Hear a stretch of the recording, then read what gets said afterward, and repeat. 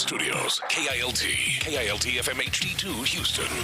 On Odyssey Sports Station, the Texans play here. Check out the BetQL Network, wagertainment for every fan. Get sports betting tips from the best in the game. Available on the Odyssey app and our sister station, 650 The Bet. Sports Radio 610 presents Seth Payne and Sean Pendergast. We coming to H time. Let's get the work in, man. Let's go. Great day, great day. Oh, give me some juice, baby. Oh, yeah. Let's do it. Hey, what's happening, everybody? Happy Wednesday to all of you. Nice to be with you. Appreciate you getting up with us. We are with you till 10 a.m. as you nurse your St. Patrick's Day hangover. We are here for you. Sean Pendergast, Seth Payne. Hello, my friend. How are you? We are like a greasy meal and sunglasses. We are a big, gigantic, greasy cheeseburger of a show. Something to help you get over whatever you did yesterday. That's right. I'll try to lower the volume on my own voice a little bit. No, don't do that. We can't cater to the hungover. We're here for them, but there's other people out there that want to hear you scream and yell. We need to push them along. Yeah. Yeah. Oh, yeah. So yesterday, Sean, and it was really, I was struggling to get going in the afternoon. Had some stuff I wanted to do, and thank you, Nick Caserio, for making a move and signing Wyatt Teller, because it gave me a new sense of focus and purpose and direction in my life. B12 shot in the transaction department. It is, but it's amazing. We go through this every year, every single year. You experience free agency in dog years. The first week feels like 7 weeks, to the point where this week it feels like we've been in free agency forever, and the Texans haven't adequately addressed the offensive line. And I'll say, like I did yesterday during the show, hey, there's a bunch of guards still available in free agency. It's been very, very slow. There are a bunch of veteran, solid guys that you could bring in on 1 or 2 year deals that would make a lot of sense. And Wyatt Teller was one of those guys. Lo and behold, they went out and they got him. Yeah, that was my feeling yesterday. I found out I was at a client meeting, and I get out of the client meeting, I look and I get one of those texts from one of my sons that just has the name of a player in it. It just says Wyatt Teller, and I'm like, ooh, that's the breaking news for me. They're like Rappaport or whatever. And I said, oh, my God, I can't wait to see the terms of this deal and see what it was. And I think it's a good deal for the Texans. 2 years, $16 million, up to $23 million. I do look at the up to number for these guys, particularly along the offensive line, because the fact of the matter is the up to number is the number, the up to salary number. That includes all the playing time incentives and things like that. For these signings to work and be viewed as good signings, these almost inherently, these players are going to have to have earned whatever the max is on the deal. You know what I mean? It depends, because some of the playtime incentives are, I'm talking in generalities. In general, right. You don't want it to. If it ends up being 2 years and he only makes $16 million, something went wrong. It. Or maybe they drafted a rookie that turns out being rookie of the year or something, and he displaces him. So, I think everything that we've been clamoring for, everything that Texans fans have wanted is for Caserio to, aggressively address the offensive line. And the interior offensive line is the one thing where it hadn't felt like they'd necessarily made any improvements over last year. Great, you re-signed Ed Ingram. That still doesn't take you beyond what you were last year. Yeah. And I'm excited about Wyatt Teller for a couple reasons. One, because he is a solid veteran. Two, I think a lot of people are sleeping on just how good he still is because they base it on Pro Football Focus grades. So I went back and I specifically watched a couple of his worst graded Pro Football Focus grades. And so he's still graded out well as a run blocker this year. In pass protection, he wasn't as good. And it's very clear and obvious that one of the reasons the PFF grades don't keep up is because it was just such a mess on offense. And that the offensive tackle, like in the Lions game, he was playing next to some backup who's just god-awful. And they're getting blitzed constantly. And I thought Wyatt Teller actually played a pretty good game. Good. It's just that when people use those grading systems as a reason to power rank their players or what have you, I'm not concerned about it at all. Like, Wyatt Teller still plays really good football. He's an excellent run blocker. He's incredibly technically skilled and strong, and he's very physical. Yeah. And I was telling you, I was trying to figure out before the show how to frame this. because I think as soon as people hear this name as a comp, they're going to have a negative connotation to it. If you can imagine almost the mirror opposite of Laramie Tunsil in how a guy distinguishes himself, but one in the pass game, one in the run game. Okay. So Laramie Tunsil is an incredible technician. It's like watching an artist in pass protection. Yep. Wyatt Teller, likewise, is an incredible technician and really, really fun to watch as a run blocker. And he's also very, very physical. But that part, like the technical expertise, almost looked like you're looking at a martial artist. It's really fun to watch, and Wyatt Teller still very much has all of that. So I'm really excited about this. I think he's going to be a great example to whichever other young guys they have on the team right now or that they end up drafting. Yeah, this was. I want to go back now because I think even before the Wyatt Teller signing, I felt like things were moving in the right direction, at least with the offensive line, with bringing back Ed Ingram, signing Braden Smith. There was definitely a heightened sense of urgency just based on those two signings. But like you said, still some gaps. If they had stopped here, and they brought in Evan Brown, who I think probably now definitely forecasts as either a backup at guard or competing with Jake Andrews to be the center on this team, one of those two things. I think if they had stopped there, I would have said, okay, well, those are good moves. Now the draft is really, really important for the offensive line. It's still important for the offensive line, but this Wyatt Teller signing, man, it does give me the feeling, well, let's go back. This was D'Amico Ryans at the Combine being asked about where he wants to see improvement. Where are the areas that you're focused on in terms of maybe improving the roster? Yeah, for us, it's for the offensive side of the ball. We're looking to improve, at the offensive line position. To start there, we're looking to improve our running back. Okay, they have walked the walk. Yeah, they have walked the walk. They could pay lip service to it. It felt more like lip service last year, just based on the tier of moves that they were making along the offensive line. They've spent good money. They've spent good money on the offensive line, and yet, and I saw this a lot yesterday, but I'll point it out for people who didn't see it on Twitter. They're spending combined about the same amount on Braden Smith and Wyatt Teller. They're two marquee signings from outside the building. Ed Ingram's more expensive per year than both of those guys. But combined, Braden Smith and Wyatt Teller, just to simplify it, are making about what Titus Howard is making. Yeah. That is really, really smart shopping as long as they stay healthy. We should point out both guys, Braden Smith, Wyatt Teller's missed 4 games in each of the last 2 seasons. So we need to point that out as well. But that probably factors into why you were able to get him at a price that combined equals out to Titus Howard. No, for Braden, for Wyatt Teller especially, he's 31 years old. To have given him anything longer than a 2-year contract would have been really dicey. I think it sets you up now where you have some versatility. It was reported a couple weeks ago that he'd be open to playing left guard. I can't remember who reported that, so I apologize to him.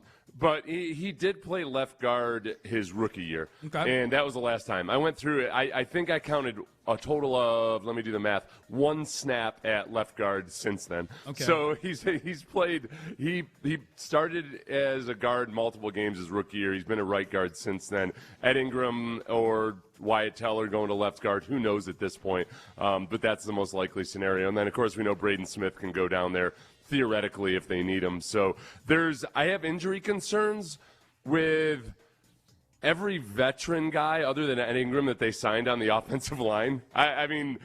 But that's where having numbers matters.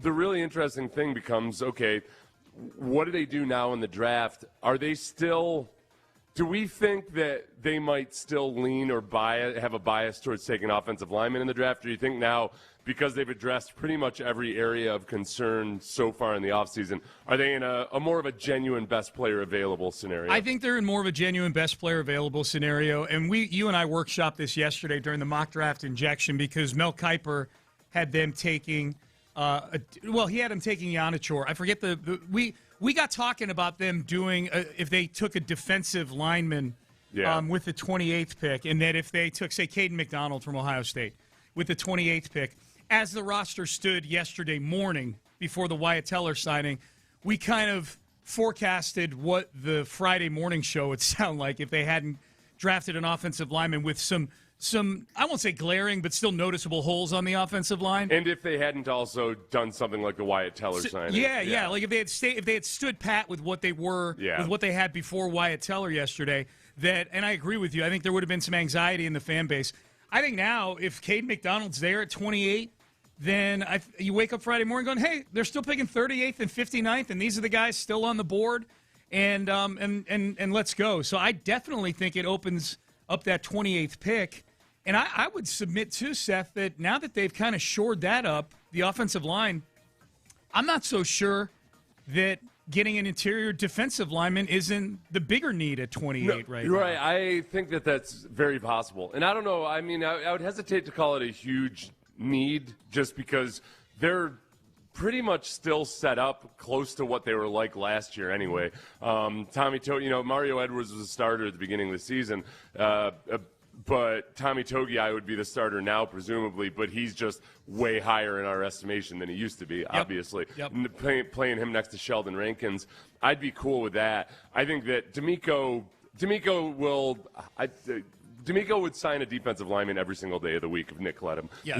He loves getting as many good defensive linemen as possible. So I think there's a real good chance that, they wouldn't hesitate to draft a guy that they might think is a stud interior defensive lineman, guy that could transition into being a genuine three-down impact player.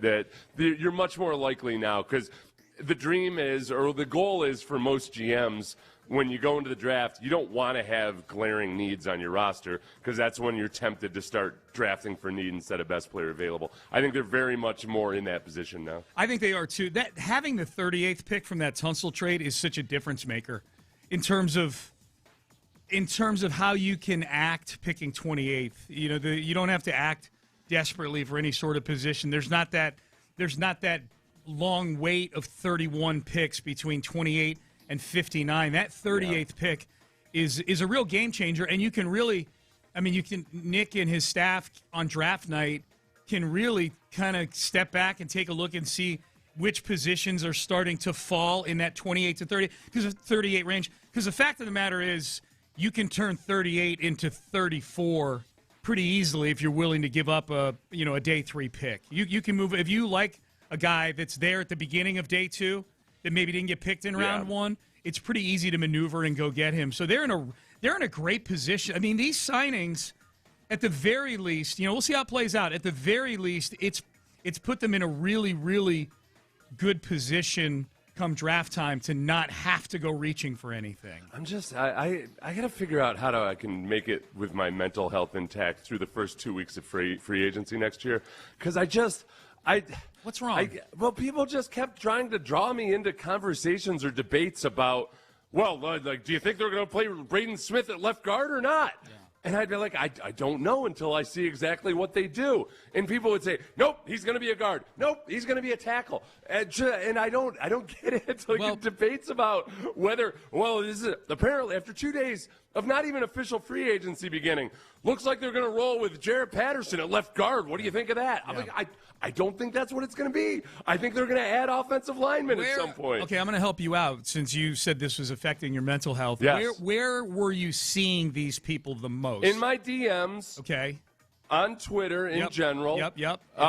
Just various people asking the question on my YouTube, or people that I like or respect. I saw Brett Coleman, who's super smart and a Texans fan, has a very successful YouTube channel, but he succumbed to it a couple days into free agency. Okay. Said looks like it's going to be Ursary at left tackle, Jacob Patterson at left guard, Ingram at right guard, and then Trent Brown at right tackle, and that's how they're going to roll into it, I guess. And I'm like, no, it's not even close. Okay, what are you talking about? Okay, so my advice to you, I'm not going to tell you to stop following Brett Coleman because he does a good job, and I know you won't do that. You by and large, I think you like his stuff. Yeah. So I'm not going to tell you to do that. No, I'm only bringing him up. I mean, there's multiple other guys that at this station and elsewhere that Well, I was going to say, DMs are easy. You turn those off if you don't want to, if you don't want people DMing you weird stuff or stupid stuff. No. Or text from people, too. I am saying, because I don't want to call anybody out by name necessarily, it's people that are otherwise intelligent people that somehow they get into this time warp where after 3 days of free agency,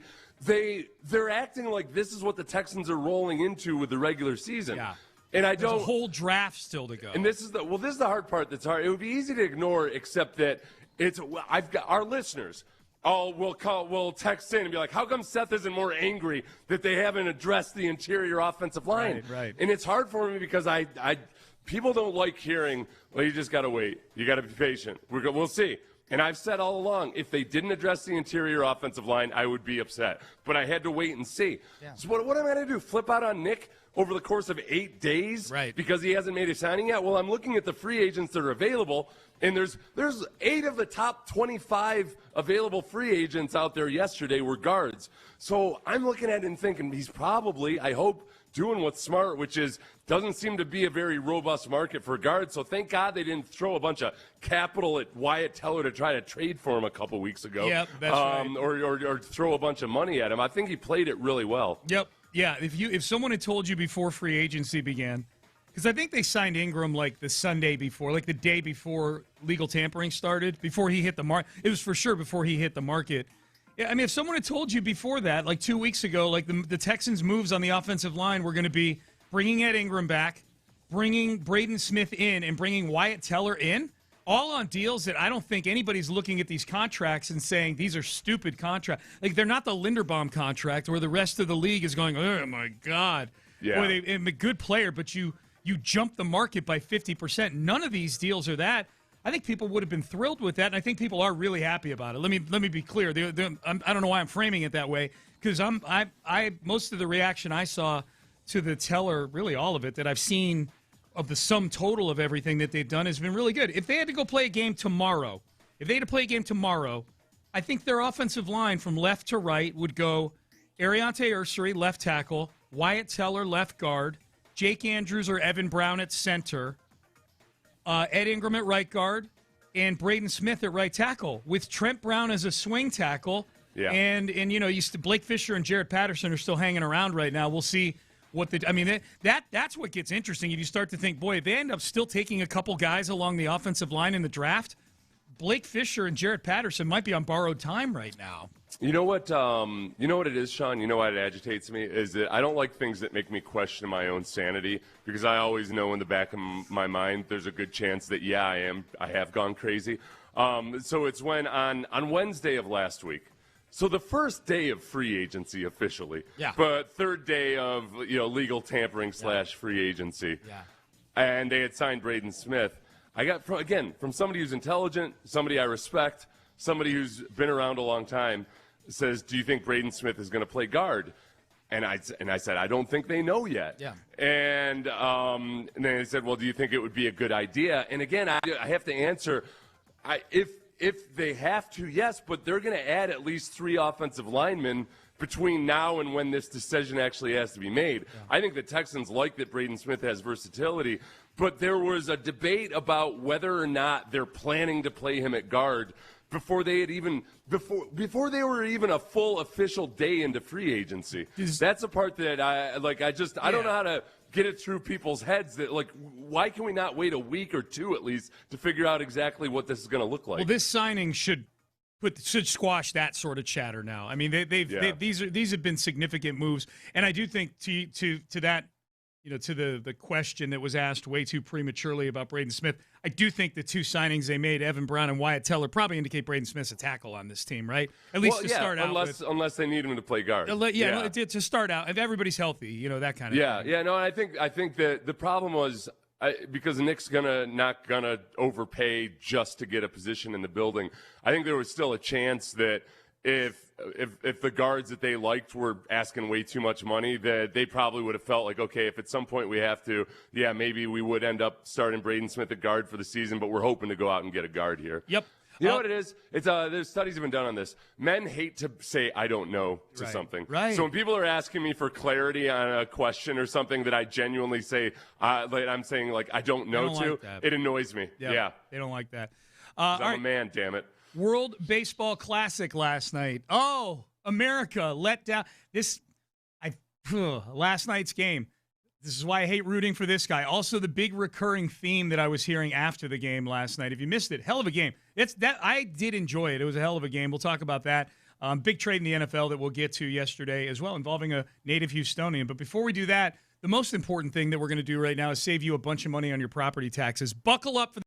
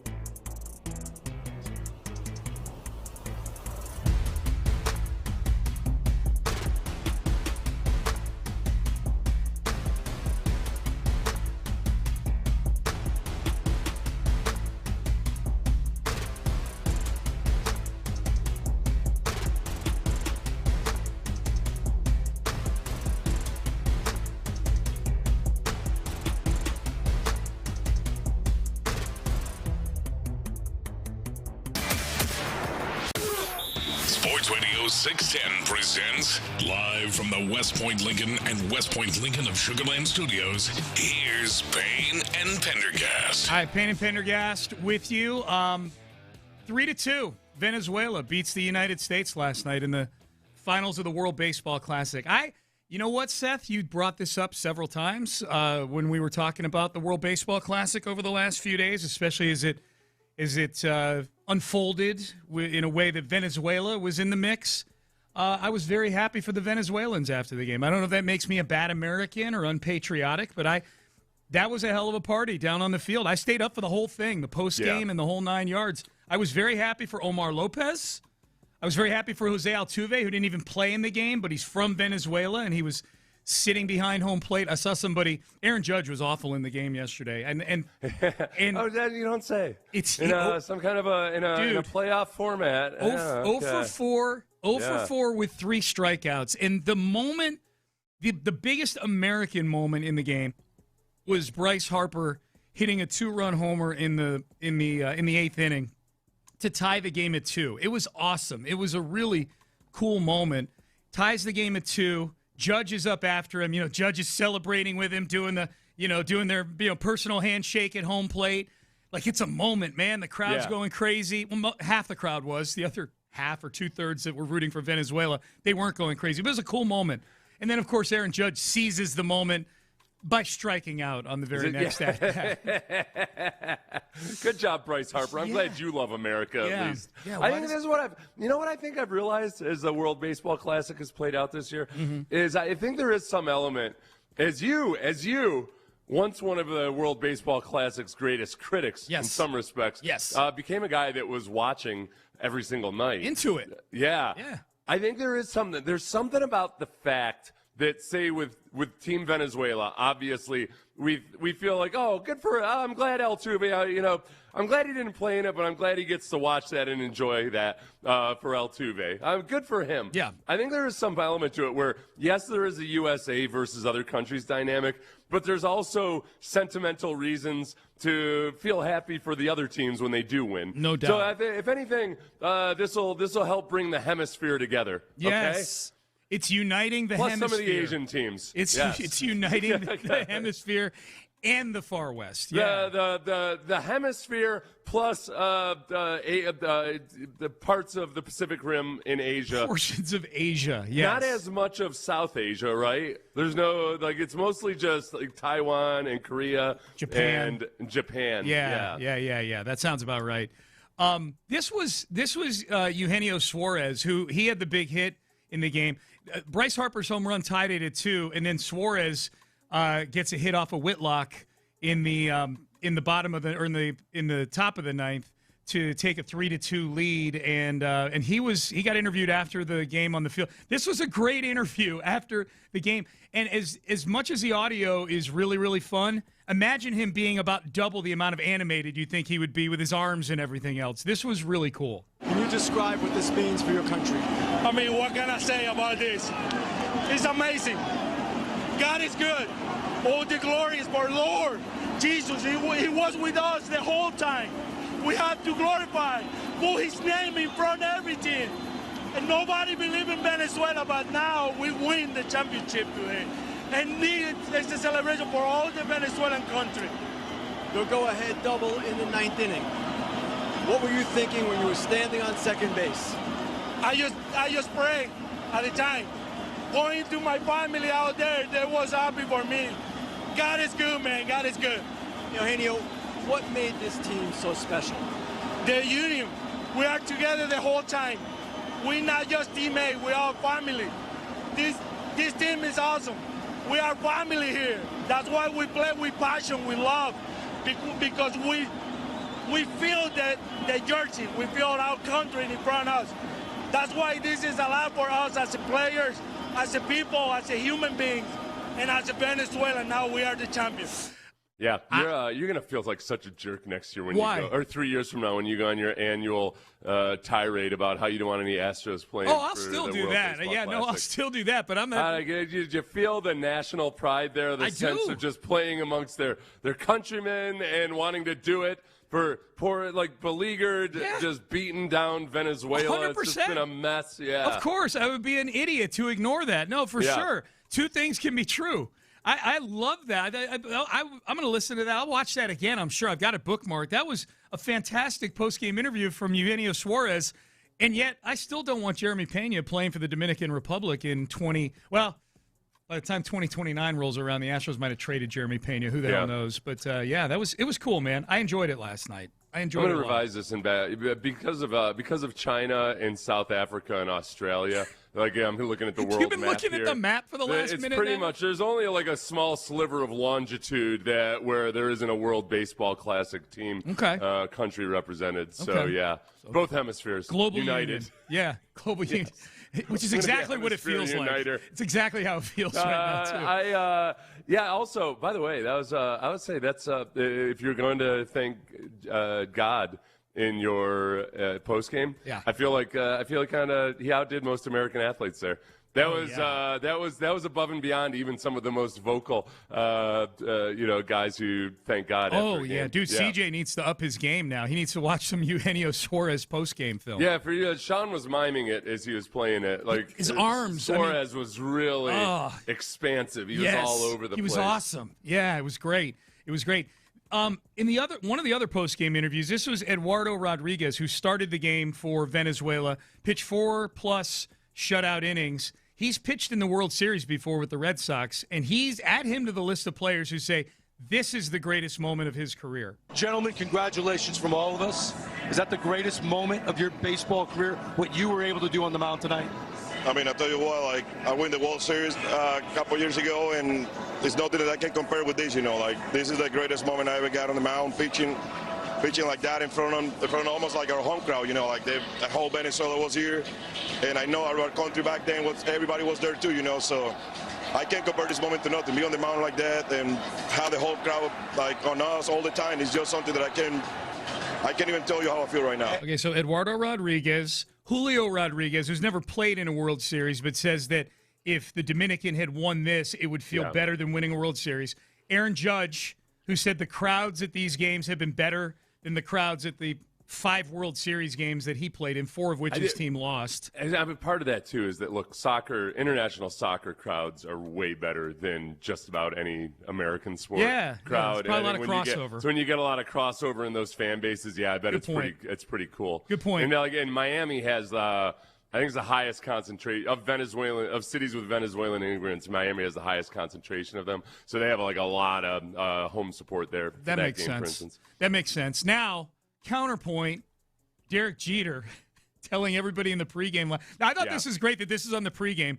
You're trying to kind of pump up the game and whatnot, get everybody excited about watching the game. And here comes Derek Jeter saying, hey, slow down on the World Baseball Classic being better than the World Series. Passion's been unbelievable, and we've heard a lot of players say bigger than a World Series. Bigger than a World Series, Derek Jeter?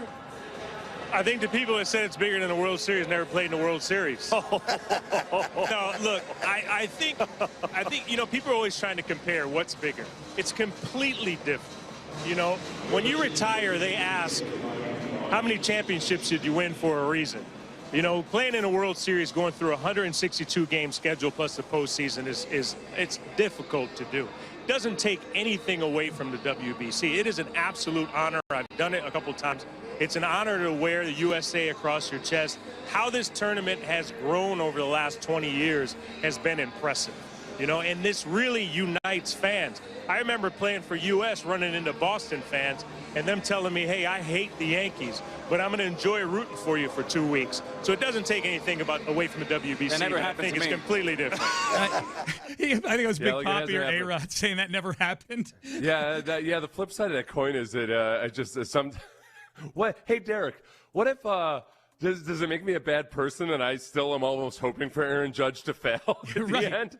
I'd really like the U.S. to win, but I guess maybe that's the consolation prize. If the U.S. doesn't win, then at least it became because Aaron Judge sucked in the playoffs yet again. The two people catching it the most today, from everything I gathered online and listening to national radio this morning, Aaron Judge for sucking I'll call it an elimination environment again. Yeah. And Mark DeRosa, the manager, for not putting Mason Miller in the 9th inning. where after the game he said, I'm going to respect the Padres. I'm not going to bring in Mason Miller in a tie game. I'm only going to bring him in if we had the lead because he's a closer. So those seem to be the two that are catching it. I don't really care. The U.S. lost, and I still slept just fine last night, but I enjoyed the hell out of the spectacle. I know there's a lot of you that listen to the show that think I hate the World Baseball Classic. That's not true, and I actually like it a lot more now than I did before this World Baseball. I am retroactively a little bit bummed having watched these last 2 or 3 nights that I didn't go to a game or two when it was here at Daikin last week. I didn't. Did you see whether Omar Lopez commented on the World Series versus World Baseball Classic victory dynamic? Because he was with the Astros in 2022. I mean, he's been in the organization since before 2020, but he became first base coach in 2020 or 21.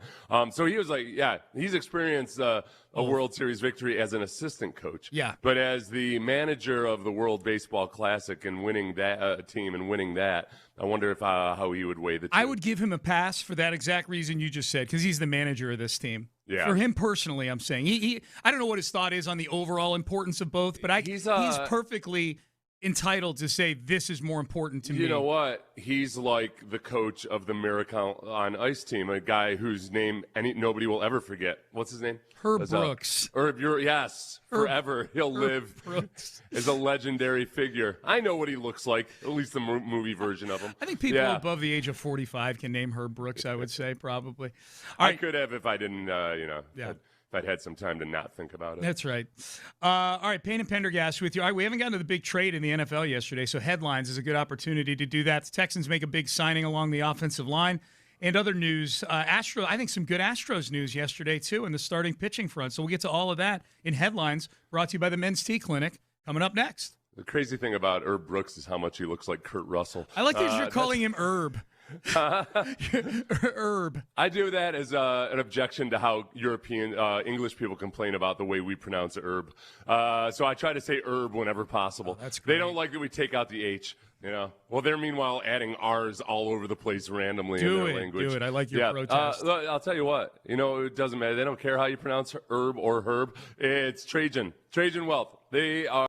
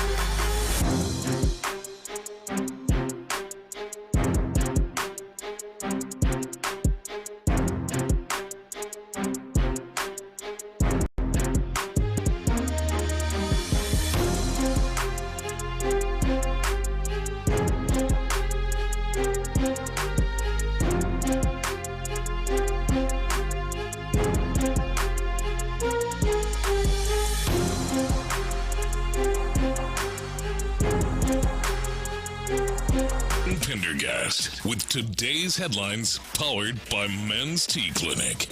All right, let's get to headlines. A big headline yesterday. Right in the middle of the afternoon, the Houston Texans make another signing on the offensive line. This one was one I think people were hoping for. Been a lot of smoke about it over the last week or so, and it comes to fruition. Wyatt Teller signing with the Houston Texans, 2 years, up to $23 million. Wyatt Teller, guard, three-time Pro Bowler with the Cleveland Browns from 2021 to 2023. Been in the league since 2018. He's 31 years old. So, Seth, Wyatt Teller, 2 years, up to $23 million. Braden Smith, 2 years, up to $25 million. Ed Ingram, 3 years, $37.5 million to bring him back. The Texans appear to be a much more serious team on the offensive line in free agency this year. They have three genuine veterans on the offensive line, and then they have a second-year player in Ariante Ursary, who I think has a very high upside. And then at center right now is Jake Andrews, who I think did some good things in his first year as a starter last year. I think he's going to be in a competition of some sort for that spot, and either with another free agent or with a rookie that they draft. But, Wyatt Teller, he is the rug that really ties the room together. That whether he ends up, we don't know if he's going to play left guard or if they'll move Ed Ingram over to left guard. But he's way better than I think the picture that some people have painted of him as a guy that's, he's injured all the time and now he hasn't played as well because look at his PFF grades.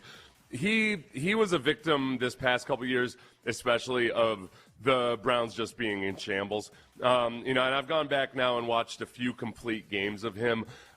He's still a very good run blocker. I think he's still a very good pass protector. Some of the issues in pass protection have been more partly because teams are just releasing the hounds and blitzing the crap out of them when they've either got an immobile Joe Flacco or a young Shadur Sanders or a young Dylan Gabriel. Wyatt Teller, Wyatt Teller did some good things in pass protection last year. He was also playing alongside, at times, really bad offensive linemen who were getting just shelled by the blitz. So after going through and watching a few complete games of him yesterday, I'm even more excited about this signing. There's so many different ways you can frame it, too. And we'll talk more about this at the top of the hour. We'll hit the Teller trade again. We're going to hit who the most pressure is on now that the Texans have made all these moves on the offensive line. But it's interesting because of the team that he comes from and the team that the Texans were doing business with a little over a week ago in the Titus Howard trade. It's almost like if someone had told you, Seth, when Titus was still on the team, if we got a Schefter bomb that said the Texans have traded Titus Howard for Wyatt Teller, I think people would have. I think people would have been, especially when you consider what Titus got on the back end with the contract. People would have been like, "That's a pretty good trade." Yeah, right there, yeah. I mean, that's functionally kind of how it works out in a way. Yeah, that's actually a really good point. Yeah. And plus a fifth-round pick you get back in the mix. Yeah. So that part of it, and then especially the fact that Wyatt Teller and Braden Smith combined are making less than Titus Howard's making now with his new contract. That's. And I always try to put out the disclaimer. I'm not trying to talk smack about Titus Howard here or anything, but the 2-for-1 dynamic, I think, is valid, and that also these two guys are different types of players as run blockers than Titus Howard is. They're just different types of players. Yeah. So this is more – when we heard all of the propaganda about how they wanted to play the physical, tough, smash-mouth football in training camp – I think they genuinely still do want to do that. They just didn't have the guys who are capable of doing it last year. They've got more guys that are capable of doing that. And now. I know you did a YouTube stream about this, but I think this before this acquisition of Wyatt Teller, and I think the Wyatt Teller acquisition hammers it home. And what you just said, they are trying to be a more physical football team. There's a number one. Physicality to an extreme degree. Yeah, like that's David Montgomery, more physical player. They brought in Moreau. And the tight end, and that he's not as big a signing as these other guys, but he's a better run blocker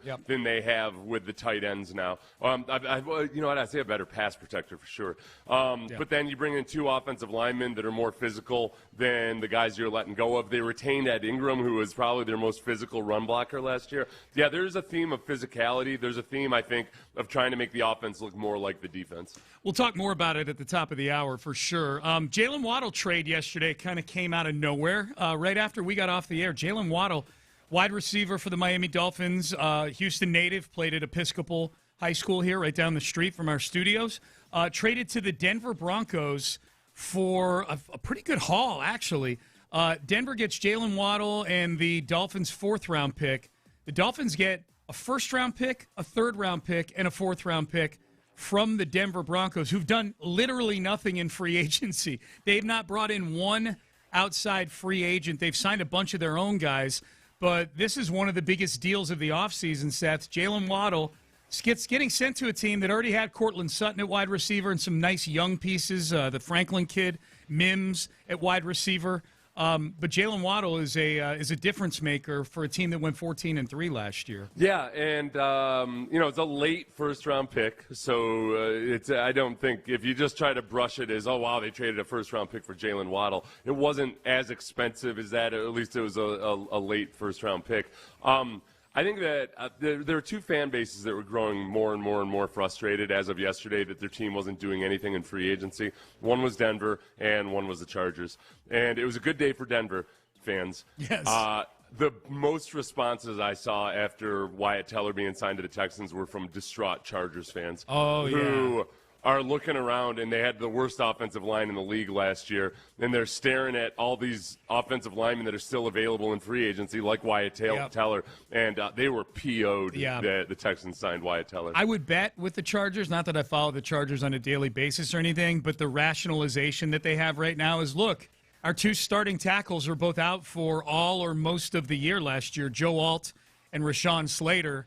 That's like getting 2 free agents back next year. We went 11-6 without these guys, and now we're getting them back.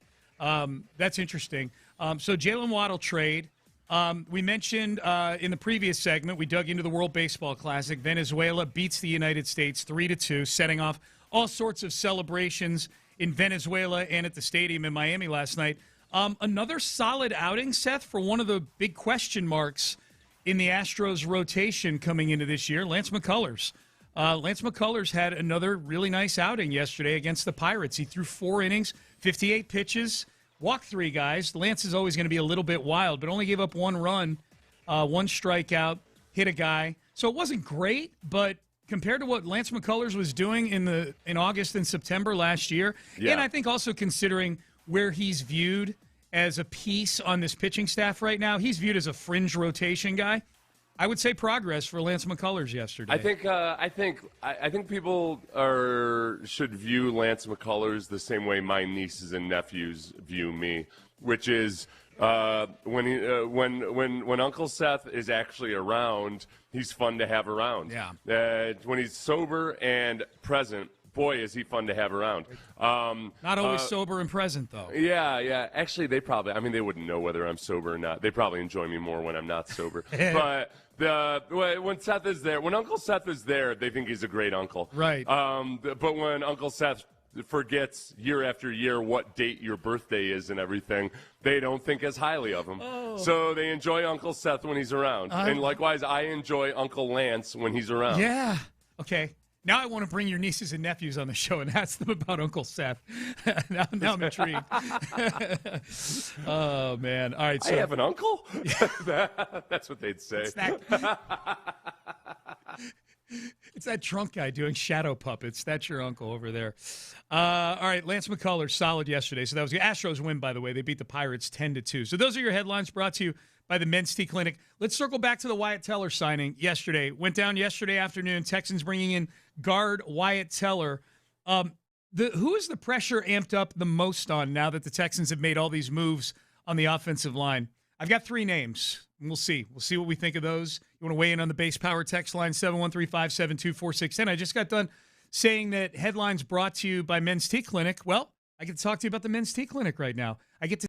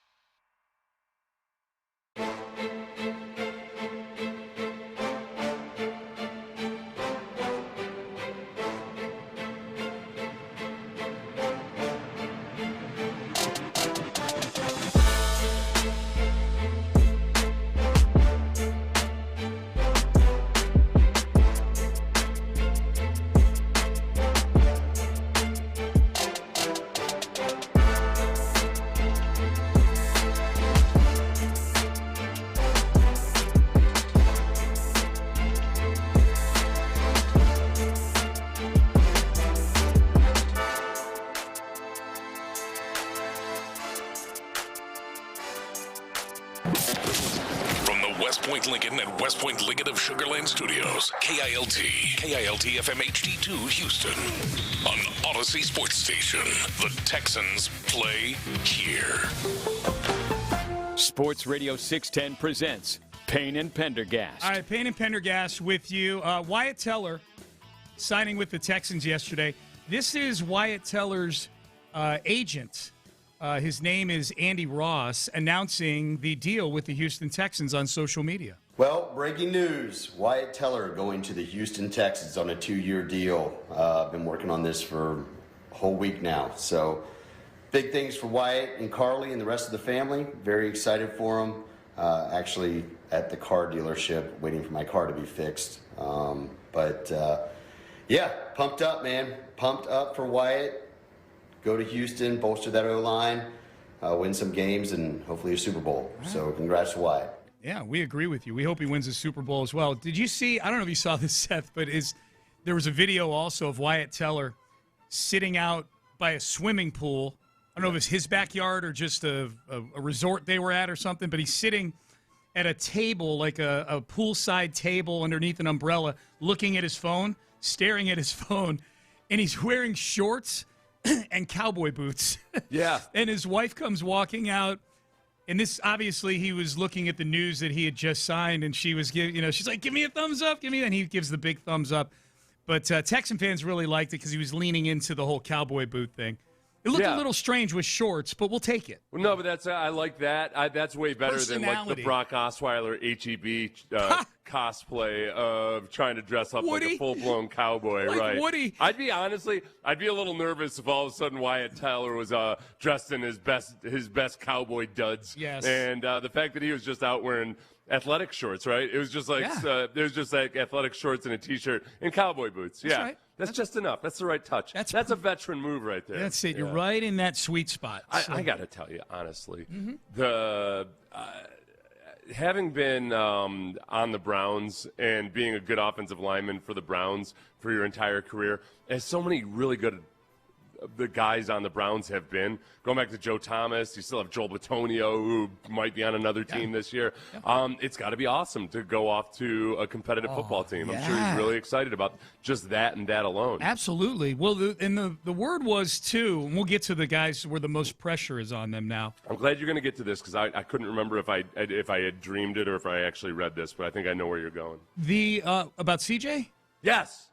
Aaron Wilson, it was I saw a video of Aaron Wilson right before the show this morning, and it must have been it was Stressens or somebody splicing it out. Texans Jacob. Was it Texans Jacob? Okay, yeah, pulling it from Aaron's live stream and saying that C.J. Stroud actually was part of the recruitment of Wyatt Teller. He was hitting up Wyatt Teller quite a bit as the decision-making process was going on. I like that. That's the second specific report that we've heard, and there could be more out there, of CJ reaching. I would imagine CJ reaching out to a bunch of guys. But Braden Smith also said that. Braden Smith said, I got a text from a number that wasn't in my phone right after I signed, and it was CJ Stroud. Yeah, that was after he had signed. With this, it's even better because, according to Aaron, they had talked and messaged prior to free agency, and now he will be protecting Stroud next season. Yep. So, yeah, the CJ was part of the recruitment effort. Absolutely, yeah. The CJ can use his contacts in Ohio to also maybe to reach out to any other Browns that just want to escape. Yeah. Maybe they're deep. Maybe they got 3 years left on their contract, but I got to get the hell out of here. Look and see if there's CJ any. can create like an underground railroad from Cleveland to Houston. Are there any worth rescuing still? I don't know. I don't know. Probably. Well, on their defense. Not the Texans are need defensive players all that much right now, but they've got they had a hell of a defense. We'll see with the new coordinator how they are. Yep, for sure. So I think it's a good segue into what we teased into the segment, which is, look, these big moves on the offensive line. They've attacked the offensive line with ferocity this offseason. Wyatt Teller yesterday, Braden Smith last week, bringing back Ed Ingram, which I think at that price, if you had told me at $13.5 million a year they'd bring back Ed Ingram, based on their behavior last year, I would have said no, because that's not the aisle that they'd been shopping in for offensive linemen. I think they've been shopping in the appropriate aisle for the sense of urgency that they have, and I think it amps. I think it amps up the pressure on at least two people for sure. Seth, C.J. Stroud, because there's no excuses now. You're in year 2 with your coordinator. They've gone out and they've gotten some competent offensive linemen. Some offensive linemen who've played good football in the last few years. Well, and they're veterans. They shouldn't have all of his nonsense mental error stuff and missed assignments they had to struggle through at least the first half of this season. That's right. So I think the pressure is pressure is always on quarterbacks in the NFL, and there's not as if there's not enough pressure on CJ that he's likely playing for a contract next year. Yeah. But this adds one more element of pressure, which is you can't point fingers. And to CJ's credit, I can only remember one time that it even sounded like CJ pointed fingers, and I don't remember what game it was. It was the end of his rookie year. It was like the final. He made some mention about having the pressure in your lap. Yes. Yeah, and that's it. In the entire time he's been here, that's the only time that I could ever even remember even hinting at the pass protection being a cause of some kind of issue. Yeah. So to his credit, he's never made that mistake. That's never been a topic on this show ever. CJ's complaining about the the offensive line. Yeah. If anything, we've been upset that he's complimenting them when they haven't actually played all that well. That's just what I was going to say. Like, all right, CJ. Yeah. I got to be clear, CJ. That was not a great performance. That's not normal. If you want to say so that the offensive line played great, fine. Good for you supporting your O-line. Yeah, I know that's your He's had normal. to buy them presents every year. I know. That's Christmas presents. Ugh. And deliver them with a smile. Well, I think this is hopefully a Christmas present-worthy offensive line that they put together. So I think it ups the pressure on C.J. Stroud. I think it definitely amps up the pressure on Cole Popovich to make this thing work. They shopped for some good groceries for him the last week or so. I think if you look at last year and the way that they approached free agency and everything else with the offensive line, whether they planned it this way or this is the way that it worked out, it's that I almost feel like last year was a little bit of a tryout year for Cole Popovich, to where they wanted to see what Cole Popovich could do and just exactly how much he can improve a meager collection of talent before they necessarily sunk heavy resources into it. And maybe that's just the way it worked out, and it wasn't a plan or anything. But if it does work out ultimately and they end up having a genuinely good offensive line at some point, I'll give them credit for having the patience to kind of try to work through this and restructure things and recreate the culture, swap out personnel over a 2-year period if it works out. Yeah. If it doesn't work out, I'll say they never knew what they were doing the entire time. Yeah. That part I like. And then I think the other thing, when you're talking about how they're shopping in a different aisle of the grocery store now in free agency, this feels like when D'Amico got here, and look, there was no trial period for D'Amico and exactly whether they're going to give him resources to work with. He was already a proven defensive coordinator. I think that they went out and instead of going out and getting free agencies like Christian Kirksey, the linebacker from the Browns, ironically, they went out and got Azeez Al-Shire, who still wasn't a marquee signing, but he was a definite different tier and a different caliber of player. And now Azeez has turned into one of the linchpins of the defense. He's a Pro Bowler now, yeah. Yeah, this is kind of moving more into that Azeez Al-Shire tier of free agents where they're not a headline-grabbing guy nationally, but it's a much different caliber of football player. Well, I love the fact, too, as long as you're bringing up the defense, that they were able to do all this on the offensive line. Shop for and get 3 guys And I know they signed Evan Brown also. Evan Brown feels more like a depth piece or competition with Jake Andrews, specifically Teller and Ingram coming back and Braden Smith, that they were able to do that and shore up one of the few weak spots on the defense at a reasonable price too. Yeah. This has been a good free agency go-round, I think, for Nick Caserio. I think Nick's done a nice job. I mean, when you add in, if you count, kind of like counting the Mixon move a couple years ago, in lumping it in with the free agents, I think it's appropriate to do that. I'll lump David Montgomery in with this. We'll just call it free agency plus. Yeah. I think Nick's had a really good 10 days as a general manager of this team. And I think that's the key is always, all right, it's if you're going to be a team that spends super aggressively, it's one of those things that every now and then it might make sense. I think it made sense for the Bears last year. And yet it wasn't – it was something that took the Bears to a different level of competence or at least the credibility. If they were to go out and do that 3 years in a row, that's a stupid way to operate your football team. Yeah. So you can do it in spells when you think it's appropriate. And the Texans were pretty aggressive a couple years ago. But this feels more like the way that a team that's already good but needs to go into the draft without feeling desperate to draft for need. And where can you improve your team without overspending, without doing in such a way that it makes it harder to retain some of your homegrown guys? This is probably the right balance. Yeah. I'm just, as a general philosophy, this is the steady.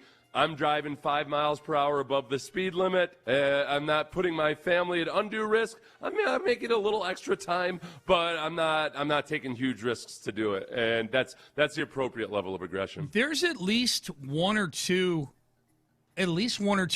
young players who've taken a lot of snaps for this team on the offensive line that aren't going to make this team, or they're going to get traded maybe before the draft.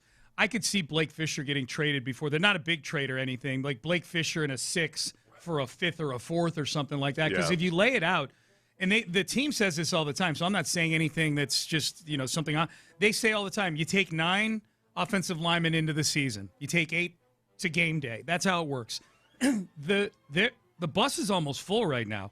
I mean, right now, if you had to play a game tomorrow, the starting offensive line is probably Ariante Ursary, Wyatt Teller, I'll say Jake Andrews for now, Ed Ingram, and Braden Smith, left to right. I would predict that to be the offensive line. They sign Evan Brown, and he could very well be the center also. So that's 6. Trent Brown is going to be here. Now, this is all assuming everybody's healthy. Trent Brown is 7. So now you got Blake Fisher and Jarrett Patterson. You're at 9 with them, and you haven't gone to the draft yet. Yeah. And I still think they're going to draft an offensive lineman with one of their first 3 picks. I would say in the 1st or 2nd round. It would surprise me if they didn't draft either a tackle or a guard, or maybe even a center. Maybe that's where you're starting center. Maybe Connor Lew from Auburn gets picked 59th overall. I say all that, Seth, to say that either Blake Fisher and or Jarrett Patterson, and maybe even Jake Andrews, who knows, is not on this team when they get to week 1 next year. I mean, it's going to be a competitive camp. Yeah, and I think that's where, what happens with Jarrett Patterson and Blake Fisher and other guys on that team is those 2 guys, they don't have their young rookie or young player protection status anymore. Yeah. There's no more, all right, well, we got to wait. Let's be patient. Let's see if he takes a leap forward. Evan Brown and Jarrett Patterson are going to be viewed the same in terms of, no, there's no more, hey, let's see how he develops. That's right. I mean, 6 different teams have already let go of Evan Brown at some point in his career. So he's fighting to make the team. Yeah. Jarrett Patterson's now in that category. Blake Fisher's now in that category. Those guys are all on equal footing. The draft status, the young player, any of that, it just doesn't matter anymore. They're all in competition to make the team. Yeah. Blake Fisher's the interesting one to me because he's heading into year 3. He's a 2nd-round pick. So obviously there were teams other than the Texans that had good grades on him coming out. And he did some good things at the end of last year. The trajectory was going up for Blake Fisher. Not that it could go anywhere but up based on how he played in training camp last year when he was getting dominated every single day. I could see there being a team out there that had a good grade on him saying, well, if we get him in here, we've got a good offensive line coach. Maybe and they duke the Texans a day 3 pick for him. I could see that being a solution for all parties involved. Yeah, I wasn't as impressed by his work as the 6th offensive lineman as a lot of people seem to be. I think people would point out various games where he didn't allow any pressures, like the Chargers game, and that's great. CJ got rid of the ball hyper fast in a few moments there, and they were giving Blake Fisher a lot of help in that game when he was the 6th. I mean, in the Chiefs game, it was great. You've got a 6th offensive lineman, and so you can help out the interior offensive line, but that makes Blake Fisher your left tackle, and he's getting lined up as a tight end, and he's getting destroyed one-on-one. Yeah. He's very much fighting to make the team now. Yep. The Texans, I mentioned Nick Caserio having a really good week in free agency. If you look at the big picture with this team, and this is hard to do in the NFL these days, they have pretty much their entire starting lineup, when you factor in the new guys they brought in are all on multi-year deals. They've got everybody locked up for the most part through 2027 on this team now. The only forecasted starters that are free agents after this year are Azeez Al-Shaair, who I think they're going to find a way to keep him around, and I think he wants to be here. Henry To'oTo'o, which will be interesting. He's heading into the last year of his rookie deal. They gave E.J. Speed a multi-year deal.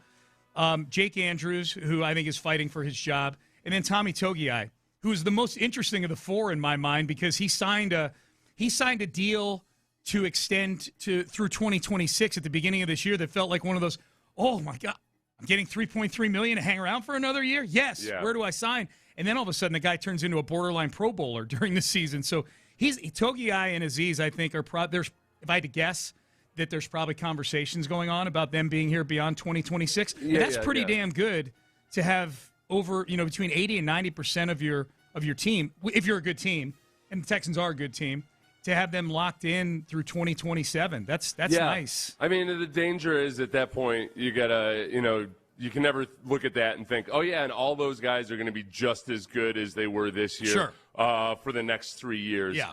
Or for the next 2 years. So somebody's going to fall off, somebody's going to get injured. But when you look at the sum total of it all, there aren't a whole bunch of huge headaches or things that you have to worry about in terms of retaining huge swaths of your roster. The other part, too, is that I know people wring their hands over this, except that I don't want to act like it's no big deal at all, but I do want to say, look, Will Anderson's an extension and C.J. Stroud's extension, if they choose to do one, they're in a very comfortable position to be able to do all of that right now.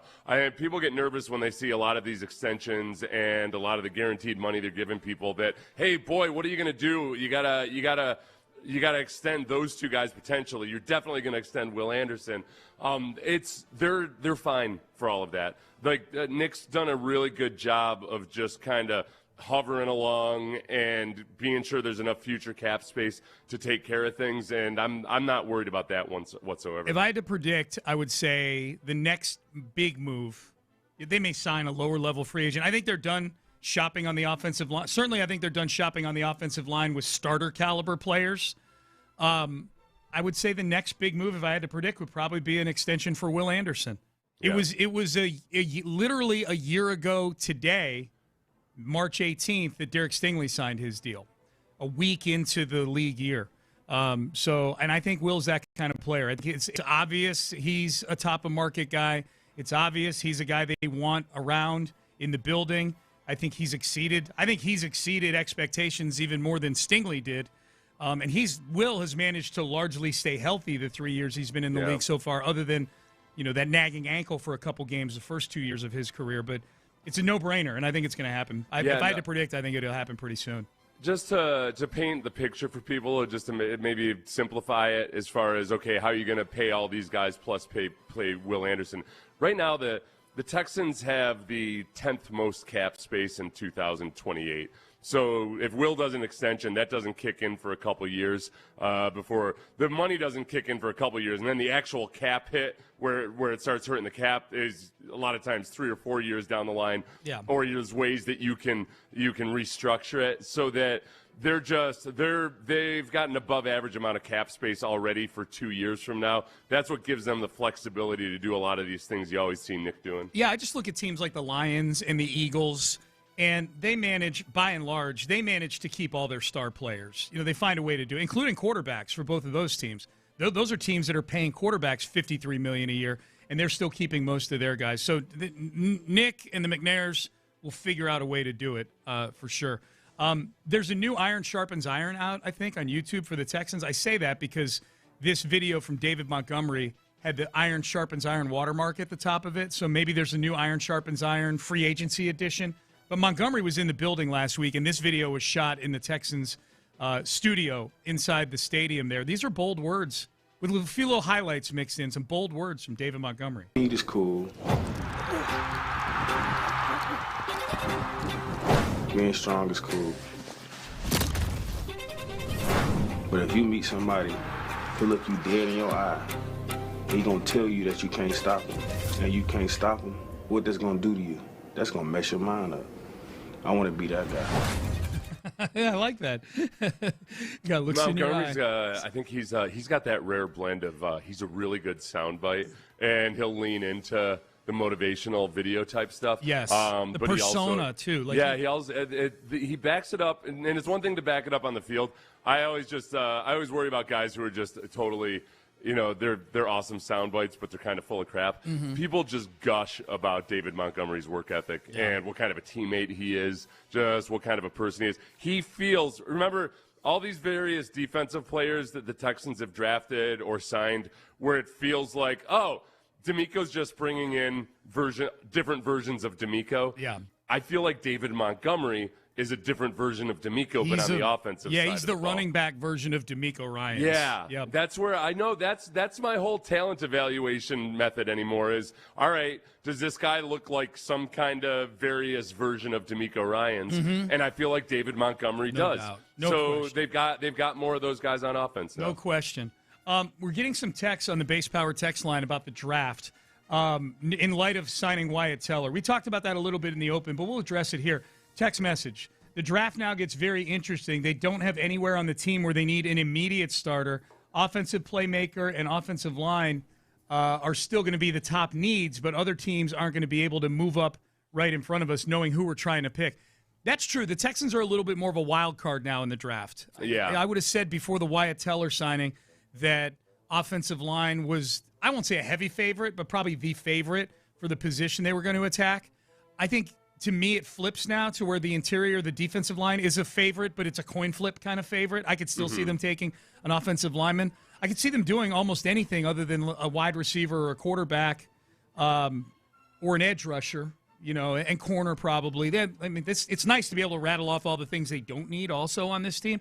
But I think they might be, Seth, in a true best player available situation now at 28, especially with that 38th overall pick sitting there 10 picks later. It's like a safety net almost. Well, and that's where, if you're in a best player available situation, that's where it's good to remember too, especially on the defensive side of the ball, that you can get a lot out of a defensive first rounder even if he's not a starter immediately. Yeah.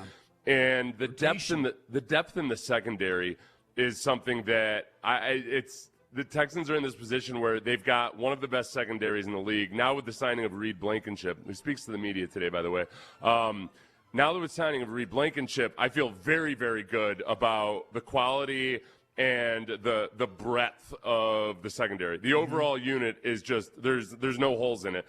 But the depth is still very, very scary, especially on the outside. So if we started, it wouldn't surprise me necessarily if the first pick the Texans use is on a cornerback or even a safety, depending on where they are. Yeah, I could see that. I'd be okay with it, too.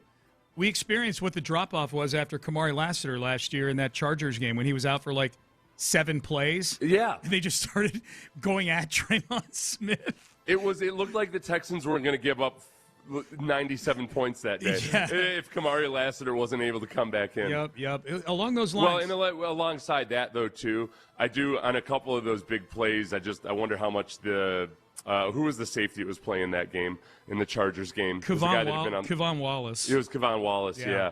You remember Kevon Wallace was gone within a week or two after that. Yeah, he had a great game the week before. He made some really good games, and he made some good plays in the Chargers game, too. But it just, I think there might have been some hiccups, at various times. Yeah.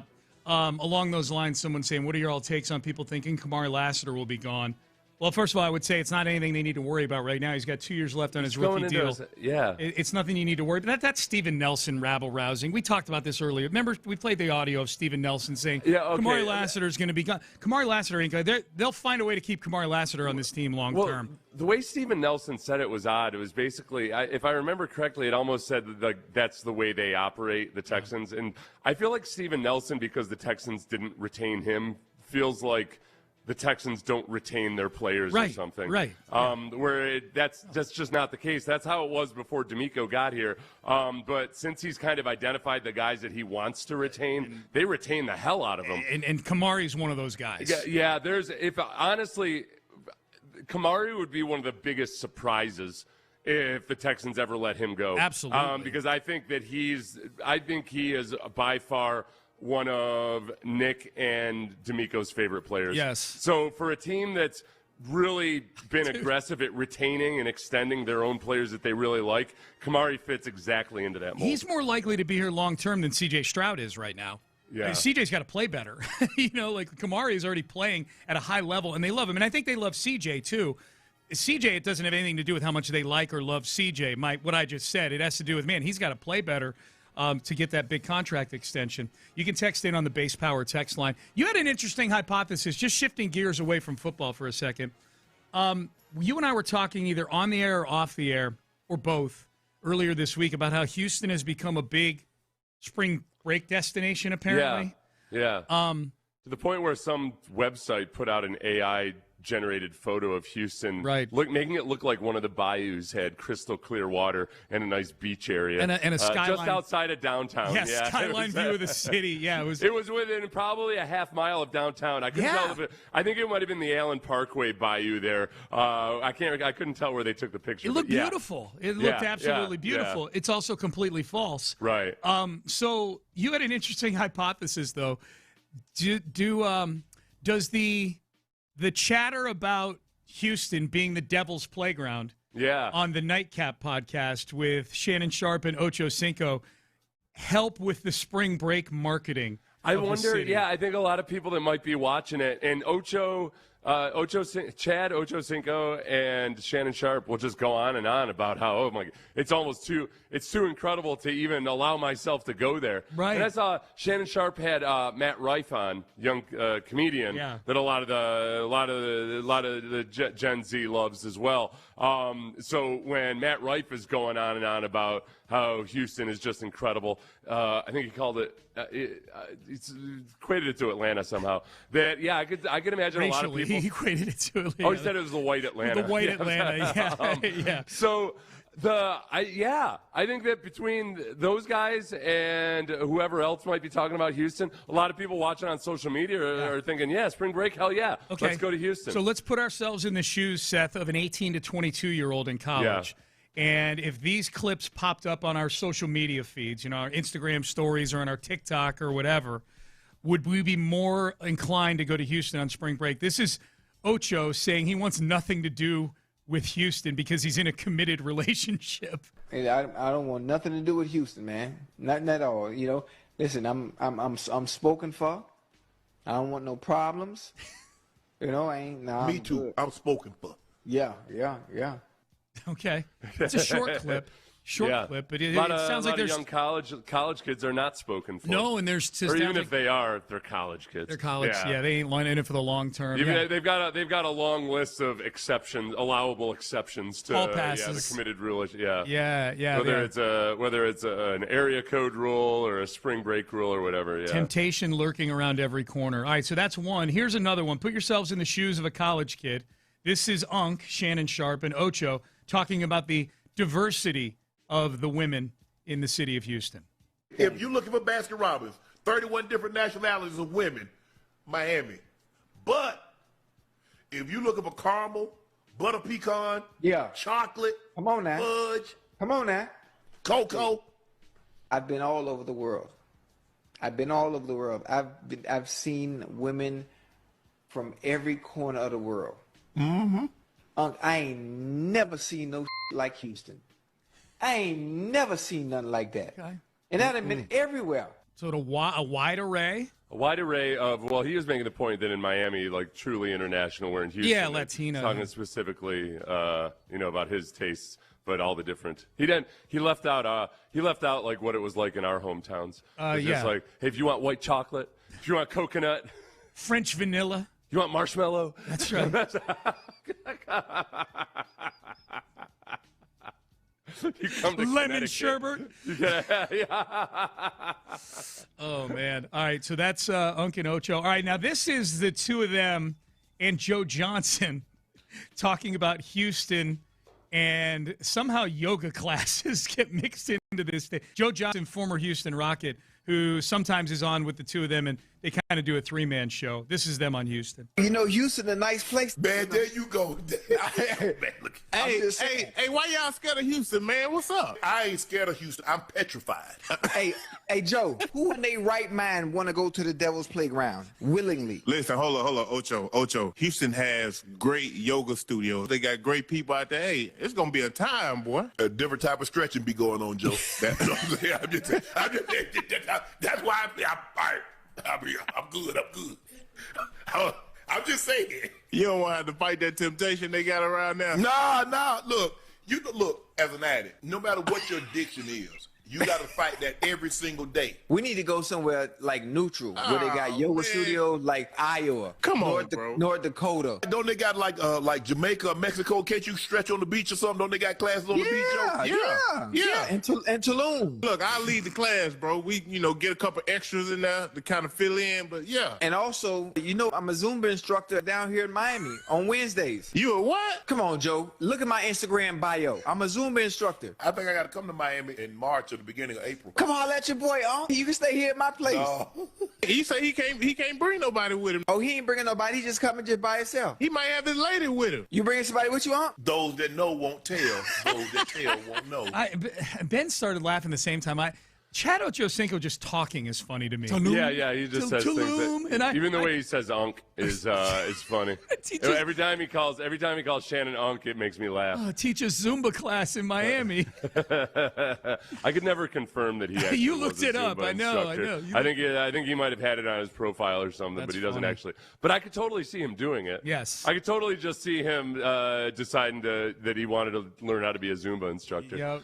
The thing about this is, I feel like a lot of those, a lot of what those guys talk about when they come to Houston is the strip club culture. Yeah. And I feel like the poor college kid isn't necessarily going to be able to partake in that culture the same way that Shannon and Shannon, who was able to pay somebody $35 million in a settlement recently and still seems to be doing just fine. Doing good. I feel like he probably has a different type of time in the strip clubs than your average poor college kid. That's true. We talked with Nick Casario about shopping in certain aisles in free agency. Yeah. The college kids definitely shop in different aisles when it comes to the strip clubs, too. The college kids are the annoying ones who are going to be standing over people's shoulders that are shelling out the money, and they're standing over the shoulders looking and getting a free show.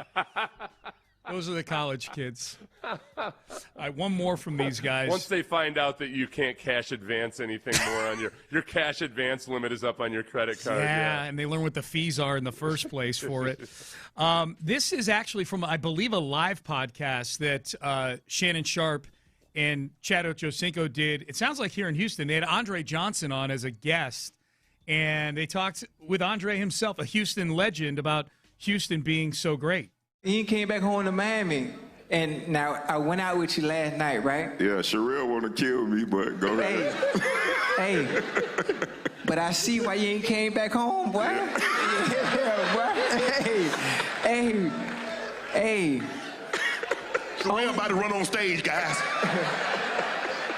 Hey, boy, I'm just being respectful. You can hear me? Yeah, she told me backstage. She told me don't have you out to 4 in the morning no more. Yeah, nah, but they out here, nah, boy. Man, but they out here, boy. Nah, I'm glad how they move out here. I was talking to him in the back. I said, man, I almost moved to Houston. Yeah. Hey, best decision I didn't make. Nah, you should have moved here. No, I shouldn't. No, come on, man. No, man. I asked about you last night. I was looking for you last night. Every man got to know his limitations. But nah, Houston's, man, this is a hell of a city. I never thought, you know, being from Miami, growing up in Miami, man, I never thought I would leave. And to be here, my mom's moved here, my brother's moved here, man. Like, Houston's home for me now, so I ain't going nowhere. All right, see, I think that might be the biggest selling point of all, Seth, for the youngsters. Not only is Houston a city where you can go have a good time at spring break, go to the rodeo, you go to any number of bars, whatever, the beach isn't too far away, you have a good time here, the weather's going to be nice, but you might find a place where you want to settle down, too, like Andre Johnson did. Well, and JJ, too, also kind of bounced around for a while post-retirement. Yep. And it seemed like he had his place in Arizona. I don't know if he still has the compound up in Wisconsin or not. I bet he might has a second home or something like that, get away. Spent a few years kind of figuring it out, and now he's living back in Houston. So, yeah, having the Ring of Honor, it's a bad look. Like, look at Boston. Those guys can't wait to get the hell out of there as fast as possible. Mm-hmm. Tom Brady didn't even own a house his last year, I don't think, that he was in Boston. He got the hell out of Foxborough, where here at least, not as many Ring of Honor type guys in the franchise history of New England, but the ones that are still here. 2 for 2. Yeah. 2 for 2 among players. Yep. All right, Payne and Pendergast with you. All right, we're going to do the mock draft injection coming up next. We're going to do Jonathan Alexander, the Houston Chronicle, did a 3-round mock draft injection. He actually did this before the Wyatt Teller signing. His might make even more sense now that they've signed Wyatt Teller. So we'll let you know who he's got going in that draft. Let's give away some tickets to the Texas Children's Houston Open at Memorial Golf Course, March 26th through the 29th. Caller number 5, 713-572-4610 is going to win 4 tickets to the Texas Children's Houston Open. Be listening all week long at this time. Be listening during the drive, I believe, in their 5 o'clock hour as well, all week long, to win tickets to the golf tournament coming up a little later on this month. Mock draft injection coming up next, but now I want to talk to you homeowners out there who have a real nice backyard. You got a swimming pool or maybe an area out there where you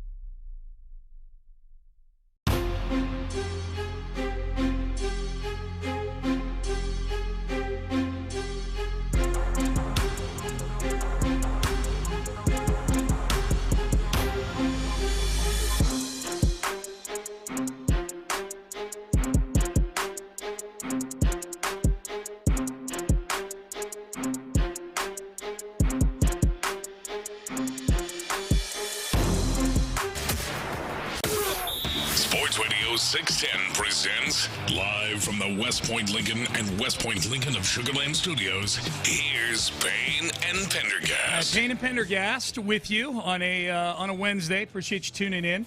You can text the show 713-572-4610. We've got some funny texts coming off of the last segment where we played all that Shannon Sharp and Ocho Cinco audio. We'll get to that in just a little bit, but 7:45 means it's mock draft injection time. We take a mock draft from any number of experts or beat writers or whoever's got one out there. We do it at 7:45 Monday through Friday here on the station during draft season. Draft a little over a month away. I think it's 5 weeks from tomorrow. I think we get the NFL draft. So we'll go through several more of these. But Jonathan Alexander, the Houston Chronicle, has one that he dropped earlier this week. Now, I will be clear, he dropped this before the Texans signed Wyatt Teller yesterday. So we can kind of take a look through that lens and say, okay, well, would the Texans do this now if, with Wyatt Teller on the team? Would they make these same selections? So let's do it here. And it's a 3 rounds. So we've got 4 Texans picks that we can dig into here. So let's start, as we always do, with the 28th pick in the draft. And with the 28th pick, the Houston Texans select somebody, Seth, who I think is much more likely to be picked now if he's available after the Wyatt Teller signing, Caden McDonald, defensive tackle, Ohio State. Yeah. I think there's a really good chance we see interior D-line as the pick at 28th overall. There's a good chance. A lot of people will probably look at this and say, well, he doesn't seem as twitchy or as quick or as explosive as D'Amico seems to like in his defensive tackles. I think there's a perception that he doesn't want big defensive tackles. I think that's true when we talk about, I don't think he's ever going to sign like a 355-pound nose tackle type. But I think Caden McDonald isn't a great combine tester or anything, but he flat out makes plays. Yeah. Like, he's a big guy. He's not super athletic even for his size, but he makes plays all over the place. He has he's got a knack for for finding the ball. And it's intriguing to me to try to figure out exactly how D'Amico might evaluate him, because in some ways you could say it's different body type and everything, but it might be the same profile as Tommy Togiai. Like, Tommy Togiai doesn't look like a guy on paper that should be able to make as many plays as he does, but he's just flat out got really technique. He's super strong, and he's got good football IQ, and he makes a lot of plays.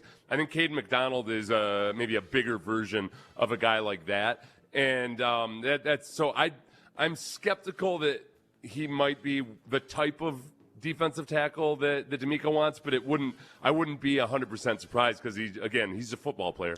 Like, if you go back to, Caserio, it always feels like he's either super analytical or he's just super caveman about it. It's almost like, okay, there's the super analytical side of Nick Caserio, but then there's also the side of him that says, all right, we don't care what his 40 time is, we don't care what his testing is, he just flat out makes football plays. Yeah, that's what made Kamari Lassiter a Texan. Yeah, so that's the two different sides of it with Caden McDonald. Yep. How do you think the fans would react to a Caden McDonald pick?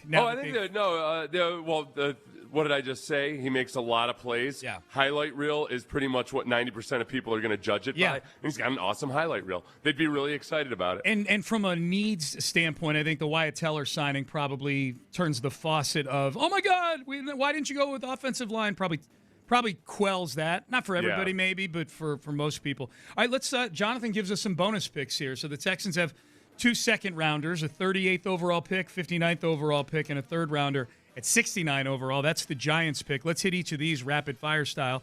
With the 38th pick in the Jonathan Alexander Houston Chronicle mock draft, the Houston Texans select Eli Stowers, tight end, Vanderbilt. I am in favor of them drafting a tight end with one of these premium picks. Well, and especially it's supposed to be a really good year for tight end prospects, so that this wouldn't be a surprise at all if they end up going with a tight end. And there's almost just, you know what I feel like we've got, at least I do, I've got a little bit of burnout from all the different tight ends that I've allowed myself to get excited about that the Texans have drafted in previous years, because those are other guys that always look good during rookie minicamp and everything. And then you just see what they have. I don't think that the signing of what's Moreau's first name? Fabian? Foster Moreau. Foster Moreau. I don't. Fabian's better, Foster. Just think about it. Yeah. So Foster Moreau, he's not anybody that would preclude them from taking a tight end. And I think Cade Stover now has gotten to that point in his career where, all right, we got we got Brevin Jordan, we got Foster Moreau on the roster, and if you have a draft pick in camp, though Brevin and Foster Moreau are going to be, and Cade Stover are going to be fighting to make the team. Yes. You really gotta show us something. Brevin, I don't know he's just got to stay healthy. At some point, he's got to stay healthy. Yeah, he does. But look, and I like Brevin Jordan. I every time I've interviewed him, I like him. I think there's something to him as a player. But it's not like he was getting 60 catches a year when he was healthy either. He was a backup when he was healthy too. So I'm with you 100%. And I don't know if people realize that watch the Texans, that Cade Stover is fighting for his job because he seems to have got, he's slotted in as that second tight end almost by default the last couple of years when he was healthy. And the team likes him. Nick Caserio said really good things about Cade Stover, but just the productivity hasn't been there. And he had drops last year when he came back from his injury too. You know what it is? Yeah. So my fatigue is, Brevin Jordan wasn't a high draft pick. It was a 5th-round pick. Right. But you always saw that tantalizing upside. But then you spent a 3rd-rounder on Kahale Waring, and we all know how that worked out. That was my answer. John Lopez still gets in arguments with that one texter about Kahale Waring. Water polo guy? Yeah. Yeah. That was my answer to a question on Twitter this weekend. Who's the worst draft pick that your team has ever made? Mm-hmm. Kahale Waring was my answer for the Texans. I think you could argue a number of people, obviously. It's crazy how many the 3rd rounder, we went through this a while back about how disappointing the 3rd round was for Texans for a long time, but especially with tight ends because Jordan Akins was a 3rd rounder. Yeah. CJ Fedorowicz had a nice potential career brewing, but then he got those concussions and he was done. So he ended up he was on track for at least being a viable tight end in the league. I'm thinking of Fedorowicz, right? Yeah, you said Fedorowicz. I did say Fedorowicz? Yeah. Okay. Yeah. Just wanted to be sure. Fedorowicz, maybe I'm thinking of Fedorowicz. Yeah.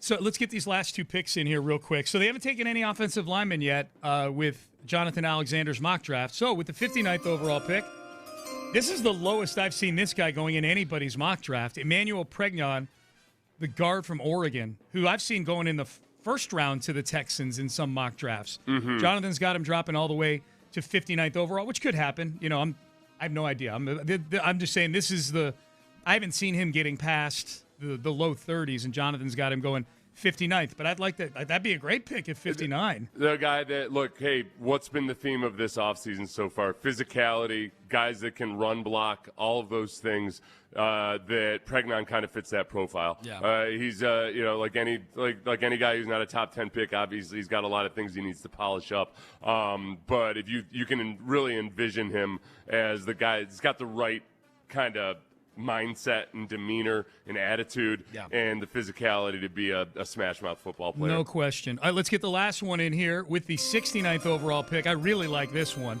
Connor Lew, center, Auburn. I think that's the direction maybe. If you're offensive line now in the draft, Seth, I think maybe center bumps up a little bit now since that's the one position that's a competition between fringe guys. I'm not going to say unproven guys. I mean, Evan Brown has been around a while, and Jake Andrews started the entire season last year. But that feels like the position that's ripe on the offensive line for a rookie to come in. It's a little scary that you got a rookie center with with your quarterback. Well, he tore his ACL midway through last year, October of last year. Yeah. He'd be fine. Usually with a normal rehab, he'd be fine to go by September. But how much is he going to do in OTAs and early in training camp and everything? So that there might be some value there he might be, depending on how teams look at him and where he is in his rehab. You might not look at him as a guy that's going to come in initially, and you don't pencil him in as a starter, but he can compete for it. But his healthy grade is like a high second, but he's sitting there at the beginning of the 3rd, and you're like, all right, we may as well take him. Yeah, I could see that. All right, good job, Jonathan. That was our mock draft injection for the day here on Sports Radio 610. Up next, broader question about the AFC. Who does the AFC go through this season? Because the 2 teams in the AFC title game last year were complete surprises. Who does the AFC go through this season. Where the Texans stack up against those teams, we will discuss coming up next. Oh, but let's get you into a new luxury vehicle right now. Right now.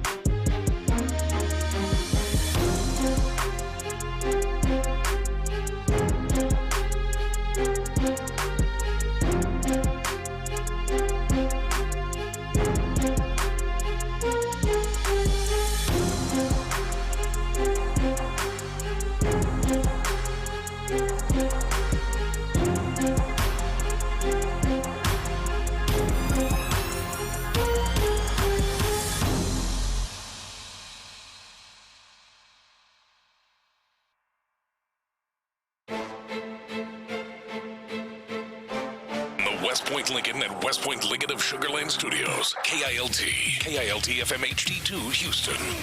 On Odyssey Sports Station. The Texans play here. Sports Radio 610 presents Payne and Pendergast. All right, good to be with you on a Wednesday. Payne and Pendergast, Sports Radio 610. There are just a few people weighing in on the mock draft that we just did. You have 4 tight ends. Why draft another guy? Because he might be better than 2 or 3 of them that you have. Right. You've got some of everything on the roster. And like nobody beneath Dalton Schultz right now is even guaranteed a spot on the roster, correct, including Foster Moreau. That's why.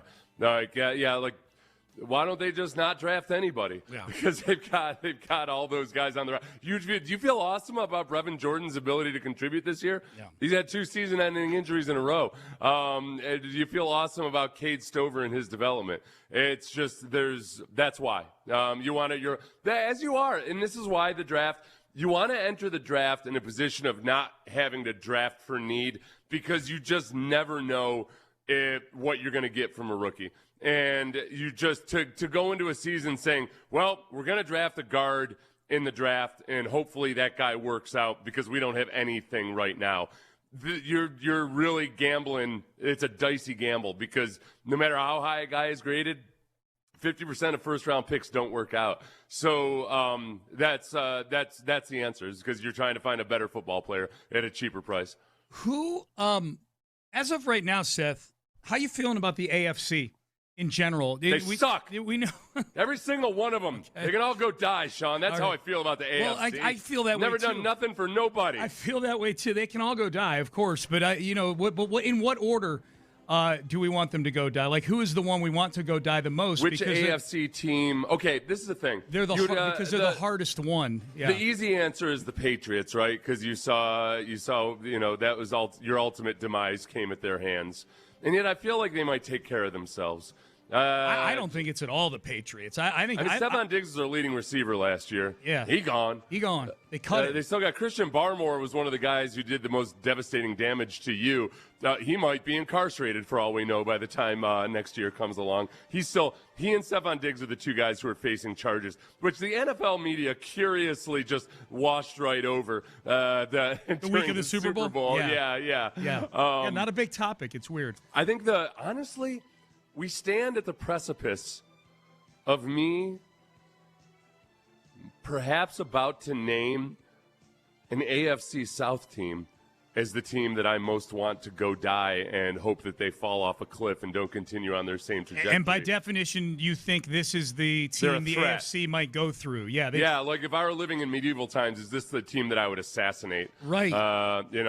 And get away with it. Yeah. As opposed to modern times where I might assassinate them, but I'm not going to get away with it. Right. Cameras and everything. Stupid forensics. Yeah. DNA. I'm going to say, okay, these are the 2 teams that I would most like to go die because they're a threat to me. Yeah. In my mind. Yeah.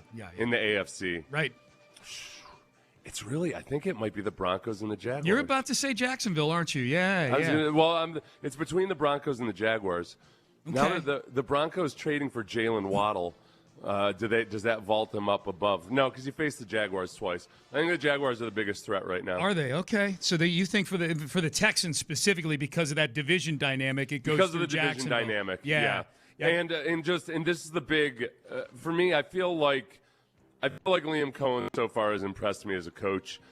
I think Trevor Lawrence and because we've seen this with Trevor Lawrence before, when with a new offensive coordinator, all of a sudden picks it up in the second half of the season, looks like he's on his way to living up to all of that pre-draft hype.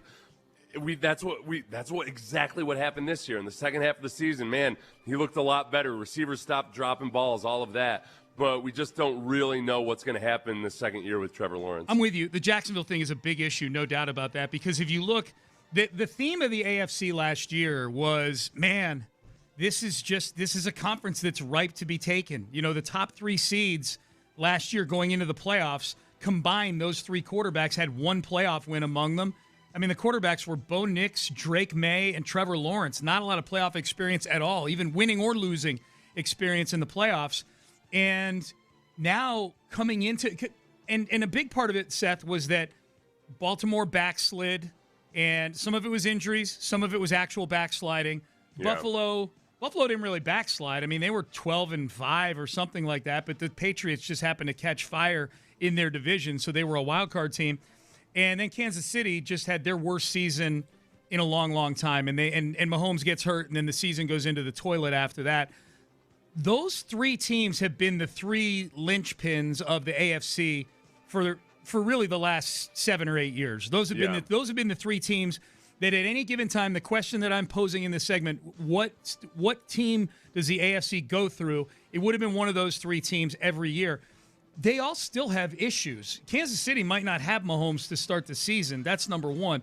Baltimore and Buffalo are both breaking in new head coaches. Sean McDermott and John Harbaugh are no longer around. They're breaking in new, unproven, and I'll say two head coaches in Jesse Minter and Joe Brady. We have no idea how that's going to go. Well, and with a new first-time play caller in Declan Doyle.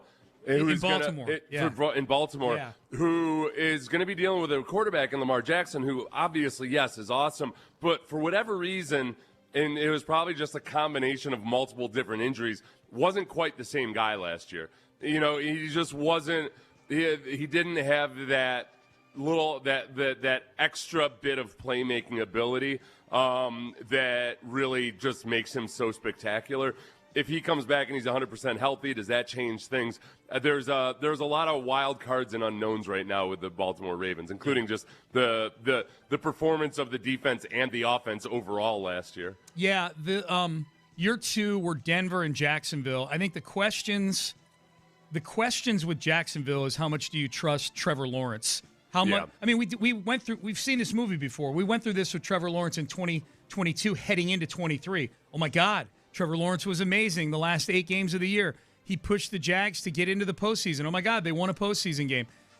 This past year, he actually played at a much higher level than he did in that stint back in 2022. Trevor Lawrence finished 5th in the MVP balloting and yet got bounced in the first round of the postseason. So do you trust Trevor Lawrence? And then I think the question with Denver would be, I think similarly, do you trust Bo Nix?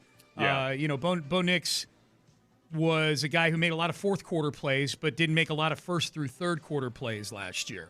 And then ended up making some great fourth quarter or overtime plays in the playoffs with a broken ankle or foot, whatever the hell it was. Yeah.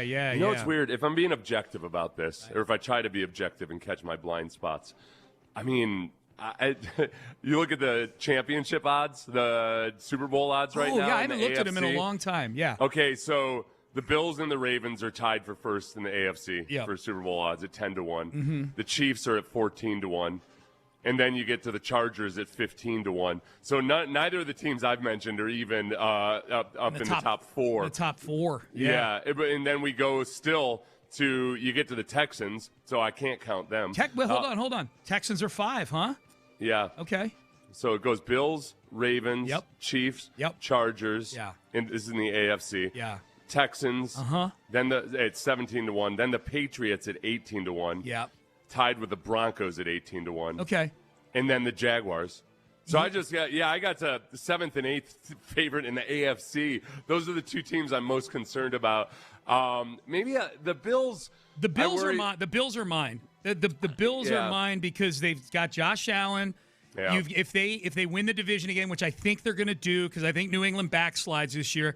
Now you literally are going through Buffalo, which I don't like in January, and I like the Bradley Chubb signing that they made as well on defense. I think they made some moves, and the DJ Moore trade as well. I will confess to being too cocky about the Bills. And part of it is, hey, the Texans, it's just worked out that they keep playing them in Houston. Yeah. And I think that's where the individual matchups from offense to defense really help the Texans out. That defense versus Josh Allen and that offense, it's just been death to Josh Allen, to the point where I've got relatives who are Bills fans. My one brother-in-law who's been to, I think the last 4 times the Bills have played in Houston, he's been to games there. He swore off trips to Houston. He said, "Sorry, man, we're not coming. I'm going to send my nephew Ryan, who's a hardcore Texans fan. His dad Dusty always brings him down as a gift to him, but he's not coming this year." He's like, like Ryan's like 23 years old now. He's on his own. He can come with his buddies or whatever, but I'm not. I'm not paying money because Dusty's a Bills fan. Ryan is a Texans fan. Do you fully believe him, or do you think that maybe once the season gets here that? Oh no, he's already planning on going to Las Vegas instead. Oh, okay. Because they play in Las Vegas this year, I believe. Yeah. That's one I'd like to. Boy, that's a pricey ticket. Yeah, Vegas game. Has he complained about that at all? He's doing fine. Yeah. No, you know what though? He's a season ticket holder for the Bills, and he's been a season ticket holder forever. Had really nice seats on the 50-yard line. Oh, it's a new stadium. 20 rows up. Yeah, and he refused to pay the PSL. The PSL. It was like 140. It was over $100,000. No way. No way. Not for one seat or for like his 4 seats. How many seats does he have? It might have been for his. I think he has 4 seats. Okay. So maybe that was for the total.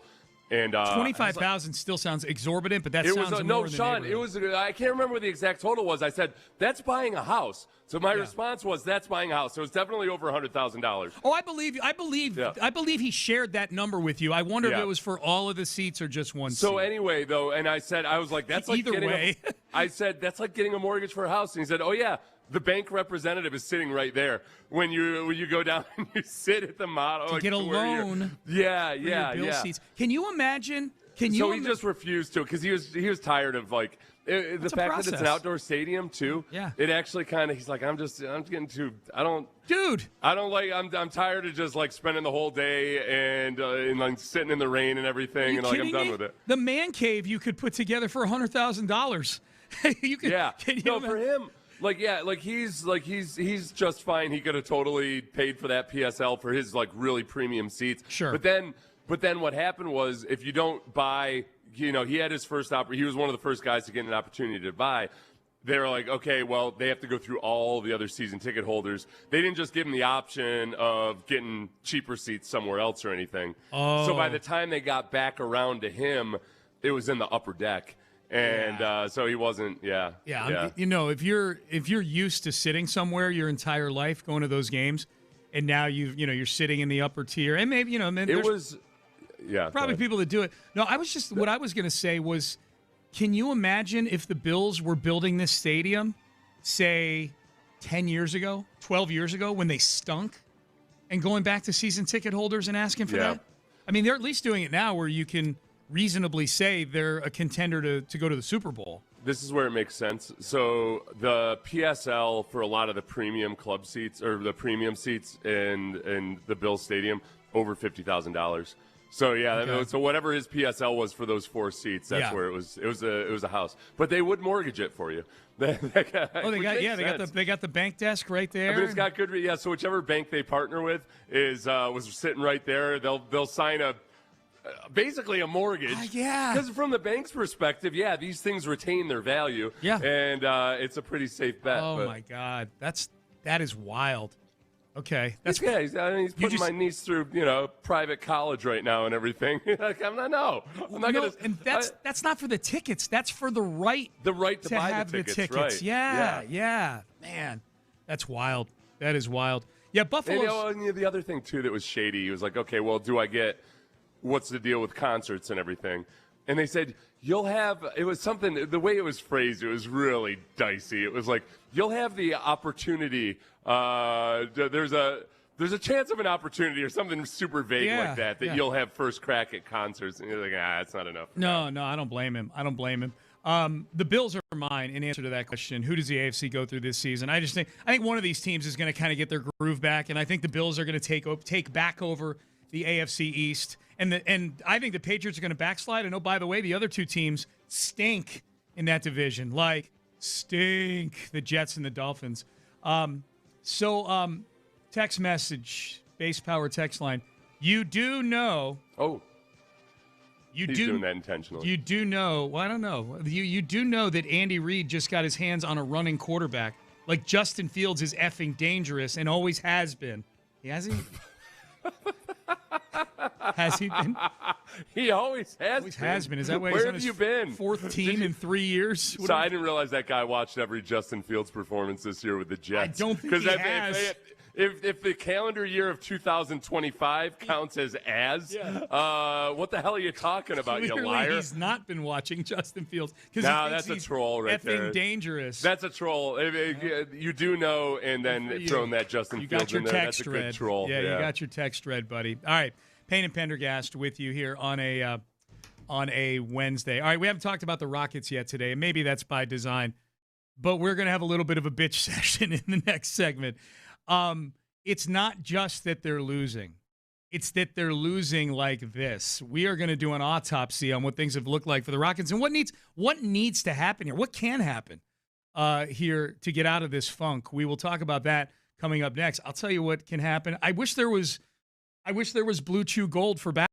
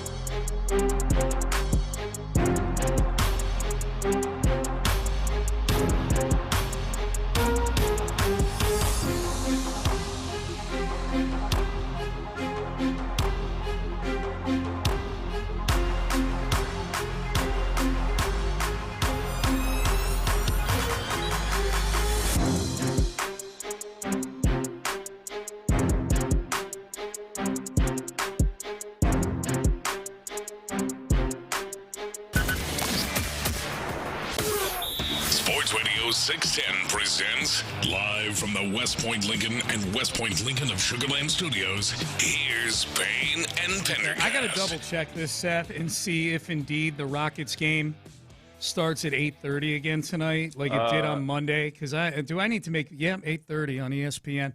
Do I need to make business decisions about sleep when it comes to the Rockets tonight? I'm going to watch the game. 8:30 tip is doable, but man, don't give me a fourth quarter like you gave me on Monday. Well, it's hard to fall asleep after that. When you get all your cortisol and everything spiked there, and your anger brewing, and then you go to bed angry and you have weird dreams, a fitful sleep. And then you come in and you're a mess on what's today? Wednesday? On Thursday, you'll come in and you're a mess. Yeah, I'll be horrible. Yeah, just man. Thank you. Yes, I got the day right. Good job. This is one of those things. Like with each of these losses, the Rockets have, and even some of the wins.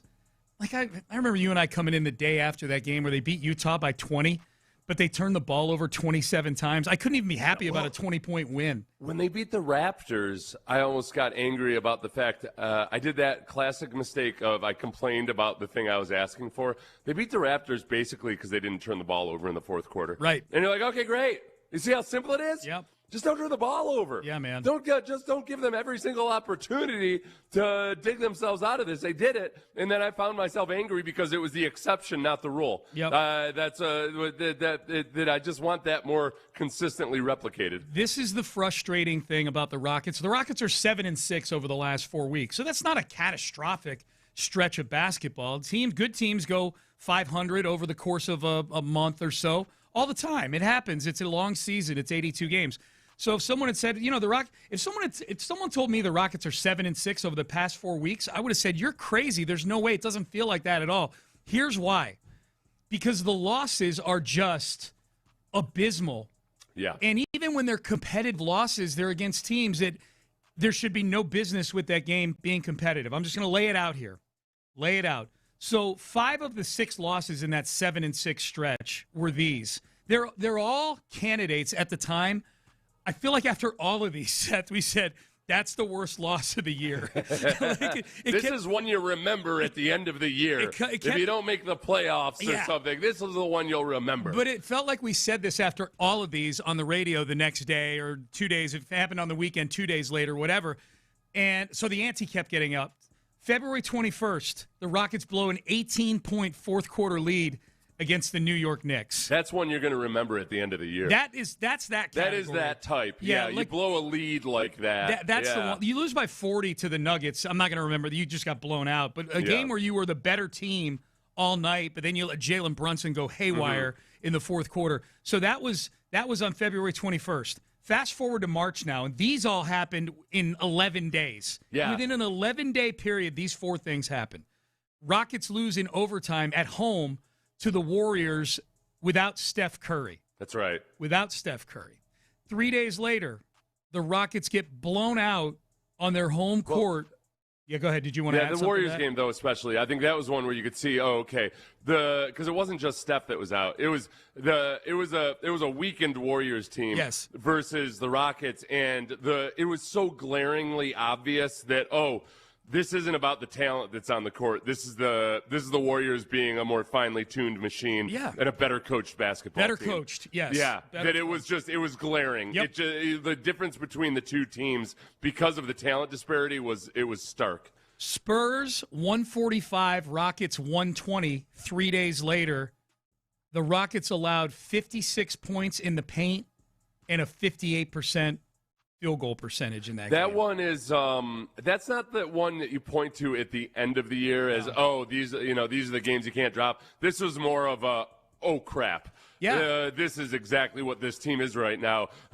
This you can remember this game in terms of the whole season. That tells the story. Well, and that's the game too where you go, man, this was a team. We were both down and out 3 years ago, and they got Wemby. But we were the better team. We were 2 seed last year. They weren't even in the playoffs. Yeah. And we went and got Durant. Boy, this is what's going to hold them off. Like, oh, no, they just jumped right into the HOV lane and sailed past you in the Western Conference. So that was that. 3 days after that, Nuggets 129, Rockets 93. That's the game where I give myself credit.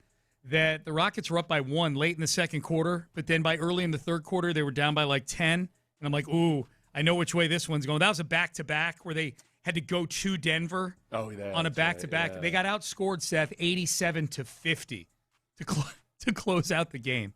87. That's not good. 87-50. And then the Lakers game the other night, which might be the most infuriating one out of all of them, because you scored 20 points in the final 17 minutes of the game. The Nuggets game, the 87-50 was over what course of time? Over the last however many minutes of the game. It was 43-42 late in the second quarter. Yeah. And the final score, Rockets 43, Nuggets 42, and they lost by 36. And then the scoring. And the Nuggets are not that great a team either. That's the thing. It's not the championship. I mean, they're about the same level as the Rockets right now, but it's not like they're OKC or something like that. The Lakers, scoring 20 points in the final 16 minutes and 55 seconds of the game. That was the one that kept you up, right? That was that you were angry. You're angry that I stayed up for the whole you had thing. to wake up on short sleep It's 2 nights having ago. to watch Yeah. just a complete non-effort. Yeah, just after a sham. and it was there was something about that still sticks in my craw, that somehow the flagrant foul against Durant, which I'm actually fine with. The explanation was that because he loaded up and launched himself into what's his face there. Austin Reeves, white guy headband. Yeah. But all right, fine. You're not happy with the foul. That's no excuse to just collapse completely and not score any more points the rest of the game. They were okay as a team. So that's the juncture that I'm using for that 20 points. The score at that time. Think about this. The score at that time was 72-66 Rockets. With 4 minutes and 55 seconds left in the third quarter. You got 5 minutes left in the third quarter. You've scored 72 points. You should easily, at 72 midway through the third quarter, you should easily be hanging 115 points on the Lakers in that game. You scored 92 points in the game. So that was a big turning point in the game. But and you could say it's a bad call, and I know that's not what you're saying. I'm saying in general, I saw Rocket fans, it's a bad call. Even non-Rocket fans are saying, kind of a bad call. That happens all the time in the NBA. That can't be a reason why you're just folding up tents and you continue to play stupid basketball and sail passes into the first row and dribble into traffic. And the inability of Ime Udoka to come up with something to remedy a double team of Kevin Durant at the top of the three-point line is infuriating. Someone did a cut-up of all the Durant possessions in the second half of that game.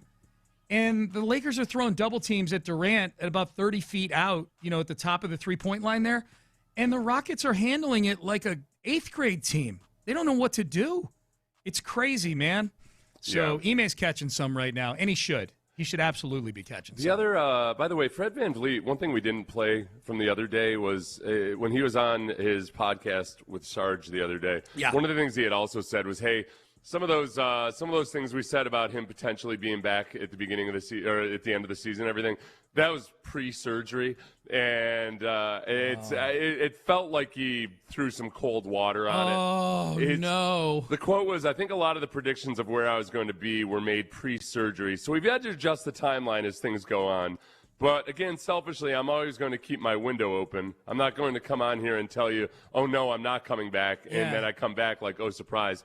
That feels like there's a chance. There's always a chance, but it doesn't sound like anything imminent. No, and that's kind of how it felt at the time. Yeah. That's why I was surprised it sounds like you said he used the word predictions there. A lot of the predictions of because I don't know that anybody. I mean, maybe look, he knows better than anybody what was being discussed in the rooms at the medical facility, way more than we do, obviously. But I mean, you're somebody who's been through multiple ACL surgeries. I've never played a single game as a point guard in the NBA. You've not. That's the big difference. But you've done a rehab for the injury before, and I think I remember you pumping the brakes on that. I think about any talk of him coming back in April for the postseason. I don't know if anything. I guess I never. Or have recovery times gotten shorter now? I was frustrated that so many people were ruling it out that he might come back. Yeah. Oh no, that's stupid. Okay. We've seen some pretty incredible comebacks, so I wouldn't ever rule it out. I think there's examples where you can find where guys come back very quickly, but it's the exception. And realistically, you shouldn't have ever hoped for him to come back, and I still wouldn't hope for it at this point. Yeah. But never say never, et cetera, et cetera. Yeah. I think as an organization, unless it was like, I mean, it would be dicey. Seeing how bad it is right now without Fred VanVleet, I would be very, very, very careful about doing anything that's dicey at all in terms of creating a chance of re-injury. Yeah, because if you end up without Fred VanVleet again next year, good luck. Good luck with whatever the hell you're trying to do this year. You got to do better than that. Absolutely.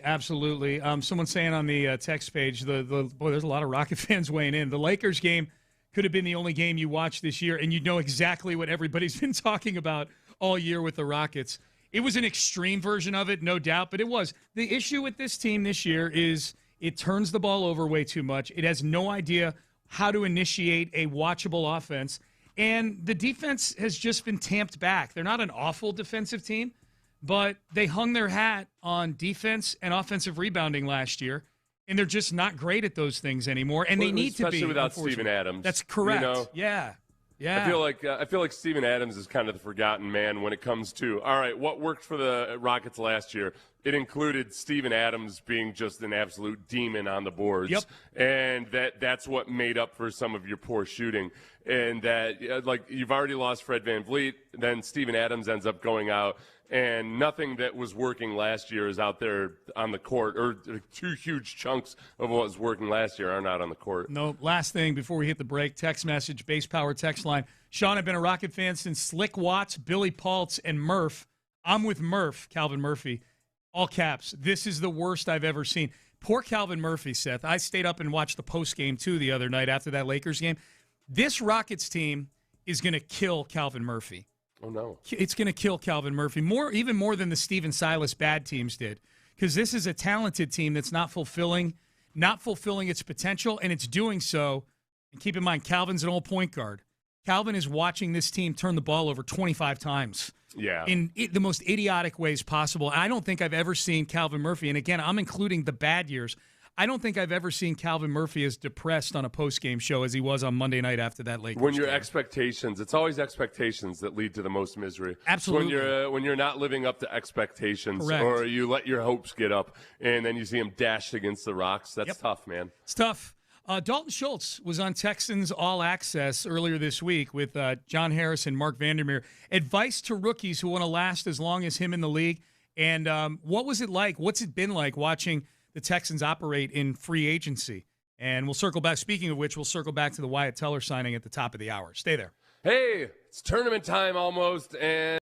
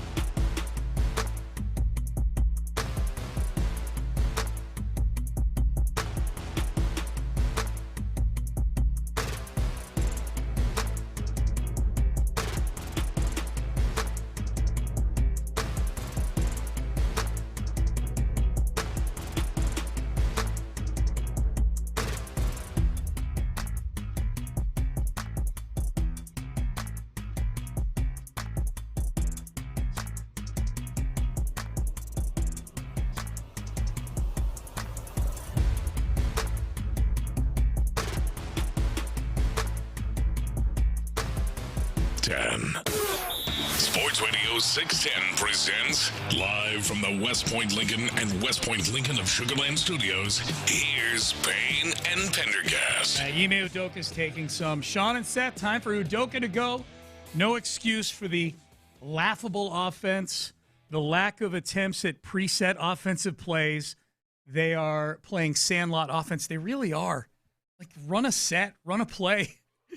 Their offense is. Kevin Durant coming is talking about how maybe he just needs to run more screens and maybe sit back in the corner and allow to create some space. All this stuff. Yeah, yeah, that was a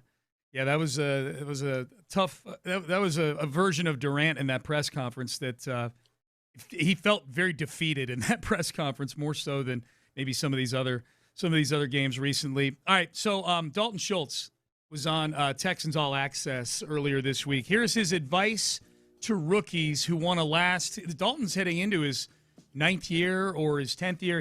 He's almost a decade in. Advice to rookies who want to last as long as he has. Dude, longevity in this league is hard, and I've seen that. And I would say, for me, what really helped me, especially my first couple years, was looking at the people that have been there a decade, have been there a long time, and literally all I try to do was just do exactly what they did. Pattern my habits exactly like they did. Do the little things like the post-practice work exactly like they did. Do the pre-practice activation exactly like they did. Watch film the same ways they did. I had a lot of people that were very willing to like take me under their wing in a sense when I was young and kind of bring me along, and that helped me tremendously just to kind of build that foundation. And so that's kind of something that I try to do now because like I had guys doing that for me in this part of my career. Like I would love to do that for anybody that is willing. And so, yeah, I think just be open, listen and learn from the guys that have done it because it's proven.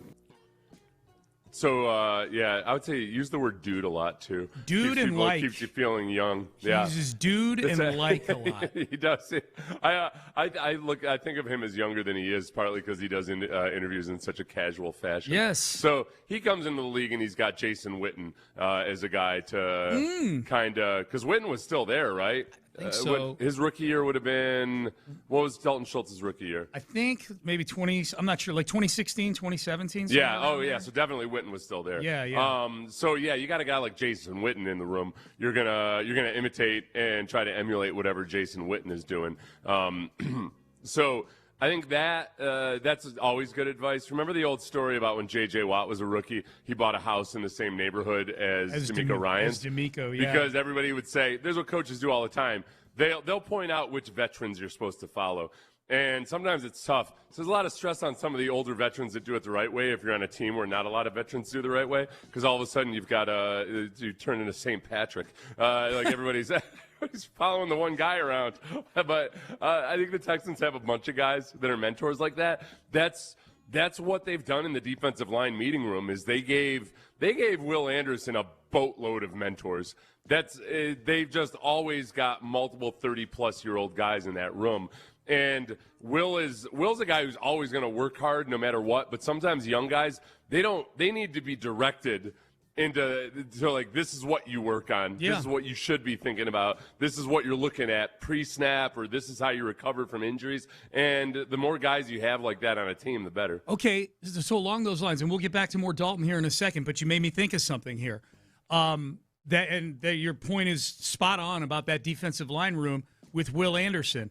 With all these signings on the offensive line and re-signings, is this the best, by far, the best offensive line room to bring a couple rookies into this coming season? Yeah, because I think, and this is where I think when you look at the culture of the offensive line room over the last few years, there's always a danger when you've got a guy who's as talented as Laremy Tunsil that can kind of operate in his own way and still be awesome.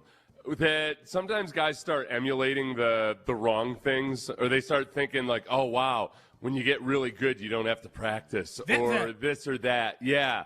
Yeah. The day C.J. Stroud said that Laremy Tunsil was a vet, and that means that he's not doing anything extra or anything he doesn't have to do, I got angry and scared because there's a young rookie quarterback talking about what he thinks the version of an NFL vet is. And it's not that, quarterback's a different situation, but I don't worry about CJ being affected by that. I do worry about young offensive linemen seeing that and wondering, that's the – because remember, Laremy Tunsil was still in his 20s at that point. Yeah. It's different when a 37-year-old or something like that. Those guys, they don't practice as much because their bodies have been banged all to hell. Well, but there was a way that I saw guys trying to emulate Laremy Tunsil. Like, bro, you're not talented enough to operate the way Laremy Tunsil does. No, but the wake-up call for CJ with that, Seth, I wouldn't expect CJ to observe Laremy and then it change his work ethic. Because like you said, it's a different job description, and I think CJ is a hard worker. But CJ needs to know, like, that's not the right behavior for the room that is supposed to protect me. Right. I think that's where CJ probably got the wake-up call, is that the offensive line conducted itself in a way over 2023 and 2024 where it had that type of leadership in the room, and it led to a poor run game. It led to gaffes in assignments, missed assignments, mental errors, things like that. And I don't know. I'll tell you what, too. I don't know if I've ever seen or been on or watched a team where somehow the O-line is the pipeline to the local media. These are the guys who usually things have changed and everything, but ideally you've got an offensive line that barely wants to talk to the media, and there's an element there of a culture on O-line groups of kind of, hey, we keep everything in house and all of that. And the Texans were there was the O-line what did I call it? The propaganda cabal. Yeah, the O-line propaganda cabal. Yeah, where they seem more interested in defending themselves after bad performances than actually becoming a good offensive line. Yep. It got annoying. It got really annoying. Here's Dalton Schultz on Texans All Access talking about what it's been like. Now, keep in mind, this interview took place before the signing of Wyatt Teller yesterday, or the agreement with Wyatt Teller to terms, which we'll talk about more at the top of the hour. This is Dalton Schultz watching the Texans operate in free agency this year. Dude, it's fun. Especially there's a lot of guys that, you have an opportunity to be on the same team with that you've been watching around the league for years, that I'm really excited to get in the building and have them on your side now, playing against them. So yeah, I'm always excited to see good talent. And then obviously with the draft, everybody comes in, the young, hungry rookies, almost like to fire and everybody just to, young guys come in the first year, they don't know any better. They're just juiced up to be there, and that's kind of that helps everybody. So yeah, I'm excited whenever we get new faces. One dude, 5 likes in that cut. I think when I watch the team, and on defense especially, where I've told you before, I'm kind of jealous of those guys because it's such a cool environment to be in as a defensive player, and the way they operate and play. It would just be a whole lot of fun to be on that defense. I think the thing I would probably appreciate the most about the way D'Amico has operated on this team is that there's nothing in this world more annoying than a loud rookie who just doesn't get it, that doesn't want to work hard but is loud, and you might have to haze him extra hard because of it or something. It's just annoying. And I think that D'Amico stays the hell away from those guys by and large. Yep. He brings in rookies that actually want to learn and want to do things the right way and everything. And that's something that's got a cumulative effect over time. It compounds when you've got more and more guys like that. And that's when you can get production out of your young guys, as they've been able to on defense, because guys are the amount of development that those defensive backs, for instance, make in the course of 2 years. It's just light years ahead of how it is in a lot of other places, because those guys are showing up and they've already got the right attitude. They already understand that they need to try to emulate the older guys. They'll listen to advice. And I go back to Lonnie Johnson was an example of a guy who's super talented. But I know, I talked to a veteran who was on the team at the time, where Lonnie was the kind of kid that you'd try to give him advice, and he was looking at you like he couldn't trust you. Yeah. Or you thought he was trying to. There was a disconnect there. Yeah. And that's the kind of thing that you're supposed to be able to identify before you draft the guy. Yep. But I don't think D'Amico would draft Lonnie Johnson. I think no chance. They gave him another opportunity. They brought him back in, after he had grown. But that's different. After he had grown and he'd taken his lumps and everything. Yeah. That's a different guy. But when you're spending was he a second-round pick? He's a second-round pick. Second-round pick. He and Max Sharping, back-to-back second-round picks. Yeah. In 2019. The inability to identify the right kinds of guys by Bill O'Brien was incredible, honestly, because O'Brien wanted so desperately to be a guy that had a team full of just badass, blue-collar, lunch pail type of guys, and he could not figure it out. It almost seemed like he would look at their GPAs and possibly if they had an older brother that played in the league or something. Yeah. And then that was enough for him. These are the right kinds of guys. That was the scouting report. Yeah. Hey, did you know that there's another Lonnie Johnson who, when you put his name in Google, he comes up before the football player Lonnie Johnson? Okay. What's his and he deserves to. He's an inventor, engineer, and entrepreneur, best known for creating the Super Soaker water gun. What? Yeah. He created the Super Soaker? Spelled the same way, Lonnie Johnson. Yeah, which has generated over $1 billion in sales.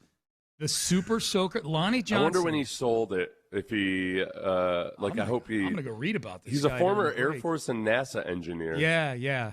Who worked, was he, Lonnie did he Johnson invent it in Houston? Was what? Did he invent it in Houston? Oh, I don't know. I just put in Lonnie Johnson. He's working for NASA. Oh, yeah. So he was either in Houston or Florida, most likely, when he invented it. Yeah, born in Mobile, Alabama, back in October of 1949. He invented it in 1982 while researching an eco-friendly heat pump. Oh, my God. Yeah. It is an eco-friendly toy. It is. Just shoots water everywhere. Well, the original one. Now they've got battery-powered ones, right? Yeah. He wasn't involved in that part. No. Eco-friendly. Eco-friendly. We want to talk about lithium. Nope.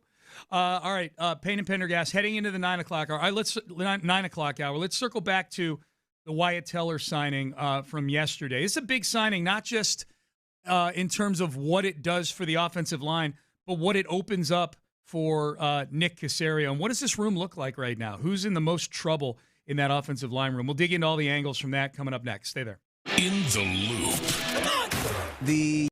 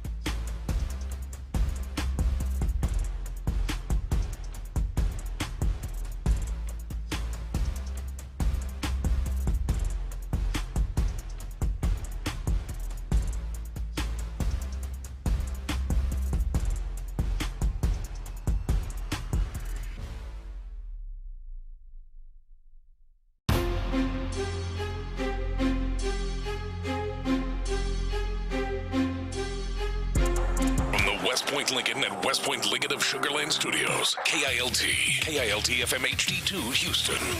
On Odyssey Sports Station. The Texans play here. Sports Radio 610 presents Payne and Pendergast. This is nice on the Base Power text line. Thank you guys for the recap of free agency. This is all very exciting. It is very exciting.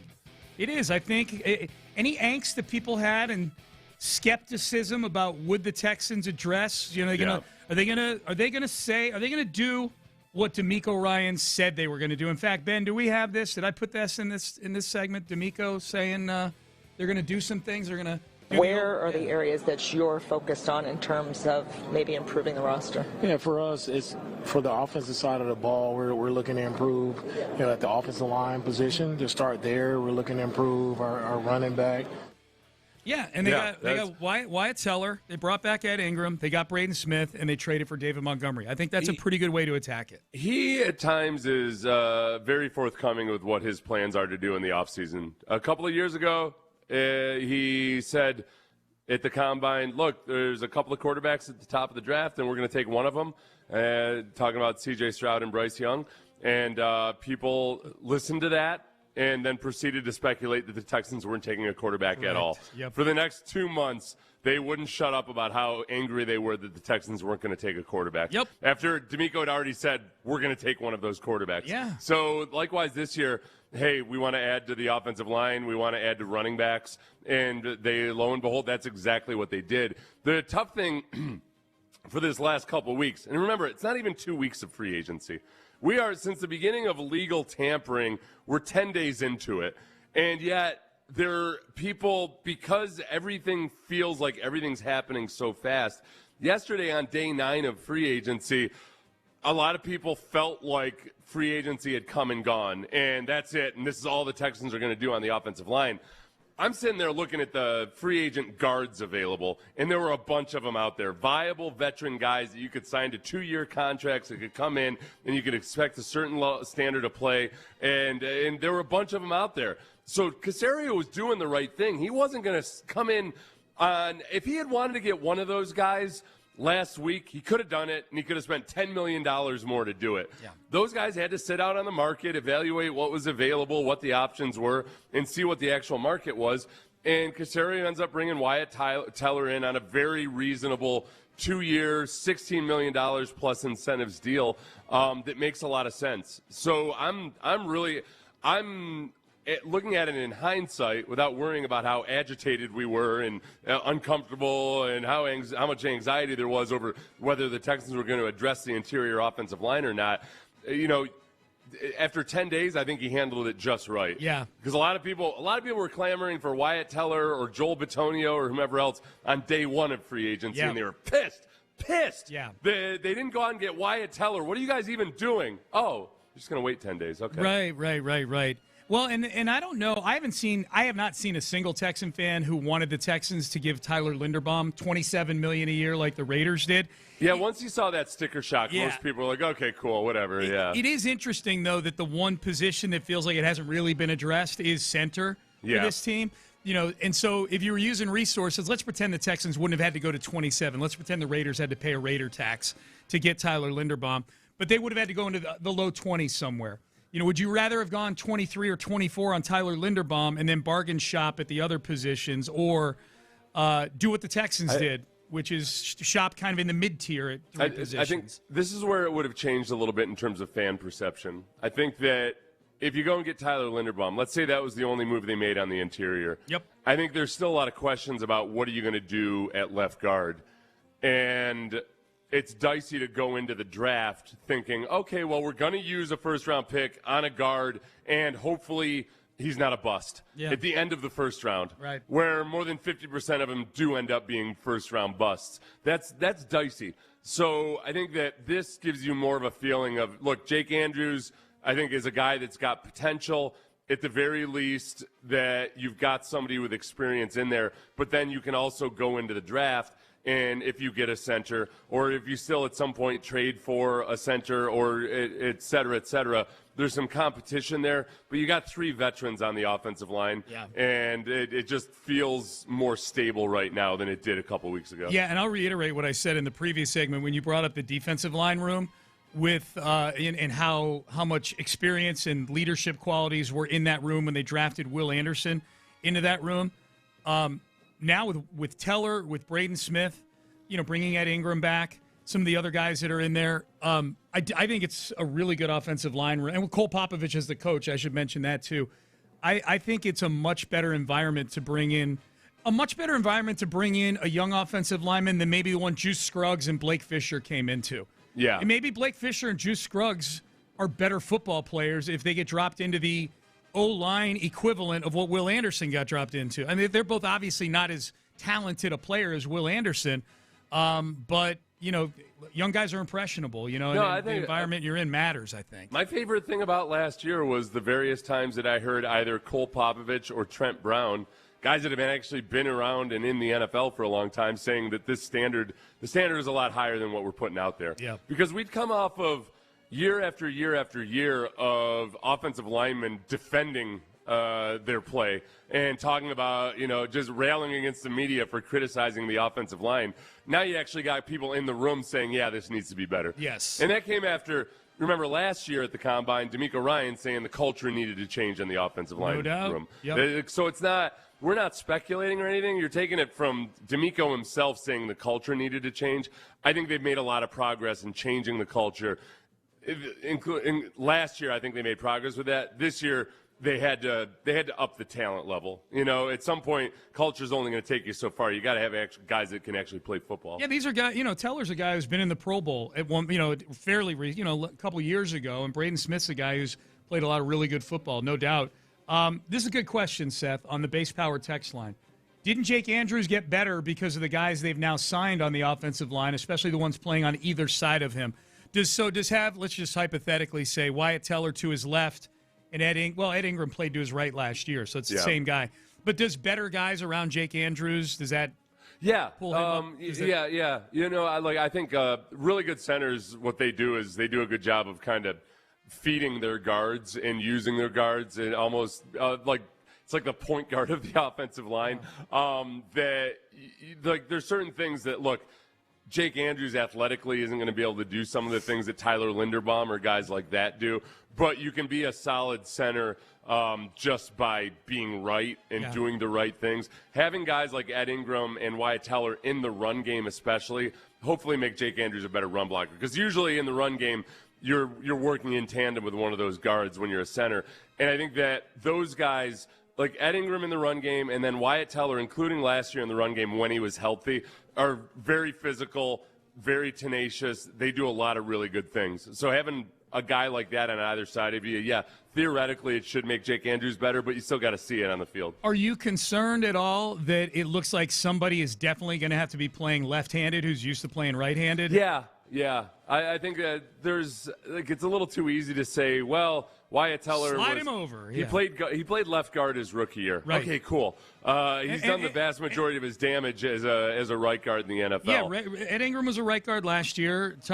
Wyatt Teller's been a right guard for 7 years now. Yeah. And Braden Smith even, if we're going to mention his versatility, he's not been a left tackle. He's been a right tackle the last nearly decade or so. So is that a minor concern for you or a big concern? It's 100%. I mean, it's not a monstrous concern. Yeah.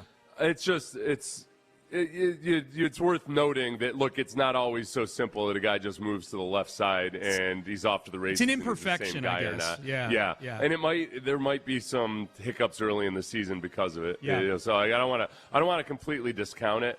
I think the Texans, whether you agree with this or disagree with it, they're cool with that because they value the versatility of guys more than anything else. So I think whatever their concerns are for it, I think it's almost it's an acknowledgement that, it can be an issue, but we just like having the 5 best offensive linemen out there, and that matters more than whether a guy's in the ideal situation for right. him. Text message, they won't consider Evan Brown at center? No, I think they will consider, and he may very well be the center. Yeah. That's what I was going to bring up. Okay, so what are the way too early camp competitions in this offensive line room that are the most intriguing. I think 100% Evan Brown is in competition. I think center is that's a competition. That's a competition. That's a competition. For Evan Brown, I mean, you just remember he's been on 6 different NFL teams. It's not when they signed him. I know people were frustrated when they signed him because people were acting like, oh my gosh, I can't believe they're just going to have him be the starter. Right. No, they didn't sign him because he's definitely going to be a starter, obviously. He's a guy that'll compete.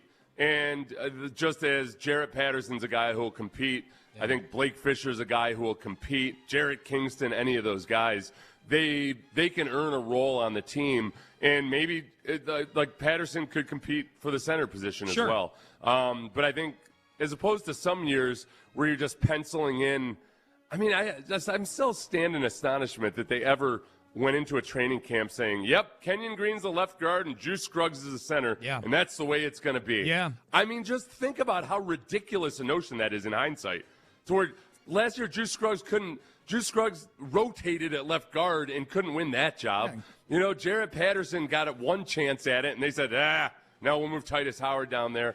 Kenyon Green being wherever the hell he is right now. And that's how low they were a couple years ago, that they had the audacity to just say, yep, Kenyon Green and Juice Scruggs, those are our starters. Doesn't need to be a competition. Nope, those are the guys. Their best interior offensive lineman that year was Shaq Mason. Right. He wasn't good that year in 2024. Right. Yeah, Shaq Mason. Now, Shaq Mason's the cautionary tale of remembering when a guy gets into his early 30s, not everybody ages gracefully Andrew Whitworth style. Yeah. Because Shaq Mason didn't end up being the same player that he had been in his prime, obviously. Right. I think to me, the way too early camp competitions are center, Jake Andrews, Evan Brown. I'll throw Jarrett Patterson in there, but I think the coaching staff has spoken about how they feel about him as compared to Jake Andrews. I think right tackle, I don't think Trent Brown's just going to go quietly into the night and let Braden Smith take the right tackle job, even if he's not getting paid as much. He's on a shorter-term deal. I think that's interesting. And then the offensive line played its best last year with Trent Brown out there, so I'll throw that in there. And then the other one would be just I'm talking specifically O-line room, is Blake Fisher just competing with whoever just to keep a spot among the 9. Yeah. I think with Trent Brown, I'd be surprised if it's an open competition or anything. I think they have to be looking at him as a swing tackle. He doesn't stay healthy. He never does. I don't think that there's any conversation about should we start Trent Brown at right tackle or Braden Smith. I don't think so it's either. That he's there if he needs to be. But let me say 2 things about that. I totally agree with what you said. I think when they run out whatever jersey number Braden Smith gets, 73 or whatever, when they run out that first string offensive line group in camp, his 73 will be at right tackle. Whatever number Braden Smith is, he will be the first string right tackle. 2 things about that. One, I think Trent Brown is still going to view himself as competing for a job, undoubtedly, because that's what NFL players do. He's going to play like he's trying to become the first-string guy. Number 2, we know what the Texans' mode of operation is in training camp, Seth. It's 1s versus 1s, 2s versus 2s, 3s versus 3s. Yeah. That means Braden Smith's going to be getting Danielle Hunter and Will Anderson at practice every day, and Trent Brown's going to be catching – in all likelihood, some backups probably. Right, but when there's a competition, they rotate those guys. I'm just talking about the narratives that we'll be talking about. The narratives. If Braden Smith, Braden Smith is, he sure is struggling out there at camp. He's going against Will Anderson and Danielle Hunter. Yeah, I think that's an easy one to excuse away. If there's going to be a genuine competition, then they'll actually have Trent Brown working in with the 1s. Okay. I don't know. That makes, you're right. Yeah, I don't know if the narrative's about it's pretty clear. It's been plain as day for a long time. Oh, okay, that offensive line looks good, but he's going against the backup defensive line. Yeah. Versus the starters. That's a whole different scenario. I'm just wondering if Braden Smith is losing more than his fair share of reps against those 2 guys out of camp. If people are going to be like, well, that's $12 million a year that we're This is where just mathematically, this isn't hard math or anything. This is what people need to understand. In the last 6 seasons, Trent Brown has played more than 11 games once, and that was in 2022. Yeah, I mean, he's 33 years old. Yeah. He's a giant man. I wouldn't be surprised if Trent Brown is cool with being the swing tackle. Yeah. So I don't know. If they think, oh yeah, no, Trent Brown's going to be the starter and he's going to play 17 games, there's a realistic chance of that. They're deluding themselves. Yeah, of course. No, I don't think they think that. And look at the price tag on the two of them. I don't think they think that at all. I'm really just wondering, Seth, if this is something that'll that me riling up the people during training camp will be available to me. I don't think it will. I think Braden Smith's going to be fine. Text message, they'll use Brown as this jumbo swing. Well, I don't know. Okay, so Gus and Katie says they'll use Brown as the swing/jumbo tackle. The jumbo tackle, which I'm assuming he's referring to 57 reports as eligible, that would make sense that it would then be maybe Trent Brown if they were to continue to run that because they've got more depth at tackle. I think Foster Moreau is probably the elixir. They're hoping that they don't have to be in jumbo as often as they do. And right. I've gotten in arguments with people about this where I don't think they realize how beaten down they've been. Because people will tell me, no, the jumbo package worked. Right. Like, no, the jumbo package made it less worse. Got used. It wasn't a scary pack. They still couldn't convert short yardage first out. Like, they'd be out there with 6 offensive linemen. They still couldn't move people. It wasn't like what happened was you'd been beaten in the head so many times with a baseball bat that you were just happy that somebody switched to a 9-iron. Yeah. You're like, oh, okay, and you're hitting me in the arm instead of the head. I feel like you're not getting riled up this free agency season less than normal. It's just you're getting worked up not at players or GMs, but at people giving their opinion on free agency is what it feels like. It's getting you worked up. Yeah. Well, it says that, no, I think if you say that the jumbo package worked, then they wouldn't be one of the worst rushing teams in the league. Correct. Yeah. Like when the jumbo package really works, it's that, oh, crap, they've got 6 offensive linemen out there, and they're going to take what they want in the run game. Yeah. And they don't even care if we know that they're probably not going to pass or that it's easier to pass out of that. So when the Texans did it, it was, well, we can't pass protect with 5 guys. Let's see if we bring in a 6 if that helps. Yep. Or we can't get 2 yards with 5 guys. Let's see if we can get 2 yards with 6 guys. Yep. The big trade yesterday in the NFL, Jalen Waddle on his way to Denver. What does that do to the AFC landscape? And should teams be calling the Dolphins about this guy? We'll tell you who it is coming up next. The Texans made another move to solidify the offensive line.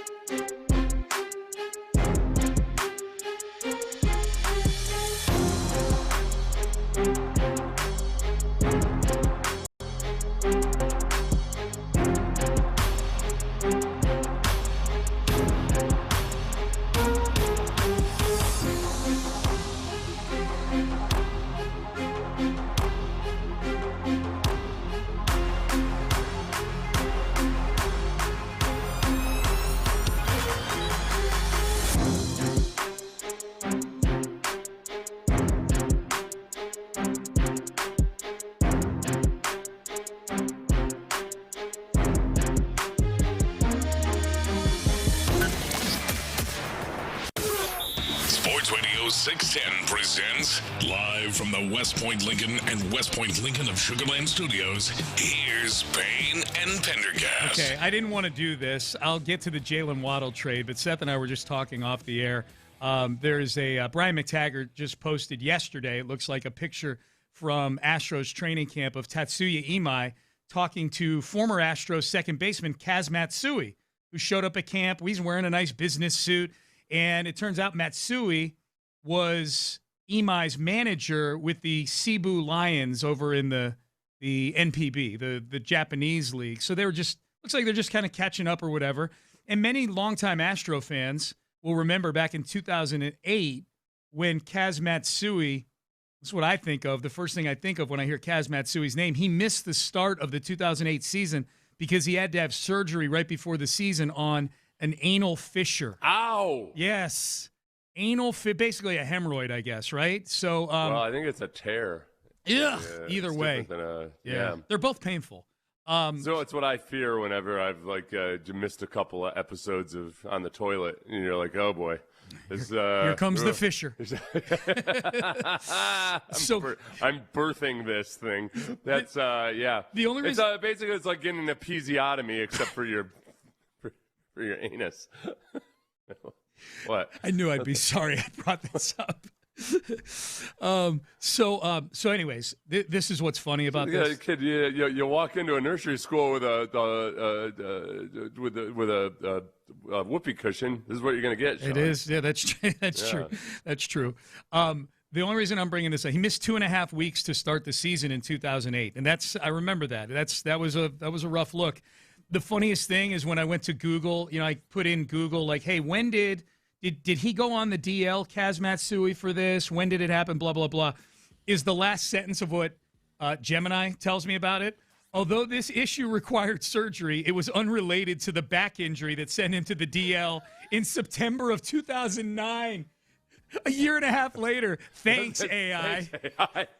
I thought it was a super aggressive massage therapist. Can you imagine? Yet again. Dude, can you imagine if it were related to it and a year and a half later you're going on the DL with a back injury? It's a small tear or crack in the thin, moist lining of the anal canal. Okay. Often causing severe, sharp pain and bright red bleeding during or after bowel movements. There you go. All right.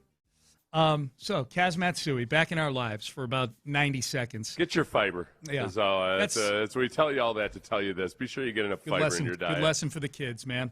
Yeah. Jalen Waddle traded to the Denver Broncos yesterday. The Dolphins get a first, a third, and a fourth from the Denver Broncos, all in the upcoming draft. They send Jalen Waddle and their fourth-round pick to the Denver Broncos. Here was Dan Orlovsky with big praise for the Broncos due to this trade. Starting with the Broncos side of things, how does Waddle fit there in that offense? It was the number one hole for this football team. This is a championship caliber roster, and there's a case to be said. They don't really have a hole outside of like that true number one receiver that's a vertical guy. Courtland Sutton's been their number one guy, very good player, but he's a big-bodied person. And then you have younger players like Franklin and Bryant, but they're not really at that level. And Mims is a dynamic kind of gadget guy. Jalen Waddle's a one. And so this makes so much sense for Denver, because if you're Denver, you're sitting there at the 30th pick, and we're in an area where people are saying this isn't the greatest first class potentially of all time. What player was Denver going to take at 30 that was going to truly impact this football team? It didn't exist. And so that's why for Denver to take that pick, send it to Miami, and get a true vertical stretch wide receiver essentially with the 30th pick of the draft. And this draft for a team that is a championship caliber team, it's a no-brainer and a very good move for Denver. Good. That was a great transition by you, Sean, talking about going from the number 2 hole to talking about filling up the number 1 hole with somebody you can really stretch, who can stretch things out there. And yeah, I didn't close that last tab out quick enough on the anal fissure side of things, by the way. Gross. Your description was just fine. Yeah. Yeah, I think this makes a lot of sense. And Denver is a team that fans were growing very, very impatient with the lack of aggressive moves, and they go ahead and pull this off. And I would imagine this placates them a little bit. Yeah. I saw a lot of Saints fans educating Broncos fans about how Sean Payton operates in free agency. When you feel like you got a good thing going, you're going to get a lot of this. The team that wasn't active yesterday that got a lot of people riled up, and I didn't even realize this, was when the Texans signed Wyatt Teller. Chargers fans were furious because they spent all season long knowing that their offensive line was one of the worst offensive lines in football, and the Chargers have not been very aggressive at all in free agency or in fixing the offensive line. So I felt better, because even better than I already did, because I saw how miserable Chargers fans were. Well, and they let Zion Johnson walk. I thought he got overpaid by Cleveland, but they let him walk at a position where, and they may still sign somebody. Like you said yesterday, there were 6 guards in the top 20 remaining free agent list that you were looking at. I guess it'd be 5 now that the Texans have signed Wyatt Teller. The Jalen Waddle thing is interesting on a couple of fronts. One is that the irony of this, if you recall, Seth, back in week 3 of 2023, one of the most noteworthy performances that year. Keep in mind, this is Sean Payton's first year in Denver. So he's in his first year as the Denver Broncos head coach. He's there with Russell Wilson. And in week 3 of that season, the Dolphins, who at that point, the shine was still very much on Mike McDaniel. He was in year 2. He made the playoffs in year 1. And the Dolphins hung 70 points on the Broncos in an NFL game that day. They beat the Dolphins the Dolphins beat the Broncos 70-20 that day. And now here we are 3 years later with the roles sort of reversed in a way with that very Bronco team. 3 years a long time in the NFL, I get it. But now Jalen Waddle is going to the Broncos, and here's Miami. Mike McDaniel fired, no longer there. Tua cut, no longer there. And Miami's depth chart at wide receiver, which along the way had Tyreek Hill in that room, is Jalen Tolbert, Terrace Marshall, Malik Washington, Taj Washington, Theo Weiss, and A.J. Henning. Man. It's 7 guys I've never heard of before. That was, the amount. I mean, there were people wondering if anybody would ever be able to stop the Dolphins' offense ever again. Yeah. In the early days of Tua and Tyreek Hill. Yep. And it's astounding how complete and total that disaster has become. Well, and the only guy left over from the whole thing, from that era of explosive Dolphins football, is a guy who still himself is very explosive, Devon Achane. Yeah. The running back. And Adam Schefter just posted on Twitter earlier this hour. He said he wrote an article. I guess teams are calling the Dolphins to inquire about trading for Devon Achane, which is logical. I mean, you look at the moves they've made, and they just traded Jalen Waddle. I have no idea what the Dolphins are doing because they're cutting all their expensive guys. They trade Jalen Waddle. They literally have $165 million in dead money on the books for this season with a $300 million cap. Like, they're going to be putting a roster together with only $135 million of cap space left to do that. And they signed Malik Willis to a 3-year deal. Like, what is going on? Right. It's one thing if you don't have that much cap space, but you've got actual viable starters and guys you like and everything. But they're trying to almost build a team from scratch with the cap being what it was in 1997 or something. Yeah. Maybe more like 2010 or so. It's right, $135 million they got. If you go back to that Dolphins versus Broncos blowout, the crazy thing, too, is if you'd said, hey, a couple years from now, that Dolphins offense is going to be trash. None of these guys are going to be there. And Vance Joseph, the defensive coordinator from the Broncos, is going to be regarded as one of the guys who's done the best job at running a defense over the last couple of years. Head coaching interviews this go around. Yeah. And I don't think I closed out the Achane tweet with Schefter. Teams are calling about Achane. They're being told that he's not available, which is what you should tell people if you're trying to drive up the price a little bit, I would imagine. So we'll see what happens. Achane's got 1 year left. Has there been any word out of Breece Hall? Has anybody heard or seen from him? No, just franchise tagged. That's it. He hasn't put out a hostage video or anything? I don't think he's put out a hostage video. I don't know that he's changed his social media. You see that move a lot. The 2 big moves you see, rap lyrics and changing out your bio on your social media, like scrubbing your team off of your social media. And then explaining it later as people are reading too much into this or something. Right. Yeah. Once you come to terms.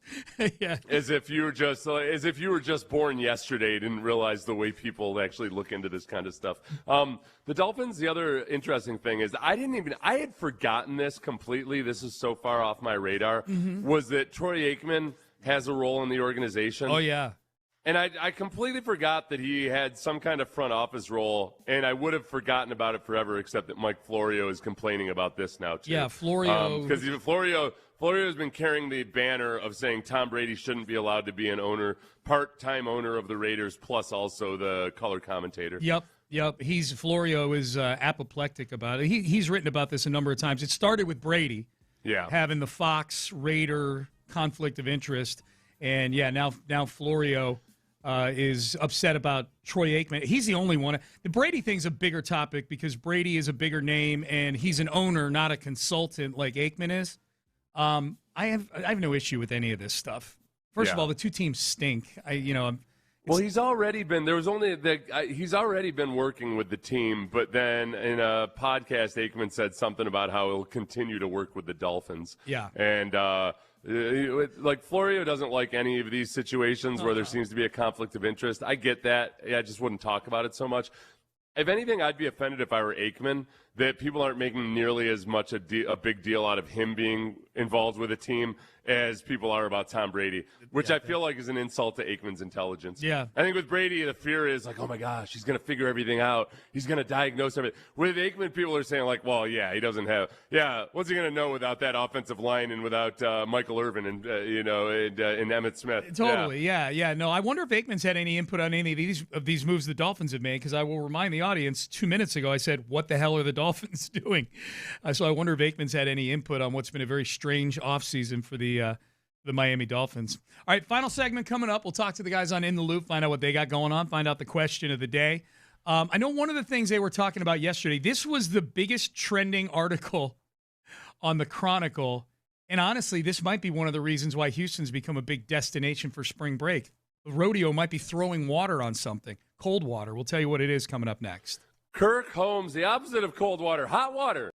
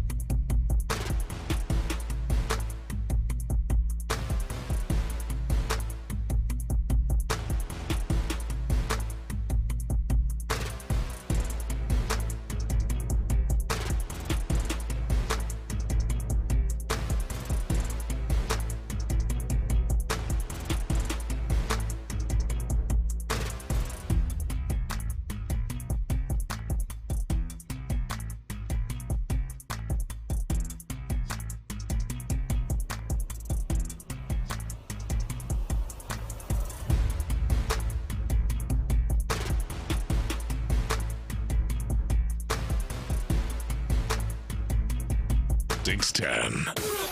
Sports Radio 610 presents live from the West Point Lincoln and West Point Lincoln of Sugar Land Studios. Here's Payne and Pendergast. All right, Payne and Pendergast. Real quick, base power text line.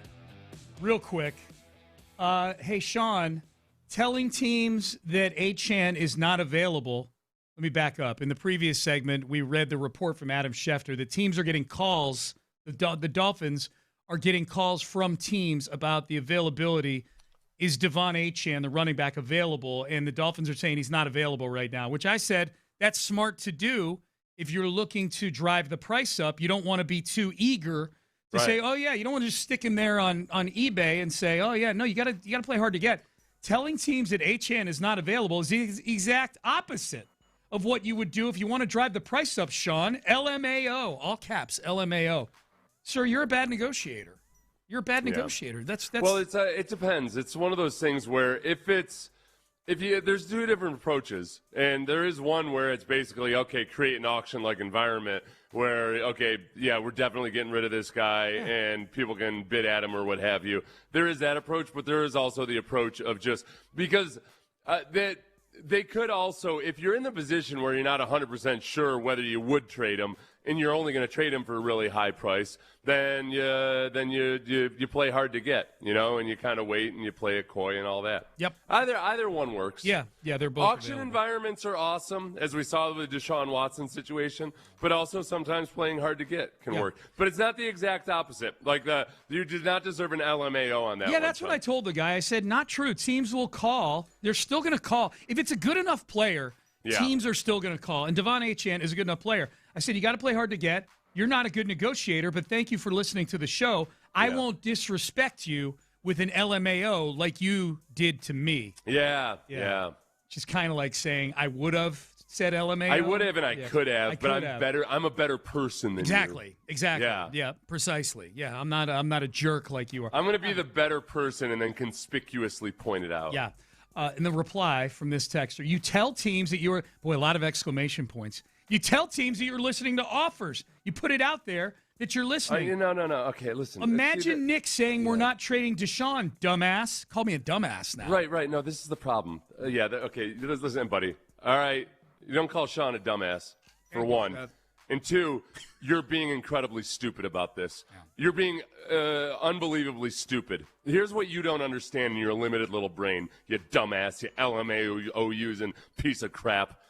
It's that sometimes the team has to try to play both sides of it. They might be open to trading Achane, but it's only going to be at the right price, and they also don't want to hurt their relationship with him. Mm-hmm. In that instance, you don't want the player to know about the fact that you're having trade talks with him.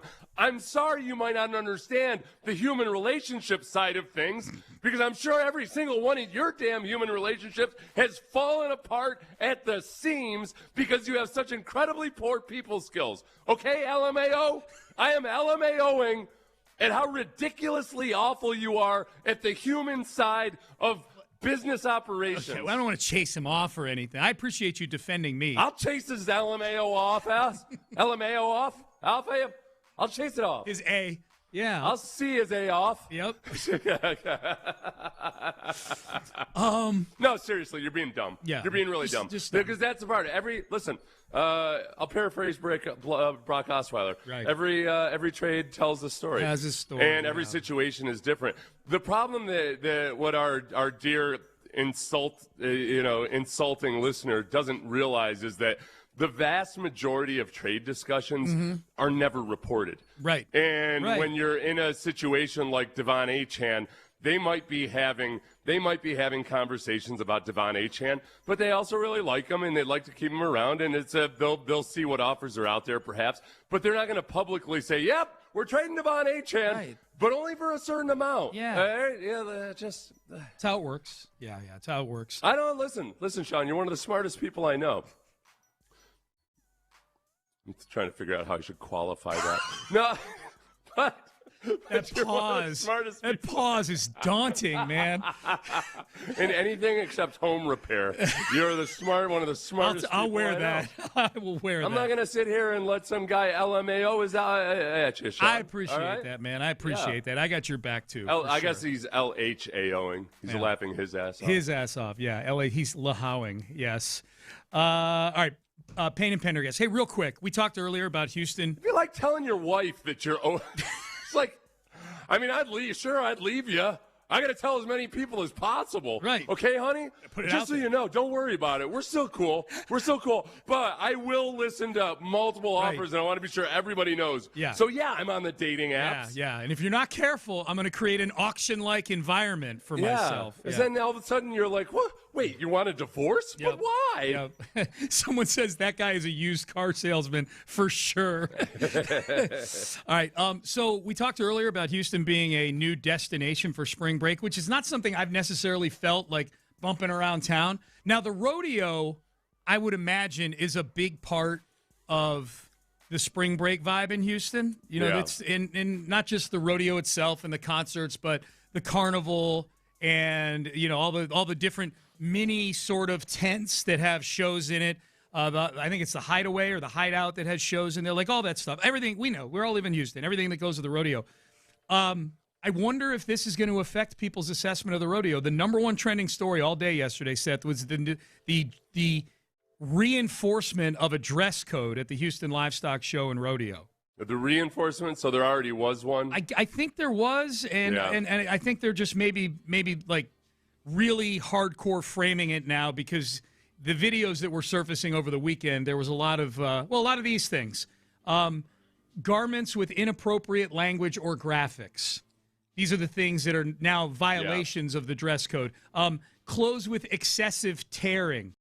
So, you know, holes in strategic spots of, say, a pair of tight-fitting jeans. This was the big one. Exposed skin and visible undergarments. Oh, yeah. The exposed skin is a tricky one. Yeah. What's, what kind of... I mean, everybody's kind of wear a T-shirt. This is my big concern. I'm with you on this. Yeah. I think you and I are on the same side of this, because the guys on In the Loop brought this up yesterday. And I was talking to them before the show, and they brought up the dress code. I hadn't seen this yet. And my biggest fear was, man, is this the end of the Daisy Duke shorts, the cutoff jean shorts that are a staple of the rodeo? I really enjoy the aesthetics of the cutoff jean shorts and the tight-fitting T-shirts and whatnot. My understanding is those are still in bounds. Really? Yeah, those are still in play. As long as they're appropriate. I guess the tricky thing with anything, all of this, is always like, okay, the enforcement of it is, at various other times, there's sometimes when a dress code is involved, it also tends to curiously, it tends to create some racial divides in lines, and all of a sudden it becomes a code way to say, no, we just don't want this particular color of people in or whatever. It's keeping you out. Yeah. So I guess it's in how they execute it, I guess, is the important thing. I'll tell you this. It probably makes the volunteers that check the tickets and everything, it just added something to their plate, that now the judgment, the referee in this situation are, volunteers with their badges and their cowboy hats. Especially on Friday and Saturday night.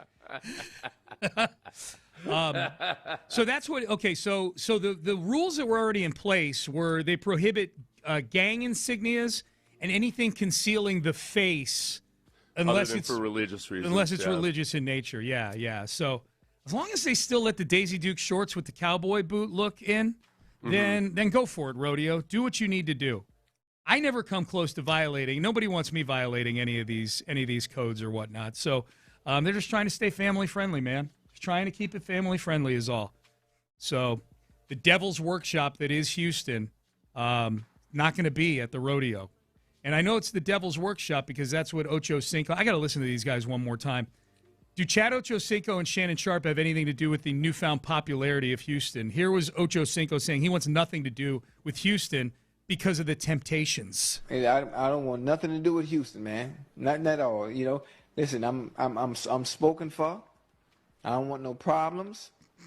Me too. Good. I'm spoken for. Yeah. Okay. Yeah. Don't want no problems. Then you got the two of them talking about the diversity of Houston. Big selling point at spring break time, I would say. If you're looking for basket robbers, 31 different nationalities of women, Miami. But if you're looking for caramel, butter pecan, chocolate, come on now, fudge, come on now, cocoa. I've been all over the world. I've seen women from every corner of the world. Mm-hmm. I ain't never seen no like Houston.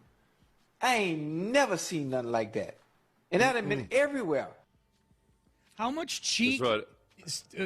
Text message. How much cheek is too much cheek for a pair of Daisy Duke shorts? I would say once it starts venturing into where it actually looks more like some kind of thong underwear or something, that's probably it. I would think with this dress code, maybe if it starts to show a little too much of where it starts to curve up from upper thigh into butt cheek area. Yeah, that's probably that would for They're me. gonna have this is gonna make for some awesome viral video of people code? getting turned away at the. Can I weigh in? Yeah, of course. Yeah. You can show about 1.5 to 2 inches of nalga. Nalga. What is nalga? Nalga is a Spanish term that for that little butt cheek area. The little curvature right there, where it's your butt cheek is your nalga. Nalga. How about that? They actually have a word for it. The crease there is the nalga? No. The butt cheek is your nalga. Yeah. Okay. So you can show about 2 inches. 2 inches of nalga. Yeah. Oh, okay. Yeah. Okay. Because you can't. We can't now, be. Is this your preference, or is that what you think the dress code should be? No, the first part is true. It's a nalga. Yeah. The second part is my preference. Okay. Yeah. What's the difference between a nalga and a mejia? A mejia? Yeah. I don't even use that term. Is that what it's also called? I don't know. This is also saying, I guess that might be a type of cheek or something. What about carrillo? Carrillo, yeah, that could be used, but it's in common parlance, it's nalga. Nalga. Okay. What's a desfachetes? What are you looking at right now? Yeah, what's desfachetes? You got me on that one. What about frescura? What is he Can doing? I ask you, what was I don't your... know. These are all things that look like synonyms for nalga. Oh, okay. That was your prompt? Was give me some synonyms for nalga? Yeah.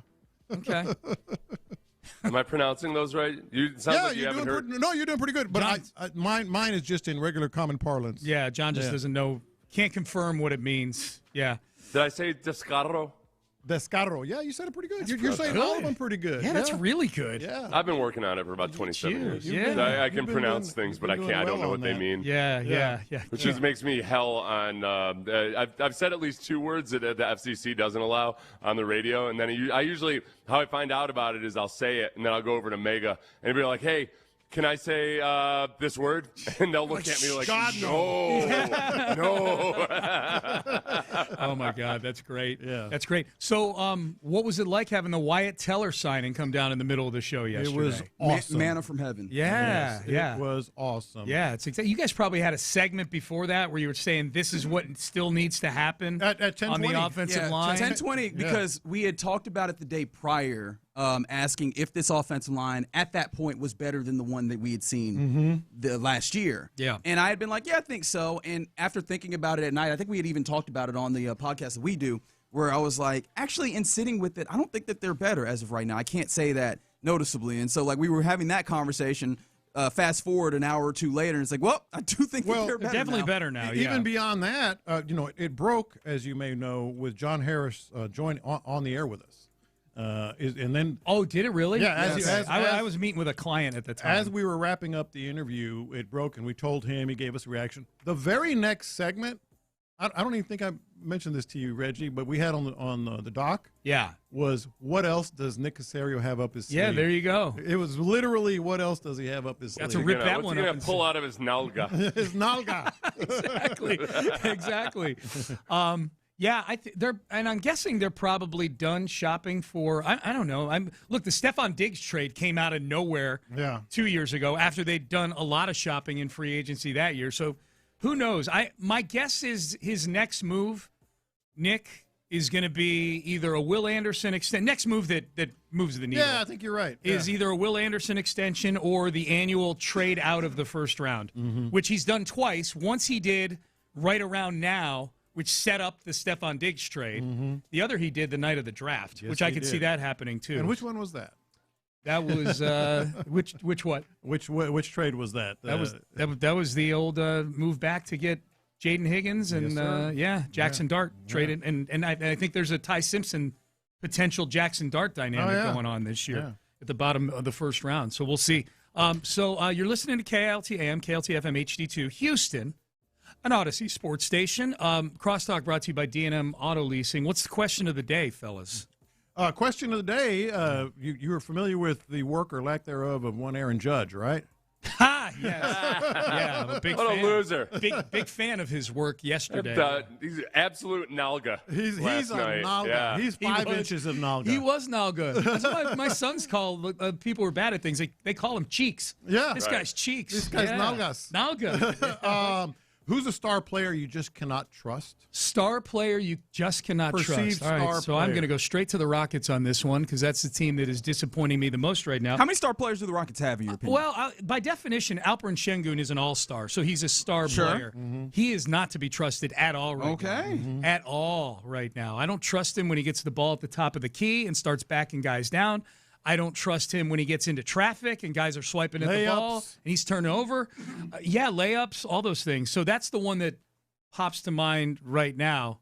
CJ's the one that's going to take the brunt of this question on the text line. If I had to guess, You know what I was one that I would add, and it's, I feel part of this is unfair, but part of it is also part of it's based on his team sucking, but also part of it's based on him and his injuries. Is just Mike Trout, and I like Mike Trout a lot, but in terms of what he could have been and what his career has ended up being, not individually necessarily, but just the whole sum total of it. Yeah. Because I would have bet a lot of money that Mike Trout would have ended up doing incredible things, like legendary type things, and be part of an incredible team for at least a few seasons in his career or something. Yeah. So, yeah. played in 3 playoff games in his entire career. Right. Mike Trout, 3 playoff games. I still remember looking at the advanced stats. Yes, I'm a nerd, I know.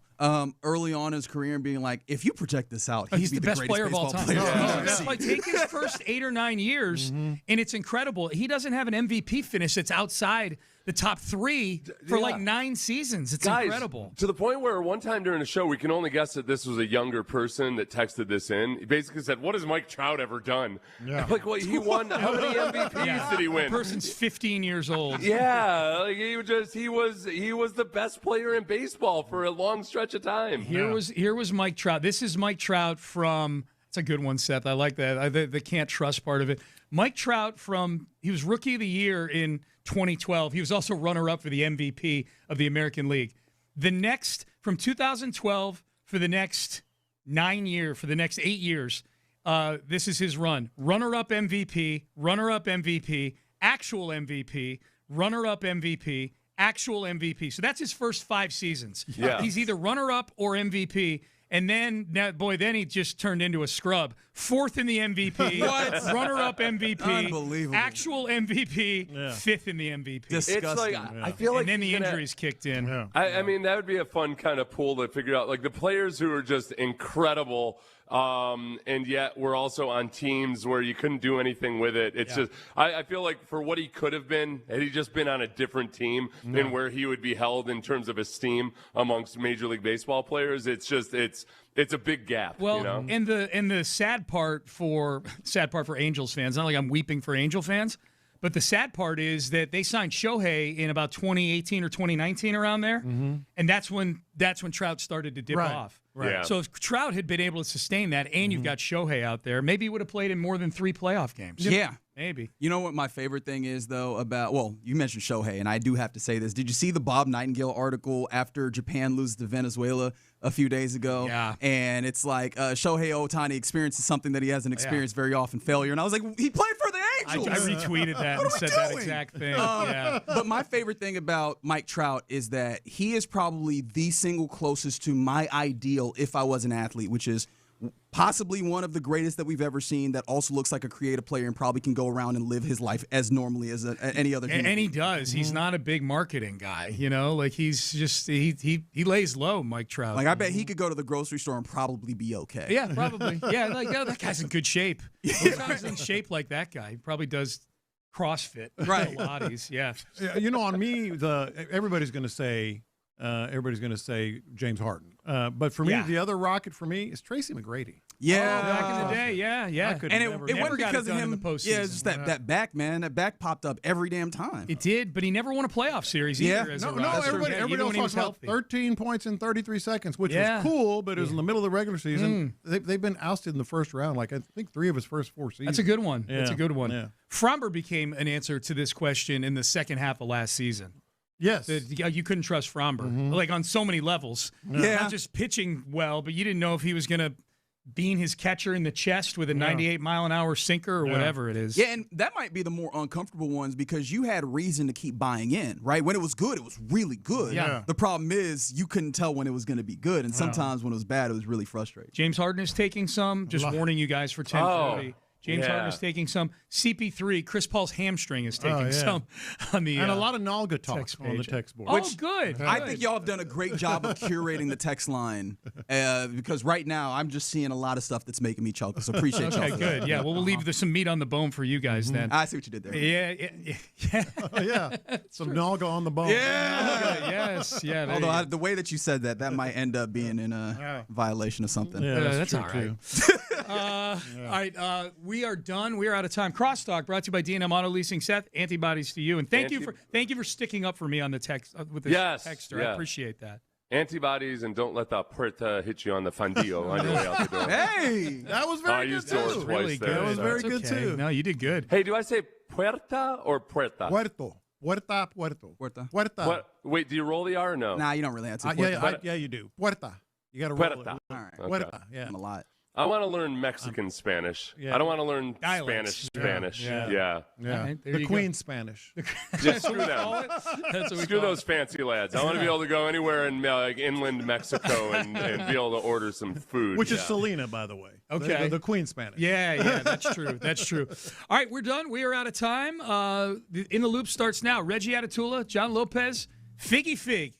In the Loop does start now. Thank you, Sean. You're in the Loop welcome. here on this Wednesday on Sports Radio 610. Appreciate you rocking with us. As he mentioned, John Lopez, Reginald Atatula, Figgy Fig. No holidays to besmirch today? None, but I am going to be coming in hot after you set this show up. Really? Yeah, I'm coming. Oh, okay. So there's the tease. I'm coming in hot. So if you want to 2 match days in a row, you got to match that energy on the base power text line 713-572-4610. That's the number to text to get in on the conversations. Don't let John Lopez out hot take you today. All right? Don't let that happen. Is it a hot take? We'll find out. Also, appreciation to Mokaram Injury Lawyers for the live stream. We keep it 100. There's the YouTube page, Sports Radio 610, and the Twitch chat 610 Houston, where you can see our smiling faces. All right, Lopez, I'm clearing out. Balls with you up top. What you got? I think it's a legitimate question, especially after last night. Is South American baseball better than American baseball? Okay, we're doing that. We're doing that. All right, this is fair. This is inspired by Venezuela knocking off the United States of America in the final of the World Baseball Classic 3-2. This is what it sounded at the end. Venezuela, the best in baseball.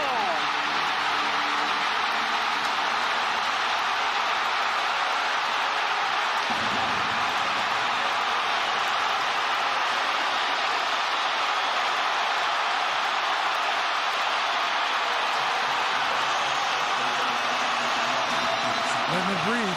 That building sounds loud. It was extreme. Just crowd noise. Yeah. You hear that noise? Yep. That's Jose Altuve screaming and hollering. It was just Altuve by himself. That was all noise. That was Altuve. Speaking of that final strikeout, did you see Daniel Palencia, who was on the mound? He was crying before he delivered the first pitch. A lot of them were. No, not after. Oh, before, yes. Before the first pitch goes, you could see tears kind of like starting to well up there. I'm like, yo, this means something to this man. It does. But I think it's a fair question, and we're not just talking about Venezuela beat the U.S., whatever. I mean, not what do whatever. you mean, what? All right. In terms of if that's your argument. See, you part of the problem. Look, man, don't forget, Houston beat Venezuela before the World Baseball Classic started, so clearly Joe Davis saying the best team in baseball, I don't know. Might be the Astros. South American baseball the Dominican, Venezuela, Mexico, Puerto Rico, all these places. I think it's more than a fair question. And last night, Moore was illustrating it. And, well, actually, this whole WBC was more illustrating it than everything. They are incredibly deep, incredibly talented. U.S. baseball has an incredible system for baseball. But a lot of it is system, travel ball. Yeah, I was like, I wonder how many of the youth sports parents that are listening right now would agree with the idea that the system is great, especially when they look at their when they do their taxes on the back end of the year and they go, hey, look at all the money that I spent. Here's the thing, though. That's part of it. They're the ones happily paying all that for travel ball. Happily is a fun question, but yeah, I got you. You get my point. Yep. Mechanics and discipline and not really, playing the game in the streets, so to speak, and you're out of your neighborhood and you just go play, and it's about private instructors and coaches and all that. There's a great system in place in the United States. We saw it with an uber talented team last night, but I don't know if this system is better than makes it automatically better than South American baseball in general. South American baseball, their system is neighborhood ball first, and then they go to they have buscones, which are guys that are scouts basically for the academies. Then they put them in the academy at like 12 years old. Because buscar means to go find. Yeah, they call them buscones. So they're finders. Yes, they're Look finders. at me, I'm learning Spanish. You're learning. You and Seth. And then they go to these academies once they're 16 years old, and it's not travel ball tournaments, AAU, Pony League, all this other stuff. It's fundamentals. It's learning how to steal a base. It's more actual things that will use you. And then the last thing that really got me last night that really illustrated it, they have a passion for this game. And I'm not just talking about the fans. We've seen it. Although the fans were incredible.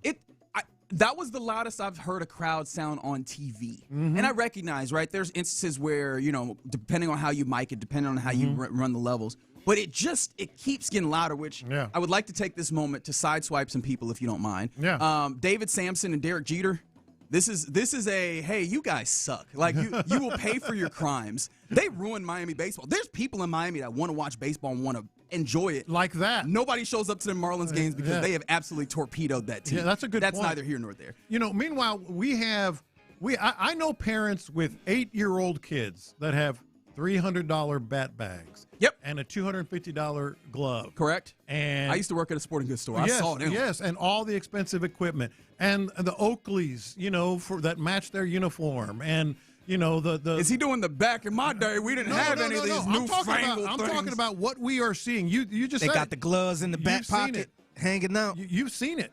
Well, the thing that I would say, right, because there's an argument being made on the text line from the 281. Only one of those places in South America. Fair point. No, Latin America. Latin America is what you're really getting to. But then someone else made the point from the 832. Best pitchers in this team didn't pitch in the championship game, right? Tarek Skubal doesn't pitch, even though he somehow was still hanging around. I don't know what's up with that. Mason Miller doesn't get out there. Shout out to Mark DeRosa. Shout out to Mark DeRosa again, who did not cover himself in glory this World Baseball Classic.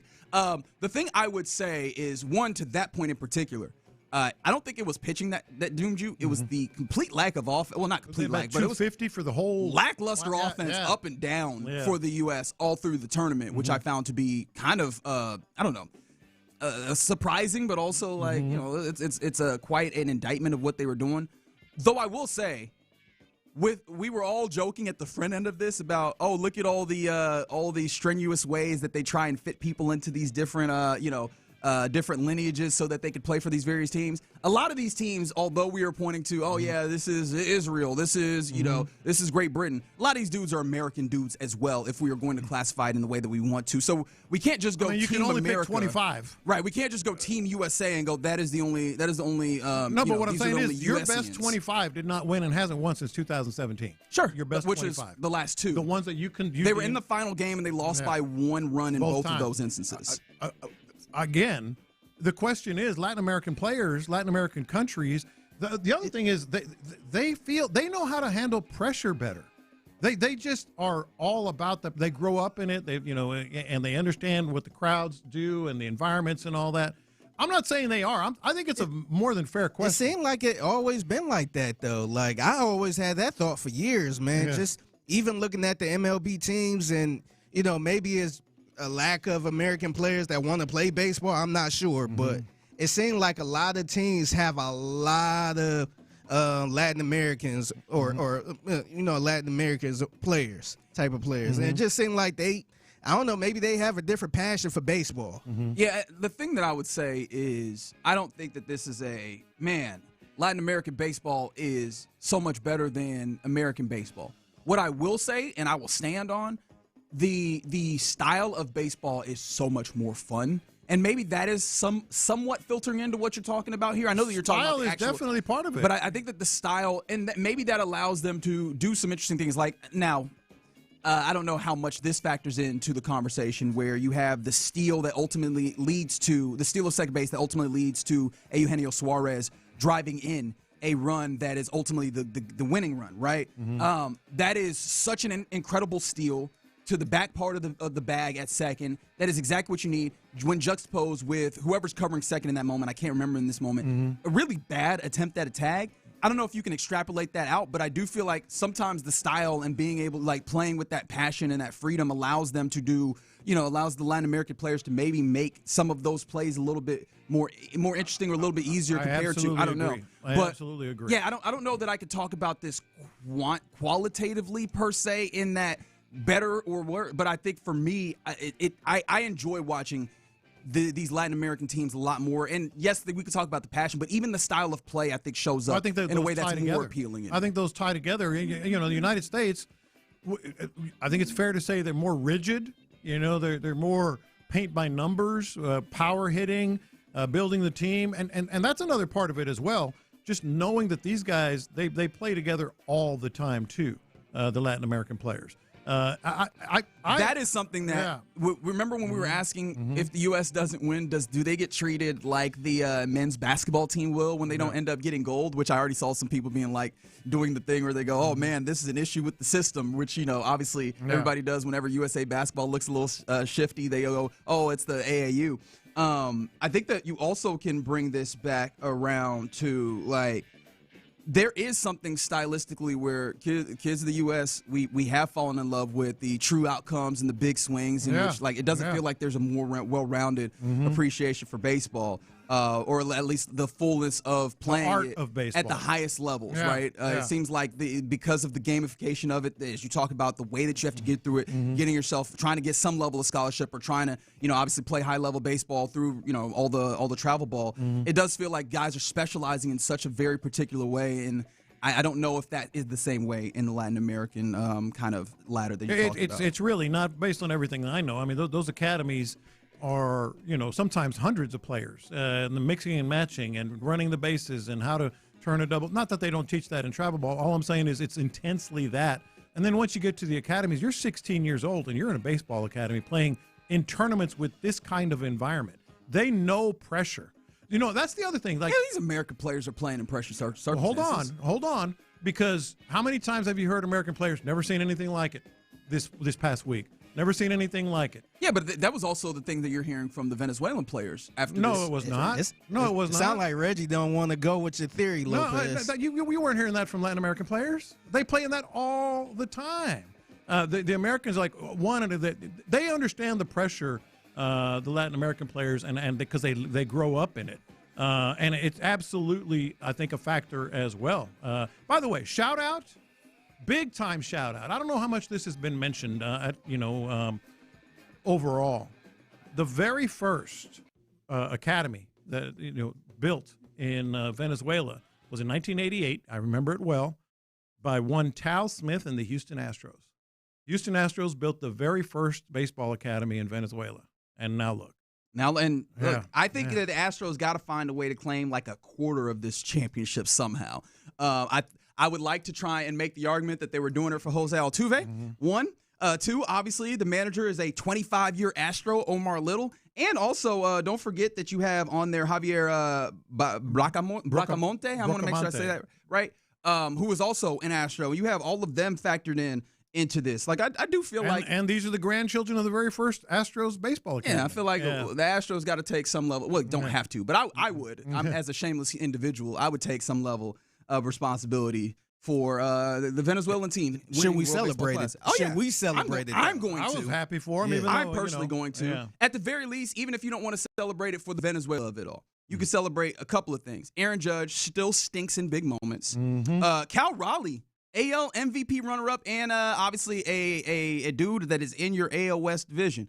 Buddy, he was useless. Did he get any bases? I don't know. Did he get on base during this entire tournament? Cal Raleigh? Yeah. Right? Like there was some I of these barely things. heard his name. Yeah, man. So yeah, you could at least do a little bit of Schadenfreude, even if you're not just straight up enjoying what Venezuela is. Somebody said, did the Astros find their next manager? I mean, if it gets real dicey, maybe, because Omar Little does feel like Omar Lopez. I went to the wire somehow, but Omar Lopez does feel like he's gonna be managing Major League Baseball games relatively soon. Next season. You think next season? Oh, yeah. All right. Oh, yeah. All right, you're in the loop here on Sports Radio 610. Appreciate you rocking with us on this Wednesday. Coming up next, we got an offensive line here in Houston. What does the offensive line makeover do for the quarterback?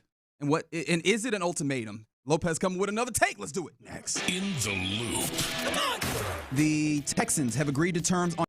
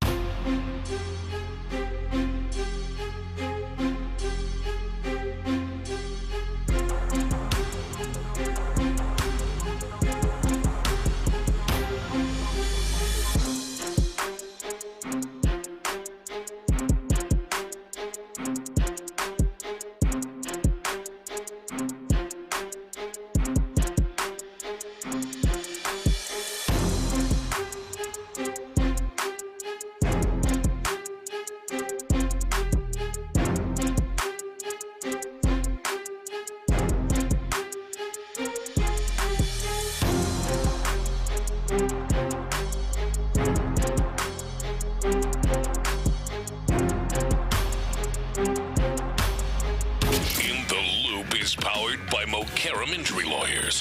Heard in an accident? Call Mokaram Injury Lawyers at 281-222-2222. Faggy has hit him big time. Houston, let's get in the loop. You better get ready because we're going to show up and show out. With John Lopez and Reggie Atatula. Always live, always local. Seemed like they got off the, off the slide. Oh, God, that listen to made Lil me Kiki. I was crazy. Hey, no, Lil Kiki is a legend in these cities. No, if Lil Kiki said it's off the slide, then it's off the slide. You're in the loop on Houston Sports Leader, Sports Radio 610. Sometimes you got to stop and appreciate the small things. And in this moment, damn, Tops drop hits. Like, I know we were talking about it. Was it last? Not this past season, but the season prior when we were doing the tailgater of the game out there at those games, and you hear Fat Pat like Tops 3 in a row at all one point. the damn time. And it's like, man, once you get out of football season, I do miss hearing Tops drop. But then I was like, I hear it every day. What are you talking about? So appreciate you rocking with us here in the loop on this Wednesday, Wednesday before the madness hits, in fact. But the madness kind of hit yesterday as well when we saw the Texans go, and at least it was announced that they have agreed to a deal with Wyatt Teller to play left guard. Did you see Aaron Wilson reporting on that Wyatt Teller came in with the understanding or the expectation to play left guard? So I don't think that that's going to fully answer who plays left guard, but at least it gives us an idea that that's the expectation going in before we get anybody in pads on the field and then actually see what it looks like. But you have an offensive line that looks more than workable on paper now, thanks to the signing of Wyatt Teller, right? And so you go with that and you go, all right, so now what does this line make over? Because it does truly feel like a makeover as opposed to last year where it felt like kind of throwing things at a wall. What does this do for objective number one, at least in talking head circles with the Texans, which is getting C.J. Stroud back on the right path? That's the first thing I thought of driving home yesterday afternoon. You know, we were still sort of, buzzing, for lack of a better way to put it, about the news that broke during our show with Wyatt Teller, and we talked about that, continued to analyze it, throughout the day and this morning.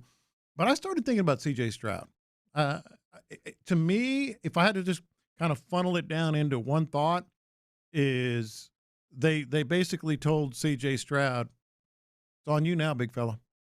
And let me explain just a little bit. There's no more conflicting philosophies around him, if you want to call it that, and who knows if it was really that, but they were certainly. Were you talking about the quarterback coach and Gerard Johnson, who was more of you would imagine more of an advocate for C.J. Stroud? Just traditionally more of a West Coast C.J. Stroud guy, probably wanted to see him, let the ball rip, so that's gone.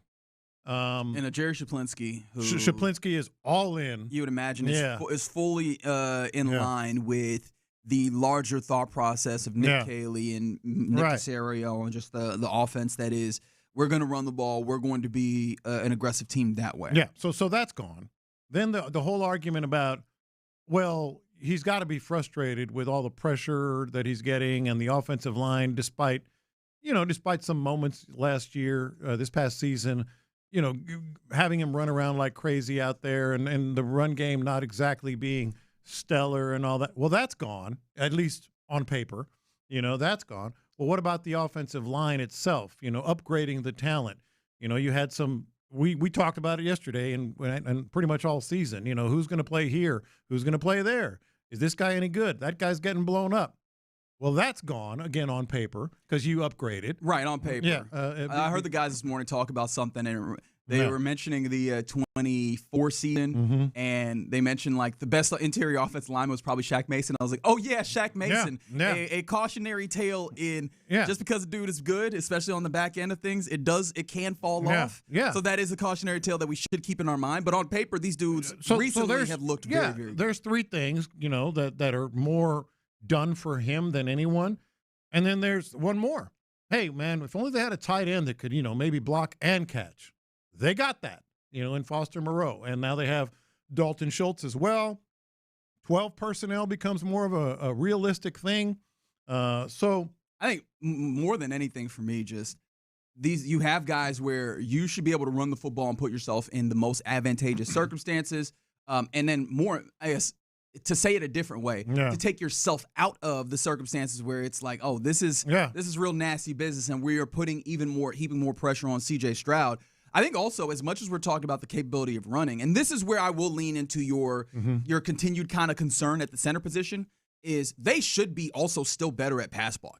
Right, yes. like having these bodies who are better, bigger, and obviously everything has been, at least in my mind, and I think in the mind of a lot of others, filtered through the lens of how do they run block. I think you still have better pass blocking options than you had last year. I mean, Wyatt Teller, even though he's playing, opposite, right? I'm vividly remembering an image of like plays where you have Jared Patterson, the left guard, and he's out here blocking somebody's side because they beat him that quickly to the inside. I think that now you still have the possibility that maybe Jake Andrews has to end up one-on-one at sometimes, and maybe he could be light in the butt, but nobody else is. And so I think that should hopefully stabilize C.J. Stroud's mentality, because it does feel like sometimes it's between the ears for him, whether that's, thinking that he has to do too much, or being, questioning whether the offensive line will hold up. If you get not only a better line, but a better line from the start, where he's going through training camp and having that belief and building that belief, can he then work in a place where he's just working on his abilities and not having to overthink things or not having to question? Does that make him the best version of himself? And I think that the likelihood is yes. Now the question, oddly enough, is still, what is the best version of C.J. Stroud? Well, and that's what I'm saying. That's where I'm going with this. Again, coaching staff, offensive line, tight end, all these things. You can even throw in run game, because, it was always in flux, it seemed, a little bit last year. And now you got David Montgomery and a more proven Woody Marks. So what does it do for C.J. Stroud? I think it's kind of an ultimatum. I think it's kind of an ultimatum from the organization saying, hey, you wanted all this stuff? We got you. Now it's on you, big fella. So you think so if C.J. Stroud was to have the same type of year he had last year, now do you feel like it's fair to kind of zero out C.J. Stroud and say, okay, we got a quarterback problem? That's what I was going to ask next, because we all know. Well, we don't know. A lot of people question it, but I think he was bailed out a lot this season because of the offensive line and maybe the play calling and all of that type of stuff. Yeah. And so does it become, hey, you wanted all this, we got it for you, we're going to get you some more in the draft, and maybe otherwise even. Does that kind of narrow down, again, this is a big if there is a problem again, if there is, he reverts to this version of C.J. Stroud, it kind of narrows it down, man. Yeah, and I think there's also still some other ifs in there. I think you're isolating, or at least you're removing some of the variables, right? You're giving yourself a better opportunity to have a better offensive line. I see this on the text line from the 832. The line is made up of old has-beens. I'm not sure the line will be any good. I wouldn't call them has-beens. That feels harsh. However, as I was just saying with Shaq Mason, you do have dudes that are in their 30s that you're adding to this offensive line. Not Ed Ingram, though, but we have the question of the little dip at the end of last year. Was that Teller's something 31. Or nothing? Right, but they're still relatively close. But I think it is fair to go, are you getting to the back end where maybe you see a decline in some of these players? I think that's a fair thing to note. I would not go nearly as far as calling them has-beens. But there is a point to be asked of, like, how much better is the offensive line? That's something that we can't see until we get them on the field. But I think we all feel better about they're putting their best foot forward towards having a better offensive line. I think that one of the big questions is still Nick Haley in this. That might be one. It is still there to go, how good is this offense in all reality? We've kind of talked about the possibility, and we've been really heavy on the Foster Moreau. We're to the point where I'm like, all right, are we going too far? But the possibility of getting into 12 personnel and the possibility of maybe seeing an offensive line that can hold up, allowing him to do more, we're not guaranteed of that, right? There's some play callers that if they were in the circumstance where you go, the line gets better, I know, I've seen them do more things now, and now they have the room to work with to do more of those things. I'm not certain on Nick Haley, and there was things that were fairly questionable early on in this. We're still working off of a little bit of hope to see, okay, we'll get more from him, and that will help them be a better version of themselves. I think that's still there, but it is fair to say that we're taking away more of the variables to where if it continues to look bad for C.J. Stroud, more of that blame will have to sit at his doorstep. I think it will fall on his doorstep. And I agree with you on Nick Haley. Absolutely. To be determined, play calling, mastery of the passing game, et cetera, because he leaned heavy on Shaplinski and Gerard Johnson and McDaniels and all that in the pass game. I'm quite certain of that just based on his history.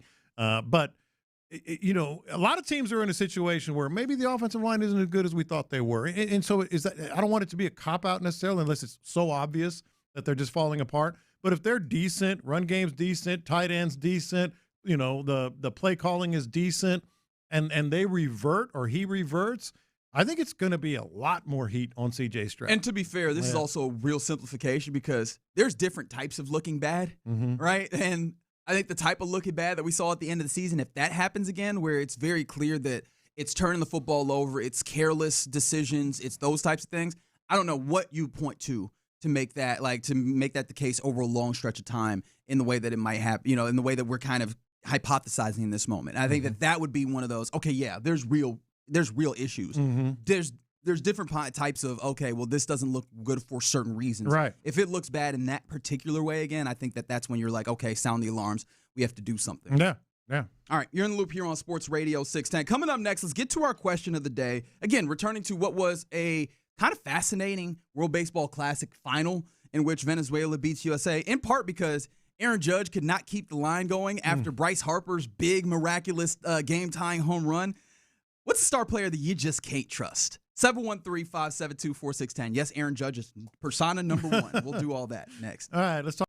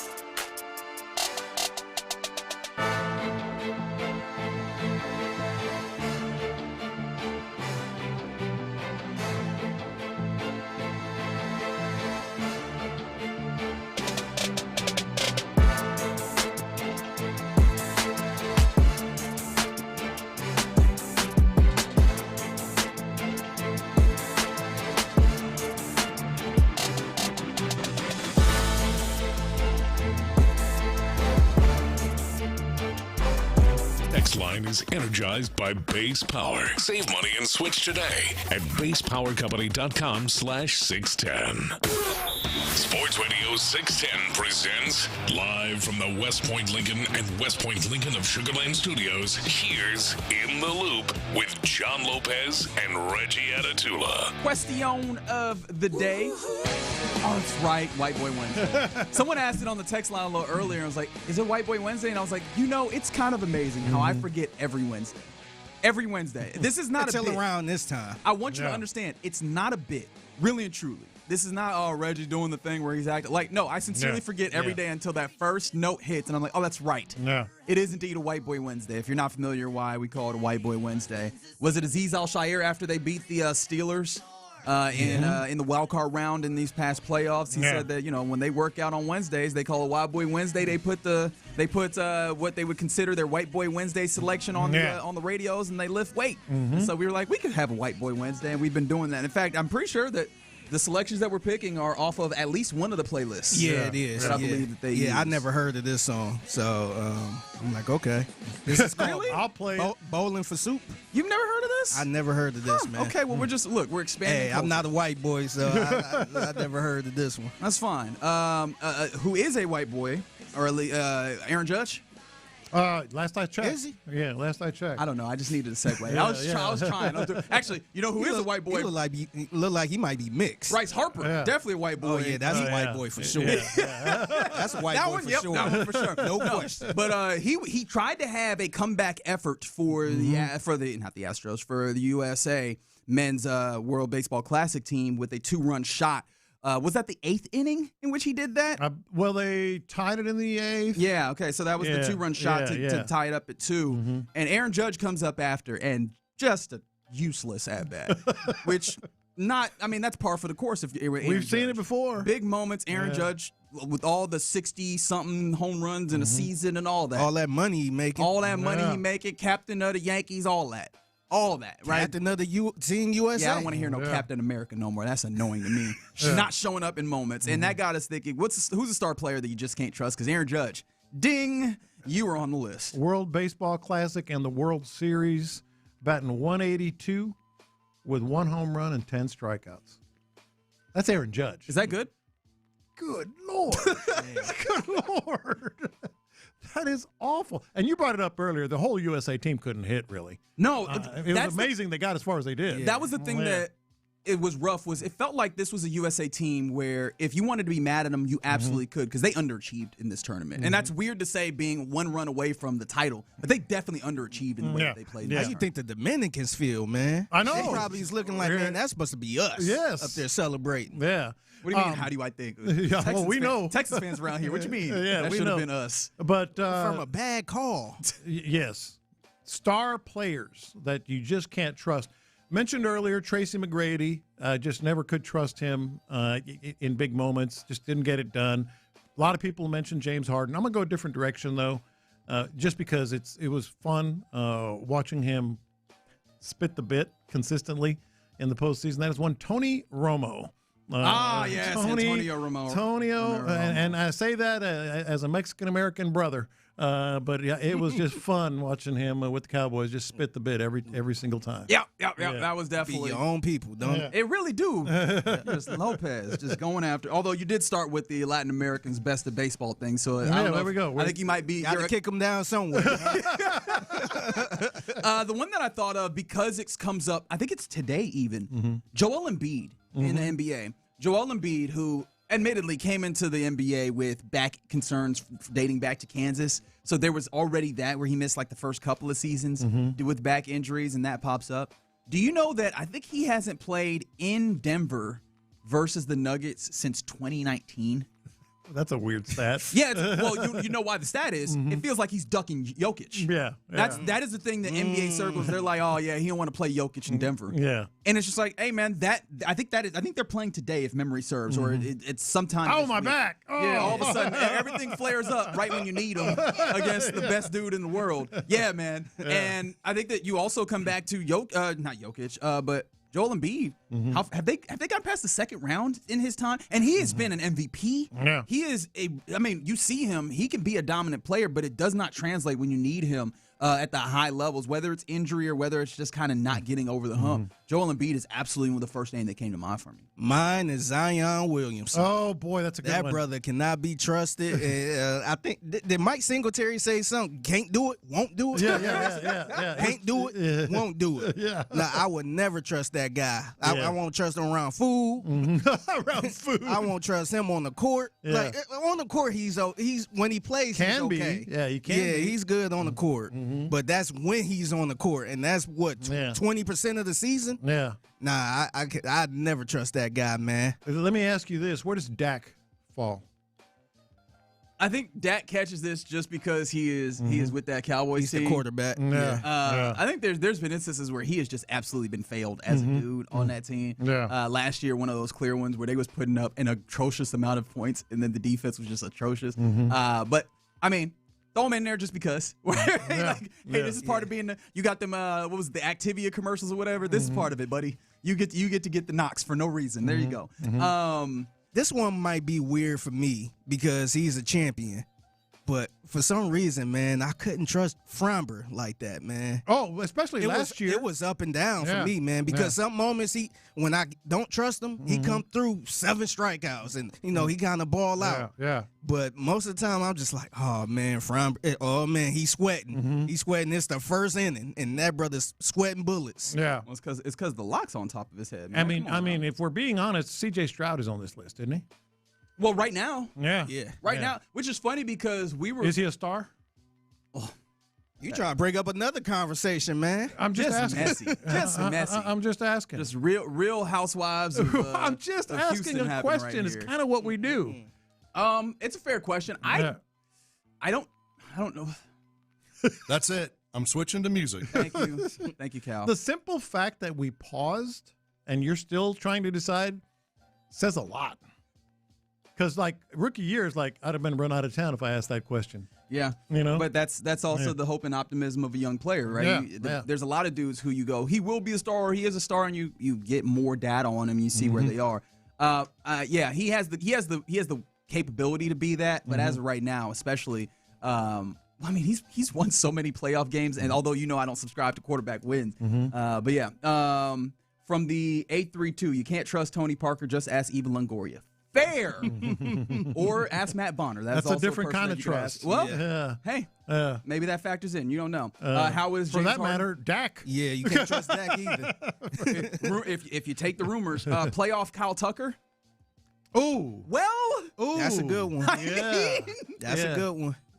It was so important for him to catch that final out in the 22 World Series because he's all ever etched as he got it, in foul territory. But at the plate, if it wasn't for that, at the plate, I don't know. I mean, if we're I can't trust him going to the damn Dodgers. Yeah, yeah, exactly. I mean, if we're just keeping this in a local sphere, I don't know. Again, the question is how star-coded is he? Christian Walker definitely felt like that last year. Oh, yeah. As soon as you got a runners in scoring position, here we go. Let's make something happen. Strikeout. All right. Yeah, well, double play. Cool. Thanks. Whatever. Appreciate that.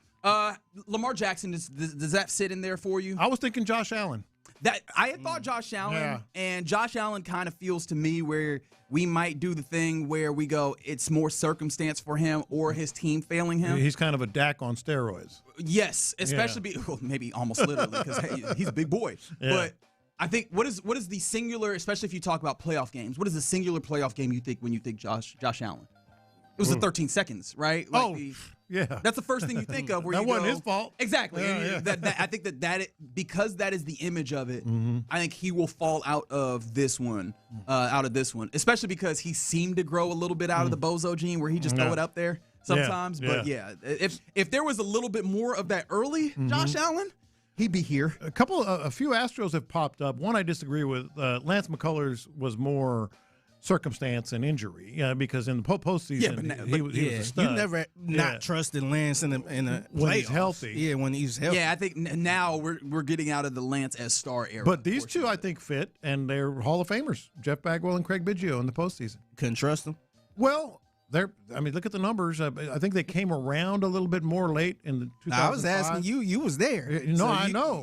You ain't had to trust. You tell me. I'm bringing it up. You tell me, buddy. No, I'm bringing it up. I think there's something to that. Yeah, something to that. Playoff Verlander, especially before he gets to Houston, is a very fair point. There's some of those pitchers that you could absolutely get to where you talk about in the playoffs that you go, all right, well, like Kershaw. I was just going to say Kershaw, yeah. In fact, it was funny that I did have a short moment that I had forgotten about when the U.S. was that the Italy game? When it got bad? Yes, it was the Italy game in the group stage. When it was getting bad and they got Kershaw up in the pen. And I'm like, are we sure that's the one we want to go to, ladies and gentlemen, here? Yeah. Paul George is a great shout, playoff P. Man. That is an incredible shout. Yeah. Somebody said, sadly, Biggio and Bagwell in the 90s. Is Barkley? Charles? The tough part about it is I was not there to watch that was game. he not good in the playoffs? Or He was kind of like Josh Allen, deserved it, was awesome, but happened to be playing when Jordan was playing. And I will say, I do appreciate that Charles Barkley does get to exist in like the Marino camp where his lack of a ring is not actually holding people back from understanding that he was really good. Because there's some dudes for whom that is absolutely the case where you go, oh, you don't understand because he didn't get the right credentialing. No, that Marino thing is very accurate. Yeah. There was about a 3 or 4 year stretch where you could easily argue he's the second best player on the planet. Problem was he always faced the first best. Yeah. Somebody said Damian Lillard, Donovan Mitchell. Yeah, keep those coming in. 713-572-46. Somebody said, what about Marcel Reed Lopez? Marcel Reed? Well, still early. Still early, boys.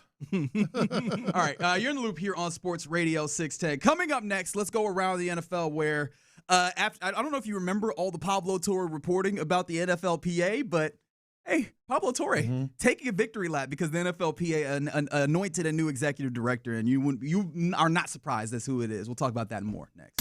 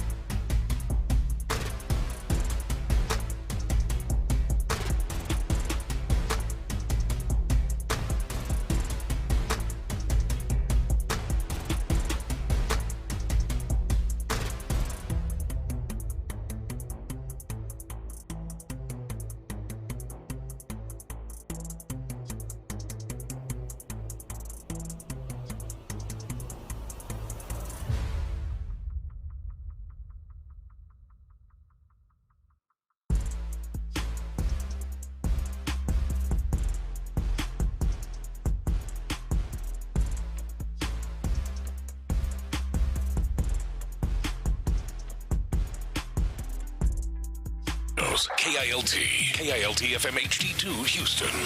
On Odyssey Sports Station. The Texans play here. Let's go around the NFL in the loop style. Why are you smiling? Because I love football. Here's John Lopez and Reggie Adetula. I'm going to tell you all about how much fun you're going to have this season. On Houston's sports leader, Sports Radio 610. All right, let's go around the NFL here. Actually, before we go around the NFL, I know I do this every time. We were just talking about our question of the day: who's an athlete or a star that you just can't trust, in honor of Aaron Judge again doing that thing that he does in big moments, which is disappearing. Someone put up Matt Schaub. We're blaming the injury. I wasn't counting the injury. There were some games. That you could argue that. You had some moments where you was just like, man, I don't know. It wasn't injury related. He got the ball. I don't know. Yeah. Someone threw up Aroldis Chapman, which I don't like. There's definitely been some moments with Aroldis because he had a lot of heat. He was constantly throwing him hundreds, but every once in a while he would get a little. The control on it would get a little dicey in some of those moments, so I could see where you're coming from there. Someone threw up Peyton Manning. No way.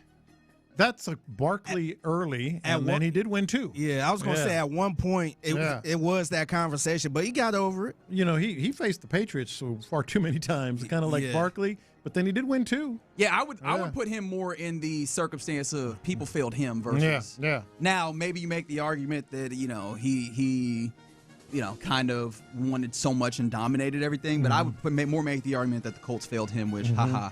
All right, let's go around the NFL now, where we saw yesterday the Broncos make themselves better by trading for Jalen Waddle from the Miami Dolphins. That was a first round, third round, and then a fourth round swap was ultimately the draft capital compensation there that the Dolphins got back. And this made it crystal clear after all of the other moves that the Dolphins have made that this is full fire sale. And so a reasonable next step would go, well, could you go get one of those star players that's still there on Miami? His name? Devon Achane. Apparently no. No? Apparently no. The Dolphins have made it clear that Devon Achane not available in a trade. That is something that we're getting. I know ESPN is reporting that. He should ask for one. Do you believe it? Is the question I was about to ask. Well, I kind of do believe what they're saying. I mean, they have to sell some tickets. You know, teams have recently called the Dolphins to inquire about Achane, clearly. But yeah, that's fair. You do have to have somebody that people can want to come see, right? I mean, it does feel like they are selling off pieces, but they did go and get Malik Willis, which does feel like they're going to try and do a little bit of something. They're going to try to, at least mock like they're trying to win games. But yeah, it still doesn't mean that it won't happen. I think their intentions are such that they would like to keep him. Yeah, this does. I think if you are skeptical or just generally, want to come with a level of skepticism, you could look at this and go, you are posturing. Yeah. To try and continue to keep a high selling point, a high margin on getting off of the Devon Achane thing. Because is this not kind of like what we were saying about the Jets, how it didn't make sense if you know that you're not going to be good for a little while? Yeah. Why are you keeping a running back, which is probably the single position that is shortest lived, at least when it comes to the high value mark of that player. Yeah. Like Devon Achane also is a running back that you go, the value is right now. Yeah. And unless you were planning on being back and being good next year, which I don't think is the case, considering the way that they're selling things off, I don't think you sell off Jalen Waddle if you think that this is going to be a down year and a bounce back next year. So it wouldn't make sense in my mind to trade Devon Achane, but obviously you're not operating in a vacuum. There still has to be people that want to come to Hard Rock Stadium, and I imagine it gets even harder if you trade Jalen Waddle and Devon Achane. And I do think they have a chance to be better. You're talking about in 2027, right? I think they have a chance to be better in 2027, and you do have to have some sort of, and he'll be, he's a veteran now.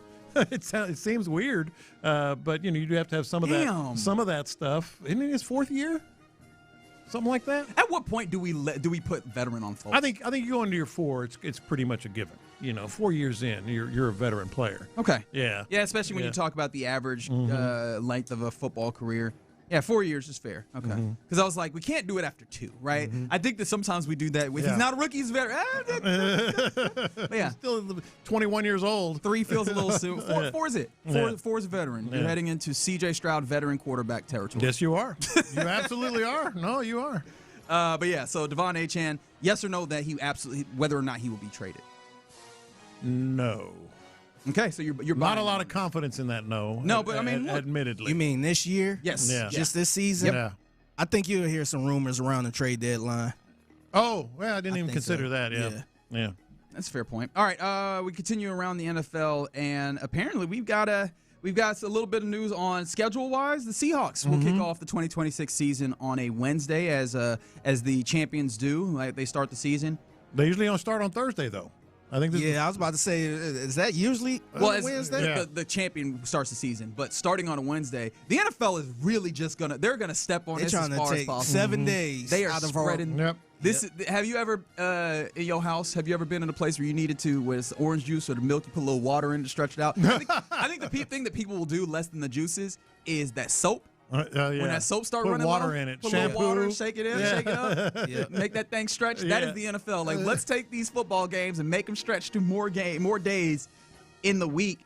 The thing that I feel like, because we'll be there, we'll all be there. Let's be honest. If you won't, text in. I want to see who's a liar. 713-572-4610. We'll all be there. The problem is, I think that what this continues to do, as we saw last year, that Sunday window where they stashed their least desirable games, I guess. But it won't be. You'll still watch. Well, but think about it, right? If you're doing, all right, in terms of marquee Wednesday, Thursday game, right? Like you have less opportunities to have a good game because usually that window is saved by.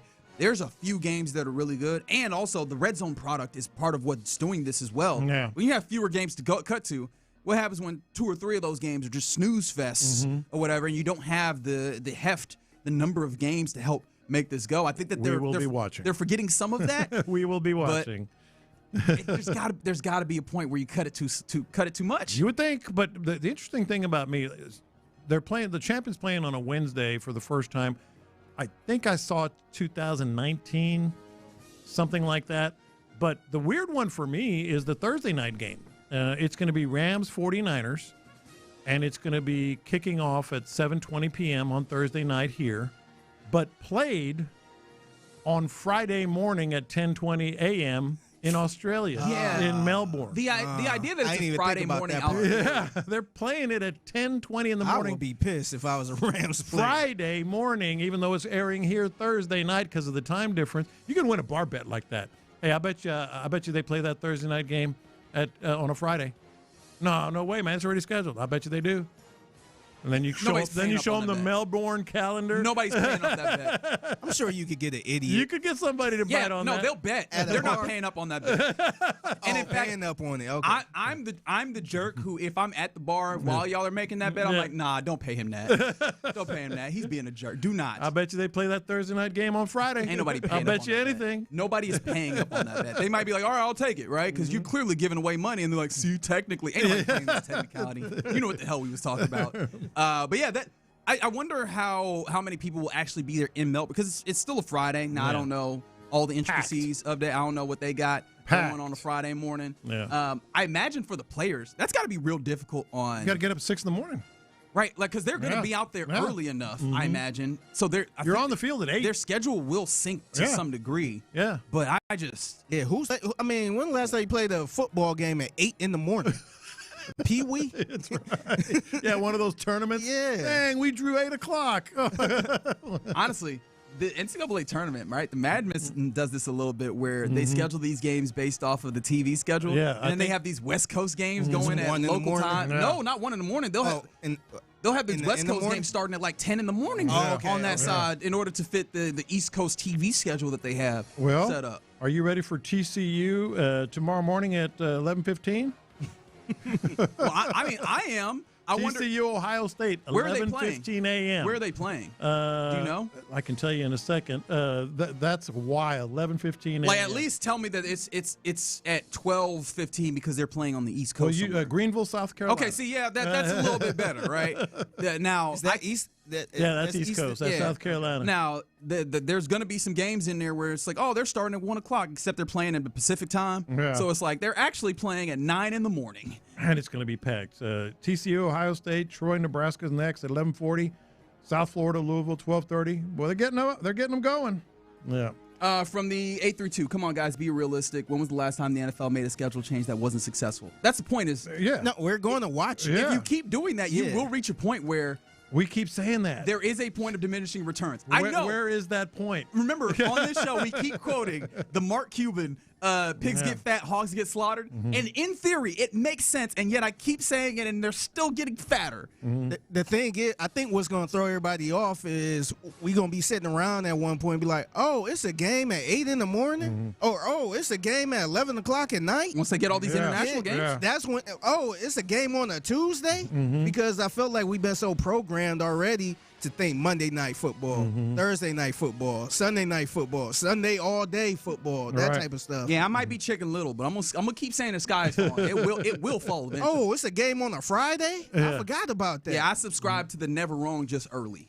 I know this one is gonna hit. I just don't know exactly when, but it's gonna hit. I'm cashing in on that slip. All right. Speaking of cashing in on slips, shout out to Pablo Torre because he could get annoying, let's all admit it, right, with some of his doggedness in journalism. But if you are not doing that, are you doing journalism? Exactly. Right.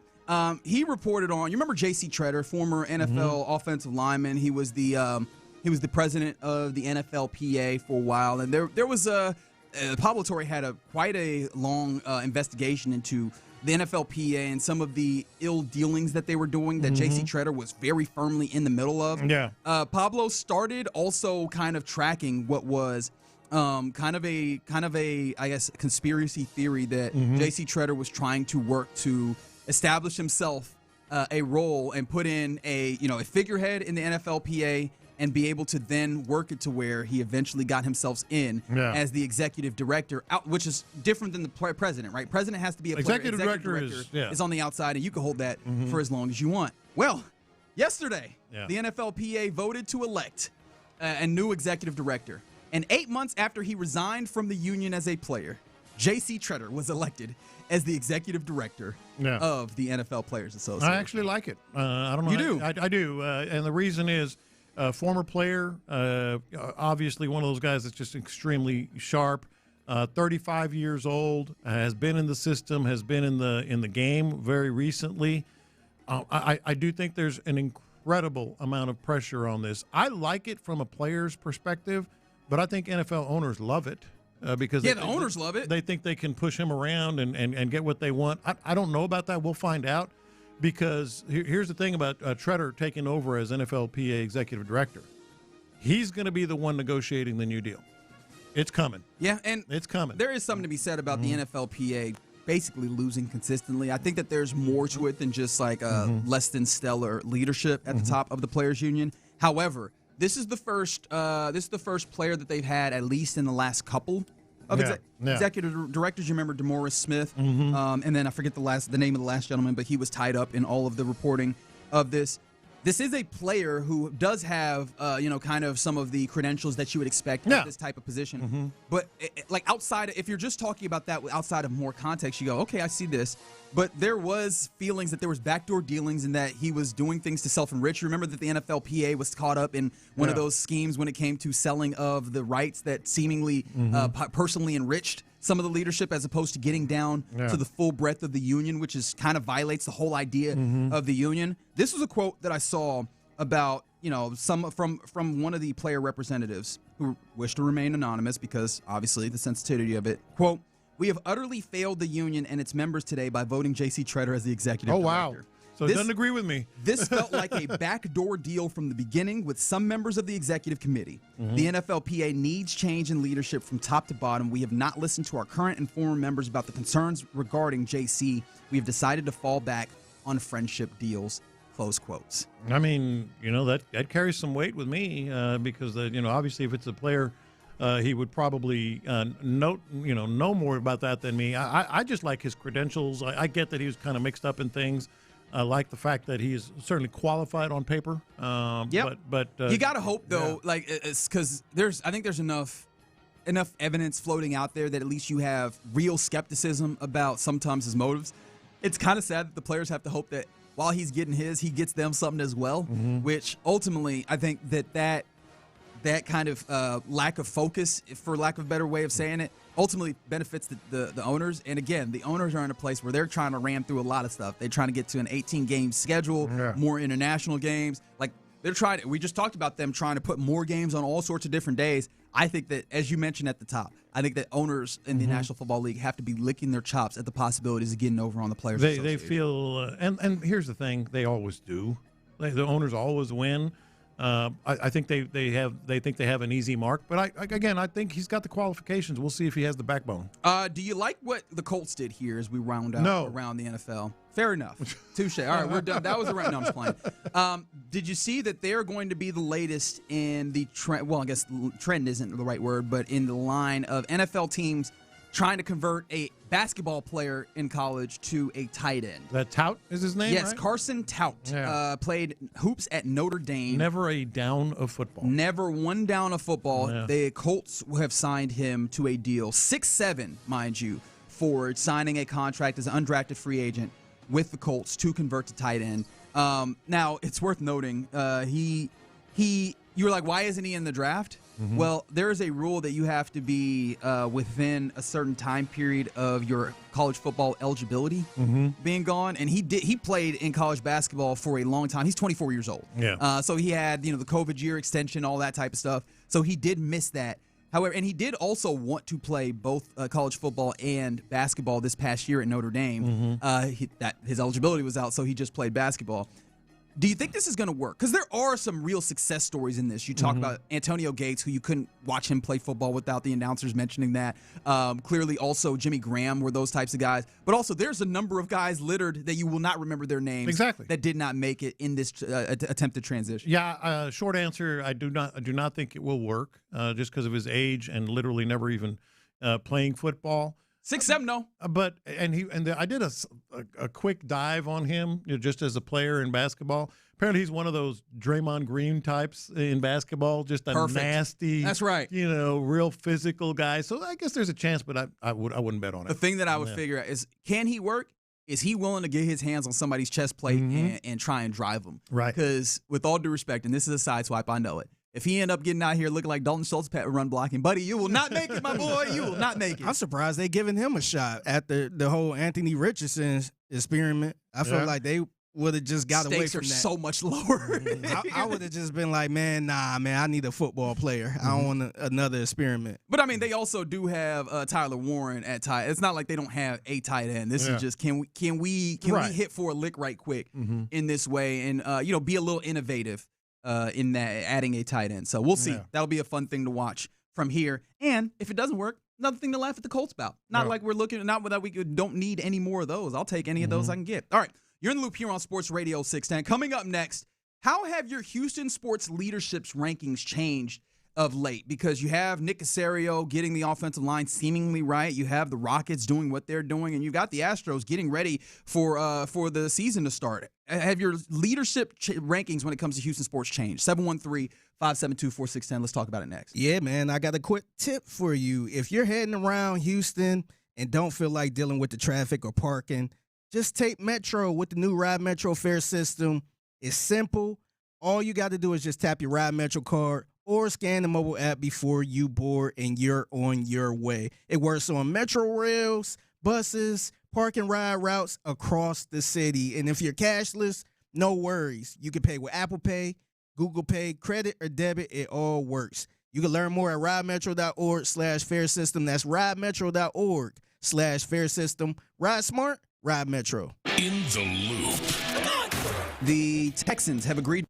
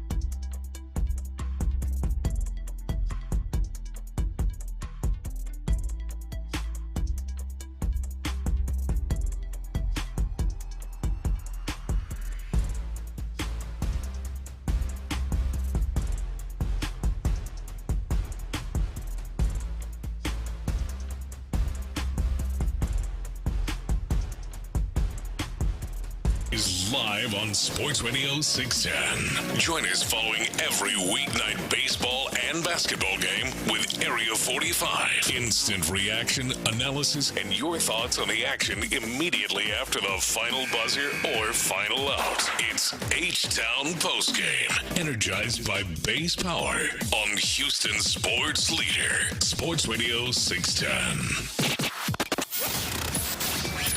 In the Loop is powered by Mokaram Injury Lawyers. Heard in an accident?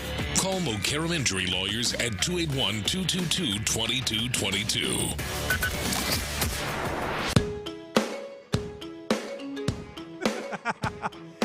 Shout out to Paramore. It is indeed fun to be in the Loop here on Sports Radio 610. John Lopez, waiting for the hook. Figgy Fig. Yeah, I forgot which part it was. Right, we start here, but it's White Boy Wednesday, which is why you hear Paramore coming back from break here. It is fun to be a Houston sports fan. It can also be frustrating. It can be all things all over the place. Definitely fun this week to be a Texans fan, seeing that the offensive line seems to be some real care being put into place to get this line together. And that got me thinking, well, that and, unfortunately, the Rockets, where it's a little bit less fun to be a Rockets fan right now after they fall to the Lakers on Monday night in what was just a pathetic performance in the fourth quarter. And they have an opportunity to try and avenge that with having the Lakers again tonight at Toyota Center, 8:30 on ESPN. But I was thinking about the leadership of the teams because I was looking, all right, between your three major sports teams in in Houston, the Astros, the Texans, the Rockets. How does your ranking of the leadership aspects go? And I say leadership because it's not just it's coaching, right, general manager, that kind of thing. Where are they, and have they shifted of late? Because I can definitely think of how we were feeling after this Texans season ended, early on in the Rockets season, especially when they went and acquired Kevin Durant. And then I think that there's a reason to maybe make the case for a little bit better feeling, oddly enough, for the Astros. But where are you in this moment? I'm glad you mentioned leadership because that was the right word. Because we're talking ownership down to general manager, obviously head coach, and then the culture and really just the personnel across the board from players to other personnel. And so I'm sure you can see where I'm going with this.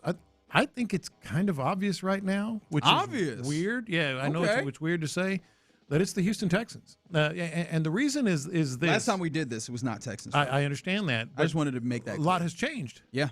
And the reason I say that is because for the Rockets and the Astros, can you hand to God say they are all on the same page? I think the answer is no. You're going from the synergy perspective. Yes, I think the answer is no with the Astros. There have recently been, a lot of high-level personnel changes. Can I? Oh, the personnel. Okay, yeah. Personnel changes. There have been, as recently as, I know it's been a while now, but Dusty Baker and all that. There was clearly some, I would say, disagreements between management and ownership and the manager, and now they're changing again personnel, and then with the Rockets, this is why I'm glad you brought this up. I haven't mentioned this at all, but are we sure Rafael Stone and Ime Udoka are on the same page? Are we sure about that? That is a very interesting question. How sure? It's just been sort of percolating. Sorry, I wanted to be a jerk and be like, how sure could you be about anything? Well, yeah, but it's just kind of been in the back of my mind, I do think I feel good about them being on the same page. I just feel like the way that they've... Okay. They definitely... I think they're on the same page. They value the same things, I think. You just get to a place where the way that then it's executed, especially in adverse circumstances, make you go, why'd you go with that? Because, I go back to the point guard situation. Yeah, the way that they went about trades that weren't. That's what I was thinking. Yeah. I wondered, was Ime in there like, man, we got that guy can't play defense. That guy can't play defense. And you can even maybe stretch it to the Reed Shepherd thing a little bit. That's actually I think that's the front line of that conversation that you're bringing up is. It's just kind of been in the back of my mind. Are we sure they're on the same page? The usage of Reed would be the front line of that for sure, because it's clear that Ime has reservations on when to use Reed, especially if the defense does not look the way that he wants it to look, whereas the draft capital you put in him, especially the way that you have not gone and added another point guard probably speaks to Reed Sheppard needed to be one of the guys that you use so that you don't end up in a place that you end up on Monday where Kevin Durant is going, I'm the offense. It's my fault. I need to be able to get off ball and go, be in the pace, be in the paint is the word I was looking for, set screens, do all the other things, right? You don't end up in that place, or at least it's harder for you to end up in that place if it's more of Reed Sheppard on the ball. I think. Yeah, no, I think that's the team in Houston that I go, ooh, they seem to be sliding. And I don't even think it's because of Rafael Stone, because I look at Rafael Stone and I think that I still rock with a lot of the decision making. In a funny way, what we said about Nick Caserio before we even got to the Wyatt Teller move, where we go, I think I understand and I like the process for adding on the offensive line, not being too thirsty and going and paying exorbitant amounts for dudes that you're not sure are giant upgrades. Be cautious, make the smart moves, and even while we weren't sure if they were going to get that or when they were going to get that left guard in place and have that, I was like, I kind of get and I like the way they're going about it. Similarly, I feel about Rafael Stone, getting these young players. Even you go back to, remember the Alperen Şengün extension, the Jalen Green extension that was like, okay, they got a little bit of money, but they didn't get all the money. And they were things that were, kind of left a carrot on the stick for the guys and still gave you an opportunity to trade Jalen Green to bring in a Kevin Durant. I think all the moves I respect and I like, and I still come back to, I don't know if it's working in a weird way. Well, but then I come back to Ime and I go, this is definitely not working at your level. But that's where I was going. I think that speaks to Ime having a really strong voice and maybe a contrary opinion and ultimately winning that battle. So to bring it back to the question, there is no doubt that the Texans, from Callan Hanna to Nick Caserio to D'Amico Ryans to the coaching staff now, to the to the personnel, pro personnel, draft personnel, scouting, etc., to the players, they are all on the same page, with the possible exception of C.J. Stroud. But there is little doubt that the hierarchy, the management is definitely on the same page. All on the same page. I think it's more than fair, and that's why I said it's obvious. The Houston Texans right now, I think, are probably the lead. And you have that not only as synergy, but also like the output, what they are getting done. Yeah. You feel confident about that. Now, who's number two? That's where it gets interesting. Somebody said from the 713, can't get behind the Astros. Well, let me make the case here then. Let me try. I know it's not just John Lopez yet. We'll do that at 1240. But yes, they do have like the infield. They have the infield logjam, and the outfield. You young and there's inexperience, and you're hoping that this comes together. The thing I look at is I think that they might have a better chance of being good this year than I had reasonably thought earlier. Remember, we were looking at like the Baseball America, like their projection models, and going, hey, they're putting a lot of wins here that I don't know that I fully see. This rotation looks like it is pretty good. Looks pretty good. It's looking like you have the possibility of having a really good rotation, and then you still have some really good bats, even though you're going to have to do a little bit of juggling. That is still very much in front of Joe Espada to get that right. But if you do have Altuve and Correa, who Correa has been really good, Jeremy Pena has been great. I don't expect that to step back. Christian Walker should be better, but even if he's not, getting Isaac Paredes in there at times, and then having a Yordan back for however long you have him this season, and that's the realization and trying to be real and understanding that he misses times a lot. I still look at this as going an offense that should be significantly better than what it was last year, barring another catastrophic injury season, and a rotation that is actually significantly, it feels like it should be significantly better than last year. No, I'm with you. I think I would put the Astros number 2 as well. If the category is, as you said, leadership rankings, there's clearly going to be some movement, and there has been, and maybe some disagreements on who should be where. But the product that we're seeing, and I know it's spring training, but just the way that they seem to be playing and all together again, I would put them there. Now we can change that answer again because we changed the other answer, but the Rockets are a little bit. It's a leadership thing to me. It's not just because we can, and it's not just personnel and decisions. It's coaching. Oh no, coaching is the reason why this slides to 3 for me. Period. It's Ime Udoka, and some of it when I talk about leadership is not just the X's and O's of what are you doing with point guard. Really, Kevin Durant on ball. I know that some of this is necessity. It shouldn't be this bad dealing with traps. He's been in the league for how many? For like a decade and a half. he should be able to deal with traps a little bit better than what happens right now. That's still a thing. How much of this is defenses being able to sit and just not have to worry about any of the other dudes and just watching your one guy on the ball? You should have things that are happening, movement off ball, that at least forces defense to have to contend with some of those things. But even outside of that, I think a true head coach recognizes where there's weaknesses, and maybe this is something that they have to do this coming offseason. But you've got to understand that what you're doing staff-wise, offensively, is not good enough, and you need somebody on that staff that can speak to giving you an ability, even without a point guard. I understand you don't have a point guard. That's a real tough place to be in basketball. It's like going into an NFL season without a quarterback. Yeah. But you should still be able to do some things to try and alleviate that. This offensive coaching staff hasn't done nearly enough to be able to alleviate that, and I put that at Ime's feet. Yeah, I agree. All right, you're in the loop here on Sports Radio 610. Coming up next, let's get into what's popping, in which, we had some first 4 games, including a local team, and then we got some games today. Also, do you agree with this kind of fan versus sports media debate that's happening, oddly enough, about Ken Rosenthal? We'll talk about that next. The Texans.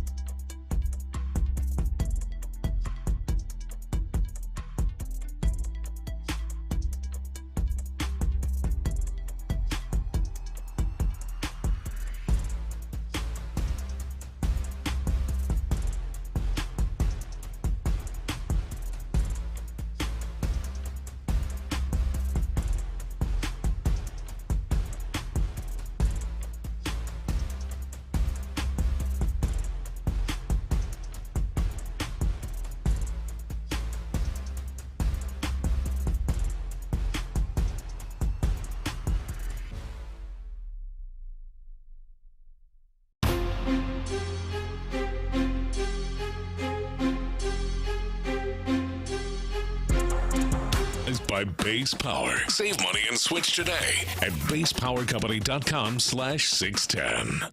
The biggest stories in sports and entertainment. Sports Radio's 610 style. In the Loop presents What's Poppin'. All right, let's get into what's popping here in the Loop on Sports Radio 610. Appreciate always you guys texting into the text line, the Base Power text line, that is, 713-572-4610. This one just came in from the 281. E-Man and Stone have messed this team up. I know everyone wants to agree, but the Jalen Green trade was awful, they say. Awful? You get rid of your identity for an older yet proven scorer, but your defense drops dramatically. Şengün is not taking us to the championship. His lack of effort on that side of the ball is also hurting this team. Everyone is talking about a point guard. How about guard somebody? Kind of bars. That's kind of bars. When the defense isn't up to the same standard always, I will say. The issue with this team is scoring points, man. The issue with this team is scoring points. I'm interested in when you say get rid of your identity. Are you talking about the defense? Because there's still a pretty good defensive team. The identity more so would probably be like more of an offensive rebounding team as well, which you didn't get rid of it. You got injured out of it.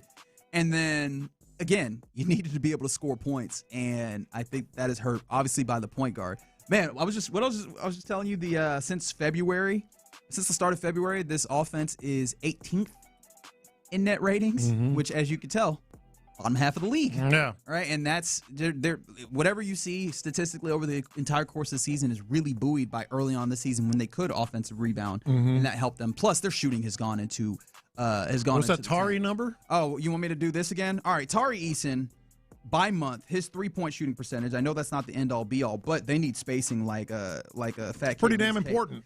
I think they went. It's the percentage that goes in. Yes. 53% in October, 50% in November, 42% in December, back up to 47% in January. Last 2 months, 32% and 4%. 24? 4. Yeah. And Tari Eason is starting. Not 14. No. 4. Yep, just 4. Oh, okay. 4% three-point shooting in the month of March, which, mind you, we're like a week and a half away from ending. Yeah. Like we're moving through this. So I say all that to say, let's get ready for some Rockets basketball tonight. They take on the Lakers, 8:30 p.m. on ESPN. Obviously, that's at Toyota Center. Hugely important. I will say, yes, it is hugely important. One, just to claw your way a little bit closer back in the race that is for third place, or those, home court advantage spots in the Western Conference. On top of that, the Lakers have a 2-1 lead in the season series. So if you win this one, you split it and you don't end up losing the tiebreaker there. If you lose this game, well, it makes it even harder for you for yet another team in front of you. There's a couple of things that could make tonight's game, I should say, better than Monday night's game, where you just all hell broke loose. The two things are Alperen Şengün, who did not play in Monday. What are the with two things? Lower back soreness. Don't do that. Don't do that. You said two things. There Make are it two better. things. One of them is Alperen Şengün not on the injury report yesterday, so he should play in this game. Yeah. And I understand questions that you have about Alperen Şengün, fair to have. It is better to have Alperen Şengün than it is to not have Alperen Şengün right now. Let's be honest. Yeah, it is. Secondly, and maybe this is a stretch, and I saw this on the text line. Back in the day, when the Lakers stopped into Houston and they had a day off, or just really anybody, maybe it was one of those places where your legs might be a little light by the time you get to game day. Especially with that day in between.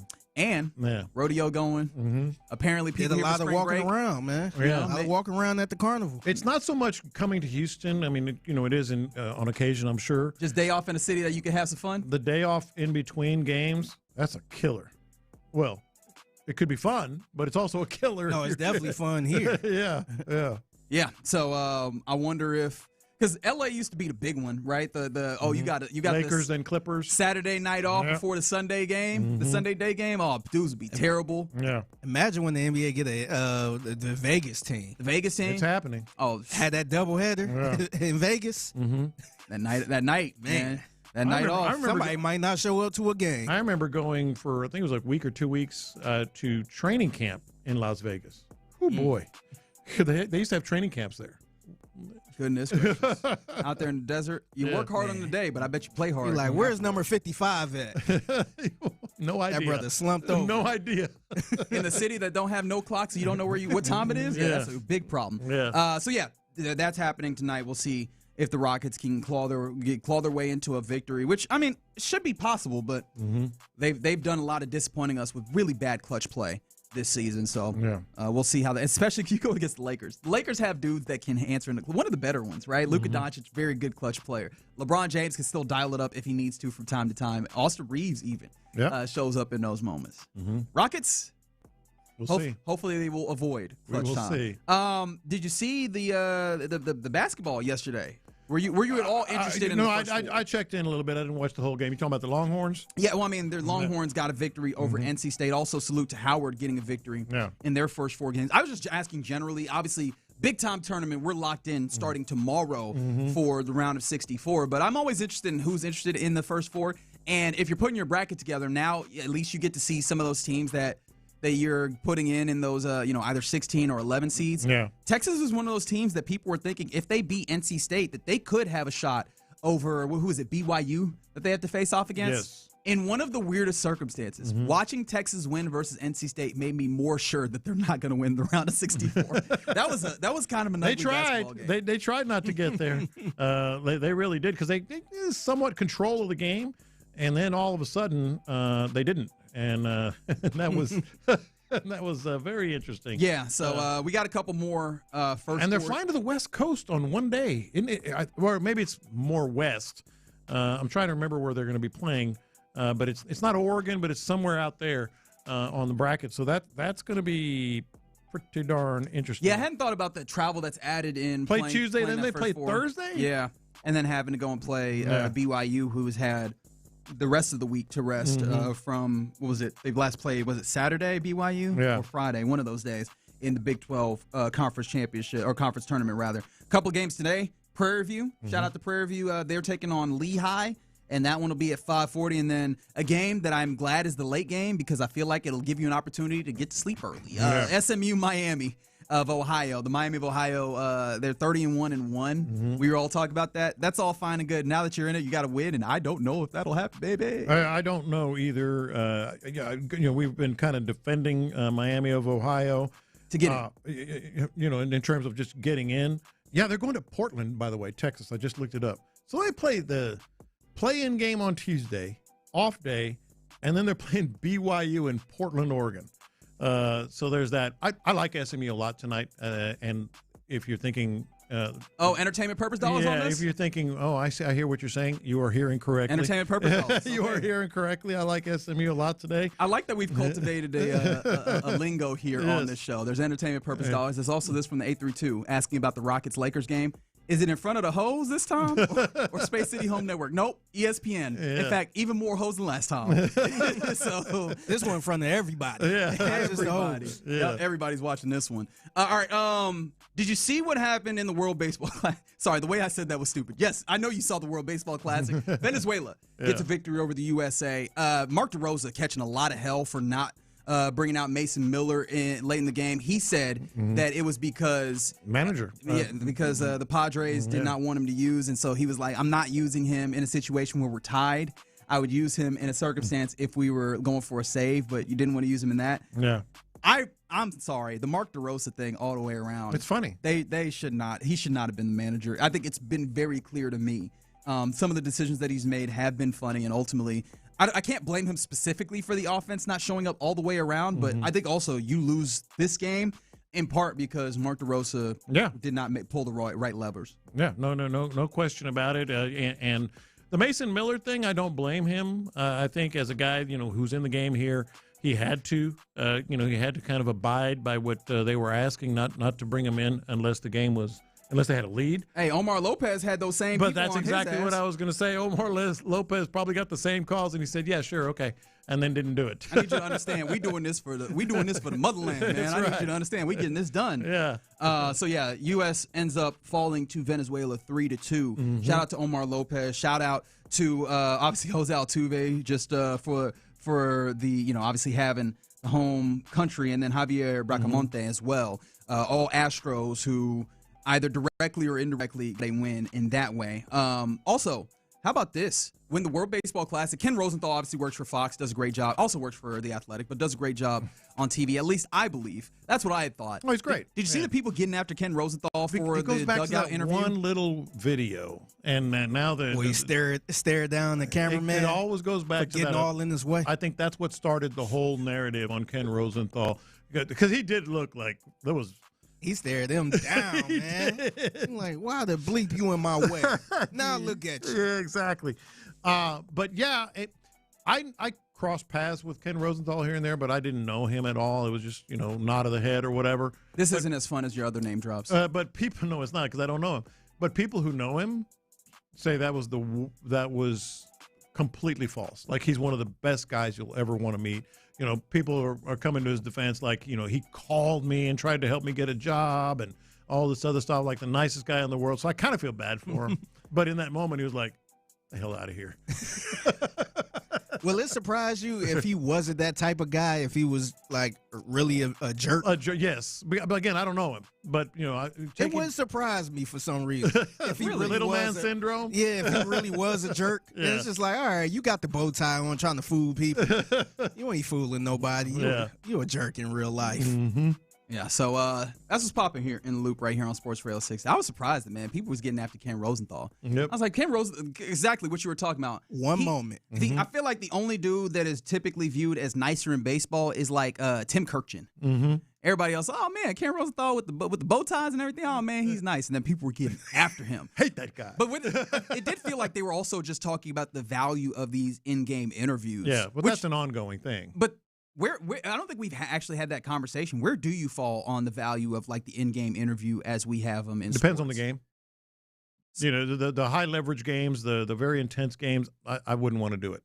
But really, a regular season game, something like that on Fox, and they have the mic'd up guy or the dugout interview, I don't mind it.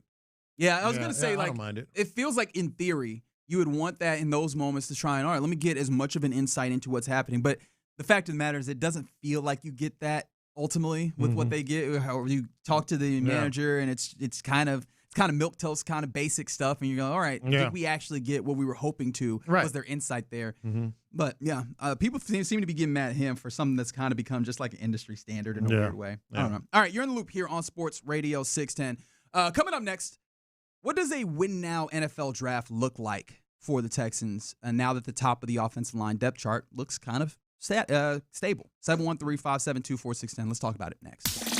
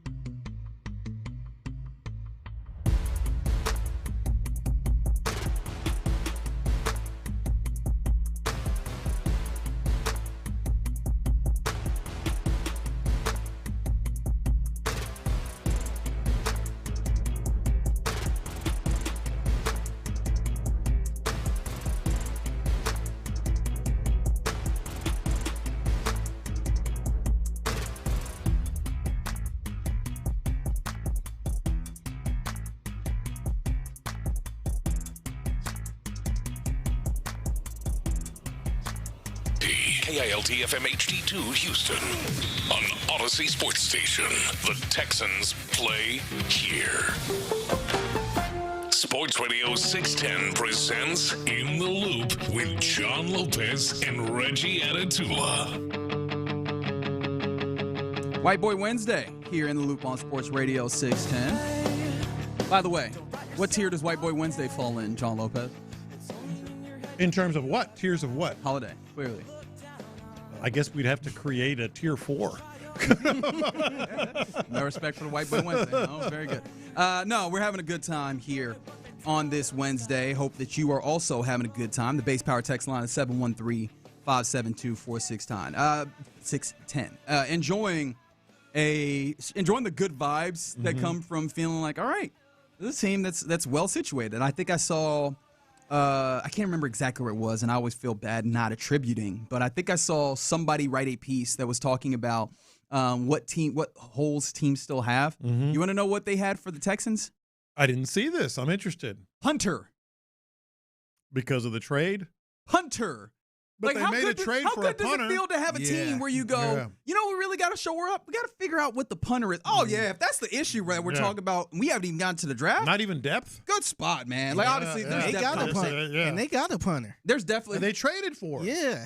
There's definitely depth considerations that have to be made, and maybe that's where we go here because we did the whole what bucket do these teams fall into? Jordan Rodriguez of The Athletic. Yeah. And the Texans were like positive neutral. That's before they end up with Wyatt Teller.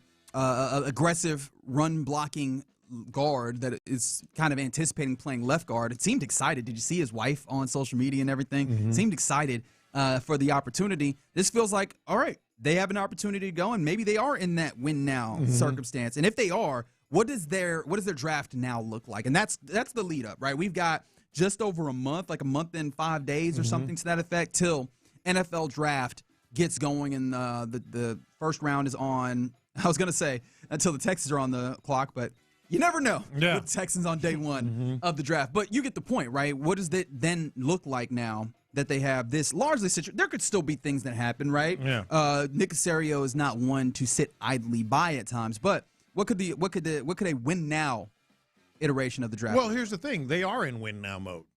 I mean, we know that. The problem was we didn't know. We knew that they didn't necessarily have to draft the best player available because they needed, 3 offensive linemen, maybe 4 at one point. But now they have their offensive line. So it got me thinking about, like, okay, so we know they're in win now. They have arguably their line complete, depending on how you feel about center. Their starting lineup, yep. Yeah, they have their starting lineup. So what does a win now draft look like now?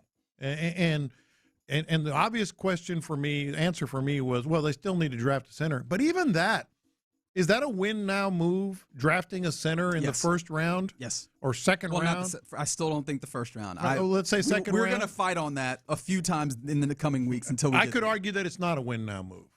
Why is that? I could argue you the center man. I know. I want a new center. I'm calling him the center man now. I'm by the way, center man. I'm writing that down, and that's a better nickname than the closer. Anyway. I'm the center of your universe. If you say so. So no, I'm the guy that thinks I spend more time with you than I think most other people at this point, which is uncomfortable. This is true. It's an uncomfortable thought to have. I talk more with you than I do my wife. I don't know what that says, but it says that Jan is sick of you at this point. That's what it says. But I could argue easily, and I'm the guy that wants to upgrade at center. Center man. If you draft a center in the second round, he's not going to step right in. You're going to have a competition.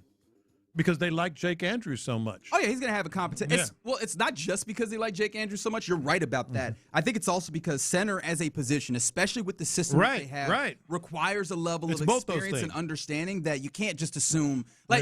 Maybe at some other positions, definitely at wide receiver. Like you getting drafted in the second round, there's a high likelihood you getting in here and running some damn routes, right? Yeah. There's still an understanding. There's still work for any rookie to do. Center is work that is a lot higher. There's a lot more, especially in this system where there's a lot more of these checks. There's a lot more communication that's necessary. This is a cerebral position as much as any position is in the NFL.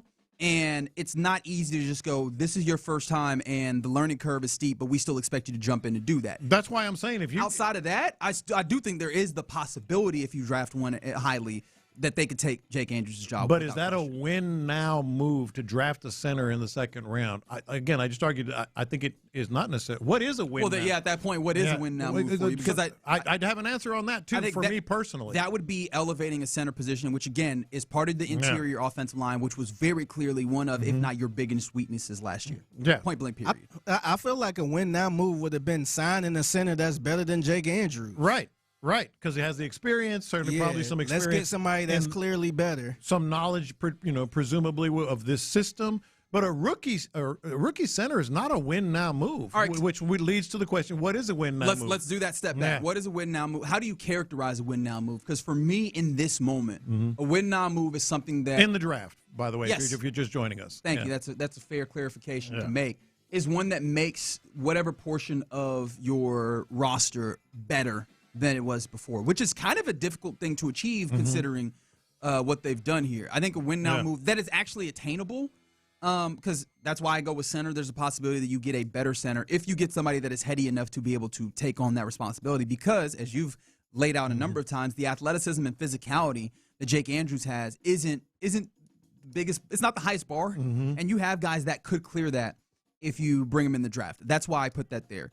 Where I immediately go as the possibility, which honestly I have now leaned back into as highest likelihood for round 1, pick 28 for the Houston Texans, defensive line, defensive tackle. Because that is the spot where I think that it's possible that you get either an elevated starter, depending on who you get, or at the very least somebody who is going to get a number of reps where they're going to impact football, right? They like rotating at that spot. They have a rotation spot, really, because maybe you say, all right, defensive line in general at the edges. Well, you draft a guy, and I'm not certain that they're going to rotate in a ton because you have guys that could easily beat out a rookie. I think that you look over at that interior, and I go, I got 3 in a possible that are actually going to rotate in there. You could easily get a defensive lineman who steps in as the 3rd or 4th best defensive lineman, and now they are playing important downs and a number of them in this season. isn't it wild? Almost literally overnight, we went from a discussion of maybe they'll draft 3 offensive linemen, because of where they were. They still could. They still could, but it's not a win now move to, I'm with you, stack that defense. Stack that defense. And I don't think it's necessary. I think it's probably going to be a defensive tackle. In fact, a mock draft I saw on CBS this morning that was posted this morning had them drafting a defensive tackle, Caden McDonald from Ohio State. At 28. That's his name. I'd be messing up that. I'm like, I know his initials is KD. I don't remember his name. Caden McDonald. That's my bad. How are they going to get to a Super Bowl? What's going to be their calling card? It's going to be the defense. I think a win now move is either a defensive tackle. I think you can still linebacker. I think you can still putter around with linebacker. I think another Jalen Petrie type. That can kind of be hybrid. Nickel, just a playmaker. You know the only issue with that, because that's a great point that for some reason my dumb self did not think because of. If Jalen Petrie's injured, we've had this discussion. Yeah, that's what I was thinking about the whole time. Yeah. I'm not saying they can. Is somebody you never know in the draft, somebody can fall to that area. Yeah, and you be like, man, this dude just a baller. The issue with the Jalen Petrie thing is the reason why Jalen Petrie is so valuable. They don't just make those, right? And the problem is also that has become in vogue in the National Football League, right? In a similar way, Nick Emmanwori, right? But Kyle not Hamilton. as high in the draft. Well, that's just because of safeties generally. That's what I'm saying. They kind of fall to where the Texans are. But I wonder. And by the way, just real quick, Jalen Petrie was a safety. Yes. No, you're right. Yeah, But I think that's what people are looking for. So there's a lot of teams that want that, and you'd be looking for that as depth, where some teams are looking at that as I need that guy as my nickel that I'm going to have all the time, my big nickel. I think that competitive competition in the market makes it so that it might be tougher. I think that answering that question is probably better answered for the Texans, or easier answered maybe, if not better. If you have another cornerback that you believe in strongly, draft the cornerback so you have better depth. So that in the instance, or in the, let's knock on wood, everybody. I don't know if you got wood in the car, wood trim. Go ahead and knock on that. Thank you. I appreciate that, Fig. In the instance where Jalen Petrie is out of a game, Kamari Lassiter can play that spot, which we know he has, and then you have a cornerback that you feel super confident plays opposite Derek Stingley. Well, that's why I said the thing that I probably think is the answer in the off chance that Jalen Petrie. That's why I said Jalen Petrie type, because it could be another safety that's converted, or a cornerback who could play there or play cornerback, and Lassiter comes in. But I'm looking at this and I'm like, okay, if you're going to have one badass defense, if you lose Petrie for a few games, it affects you. If you lose a linebacker for a few games, it affects you. Clearly, you mentioned defensive tackle. I think the win now move with their first pick, whether it's 28 overall or wherever it lands, might be on the defense. All right, so this text comes in, and interesting thought from the 713. I'll disagree with the actual what you're saying, but I want to get to what you're getting to, right? Y'all are forgetting about Jalen Smith. And I'm not, like, I definitely like Jalen Smith a good amount. I was coming into the season before they end up signing Reed Blankenship thinking that him and MJ Stewart could very much compete for that starting safety job opposite Kalen Bullock.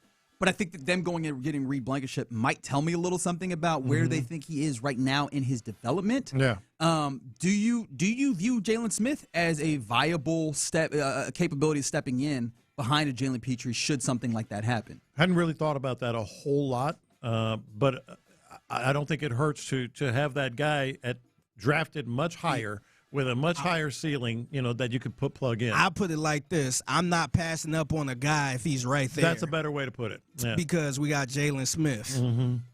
Yeah, I think that they could work with it, right? I think we're talking about trying to make this ironclad in a way that I would want to probably, and honestly, maybe I don't even have to make the argument in the Jalen Petrie portion of this, because maybe you're right. Maybe they would just slot in.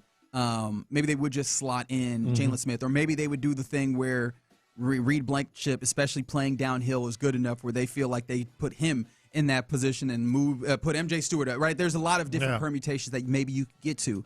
I think that you probably could just afford to brush up your cornerback depth a little bit in general, especially now that you have a safety depth that you feel a little bit better about. I know that you have Tremont Smith. You have, or I guess Jalen Smith is the cornerback. I'm thinking Jalen Reed. Reed, was who I was talking about. Jalen Smith, I do like him as additional cornerback. I do wonder though, is that something where because we came into the season going, is that something where you feel entirely strong about your cornerbacks entirely, or would you like to see a little bit more depth? I think that's I'm with Figgy. I wouldn't pass on a stud that high. I just wouldn't do it. Let me ask you both this, though. Would a running back be a win-now move? Yeah. Yes. Yeah.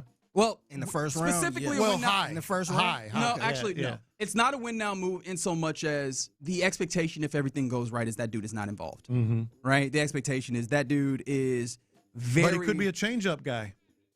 I think that with the likes that is in the rotation as well. Possibly, but the thing for me is David Montgomery comes in with the baggage, I guess, for lack of a better term, of the Detroit Lions and not getting as much burn. Yeah. And I think that he gets traded because he wants to get to a place where he gets more burn. Hello, Houston Texans, you will take a large amount of the load, and then Woody Marks is still capable of eating up all the rest of that. I don't know if there's more, but the fact of the matter is, outside of that, I would like to have somebody that, again, should something happen, you don't have a step down in running game, which matters specifically for this team because you are wanting that to be the identity of this team. So not only having, just like we were talking about with the offensive line, not only having your starting line options, which in this instance is the tandem of Montgomery and Marks, I think you also would like to have somebody that you lean on that you feel very confident steps in.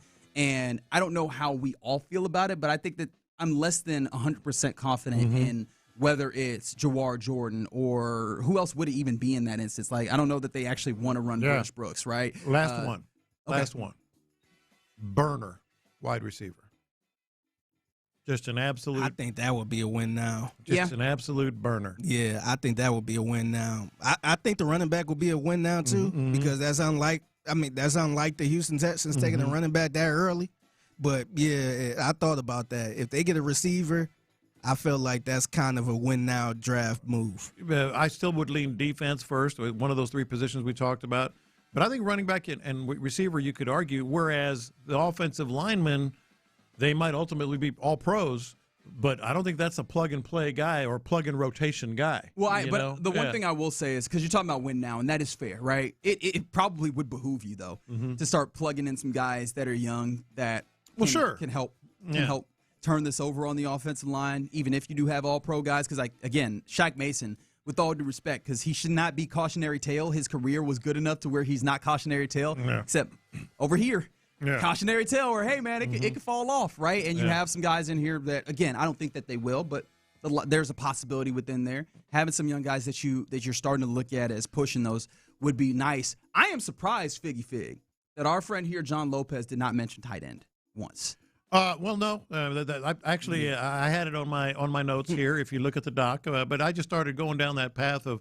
In a while. I mean, you're right. I mean, you're still going to draft offensive linemen, but if you're saying windows open, here we go. We gave C.J. Stroud everything he wanted, and now we can draft some depth on the line and maybe some little pieces that can fit right into the rotation and give us, and help us win games this year. I think it will probably be other places. I can see them drafting defense. I can see them going straight up defense. Somebody said Jalen Smith is yelling at the radio right now. My bad, Jalen. It's too many of y'all. It's too many of y'all. That's my fault, but I'm still blaming the fact that y'all all got the same name. All right, you're in the loop here on Sports Radio 610. Appreciate you rocking with us. Jordan Tyson, wide receiver, ASU. Hey, fun wide receiver. There's a lot of real fun wide receivers, especially. He might go early the way they've been talking, man. Yeah. But to your point, Mekhi Lemon is a dude that they are reported to want to talk to. So maybe that is something that they have in their back pocket. In addition to, obviously, this time of year, all those kind of conversations, 30 visits, are things that you take account of.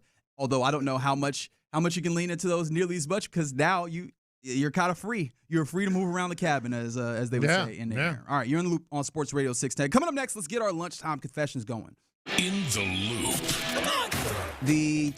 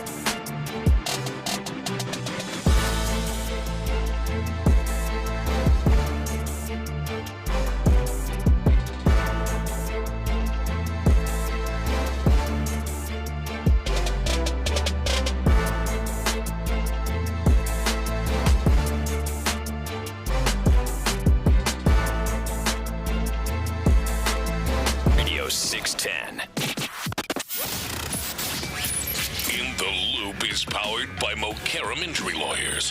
Heard in an accident? Call Mokaram Injury Lawyers at 281-222-2222. Sometimes it's sports, sometimes it's not. Whatever it is, Reggie and John are keeping it real. It's In the Loop's Lunchtime Confessions, presented by the Men's Clinic on Sports Radio 610. Watch this. These are my confessions. All right, here on Sports Radio 610. I have completely dug in on a show that I said I was going to watch very intently. And I came to this conclusion. You should not be allowed. Someone should tell you you are not allowed to cover the NBA unless you watch beginning to end the documentary on the ABA called Soul Power. Oh, you mentioned that show before. It is awesome. I don't know why I was surprised where we ultimately landed. No, look, I man, should have known we were getting here. I even forgot some things about just the influence that that league had on the NBA today. You know, what network is this on? Is it?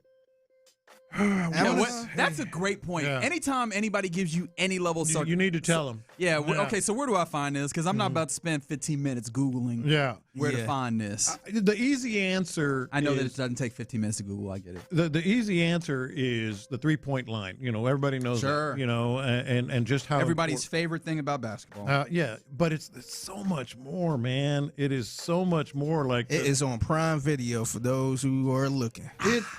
Like you especially, you two, you know, the basketball fans that you are, you have to just like say, I'm going to watch this, you know, hell or high water. It is incredible. How long is it? That's the second question. Series? 4 or 5 episodes. How long is each 5 episode? hours, yeah. So it was an hour each. It is awesome. It is awesome. Is it ongoing episodes or because you brought this up before? Oh, you know what? I think you brought it up when they announced it. So it's officially out now. It's called Soul Power, and it's not just the 3-point line. It's the coaching. It's the style of play. It's the way they manipulate and use the shot clock.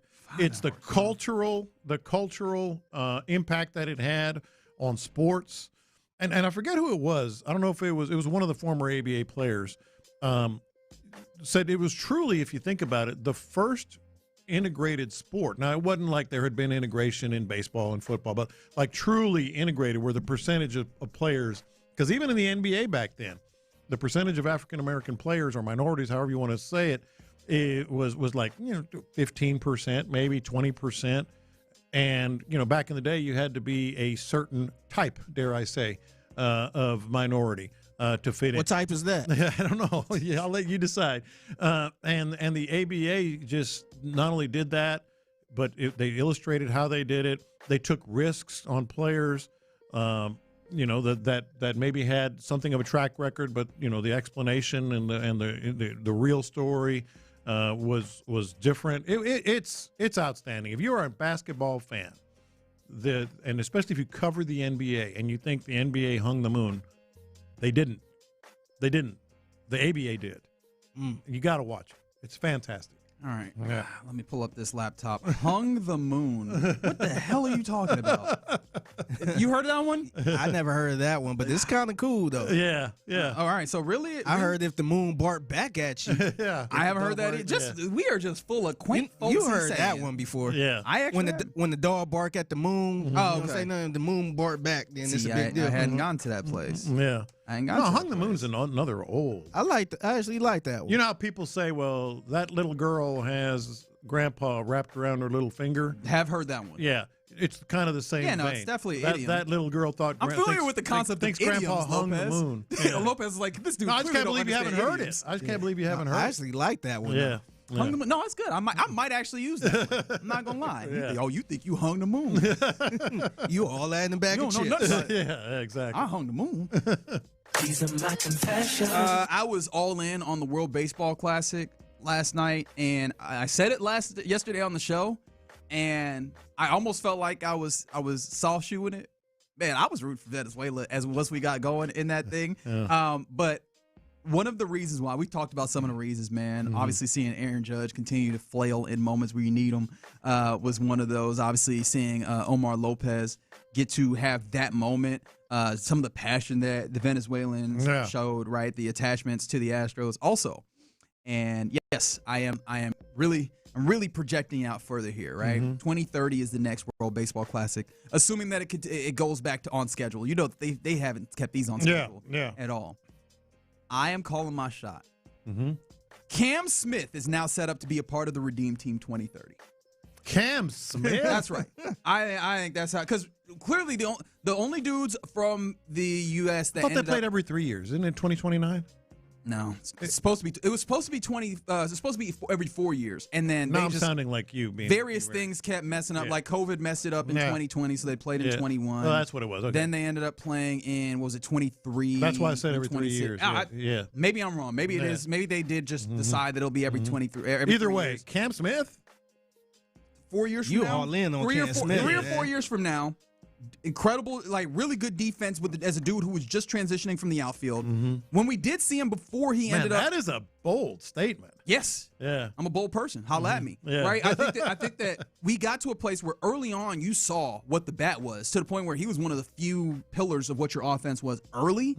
He waned over time, but now you give him 2-3 years to find that consistency, 3-4 years even. I think that you could end up with Cam Smith. Not Hunter Brown? Hanging out with Roman Anthony, hanging out with Paul Skeens and Hunter Brown as the U.S.'s representatives, bringing the World Baseball Classic Championship back to the U.S. I'm here for it, baby. Well, that's bold. These are my confessions. All right, so I don't know if y'all saw this video going around yesterday of Kenyon Martin on a podcast with I think it's Gilbert Arenas. I didn't see that one. Yeah, so he's on the podcast, and it was a bunch of those, a bunch of people on that podcast, but he apparently called out one of the production guys or the producers behind the scenes on his podcast because apparently the guy was talking about his stuttering. Yeah. Oh, no. Yeah, so man. So the way Kenyon Martin set it up, they was doing the show. And he just kind of set it up. I ain't got the audio. I ain't going to play it. It's a little intense. But he set it up like, man, sometimes you just can't trust people. You have people in your house, around your family, around your wife and kids. You just can't trust them. And then he called the guy out from the back. Oh, wow. And so I had him right there and played the audio of the guy talking smack about him. Like Jerry Springer or something. He pretty much, the guy pretty much said, call him Stutter Man. Yeah. And was just, talking smack about it. And first of all, my confession is I didn't know Kenyon Martin had like a stuttering problem. I had no idea to that moment. And then also, my confession is, that's got to be the lowest point ever when somebody break out audio of you talking smack about somebody, and they playing it right in your face. The old this you? Yeah. Yes. Is this you? Is this you? Is this you in person? It's one thing to get it on Twitter. Yeah. But in your face? Yeah. If I sat here, if Lopez was talking smack about me, and I'm like, hey, Lopez, hey, come here, listen to this. Was this you? Yes, that dude looked like he was kind of tall too. He was hunched over on that couch. What did he do? He just kept saying, "I'm sorry, I apologize." I'm sorry. The question I have, was this something that he thought he was running around with everybody else kikiing, and then he knew that he was being recorded, or was this one of those?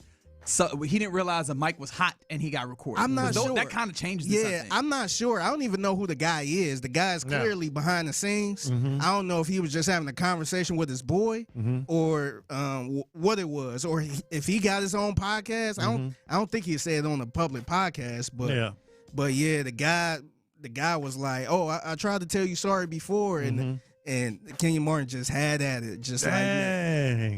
If you see the video, watch it. Just watch it. A lot of people was criticizing Kenyon Martin, thought it was corny. A lot of people were praising him over it.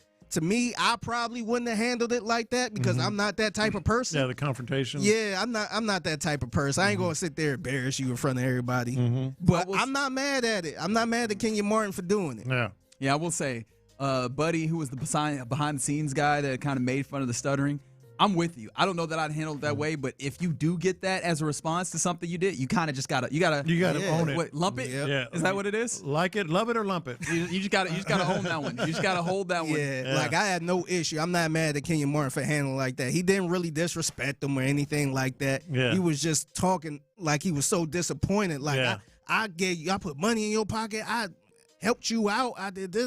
And Good for him in a way. In a way, good for him. And a reminder.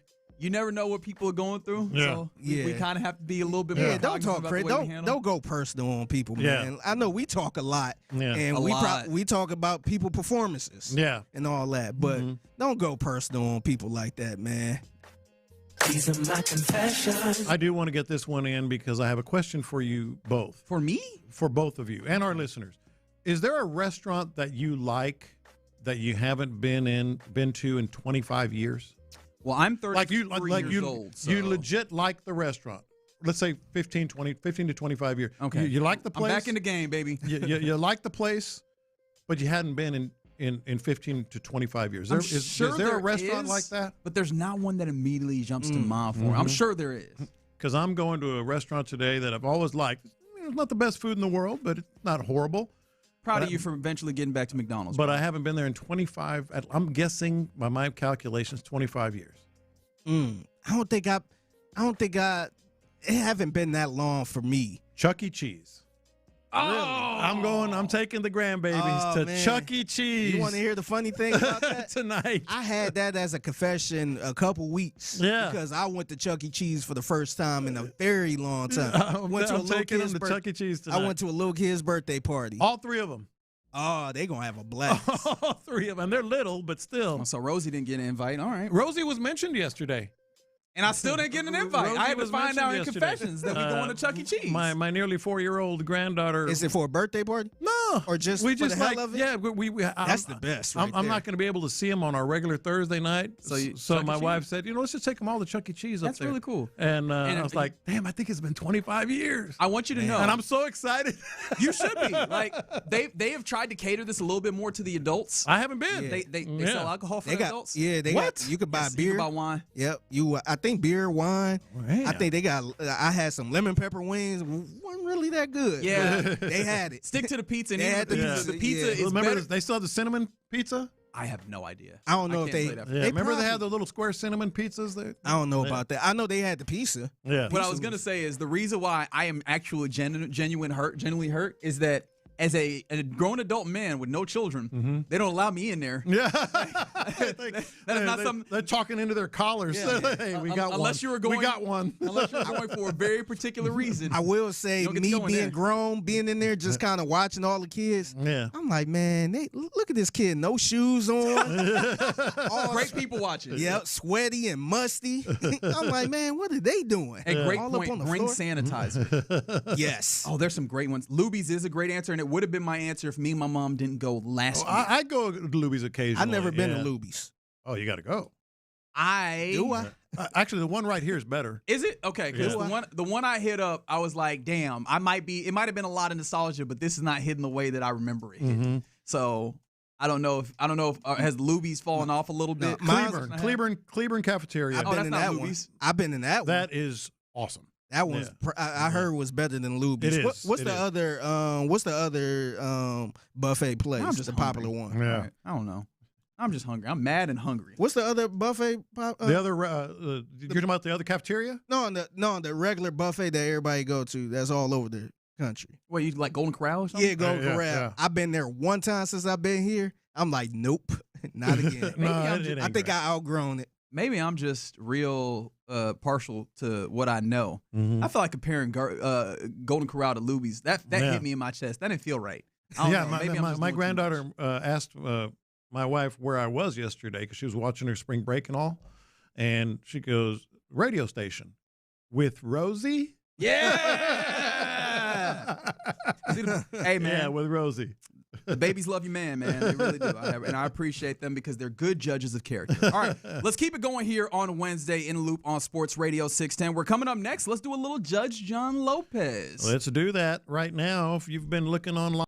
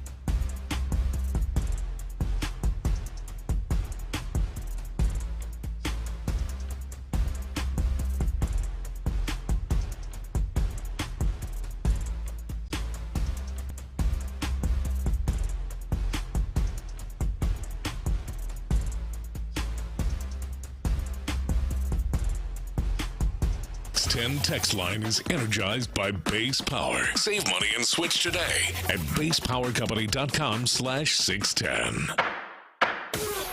Sports Radio 610 presents live from the West Point Lincoln and West Point Lincoln of Sugar Land Studios. Here's In the Loop with John Lopez and Reggie Atatula.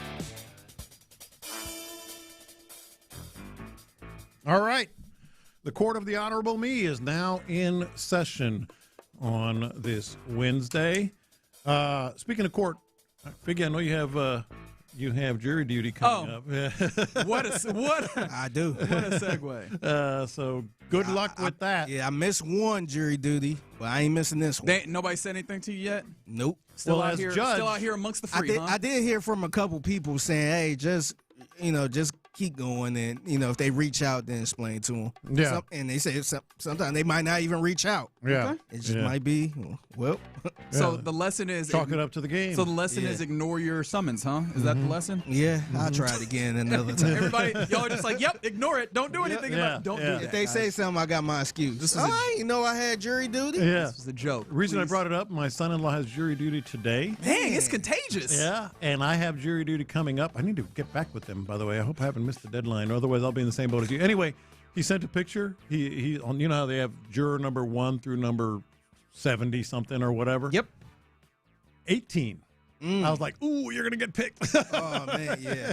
So, all right, first case today, World Baseball Classic, which probably is a good opportunity just for the sake of it to go ahead and play the Spanish language call of of last night's Venezuelan win, because we missed our opportunity earlier. And so the judge is making a judgment here. Okay. For this. ¡Abanica! ¡Abanica Roman Anthony! Y se terminó el juego de pelota. Victoria. Loud. Victoria. La gran victoria venezolana es un hecho. Venezuela es campeón por primera vez en su historia del Clásico Mundial de Béisbol al derrotar en un dramático partido a Estados Unidos 3-2. Díganlo muy alto y muy duro y con enorme orgullo, que retumbe en todos los rincones del país. Okay, that was my favorite part at the very end. Say it high. Say it loud. Say it so it echoes in every corner of the country. It was. Do we got an American broadcaster that will do something like this? He was crying if the U.S. won. Yeah. No, I don't know. I don't think so. Gus. Yeah, that's right. But they're not putting Gus on this. Which this is their first World Baseball Classic win, though. That is worth noting. Anyways, all right. Here's the case, though. The World Baseball Classic, and it has been argued as recently as last night, Mark DeRosa was asked about it, should be played in season was the question, but we can also stretch that to maybe during the All-Star break. The World Baseball Classic should be played in season.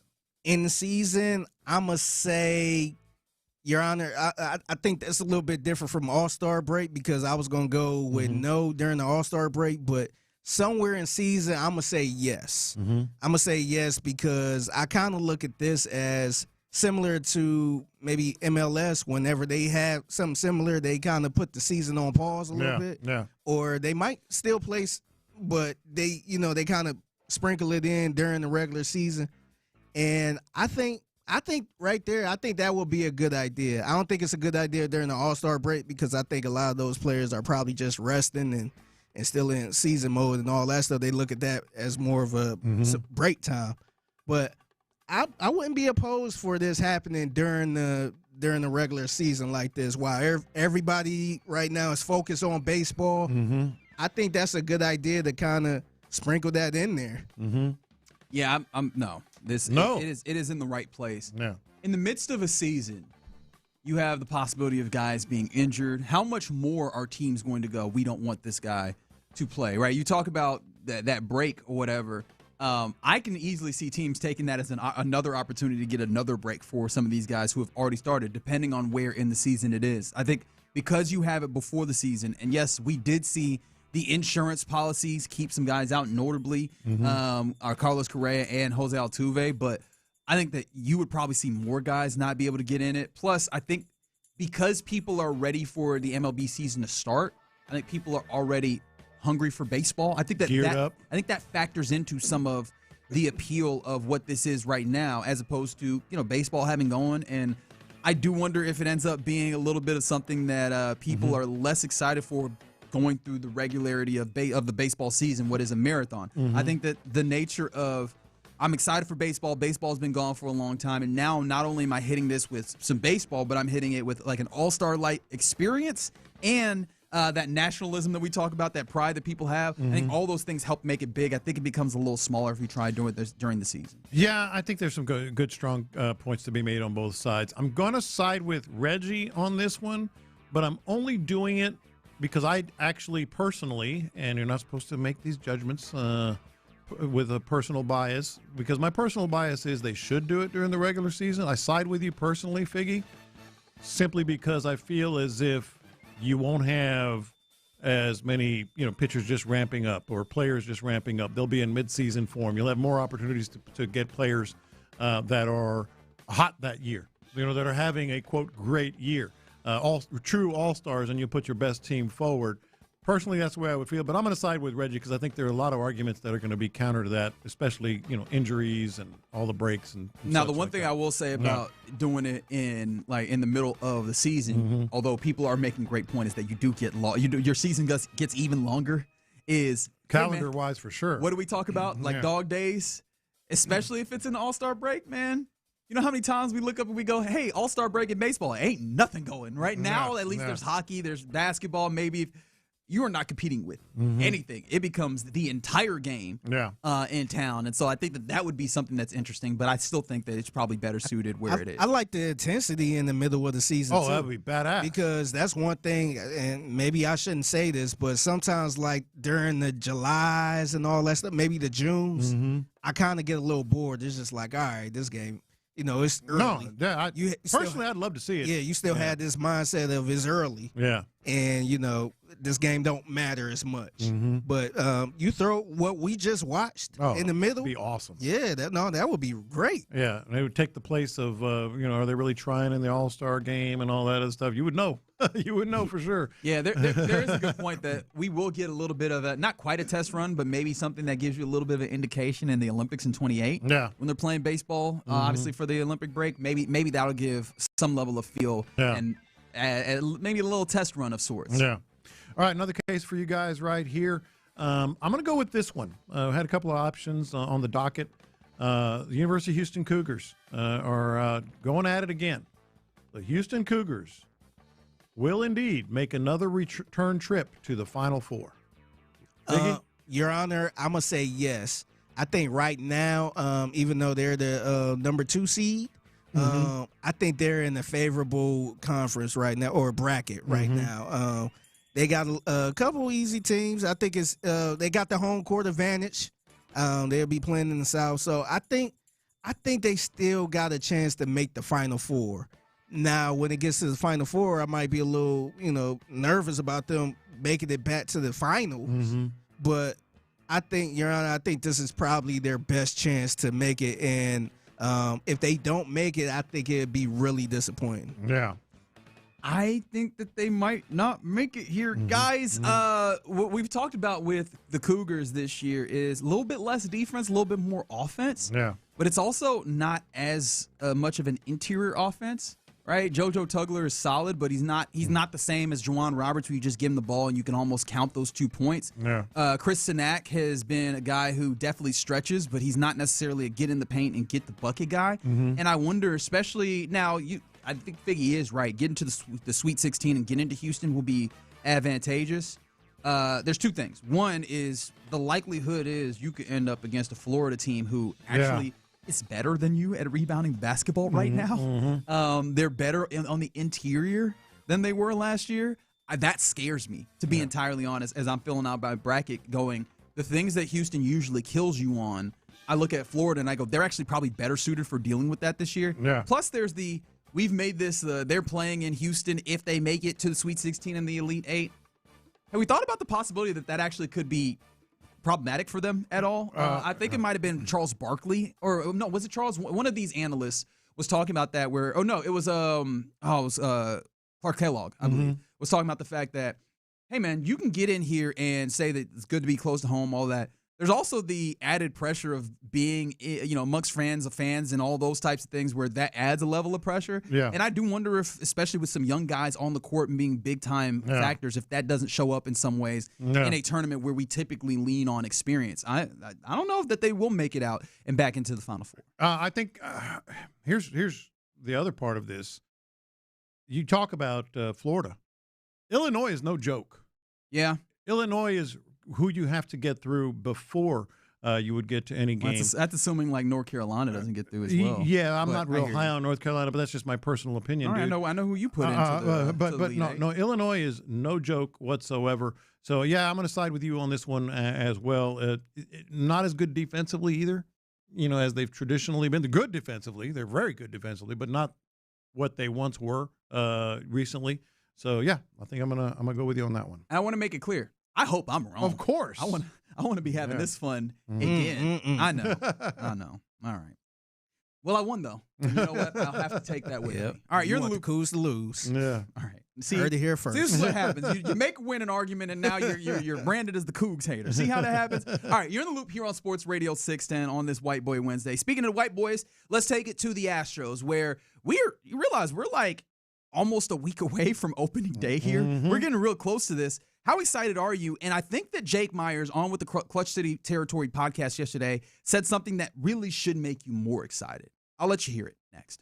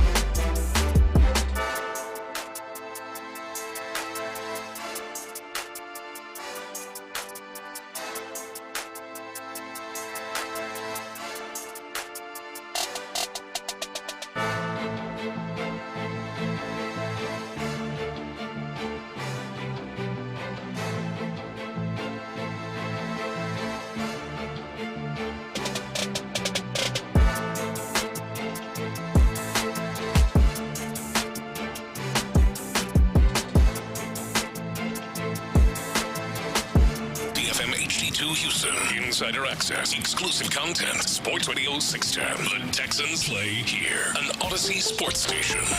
Sports Radio 610 presents In the Loop with John Lopez and Reggie Atatula. Yeah, White Boy Wednesday here in the Loop on Sports Radio 610. What's your excitement level for the start of baseball season? Your Astros almost a week away from opening day in Major League Baseball. We got the Baseball Classic handled and out of the way, and now we're careening towards, as you know, is my favorite phrase. Week from tomorrow, right? Yeah, we're careening towards some Major League Baseball action. In fact, the Astros right now, actually, did they finish this game? Let me see. Yep, no, they didn't. We're only headed into the third. But Astros are currently playing against the Cardinals in some Grapefruit League play. Your lineup today: Altuve at second, Paredes at third, Jordan at DH, Carlos Correa at shortstop. Remember, Jeremy Payne is still dealing with that finger injury. Batting fourth, Loperfido in left field, batting fifth. Cam Smith playing in right field, batting sixth. Christian Walker, first base, batting seventh. Yainer Diaz, obviously behind the plate, batting eighth, and Jake Myers turning over the lineup in center field. Does that feel like your opening day lineup right now? Well, I guess given the injury, yes. Doesn't it? Yeah, it does feel like that, right? And then when Pena gets back, then we get to the fun of trying to figure out how to make all these things bounce around. Your center, your outfield does feel like a Loperfido who has had a pretty good is probably not even fair. He's slashing 344, 462, and 469 right now. Like he's hitting pretty well in spring training, whatever that is worth to you. Then you have Cam Smith and Jake Myers outfield that feels like something that you could work with. Zach Cole rotating in. But yeah, man, this feels like this could be what you're dealing with. But what's your excitement level for the start of the season? Well, excitement level maybe not as much as, like a 2021 or 2020 or 2022, just because you're like, okay, it's happening, here it is. Sure. But certainly curiosity level is very high. And it's funny because it's kind of almost a weird inverse relationship between my excitement level and my interest in spring training. Because even me being the spring training sicko, I've lightened up. Some of it's like there haven't been as many games on TV, but also this has just been a really boring camp in all of the best ways. Yeah. Right? You're not like, oh, well, here's a massive injury. You've had some injuries, right? Josh Hader, who's going to start the season on IL. Obviously, we talked about Jeremy Pena, who we're starting to see that it looks like that he's going to miss some games at the top of the season. But there haven't been massive injuries. There haven't been crazy bad or crazy good even. Although the crazy good has been your rotation, your pitchers getting out there. And again, starters are sub-2 ERA collectively early on. Again, spring training stats, what can you do with them? But I'd rather have good spring training stats than bad ones. Exactly. It feels like everything is pointing towards they're getting, good to excellent of what you were hoping for on the early portions of this, which gets me to a place where I go, I think this Astros team can step in and really contend for, at the very worst, a wild card spot, get themselves to the postseason, and then boom, you're in the dance. Only God knows what happens from there. And that's the intrigue. The excitement level for some of those teams, when we knew, that they were going to be real good, is different. The intrigue, though, is not just, the putting 5 into 4 on the infield and seeing how they're going to play that out. It's just how good is MIE and Burrow's going to be, once the lights are on, so to speak. It's the outfield. Loperfido has had quietly,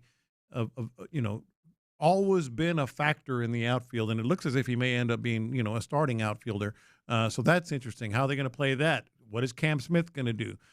Certainly, you have you have the relief situation. What are they going to do now with Hader? There's a genuine question there. Yeah, that's at least until you a lot get of healthy. intrigue though with this squad. Yeah, I think so. And interestingly enough, this kind of feels like what I should expect from the 8 through 2. My excitement level is pretty damn high.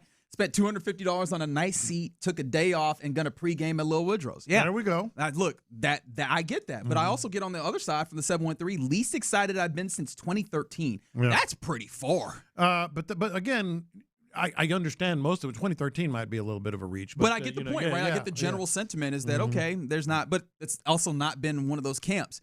Maybe this can be something that gets you just a little more excited, because one of the things that you talk about with this team, big hole, outfield. Yeah, right. You have a few unknowns, at least on a consistent everyday level at the major league level. I think Cam Smith showed a little bit. Loperfido played a little bit elsewhere when you sent him on. Mm-hmm. And then Jake Myers, obviously good defensive guy, had a really good offensive year last year, but what can you actually make of it? Well, I take you to the Clutch City Territory podcast. Salute to them, fellas. And they had on your starting center fielder, at least he has been to this point. I imagine he'll continue to be that, Jake Myers. And one of the things that was most interesting, again, is can he carry on that offense? Well, they asked him what he noticed, or what did he do, or what did he notice last year that allowed him to have the offensive breakthrough that he had? I think the main thing is just focusing on what I wanted to hit. I think in this league, they really try to get you to think about a bunch of different pitches and chase outside the zone. And I just wanted to set a really good approach, keep it a little bit more simple, and have a lot of really quality ABs. And that kind of ended up at the end of the year when I looked at it. I had a lot of quality ABs and a lot of quality contact. That's interesting, and it's as old as baseball. It's so simple. Find your pitch, hit your pitch. But it's just so you get in your own head, you think a pitch is something else, which obviously is credit to the pitcher. But, at this level, they put that little box out in front of the plate mentally. Like that's where my pitch is going to come in. That's what they teach for decades. That if you're looking for a slider away, that's the box. If you're looking for a fastball low, that's the box.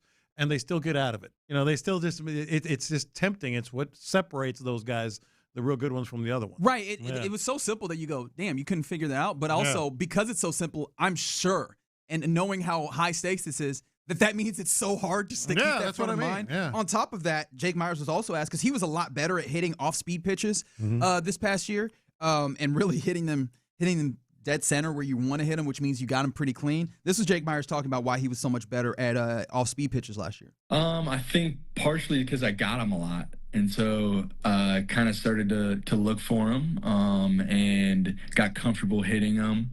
But I owe a lot of it to Troy Snicker as well. I'd worked with him for 4 years, and he kind of really helped me focus on what I wanted to work on last offseason, and going into the season, I was really confident with it. And so it kind of grew on that through the season, and, kind of kept me in rhythm. So I know that you're hearing this and you're going, all right, so Reggie, what about this should I be optimistic about? Because you set this up as, is this going to help you be more optimistic about this Astros team? We're looking for production out of the outfield, point blank, period. And this is one of those ones where you go, I don't know if I can depend on this. In spring training, you've seen Loperfido be really good. Cam Smith batting .290 as well. Again, I don't know how much you can make of that, but that's a good start. And then Jake Myers, whose spring training hasn't been as good. All of that stat he says feels like it's easily replicable. It does. And it feels like he's very pinpointed in on those things. Like he didn't have to stop and think about it, and he had a very definitive answer in those. It makes me feel like this is not I had a good year last year, let's see if we can replicate it. I think I figured something out, and now this is who I am. And if that is the case, you have a center fielder that is really good defensively and can show up at the plate, especially if he's batting in the lower third of your lineup. And then you have some young guys that have some upside and have demonstrated the capability of playing in defense. That gives you at least, almost just below average, maybe even average outfield play, which, again, when you put that in with the rotation, that feels like it's going to be better. And some bona fides in the infield, I feel a lot better about this Astros team because of it. Well, I think you should, clearly there are some questions on Cam Smith and Loperfido and whomever else, but at center field, I mean, that was not a fluke. He started out the year, if you recall, Jake Myers was started out the year real well. And which, to be fair, he kind of always does. And that's what we were talking about. It's like, okay, when's the water going to find its level here? Never really did. He batted .290 something, and had some big hits and stuff. That's just, to me, more. He talked about Troy Snitker and the help he get. I think he's just developed a maturity at the plate, and that's hard to get. That's hard to do. It's what they've been preaching, and he's been able to do it. I will say this. One thing I noticed in the last few times that I've checked in on what their numbers are looking like, the Astros. That whole more patience at the plate thing, it ain't sticking as much anymore. They haven't been nearly as patient the last few games. Yeah, fair enough. Yeah. Fair enough. And that's going to be something that also matters because seeing pitches is going to be part of what helps them get those pitches that helps them be better offensively. Yeah. Which, again, you're going to want. But also, I think that assuming health, which you typically can't assume with this team, but assuming health, again, I'll take you through this lineup. You ready? Altuve, into Paredes, into Alvarez, into Correa, into Loperfido, and then we get into Loperfido, Cam Smith, Christian Walker. How do you feel about those? But Ain't a lot of places to hide, at least in the top half of the order, in the ways that it felt like there were places to hide last year. Top half for sure. I'm still not real confident, depending on what you think of Christian Walker. They're hiding him in the seven hole, right? Right now, yep. Yeah, they're At least not today. hiding him. They're putting him there to maybe bring some punch to that part of the line. Look at how he went from negative to positive. No, right quick. that's Good their spin. strategy. I like it. You can see that's what their strategy. No. is. He's not batting seven because he's bad. He's batting seven because he's bringing punch down here. Bringing You punch. feel me? That is the approach that a lot of managers have. So it all depends on what they're doing in front of him and behind him, Right, in terms of what pitches he's going to get. On top of that, Jake Myers, again, on the Clutch City Territory podcast, he also said something that I found interesting. This is cut 7 here, Fig. Sorry. He was asked about what he thought about playing next to Cam. Because obviously Cam Smith ends up being another portion of this. Again, big question mark on the outfield. With Cam, it's less, does he have the capability? It's more, can he keep it through the entirety of 162 plus? And hopefully, if things go well.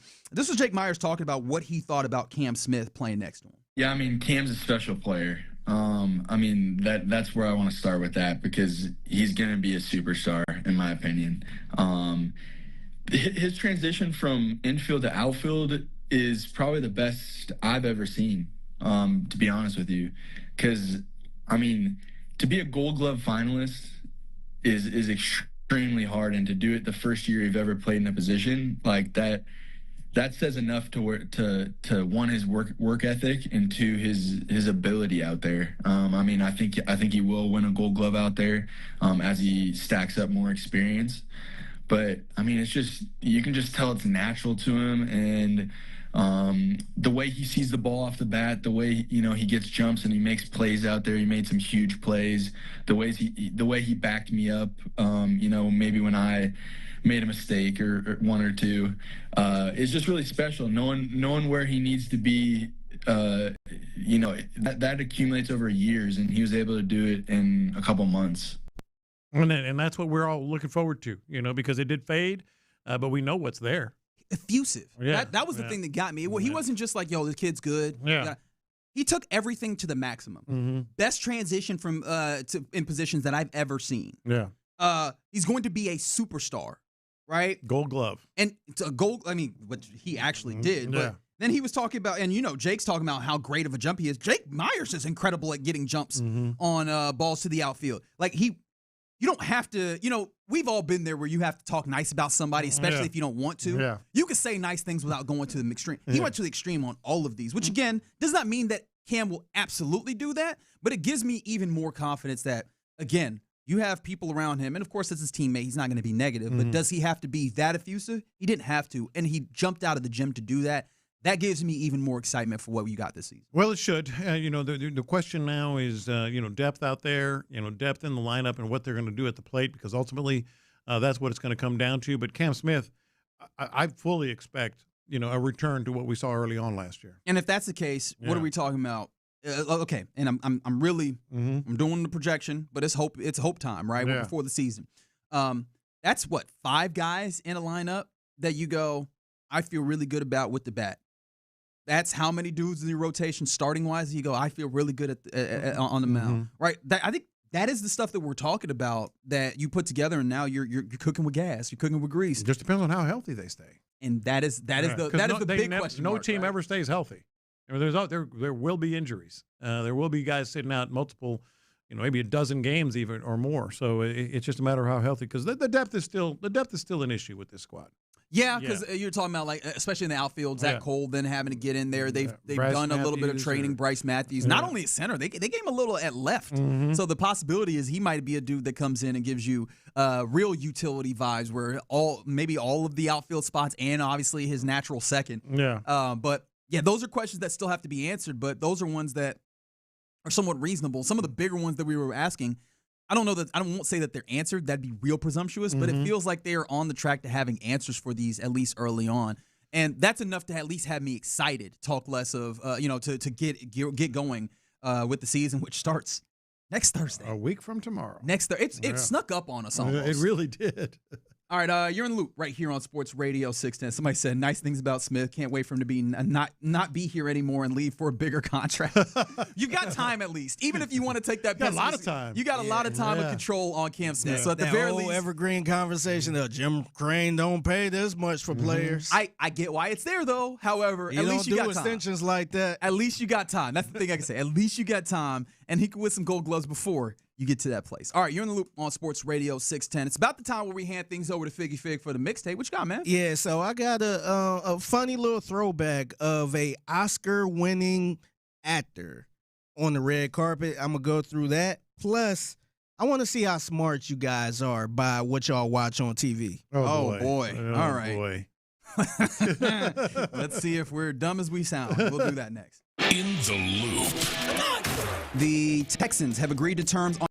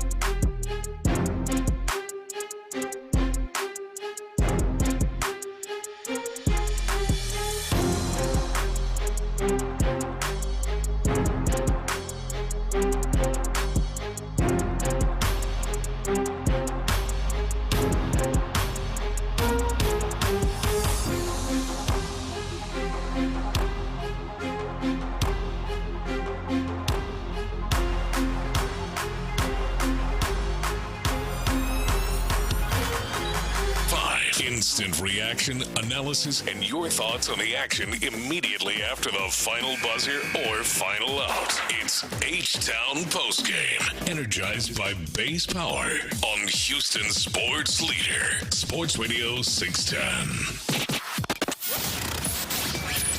In the Loop is powered by Mokaram Injury Lawyers. Heard in an accident? Call Mokaram Injury Lawyers at 281-222-2222.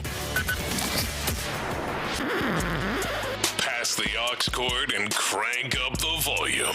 Figgy Figs in the driver's seat. Sit back, relax, and enjoy the ride. It's time for Figgy's Mixtape on Sports Radio 610. Yes, it is the Mixtape in the Loop, Sports Radio 610. It's your man Figgy Fig holding it down on a Wednesday. Happy Wednesday to everyone out there, and congratulations to Michael B. Jordan, who won the Academy Award for Best Actor in the movie Sinners at the Oscars. And Reggie, I know I don't know if you watched the whole Oscars. I did watch the whole. Oh, did you? Okay, I know it was on one of the TVs. That is correct. Yeah, you see, look, you're learning. Yeah, man. So, salute to Michael B. Jordan. And he celebrated, we kind of talked about this off the air. He celebrated by going to In-N-Out Burger. Poor guy. He was tearing that burger up, too. He was. Man. It looked good, actually. Yeah, no, it didn't look bad. Yeah, it did not look bad. Yeah. And a lot of people was kind of giving him a hard time about that, thinking he was just kind of doing the host. But I think that's a tradition, if I'm not mistaken. I seen a couple people mention how that was a tradition when I did not. When you, I guess, win the Oscar. I don't even know if it's true or not, but I saw a few people defending it, saying it's a tradition. Winning the Oscar, you go to In-N-Out Burger. So if that's the case, salute to him, man. Yeah. And well deserved. I heard Sinners. I still didn't see Sinners. I heard it was a good movie. Heard he did a damn good job. Good watch. Yeah, he definitely did. Yep. And also shout out to was it Ryan Coogler? Yeah, Ryan Coogler, director. Yeah, I think he won an Oscar as well. Yeah, so. for Sinners. It was for writing, best original screenplay, I believe. Yeah. So, salute. And with him winning this Oscar, an old interview popped up. So this was an interview with a lady by the name of L'Oreal. She was on the red carpet. It was a couple years ago. This was for his other movie, Creed. I want to say it was Creed 3. Okay. Yeah, so L'Oreal, who is I think she's on a morning show called The Morning Hustle. It's a hip-hop morning show. She been around and loving hip-hop and all that stuff. She been in the entertainment hip-hop space. And this is how the interview went. Got Michael B. Jordan, the director and the star of Creed 3. And, we know each other. We go way back all the way to Chad Science in Newark, okay? The corny kid, right? No, I did not say that. Misquoted for sure. No, you did not hear me say I said we used to make fun of the name. But, yeah, he is obviously killing things out here. He called her out right there. He was the corny kid, right? Yeah. So apparently, they went to school together. They went to high school together in Newark, New Jersey. And I guess he heard that or mentioned how she used to call him the corny kid. Yeah. And she said, no, we used to make fun of the name, which is his name is Michael Jordan. Yeah. And he had to call her out on the red carpet. And that started circulating a lot after that Oscar win. And I didn't know she spoke about this again. So I think Did she speak about it again? Yeah, so she was on another podcast. This is a podcast with a bunch of women on it. And they brought that situation up, pretty much defending her, saying that he got it wrong. Yeah. And he was, pretty much saying she was the victim because she had been getting attacked over this. Or I don't want to say attacked, but just clown. criticize, yeah. Yeah, just kind of getting clown for, him calling her out on the red carpet.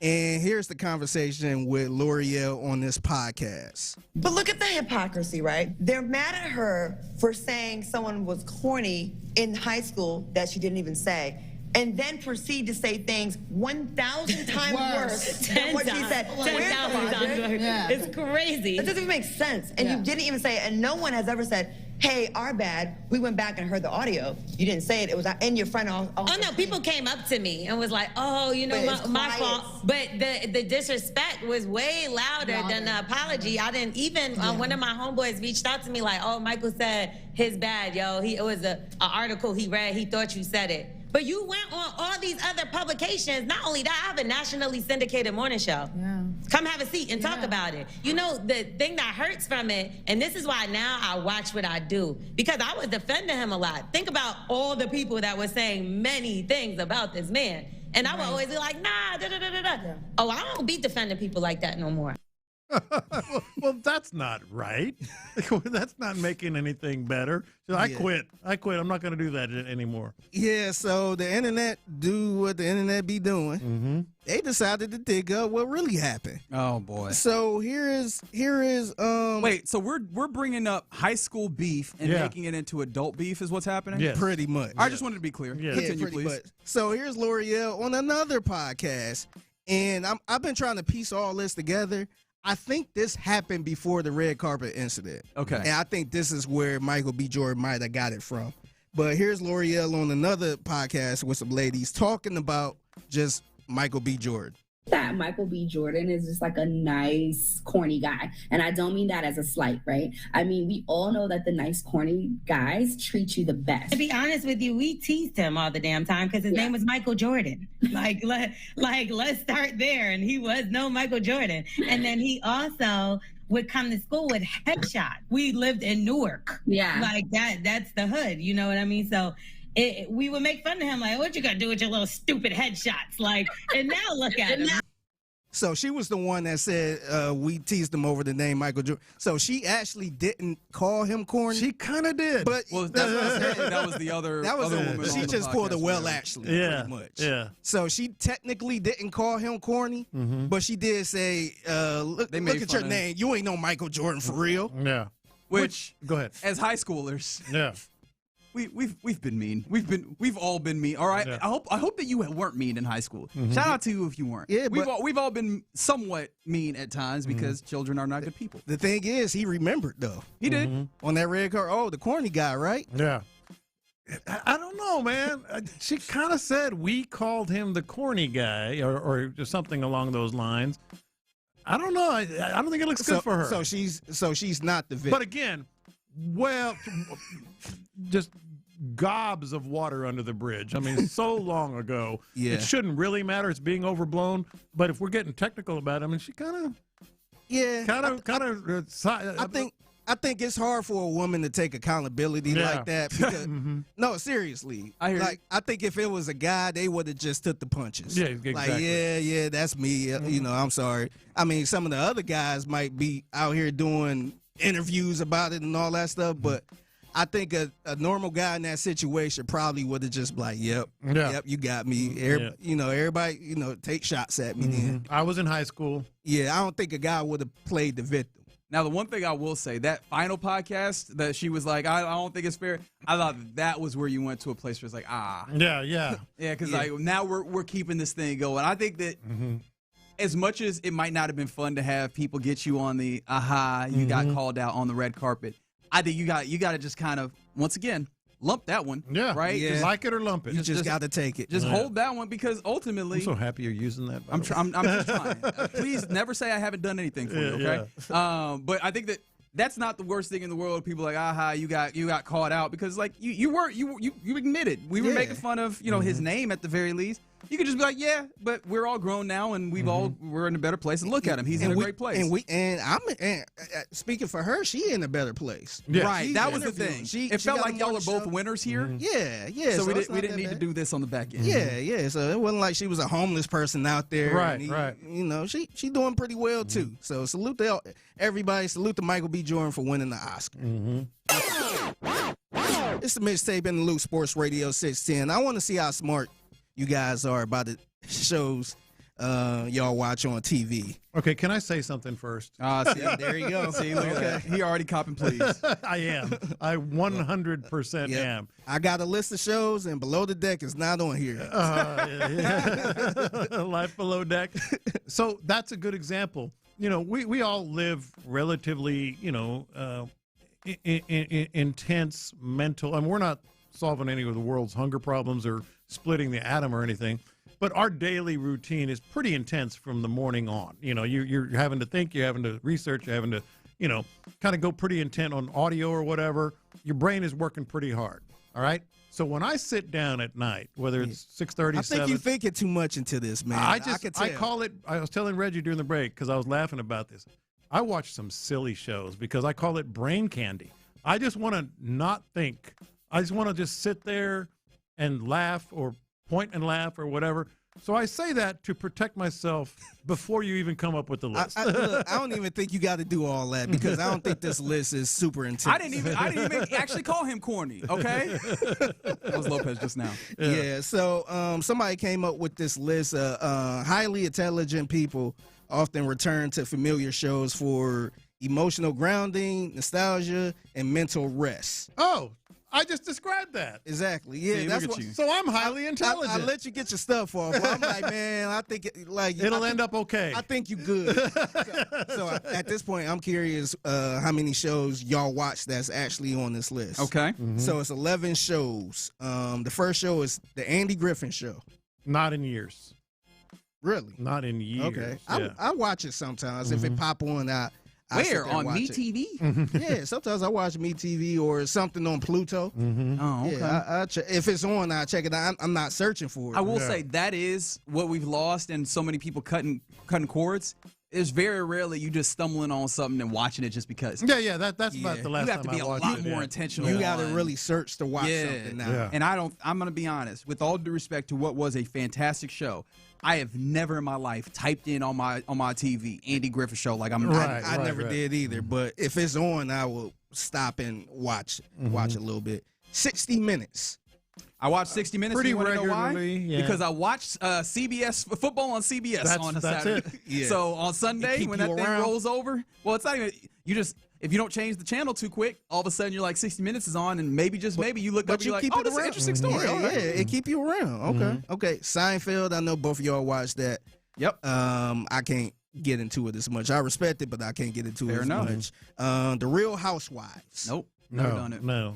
They ain't trashy enough for you, Lopez. No, not enough. All right. The Carol Burnett Show. Oh, I used to watch the hell out of that, but it's been a long time. Yeah, that also feels like that's in the Andy Griffith Show. Yeah. Yeah. MASH.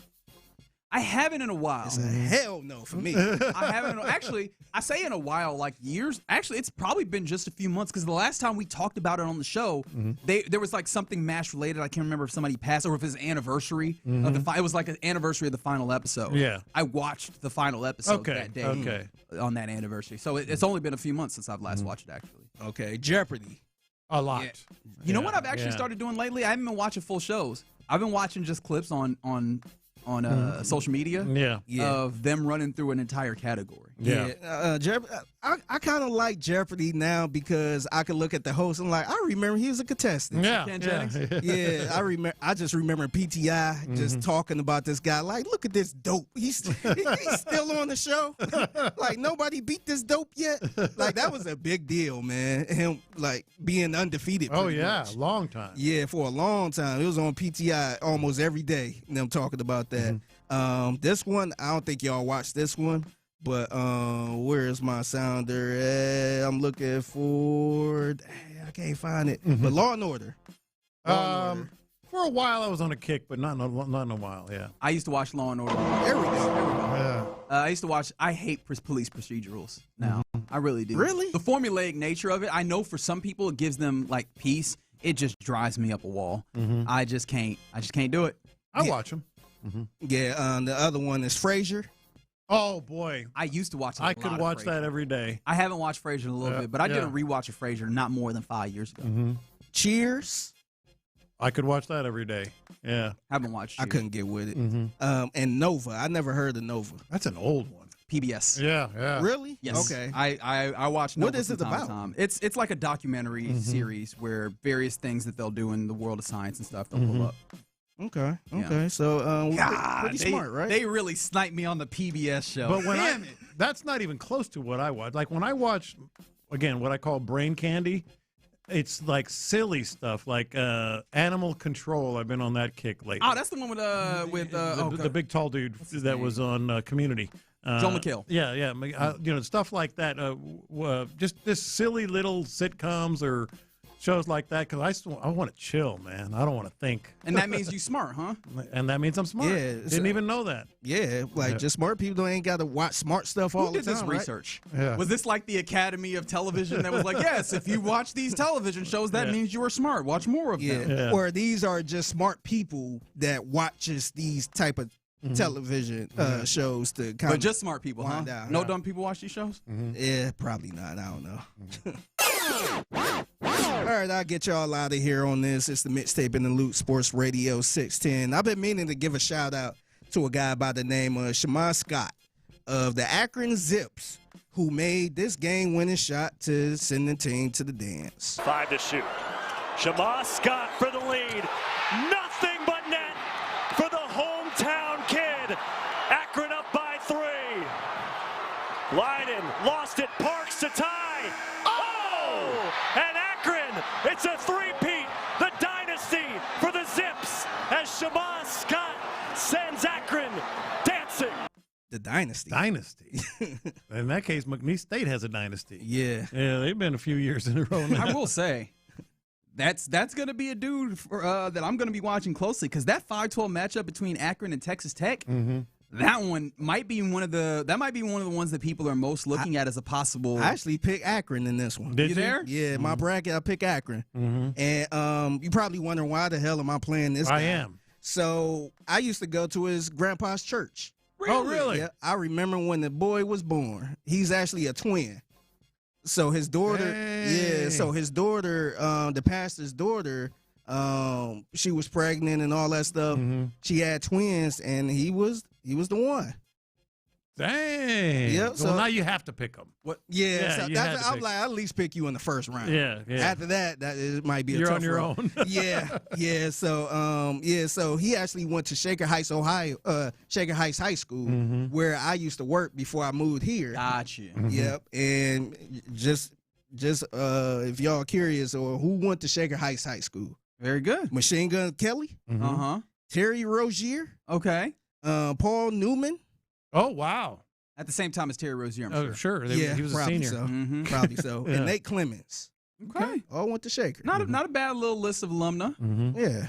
All right, very good. I love that we have a few bits on the show, and one of them is Old Man Figgy, and that one slid right in. I saw you when you was a baby. I remember when you were born. That is Old Man Figgy showing up in the mixtape, 1:20 p.m. every weekday right here on Sports Radio 610. Figgy's going to be a great, legit old man. I can't wait. I know. Yeah, he's gonna enjoy it. I already practiced with my great nieces. Yeah. And I could tell I'd be embarrassing them a little bit. Like, You know who I am? You remember me? And this girl was like, "No, I do not remember you." I'm like, "Yo, you remember? Let me show you a picture." I was that costing them for no reason. They just want to go play. Come on, let's do that TikTok dance y'all was doing. At the Figgy Fig on social media if you see something mixtape worthy. All right. Coming up next, we get ready to hand things off to the fellas of the drive. Quick question about the Rockets as before they get going against the Lakers. Is the Amen Thompson experiment at point guard over, and should it be? 713-572-4610. Let's do it next. The Texans made another move.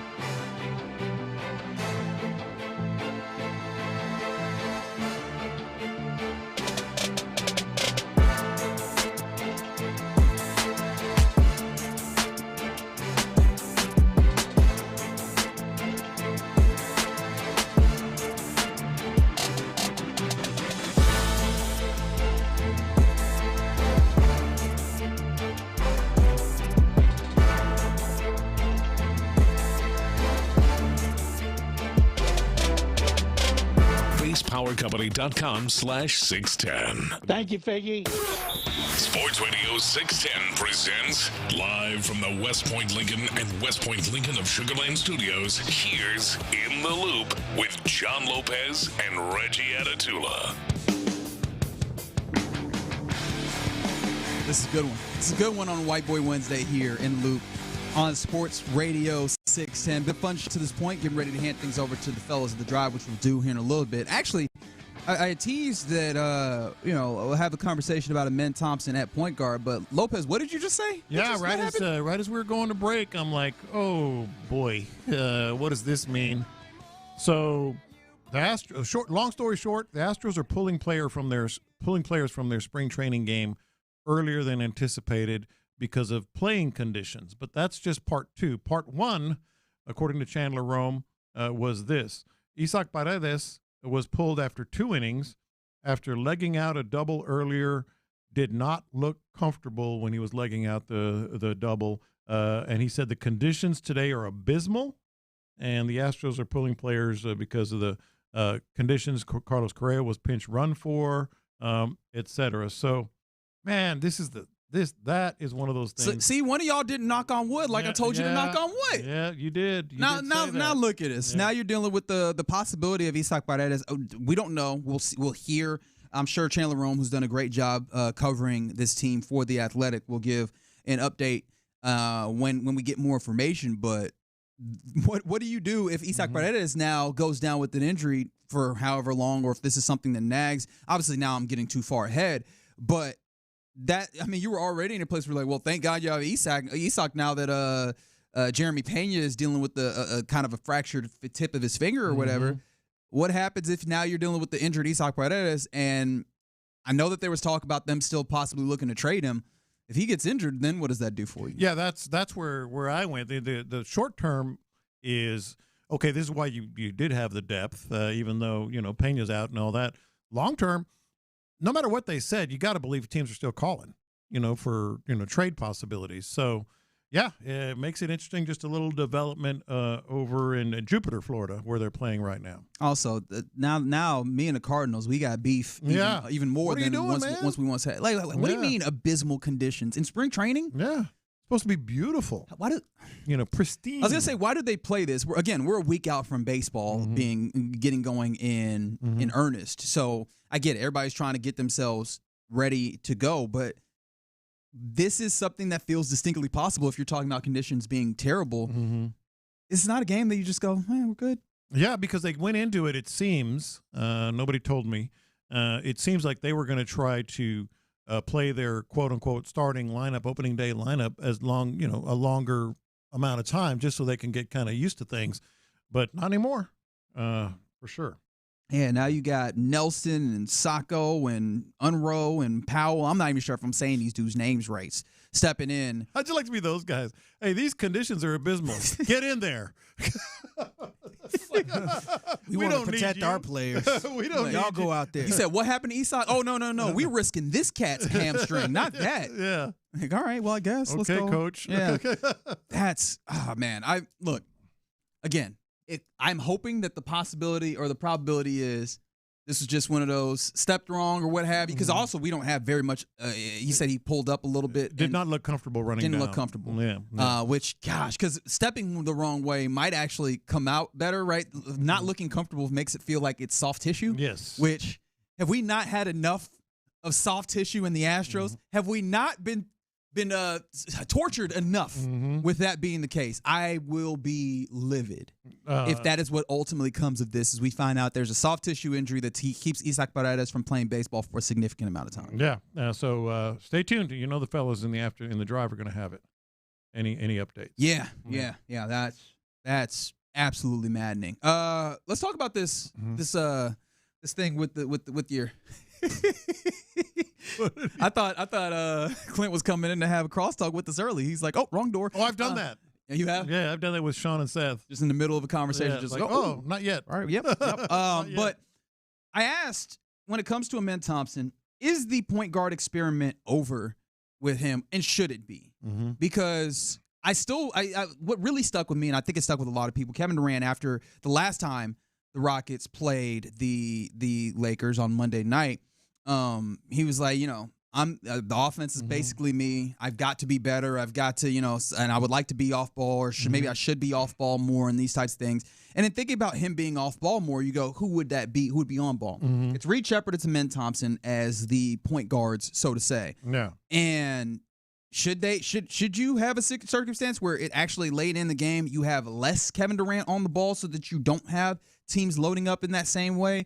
Or does it really need to be that we're just taking the ball out of Amen Thompson's hands because we've tried that enough this year? I think the answer is a complicated one. This year, sometimes you're just going to have it, even though it's not your best your best approach, because we know how shorthanded they are. But the longer term answer is absolutely that experiment is over. I think Amen Thompson. By the way, contract upcoming as well. That's not something that he wants to, or they want him to do. But short term, I mean, Ime talked about it. With his somewhat bizarre, what's your offensive approach? Well, we screen with him or we screen with someone else. I think short term, you kind of have to, out of necessity, if you don't go all in with Reed Sheppard, you have to, out of necessity, have Amen doing it. Yeah, and I mean, even that all in with Reed Sheppard, which again, I think I've come to your side of things on this, where it's like, hey, play Reed, especially because you could see the difference in the offense when he plays, even if it's not perfect. And I don't think anybody is claiming it to be perfect, but you can clearly see a difference in some of the playmaking that you can get, the ability to get downhill at times. But it can't just be all Reed. I don't think there's a single point guard in the league that you can just go, it's all this one guy.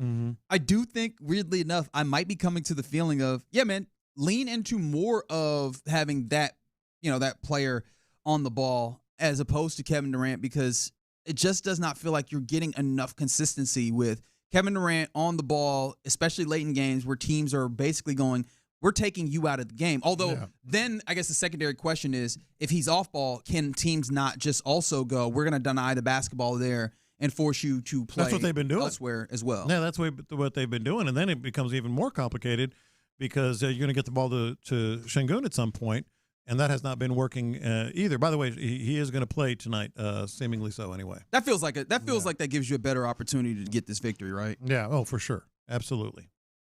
Do you think they're actually going to win it, though? Absolutely not. Okay. All right. I heard it in there, and I was like, let's ask specifically to see. They're flailing right now, man. They are. They're just flailing. They've been awful, especially in clutch, which is so frustrating because the whole idea was you got a good thing going, but when you need to put a game away, Jalen Green was not good enough for putting the game away, so let's go get a dude who could put the game away. Yeah. Now you flip got that, other problems. and now Kevin Durant is the dude who you're depending on to get you to the clutch moments, and then he can't get it done by himself because the rest of the team has kind of fallen to this weird place. The Rockets are absolutely they're mind-boggling right now. I just need you to not embarrass us in front of the hoes. It's ESPN versus the Lakers. I know a lot more people are going to be watching this than watch the Monday night game on Peacock. Please, I'm begging you, get this win. You claw a game back in the standings. Don't give up the tiebreak to the Lakers. I mean, I don't even know what I'm hoping for at this point, but just don't embarrass us is the thing I'm asking. Yeah, well, I mean, they could win. We know that. Yeah, I also feel they could. I mean, they could have won that game on Monday. If you're handicapping this game, you can't predict that. All right, you're in the loop here on Sports Radio 610. Appreciation to D&M Auto Leasing for an opportunity to cross-talk with the fellas. Today, the iteration is Clint Stoerner and my guy Luke Morrow. Luke, it's good to see you, brother. Yeah, good to see you guys as well. It's been a while. It feels like every time I come in here with all the work being done around here, it feels like the episode of Seinfeld where Jerry gets his apartment redone and Kramer thinks he's on the wrong floor when he walks in. I walked in here today and I was like, oh my gosh, am I in the right place? Yeah. It looks so much different. And you than start turning. Hey, and then you stumbled in that old studio and saw your boy over there. That's right. And I was like, I'm exactly where I belong. Hey, they should have gave us. We missed another opportunity here, Jerry. We did? What's that? Boys, we could have done an HGTV episode here with this. Sports Radio 610 crew. They're renovating the radio station makeover. The digs, man. Yeah. I mean, it ain't like we just got studios. Now I'd like to renovate this as well. But I mean, the kitchen. the little podcasting studio over there, the little commons area over here. We could have had some fun with that. Oh, that's a great idea. But opportunities just floated on by. Just floated on by. You a big HGTV guy? Oh, huge HGTV. Always or more later? Especially, I know that you do a little bit of dabbling. I've always been fascinated with it. I like. Here's the deal, Reg. I like tangibly being able to see the work. The progress happen as you move along. Yeah. And I love it's you can control the pace. I don't do well with, hey man, work your ass off right now, and in a year from now we're gonna see some results. Yeah. I like to grind and hey man, I can tear these walls out and I can get a carpenter in there and I can get some sheetrock up and I go, okay, this is nice. Yeah. And then I can go, okay, kitchen, boom, what are we gonna do here? And you plug it in. And you go, boy, I got a little risky with that countertop and that backsplash, but damn, it looks good. Yeah. So I bet you probably enjoyed the way that they built this offensive line this offseason, as opposed to like, we're going to draft him and we're going to hopefully get this together over time. Well, I don't know how you drew those two parallels, but I was trying. But I tried to do something. But hey, look, no, I've landed in a really good place with them in terms of the offense. We're going to talk about that today. I mean, I think we can nitpick when it happened, how it happened, who this, that, and the other. But when you look at what they've done this year, I think some of the comments that we've seen, I think, are plumb ass silly. I mean, they've landed in a pretty solid place. But back to that Rockets conversation y'all were having, they're broke, boys. Yeah. I mean, Reg, look, I'm gonna be honest with you, man. Broke for this season or broken in a larger context? Reg, every time I hear you talk about clutch minutes and this and that, I'm like, we ain't there. Mm-hmm. It's like the Texans. Like, I mean, I'd get hit in the face all year long with what about this game and what about this stat and what about this and what about that. And the reality of it is when it comes cutting time, they ain't going to be able to handle pressure, y'all. Mm-hmm. Whether it's the O-line, the offensive coordinator, the quarterback, they're not going to be able to handle it, man. Mm-hmm. You know what I mean? And until that's fixed, all the other stuff is really tough to have a conversation about. Now, the Texans are a little different. They play one game a week. It's 17. Yeah.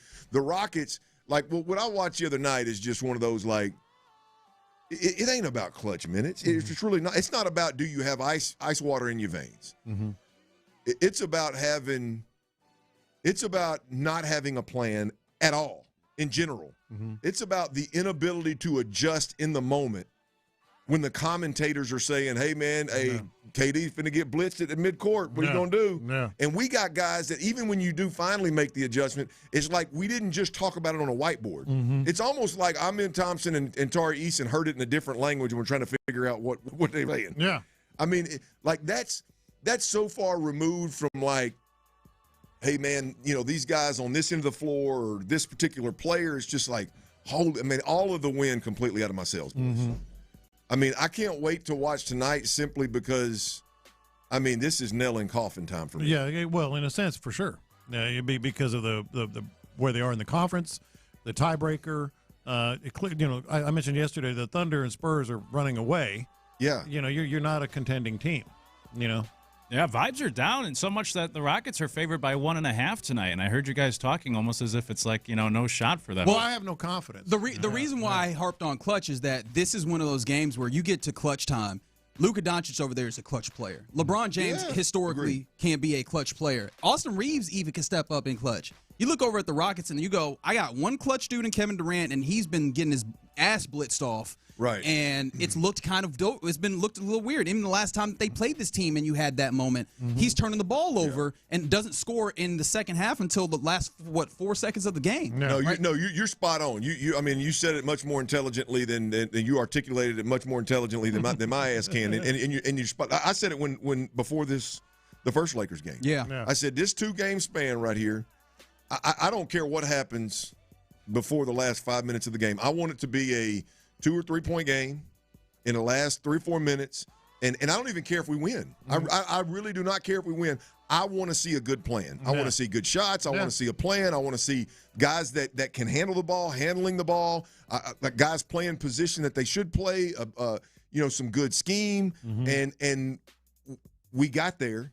It was a 1-point game with 2:29 left. And the final 2:29, really more than that, but the final 2:29 was an absolute nightmare. Yeah. We got there, right, Reg? And it was tenfold worse than I thought it was going to be on all fronts. And so I can't. By the way, quick tease. I feel really good. I don't feel great about a lot of my basketball takes. And to hear what you just said, I feel really good about my basketball takes over the last couple of days. Right? To hear Reg articulate it like that, I'm like, yeah, that's exactly what I said. That's where I am. Like that's where I am. And then my follow-up on Ime Udoka and his struggles, and I'm out on Ime. Oh, Luke brings to the table today. He's got two people. Oh, Hayden, that's Luke. Hey, no. Yeah. Let's go, Hayden, that's Luke. That's my favorite thing. Luke said he's got two people he's getting to before Ime Udoka. I said, well, hell, I can't wait to show a little tease. Oh, yes. Yeah. He followed it up with at least two, by the way. He couldn't just say two. What time he is said it? at least two. Let's timestamp it. Do we have a time on it? I Okay. probably should have teased it. I think 3. I mean, 2:41. 2:40. Oh, 2:41 right there. Easy I had money. to zoom in, boys. These eyes are leaving me. It's all good. These eyes are leaving me. Make But sure I you're know locked you in. got a little business to do right here. I do, Reg, but make sure you're locked in. You want to hear that. These guys always bring it, and we appreciate D&M Auto Leasing for giving us an opportunity to crosstalk with them. Lopez, catch you tomorrow at Rodeo for Thursday. Yeah, we're getting a little road trip. Yeah, let's do a little bit of that tomorrow. But before we get there, leave you with the fine, capable hands of these gentlemen. You're listening to KLT AM, KLT FM, HD2 Houston, and Odyssey Sports Station. And right now, The Drive is live. Yeah, we're live, and guess what, y'all? Rob is not here today. Rob is not here today. Luke Morrow is in the building. Tyler Milner is on the ones and twos. Rob is spending a little time with his family on spring break, and he's out. But we got Morrow sitting in, so it'll be a hell of a day. So stay plugged in right here to Sports Radio 610. Be listening with us also during the 5 o'clock hour today, really all week long, but definitely let's talk about today on the drive. We won't be giving away a 4-pack of tickets, y'all. 4-pack of tickets to the Texas Children's Houston Open. I've had some of my best my best social times at a golf tournament. It was the Byron Nelson on my days coming up in Dallas, to be honest with you. But Tyler assures everybody out there that the Texas Children's Houston Open is just as good of a time, if not better. We will be giving somebody a 4-pack of tickets. I would like to pat ourselves on the back. We gave away an 8-pack on Monday, Luke. We gave it back to the people double on that day. But 4-pack of tickets to the Texas Children's Houston Open is happening today on the drive. Got to be listening to the 5 o'clock hour. We will let you know when to call and what caller is going to win. Also, as we mentioned right there in the crosstalk, we got Rockets, Lakers, second game in 3 days. We'll see if the Rockets can rebound, no pun intended, can rebound from what a mess that was on Monday night. B. Scott's Rocket Report we've got coming up. What, Tyler, is that in the 4 o'clock hour? Yes, 4:40. 4:40 right there. And then we got Tracy McGrady. I don't know if you remember him from his NBA days or his Sugarland Skeeter days. But hell of an arm. Tracy McGrady will be joining us as well. But before we get to all of that, he's joining us at what, 3:30. 3:30. Tracy McGrady will be joining us as well. So we got a good show lined up for you. But before we get there, we got to talk a little bit about this WBC. The USA loses to Venezuela 3-2 in dramatic fashion. Palencia set, the 1-2 pitch, swing and a miss! Venezuela wins the WBC! 9 players fall to their knees. They can't believe it. They've done it. They upset the U.S. Venezuela is the 2026 WBC champions. All right, it went down, and it did not fall in the favor of USA. But I'm gonna be honest with y'all. Tyler won. It was. I'm not saying you should have watched the whole game, but it was the sports fan in me, which y'all know is pretty mild, especially if it's not the Razorbacks, the Astros, the Texans, or the Rockets. It's pretty mild. I was entertained last night, and I watched a big chunk of that game last night. I was entertained. I was let down because it was 2-zip, an earlier home run, 2-zip. USA is down, and then Bryce Harper steps to the plate, and I believe it was the bottom of the 8th inning and does this. Never mind. Bryce Harper hit a 2-run bomb to tie that thing up, 2-2. It was absolutely beautiful. So 2-2, they go to the bottom of the top of the 9th, and Eugenio, by the way, one of my favorite names. It's a good one. Oh, it's one of my favorite names. Eugenio, which I guess is Eugene in Spanish, right? I'm guessing. Makes it sound so much cooler. Eugene's a pretty nerdy name. No doubt, right? It makes it so much better. He doubles to the left center field gap. after a stolen base, by the way. So those of y'all that like manufacturing runs, you like what Venezuela did there in the top of the ninth. They take the lead 3-2, and the Team USA couldn't get it done in the bottom half of the inning. But a couple things of note. I mentioned Bryce Harper hit the bomb that tied it up.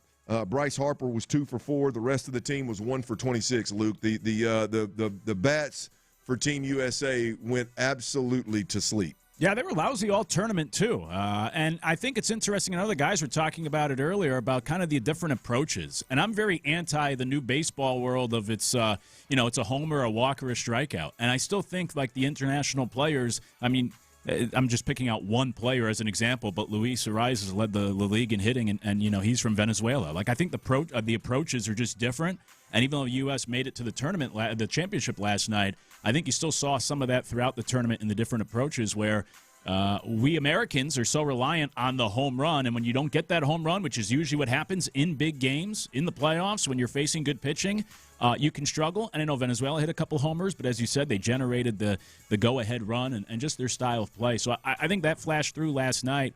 And for the U.S., I mean, they've won just one of these now in the history of the World Baseball Classic. They made it to a few championships, but last night it was another disappointing outcome for them, coming up a little bit short. Well, look, I don't ever want the USA to lose, and the American in me was not happy with last night's outcome, but the human being in me with a heart could tell that Venezuela wanted that game a lot more than the USA team did, and it meant a lot more to Venezuela, and it definitely came to fruition when after they won, you saw guys crying. I mean, it was clearly a monster deal for the Venezuelan team. So, again, I hate losing, but if you're going to lose, you want to lose to a team that it means that much to. So that was cool to watch.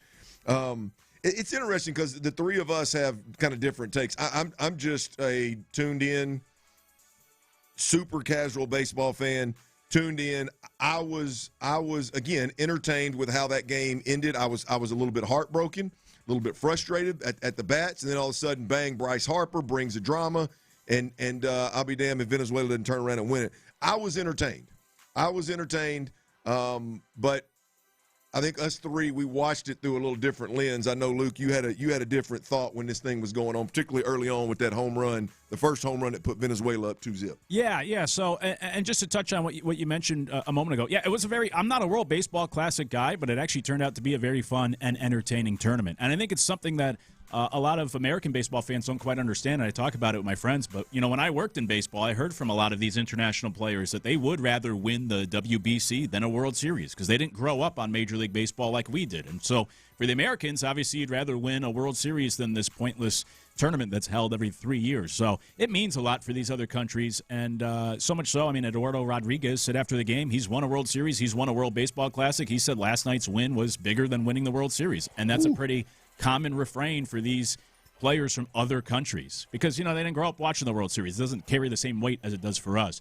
But circling back to what you said, my takeaway, though, from the actual game last night, looking at it from a Houston lens, from an Astros lens as we get ready for this baseball season, and I brought this up last year, and Rob kind of shrugged me off, but I thought last night reminded me of what I would call the worst trade the Astros have made in probably the whole 10-year run, but certainly like the last 5 years. And that was giving up Wilyer Abreu, who hit that homer for Venezuela last night. He homered the other night as well for Venezuela. He had a good tournament. He's had a good career since going to Boston. And they traded him. He was one of the top prospects, and they traded him for Christian Vasquez, who he got 30 games from as your backup catcher for half a season. He played 3 games in the playoffs, started 3 games in the playoffs, and then he was gone. Now he's, funny enough, back on the team trying to be the backup catcher this year. But you gave up Christian Vasquez, or I should say you gave up Wilyer Abreu for only 30 games of a backup catcher anyways, which is not a very important position. And instead, Abreu's gone on to, he's been a Gold Glover the last 2 years. He had a better slugging percentage than Kyle Tucker did last year. He's only 26 years old. He's still cheap. He's under team control for another, whatever it is, 4 years. You don't have to pay him till he's 30. And if the Astros had him on this team still, and this isn't one of those like, oh, they shouldn't have gotten rid of whatever, Justin Verlander. This was a minor trade that if you held on to Abreu, this team, this lineup, this outfield especially, will look a lot different today, where that outfield on paper is one of the weakest in baseball. Now you throw in Abreu with the pieces they have in the infield, and that's a really good 1 through 9. So as I watched him homer last night and go crazy as he rounded the bases, every time I see him do something, I always think, like, man, he should still be here and be the star of the outfield in Houston. I didn't even put 2 and 2 together, Luke, so I appreciate you bringing that to the table. There's 2 takes. You got the old casual baseball fan that was entertained. You got Luke, who's digging deep into what could have been in the Astros outfield, and then you got Tyler. You got Tyler Milner, who I'm going to go ahead and tell you, he is just the WBC hater. I mean, it's I don't like to throw that term around, but I think it's very, very fitting. And Tyler would tell you that he's just not a WBC unless you're talking about White Boy Chaz. He's not a WBC fan, and I think he's got a pretty slick takeaway from what we saw last night. 2 gone in the first inning. Aaron Judge, chance from the Venezuela fans. Bolche, they say, finishing. And Rodriguez does. The 1-2 from Rodriguez. Judge strikes out for the second time. And up comes the captain. Here's the moment. Chopper to third. Garcia inning over. 1-2 to Judge is right at the knees for strike 3 to end the inning. Third strikeout of the night. Third strikeout of the night for that ogre known as Aaron Judge. No use for you, friend. Ain't my captain, not my captain. No, sir. Tyler's WBC takeaway is Aaron Judge sucked in the final. 0 for 4, 3 strikeouts. Not to mention, look, he came up immediately following, I think it was Bryce Harper's bomb with a chance to give us the lead, and I think it's when he grounded out to third. No, he struck out. Strike out I think he struck out. I think he struck out looking, right? It was so deflating. Yeah. Harper hits the homer. I was out at a bar last night. Everyone's going crazy, and then Judge is standing up there, and he just strikes out, and you go to the 9th. And it's like, you're in a tough spot if you're dependent on that ogre known as Aaron Judge in a clutch type of moment. Dude can hit 60 bombs over a given season, but whenever it comes to the big lights, it just kind of disappeared. That is great, man. Again, the casual takeaway, I was entertained. My man Luke is digging deep into the Astros trades, and Tyler just hates the WBC and is glad that Aaron Judge had an 0 for 4 night, even if it came at the expense of the USA not winning the championship. Guys, another thing we got coming up here pretty quick, obviously starting tomorrow, I believe, is the tourney, man. College basketball tourney right around the corner. March Madness is here. And I want to do something real quick. I want to make sure that we get our Final Four picks out there. I don't want folks changing it as we see teams get upset early on. Just put them out there, man. Just put your name on what you've got your Final Four, and we'll see who gets the closest here. Tyler, who do you got?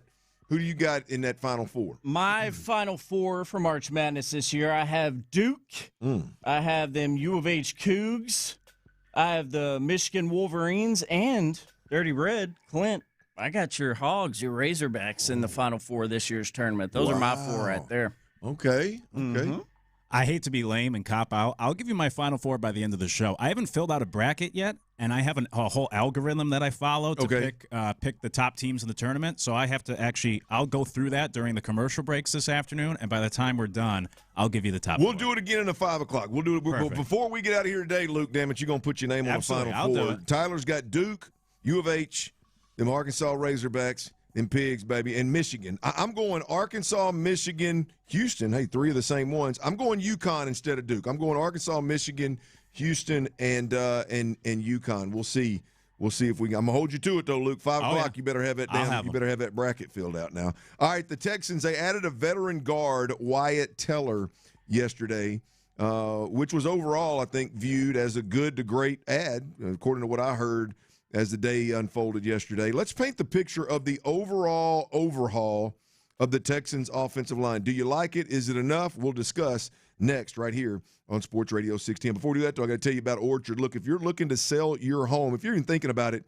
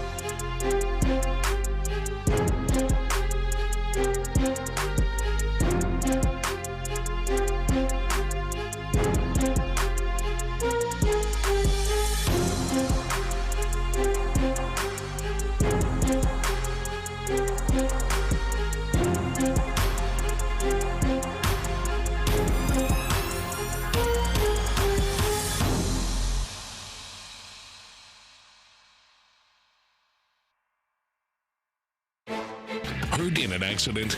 Call Mokaram Injury Lawyers at 281-222-2222. Sports Radio 610 presents The Drive with Stoerner and Hughley. Rob Hughley is out. Luke Morrow is in. And the Texans added veteran guard Wyatt Teller yesterday morning. Got a pretty good response, I think, throughout the day, definitely nationally and here locally as well, about how good of an ad that is, which I think the overall overhaul, if you will, of the Texans' offensive line is what we need to look at now. We can put a bow on the Wyatt Teller move as hey, it was a pretty good move. As I said yesterday, I think it was a great move. I think it's bigger than just having a player that embodies physically what you're trying to do offensively and what you want your O-line room to look like, but it's also an individual that from a veteran perspective carries a certain level of stroke when he walks in the room. You couple him and Braden Smith together, I would think there's a little different swagger walking in that room from a physicality standpoint, from an expectation standpoint, from how you go about your everyday business. So I think those moves, Wyatt Teller, Braden Smith, I think in a vacuum individually, I think those were really, really good moves. But I think this, Luke, I think this was the final piece. I think this was the final piece to what was a really solid approach to improving the O-line play in Houston. I think the Wyatt Teller move really summed up, the overall approach and effort by Nick Caserio, Nick Caley, D'Amico Ryans to shore up the offensive line problems. I think across the board, it was really solid. Look, I'm on record of saying I would have started with a high-dollar center. I don't know that I'd spend $27 million a year on a center, but I would have started with a high-level center because it fixes more than just the center problem. So I would have started there. But, Luke, I tell them all the time, I don't need to agree. I just need to see the method to the madness. And when you look at this offensive line right now and you've got Ariante Ursary, a very, very promising second-year player that is mature beyond his years, that is a bigger-bodied tackle that can move mass, that hopefully one day can take over this locker room. That's your left tackle. Your left guard is Wyatt Teller. It's plug and play. There's no, let's rotate left guards. Let's see how it works out. Wyatt Teller is your left guard at this point in time. Your center is Jake Andrews. I think they like Jake Andrews a lot more than maybe we like him out here in public. I think they love the fact that he knows the offense, smart cat, can communicate it, and they're comfortable with him. They signed Evan Brown that has a lot of run at center. It's probably going to be a competition at the center position. He's got several starts at center. He's got several starts at left guard and right guard, so very versatile player there in the middle. Ed Ingram's your right guard, and Braden Smith, who they signed as well, comes over from Indianapolis. Been a really, really good tackle in Indianapolis for a handful of years. That starting five, along with a couple of the moves that they made as depth plays there, Luke, I think overall that is a really, really solid effort. Really solid effort by the organization to fix what obviously fix is a strong word. You won 10 straight games. I think to upgrade in a position room that needed to be upgraded if you want to take the next step. Yeah, I'm with you. I've really liked this just offseason as a whole for the Texans so far. And I think a lot of times in today's society, obviously, we don't have a lot of patience. We expect immediate results. And it's something that I talk about a lot with my friends who are baseball fans because the baseball offseason is so slow. And you want your team to go out and do things like right away, the first day of free agency. Mm-hmm. But in baseball, guys don't sign for a couple months, right? So you always have to see the big picture and wait for the whole plan to unfold. And I think it's something similar with the Texans this offseason or even the last 2 years. They talked a lot about changing the culture in that offensive line room, but you could only do it so quickly. You couldn't tear it all down immediately. And so now they've made the change, obviously, with the new coach last year, and you got rid of part of the problem last year, and then you got rid of the other part this year, and you make these moves. So I just think over the last 2 years, they've made this swing to where they are now with the types of pieces in this offensive line move in the offensive line room. And I also like what they did this year compared to last year in that last year was like the reclamation projects. And to the Texans' credit, most of those guys actually worked out well. But this year, it's a little bit more about experience and like tape and what they've actually accomplished instead of let's get Ed Ingram on the cheap and hope that we can turn him around. I feel like the pieces they brought in this year are a little more stable than what they tried to do last offseason with the offensive line, and that makes me feel better. Well, that's where I want to go. I'm glad you brought that up, Luke, because I want to be real clear. I see a lot of and a lot of it's on Twitter, so take it for what it's worth. But I see a lot of comments about, just signing random guys and plugging them in and comparing this group to last year's group and this year's effort to last year's effort. And look, I'm going to be clear, man.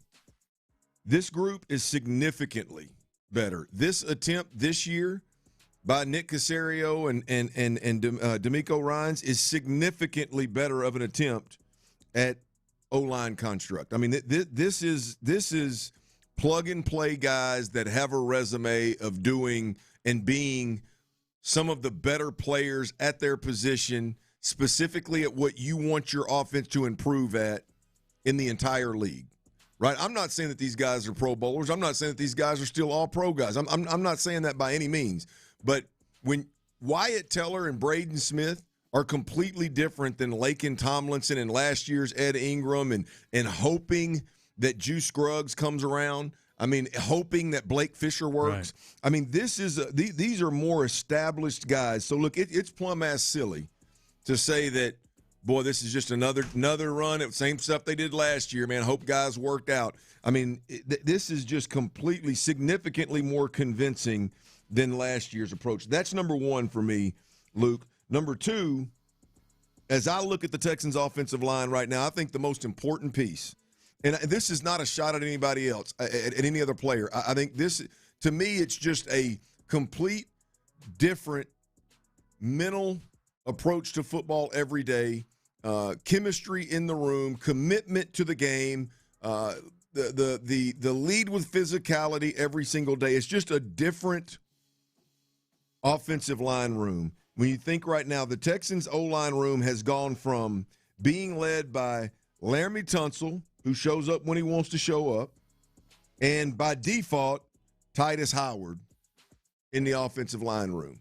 I've said it. I've been on record, several times, of saying I just don't think – I think Titus Howard's a great player. I think Titus Howard's a fall-in-line guy. I think he is going to conform to whatever leadership is around him, okay? I think you've gone from that to two guys that carry a little different swagger when they walk in the room, a little bit different approach to offensive line play in Wyatt Teller, Braden Smith, and I even think you can throw Trent Brown in that mix after what we watched last year. I think you've got legit dudes that pride themselves in being physical as hell when they play the game. And I think that's super powerful to have that on top of a Cole Popovich offensive line coach that's preaching it, and he's telling you we want it done a certain way, and it's got to be physical, it's got to be this, it's got to be that. We want to reestablish the line of scrimmage. We want to move mass. We want to be, it's one thing for coaches to have to harp on it. Now you've got literally three of your more tenured individuals in the O-line room that are cut from that cloth right there, and they're replacing guys that I think were probably more finesse players, probably more, hey, man, we're going to do it kind of our way whenever we want to. I think that is the biggest part of this overhaul for this offensive line is, boy, there's a different vibe in that room, I got to believe. Yeah, I'm with you, which kind of goes back to what I was saying about that patience. Like, it took them 2 off seasons, but I think they got it done, and they kept the best parts of last year on that offensive line and then added to it here with the pieces that they brought in this offseason. As I always say, fit is the most important thing in life, and we could even have the same conversation, I think, about the Rockets team. But just because you bring in some talented pieces doesn't mean they're all going to fit together or work well or fit in the type of offense and football or the system you're running. And so I think now with these moves, again, it took them 2 off seasons, but I think they're in a much better place on paper where with the pieces you have in there, how they mesh with one another and the culture of the team, but also what you're trying to do offensively just fits a whole lot better now for this offensive line. If it doesn't work out, we'll obviously have a different conversation, but I really like what they've done on paper here this offseason. I'm glad you brought up the Rockets, right? The Rockets were absolutely horrible on Monday night versus the Lakers. I'm disgusted if you can't tell. I started at head coach Ime Udoka placing blame, and I'm pretty pleased with that, with my thoughts, to be completely honest with you. My boy Luke over here that's in for Rob today, he says I need to pump my brakes. I got to pump the brakes a bit. He's got 2 folks. He got 2 folks that he's got to he's looking at before getting to M.A. Udoka. Do you agree? We'll tell you who that is next right here on Sports Radio 610. Before we do that, though, I got to tell you about Jiffy Lube. Look.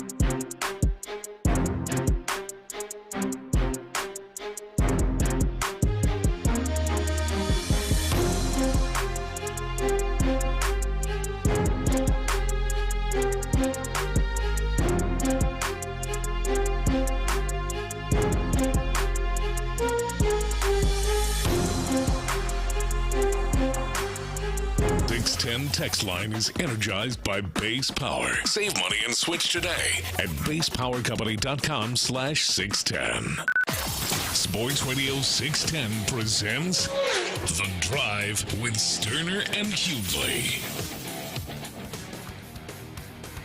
Rob, the show Hughley is out today. Luke Morrow is in. We are. Yeah, there we go. We're rocking and rolling. We got Tracy McGrady. He'll be joining us here coming up not too long, about that 3:30, I believe it is. Tyler, correct me if I'm wrong. Yes, sir. That's 3:30 on the dot. We got B. Scott coming up at 4:40. B. Scott with our Rockets report. And as I said, Luke Morrow is joining us. He's in for Ron, the show Hughley. And we're giving away tickets to the Texans Children Open in the 5 o'clock hour. You got to be listening. Texas Children's Houston Open. You got to be listening in the 5 o'clock hour. We'll be giving away a 4-pack to that golf tournament. It's going to be a lot of fun. A couple of superstars are going to be there. I've actually played the course, not this year, but last year, right before they were actually setting up for it, man. It was really, really cool to get to play the course when it's in that kind of shape. Obviously, I'm not a golfer that can keep up with that, but so it was a tad bit challenging, but it was a really good time. All right, look, the Rockets were absolutely horrible versus the Lakers Monday night. And look, here's the deal. I don't want to hear nothing about how bad the Lakers were. I don't care. I don't care that the Lakers were bad, too. That doesn't make it any easier for me to stomach that I stayed my ass up and watched that Lakers-Rockets game. I mean, it was a 1-point game with a little over 2 minutes left, and the Lakers were up 10 just past the minute mark, and KD goes down and gets a layup to make it an 8-point game. It was over. It was over. Luke, it reminded me of this, and unfortunately we were on the receiving end of this. I always tell the story about going to see when I was in Arkansas. I got a chance to go see the Memphis Grizzlies and the LA Lakers play, and it was when Kobe was still playing. Mm-hmm. And I remember watching that game, sitting in the stands. I was sitting directly across from the Lakers bench, man. And I'm watching this game, and it was kind of yada, yada, yada, and no big deal. And Kobe really wasn't for whatever reason, it didn't seem like he was playing a lot. You know what I mean? He wasn't doing a lot. He wasn't the center of attention. And then I remember looking up with about 5 minutes left in the game. It was a tight ball game. I don't remember the exact score, but I remember looking up, and he stands up, rips off those tearaway pants back in the day. They had him snapped on the side, and casually just walked to the scores table like, all right, it's time to finish these boys. Mm-hmm. And he literally went out on the court. He was on a mission. It was like there was nothing they could do about it. He just game over. It was done. And unfortunately, I'm looking for the Rockets to get into that position and see, okay, now what happens? And now, Monday night, the Lakers-Rockets game, there was no Kobe. There was no need for a Kobe, if we're being completely honest. But there was one of those situations where late in the game, hey, man, it's time, right? I know we play a 4-quarter game, but ultimately it's what happens in the last few minutes of the ball game that's going to that's going to dictate champions versus going home early.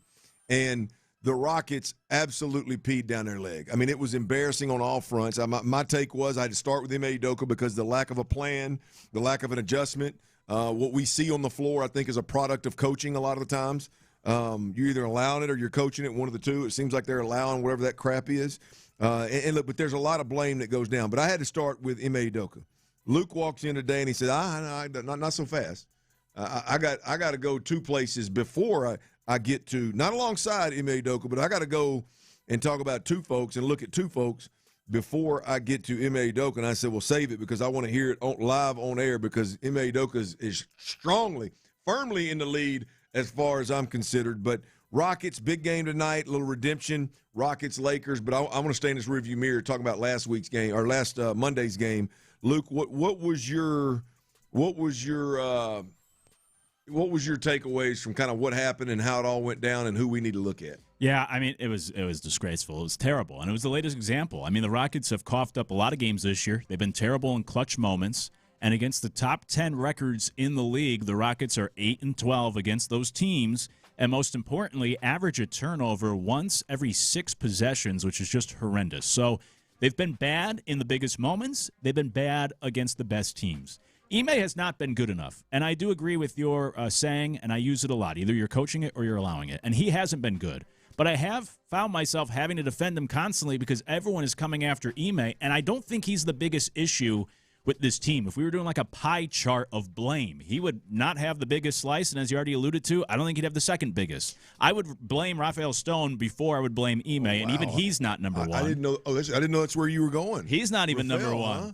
But I would give him more of crap, for lack of a better phrase. I give him a harder time than Ime because he has constructed this team. And in his defense, in the Rockets' defense, it's a different team if Fred VanVleet's healthy this year. And it'll also be a different team if Steven Adams is healthy this year. But honestly, the biggest person I blame for all of this is Kevin Durant because it's a players-driven league. And in the crosstalk earlier, we were talking about it, and Reggie was talking about how the Lakers have those guys that they can turn to at the end of a game, like Luka and LeBron in some instances, even Austin Reeves. You have to turn to your players. And I think coaching, the NBA is the sport or the league where coaching has the smallest impact, where the bigger impact from coaches comes, I believe, in between the games and behind the closed doors and building that culture. And Ime's culture was actually what helped this team become the number 2 seed and a big surprise last year. But they've moved away from what Ime Udoka does. He's a defensive head coach and a grinded-out type of coach. That's not the style this year. This has become like more of a Kevin Durant team since bringing him in.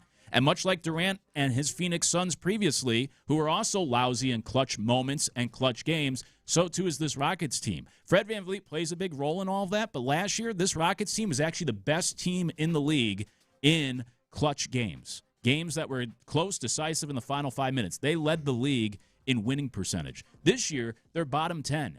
Even though they brought in the guy for those moments, Kevin Durant, who, how often have you seen him commit a costly turnover in a big moment? He had one basket the other night. You need more from your star. And I know he could get more help as well. But for me, it's a players' league. The players win at the end of the day. You draw up plays for your stars, right? They're the ones that carry you. Every NBA champion has had a top, 15 scorer in the league that year. It's always about, even Doc Rivers, who's the biggest choke artist in NBA history, has won an NBA Finals because the players carried him there. To me, it's more about the players and the coaching. And the number one player, of course, Kevin Durant on this team. I just don't think, even though the numbers look good in the biggest moments, I don't think he's been good enough. I agree with you about KD. I think he made number one, but KD being number two for me. I don't know how, when you're a superstar player at that level, and I can't relate. I can relate to being a 2-year starter in year 3 and the expectations changing. But as a quarterback, I'm telling everybody what the hell to do anyway, so it's easy. It's my job. But like the other night against the Lakers, how long it took them to figure out what the announcers were telling us was going on every time that KD touched the ball, near the half-court line. To your point, I can't believe, take Ime Udoka completely out of the conversation. Like how a guy that's got the pelts on the wall, the experience, the resume of Kevin Durant doesn't at some point go, hey man, we know what they're going to do. You got an advantage, right? You know they're going to double him, right? And so when they do that, I need somebody to come to the free throw extended. Like, well, no. I want Jabari Smith, somebody that can shoot the damn ball. I want them coming. I want you wherever you're at on the floor. I don't give a damn. I need you to get to this point. I'm going to dish it to you, or I'm going to kick it, and they're going to kick it, whatever it may be. Like KD not having a plan. It goes back to a lot of like some of the stuff we watched with the Texans. At some point in time, C.J. Stroud's got to take control of what's going on, and it's got to quit being about Bobby Slowick and exactly. And so there's I love the point of KD's got to be better, man. I just how disgusted, Luke. You brought up a guy there. Ime Udoka looks disgusted. I think he's just got an RBF. He may have the best male RBF that I've ever seen.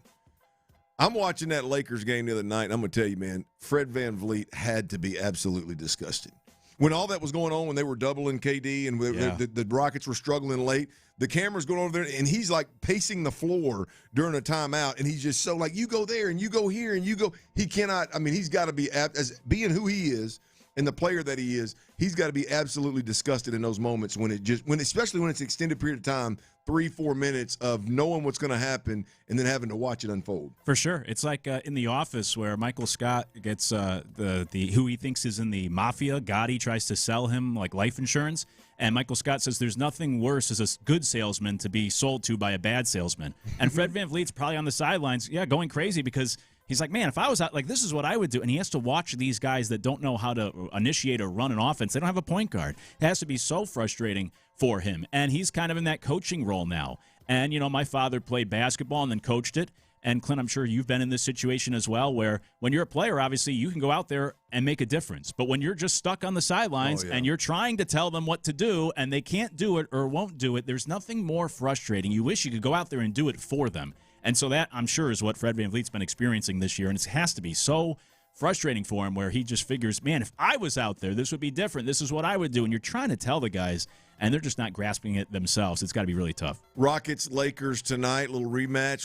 How big is it tonight for the Lakers, the Rockets? I think it's big for the standings, and it's also big just for the psyche. They haven't been playing well lately, and then as I mentioned off the top, I mean, they've been bad against good teams. So for me, at least as a fan, like, you have to show me or prove to me you can still win these types of games. You're at home.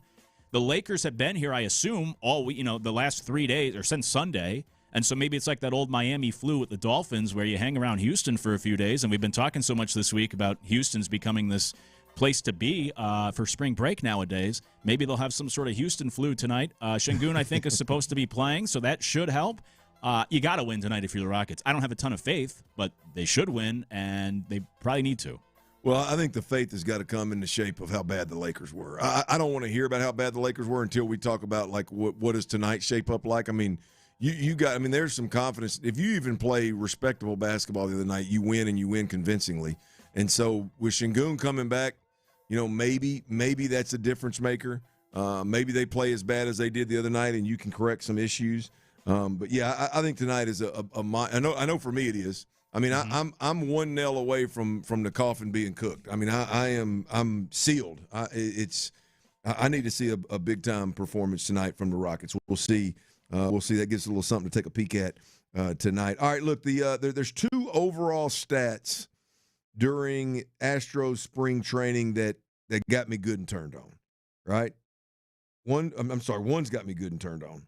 One's got me a tad bit worried. And there's nobody in Houston better than my boy Luke Morrow to help me make sense of what I'm seeing. Pitching looks like it's really good. Hitting looks like it's pretty suspect. We'll cuss and discuss next right here on Sports Radio 610. Before we do that, though, I got to tell you about generators.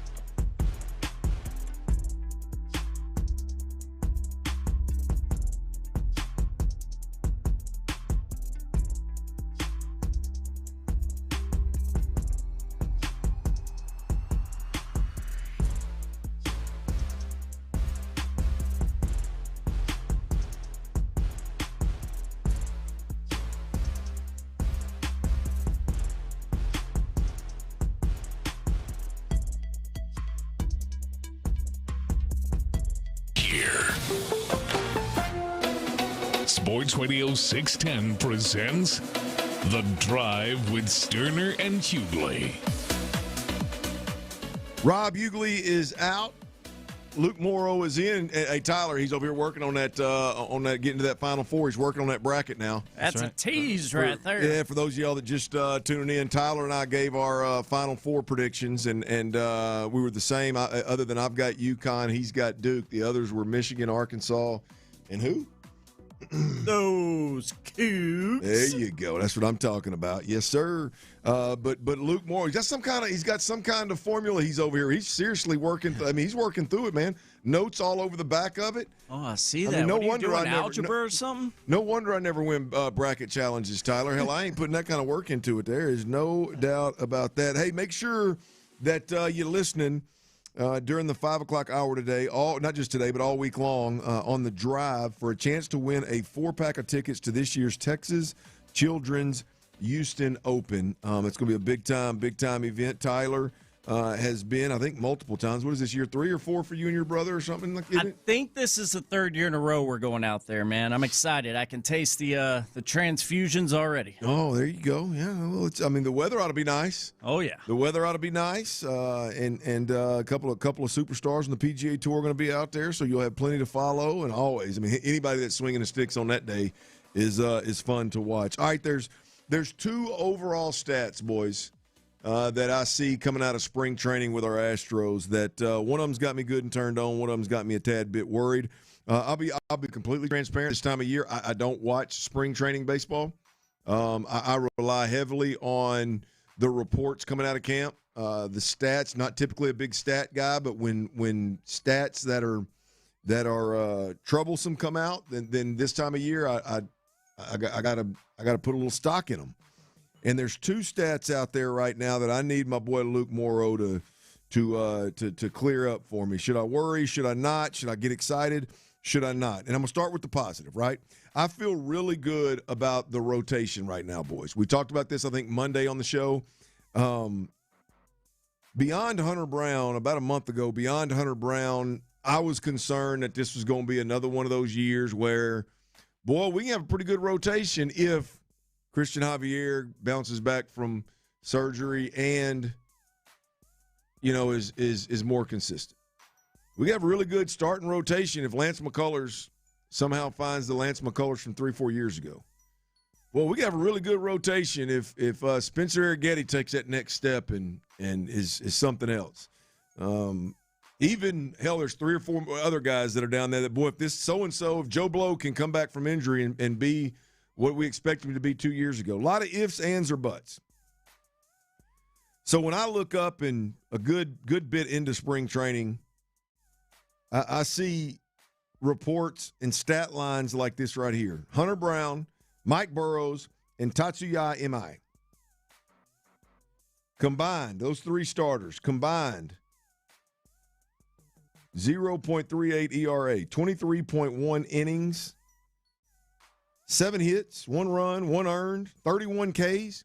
When I start seeing something like that, the Astro fan in me gets real excited, Luke. The fact that our 2 and 3 starter are better than what ifs.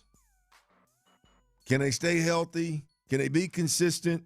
You know what I'm talking about. Javier, Arrighetti, McCullers. The fact that we're sitting in a spot right now, and it appears to me that Burrows and Imai are 2 they're off to pretty damn good starts in spring training for the Astros and look to be pretty promising to be at the top of that rotation. That as a fan, that gets me good and excited.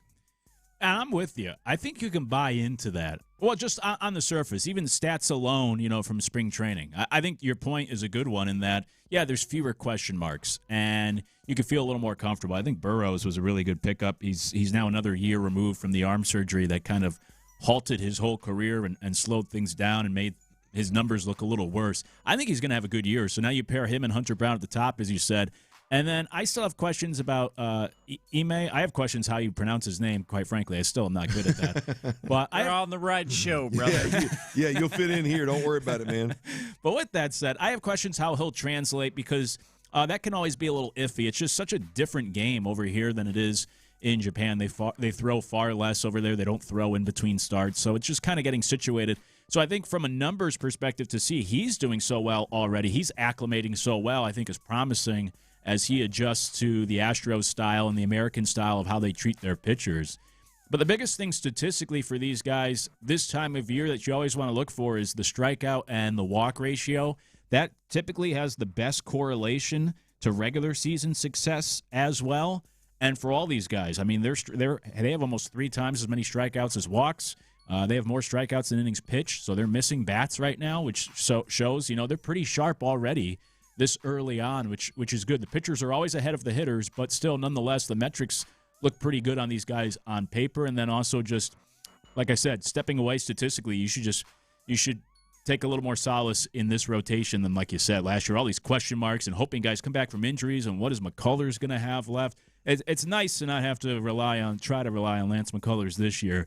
They got a pretty good 1-2-3 punch at the top of the rotation right now. Well, it's a little easier to stomach the Javier, Arrighetti, McCullers, if, ands, or buts. It's easier to stomach those if you've got some pretty promising guys that look like they can fill the top of that rotation behind Hunter Brown, and it looks like, for what it's worth, that those guys are going to be okay in those particular roles. Well, what's your thoughts while we're on it? What's your thoughts on Lance McCullers and kind of the change? I mean, I hated the one bit of audio that came out that he was basically saying, "Oh, hey, if it don't work out, man, I'm good. I'm ready to go home and be with my kids," kind of deal. I hate that, but just it seems like there's been a shift in him mentally after his last outing. I mean, I think he's not afraid to say it. I think he's saying, I used to I would have pressed, or used to I would have done this, and he's doing something different. So what do you think about the Lance McCullers shift, at least from a mental perspective so far? Yeah, I remember being on the air on one of the shows when that audio came out. And so, I thought that for him it was kind of, obviously last year, the last couple years have been really frustrating. And I think he's finally just kind of accepted that, he's not where he once was. And he knows, I'll be honest, I think the only reason why he's still getting opportunities to begin with is just because of this contract that he has with the Astros. So I think he's realizing that, like, once this contract runs out, I don't think another team's going to take a shot on me. So this is kind of the last hurrah, the last ride, whether it works out or not. You certainly hope he can contribute to the team and have a good year. But if not, then you play out the string of this deal. And so I think he's been able to wrap his mind around that this offseason, I would assume, in that, look, last year was not great for him once again. He had more injuries than victories. The numbers weren't all that spectacular. And so now going through this again, it's like, all right, here's the last chance. And then, contract expires. I probably won't have any other opportunities, and I go home. So let's give it one last run. Hopefully he could stay healthy, have some success this year. But I think he sees the light at the end of the tunnel. How do you feel this rotation kind of rounds itself out beyond Hunter Brown, Mike Burrows, and Tatsuya Imai? Yeah, so then you have Spencer Arrighetti, who should be in there, and he actually just returned here to Houston. His wife's going to have twins. She's due at twins, so he's going to be out now for a little while, but I would imagine still good to go for the start of the season, I would hope. And then then you have Javier, who has been questionable this in spring training and this offseason, but if he's your 5 starter, that's not terrible. And then since they want to go with this 6-man rotation, I mean, if McCullers is healthy, I guess you throw him out there. He's not going to pitch in the bullpen for whatever reason. So what else do you do with him? I guess he's your 6th starter. I've complained for multiple years now that I hate the 6 starting rotation. I would want Hunter Brown out there as often as I can get him instead of carving out a spot for Lance McCullers at this point. But that ship has sailed. So I think currently, I guess I would slot him as the 6th starter, because if he's not, again, like, what else do you do with him? You're not going to send him down to the minors. He doesn't want to be in the bullpen, so you kind of just have to make a spot for him in the rotation. Any thoughts on the Ryan Weiss kid that's apparently rolling in our guy? I don't know if he's a kid or not, but that's apparently rolling in spring training as well. Yeah, he's pitching really well. I would start the year, have him be my long man in the bullpen and keep him stretched out, and then as soon as there is an issue in the rotation, slot him in. But again, I think it's just that numbers thing of I'd probably rather give him a starting spot in the rotation over McCullers, but it's just kind of that numbers game of like, well, what else do we do at Lance? Just by default, we kind of have to make him a starter. And so then, Weiss is on call. He's on deck. That obviously you can't get through a full baseball season without some pitcher going down. And when that ultimately happens, he would be the one I'd slot in. But I would start him in the bullpen. and keep him stretched out, pitching multiple innings at a time, so that whenever they do need a spot starter, he'd be that first call. Well, that's the stat in the convo that I feel really good about. I want to shift gears here a little bit, and the part that I'm concerned about is the bats, right? And not because the lineup itself, but to me, it's more about the change from the hitting staff, if you will, and more specifically the approach. There's a stat out there, and I don't know if this is holding up, but I know it's a couple of days old. The Astros are the worst hitting team from an average perspective this spring at 192. And I got to believe, I can't help but think that has a lot to do with being patient at the plate and working through some things. And it's that patient at the plate. We heard it last year. We watched it not unfold other than Isaac Paredes during the regular season. We heard it this offseason about, look, that's going to have to sink into this lineup's head or else.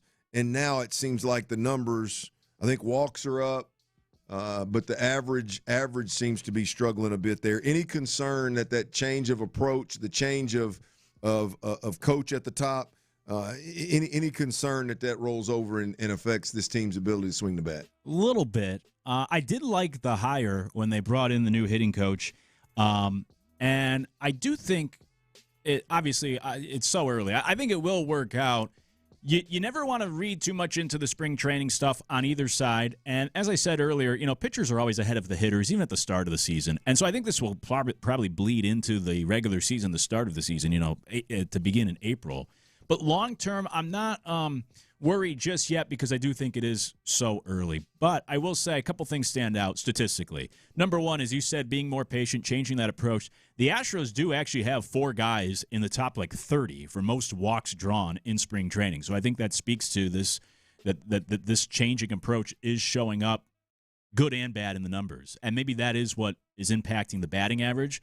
But just like I said earlier for pitchers, the best correlation from spring training to regular season success for pitchers is that strikeout and walk ratio. It's actually the same thing for hitters. This gets real nerdy, but if you look at the numbers, even barrel rate does not transfer over as well as strikeouts and walks. Batting average does not transfer over. Strikeouts to walks is the one stat that remains most consistent from spring training to regular season statistically. And that's where I do have some concern for this Astros lineup. Because when you look at some of these hitters, Paredes has struck out in half of his at-bats so far. Altuve has struck out in more than a third. Pena has struck out in a third. Jordan has struck out in a third of his at-bats. League average is about 22%. So these guys are all above league average, and they're all above their career averages. And so that's where I get a little worried where, yes, it's only spring training. It is so early, and the pitchers are ahead of the hitters. But right now, these guys are striking out more than they ever have in their career.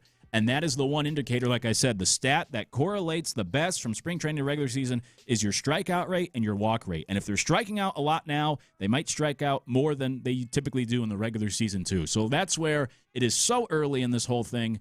But that is the one thing that does stand out that I am a little worried about the Astros lineup and how bad it's looked so far. I think the two biggest guys, when you talk about a different mindset at the plate, I think one and far and away – I think it's blatantly obvious, is that's going to be a major shift for Altuve. I mean, Altuve is to come out of my cleats on the first pitch, no matter what it is, a good chunk of the time. He's going to have to adjust that. I do. I mean, if they want to implement it in an aggressive manner, which it sounds like they do. And then the other one for me, and I'd like to get your take on how you think that impacts these two big hitters for the Stros. Altuve one. Yordan Alvarez is such a great hitter. I don't know that I want anybody toying with anything Yordan does at the plate. Mentally, the approach. Yeah, it's true. I know. When you talk about these big-time hitters, Altuve as well, yeah, what do you need to change? They've been so successful already. Who's coming in? You might make some finer touches, but how much are you really changing with these guys? And on a bigger scale, honestly, it's one of the things that I would complain about in baseball these days. The Minnesota Twins released their new coaching staff, the graphic on social media. This was going back before spring training, a month or two ago. And now all these teams have these 3 hitting coaches and 2 bench coaches and whatever, 2 bullpen coaches. Yeah. So many coaches now that even I worry about all just the different opinions and the different voices. You're almost getting overcoached with all these guys. Back in the day, obviously, you had 1 hitting coach, 1 bench coach, 1 pitching coach, and you handle the whole team, and teams won World Series that way. It's hard to fathom.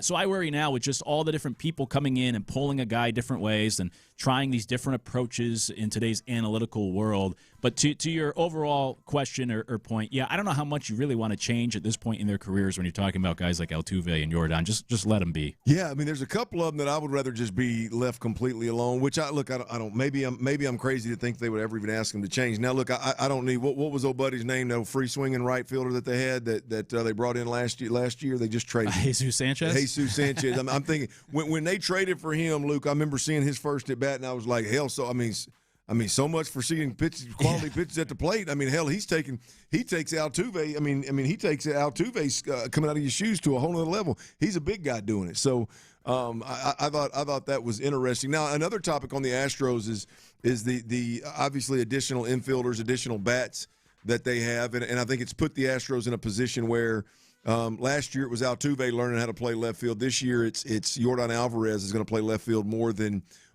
what they probably expected. You comfortable with Yordan Alvarez playing more left field? You like that? No? What do you think? Yes. My only concern is for the health. But statistically, he's always played better when he's played the field. A lot of guys are like that, where they can stay in the game and stay loose instead of just waiting for your at-bat every 3 innings. So I think he's a better player when he plays the field, even though he's not a great outfielder. Health is the biggest concern. But I've said it before. To me, like defense in baseball, to me, I know this will tick a lot of people off. Defense is overrated to me. Come on, preach. Put Altuve ain't gonna piss in this left guy field. off. I'm in with you, brother. I'm right there with you. Yeah, put Altuve in left field. Put Jordan out there. Whatever, just to get the bats in the lineup. The Astros last year were the 10th worst defensive team in the league. They almost made the playoffs. The Red Sox led the league in errors last year and nearly won a playoff series. You know, they still made it. The Yankees were one of the best teams in the AL last year. They were bottom 5 in defense. Defense, to me, in baseball, if you can slug, you'll make up for that defense. So the only concern for me is just the health of having Jordan out there, the same guy who got injured, trotting home. So that's the biggest concern. But in terms of like your defense or how it impacts your starting 9, all that sort of stuff, I actually think it's better for the Astros just as long as he can stay healthy. We're on that front again with Jordan in left field. I'm of the impression, because I mean our outfield has been such a turnstile over the years, is that I've always thought that he's got a better arm than most of the guys that they're throwing out there. And he's good enough with the glove to be one of the better outfielders on this particular team. Yeah. That they're rotating through that. I mean, is he? I mean, I know you don't. I'm with you. I'm 100% with you. I don't give a rip about defense either. Now I don't want Altuve in left field, but I don't necessarily give a rip. What I like about Jordan in left field is it's twofold. I do think he's one of your better 3 or 4 outfielders defensively, especially he's got an arm to where he can at least threaten to throw somebody out, right? And then number 2, it solves your problem of being able to get Paredes bat in the lineup, or get that 5th infielder bat in the lineup when everybody's healthy. So that's really where I'm at. Like, if you had the luxury, which, by the way, I think the Astros need to get out of the luxury business. You ain't that team anymore. But if you had the luxury to just say, hey, man, we got everything figured out, and the DH slot is Jordan's, and he's not going to play outfield, then I'd be all about, hey, man, get the big fella off his feet. But the reality of it is that one move, I think, solves 2 of your bigger problems. It frees up DH so you can get your best lineup on the field night in, night out, and it's one of your better left fielders on the team, at least from a defensive perspective. And so you're not throwing, again, Altuve out there, who I think I'd tag up from third on his ass right now at 48. I think I could tag up at third. Tyler, you think you could tag up on a, let's say, an average fly ball to left field, Altuve? Can you tag up from third and make it? Oh, with these badass knees I got to say no, unfortunately. Do you think it'd be close? Yes. Remember, they can't block the plate anymore, so you can just all-out Pete Rose slide if that. If it's just one time, I'm giving it my all, I'm putting my athleticism on display, yes, it'd be close, but this right knee, man. Yeah, I think Jordan gives us a shot in left field to throw at least Tyler out at home plate. So we'll see. All right, y'all, look, we got Tracy McGrady, again, whether you remember him from his Rockets days, his NBA days, with him Sugarland Skeeter days. T-Mac is he's going to join the drive next right here on Sports Radio 610.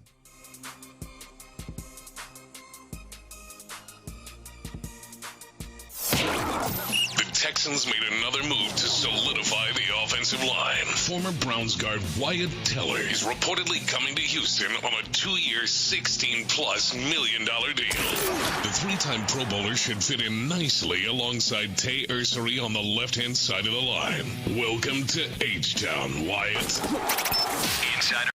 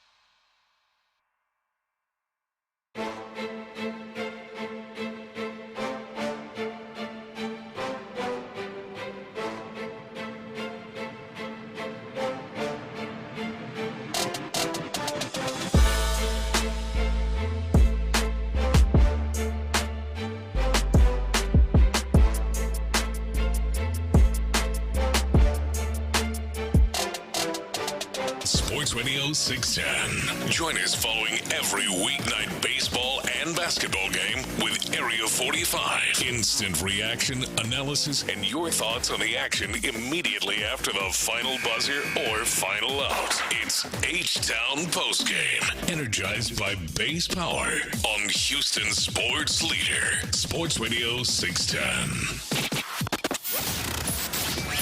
The Drive is powered by Mokaram Injury Lawyers. Heard in an accident? Call Mokaram Injury Lawyers at 281-222-2222. Sports Radio 610 presents The Drive with Stoerner and Hughley. Ron, the show, Hughley is out. Luke Morrow is in. You're listening to Sports Radio 610, The Drive, baby, Houston's sports leader. Appreciate everybody for tuning in with us, whether you're tuning in on the AM dial or the FM HD2 dial. If you're on Twitch, YouTube, we greatly appreciate you there as well. I want to encourage everybody out there to download the Odyssey app, AUDACY. Download that app. You can take us anywhere that you go, on your hip, in-state, out-of-state, working out, in the office. Always a good connection right there.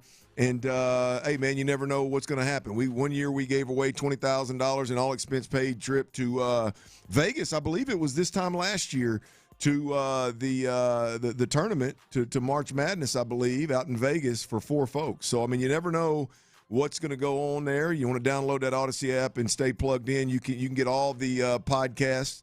We podcast every segment of every show, I believe, every day, so you can get it there and listen on your own time, as well as all the multiple podcasts around the Odyssey network of stations you can find there as well. And right now, we got a special guest joining us, Tracy McGrady. Tracy, what's going on, my man?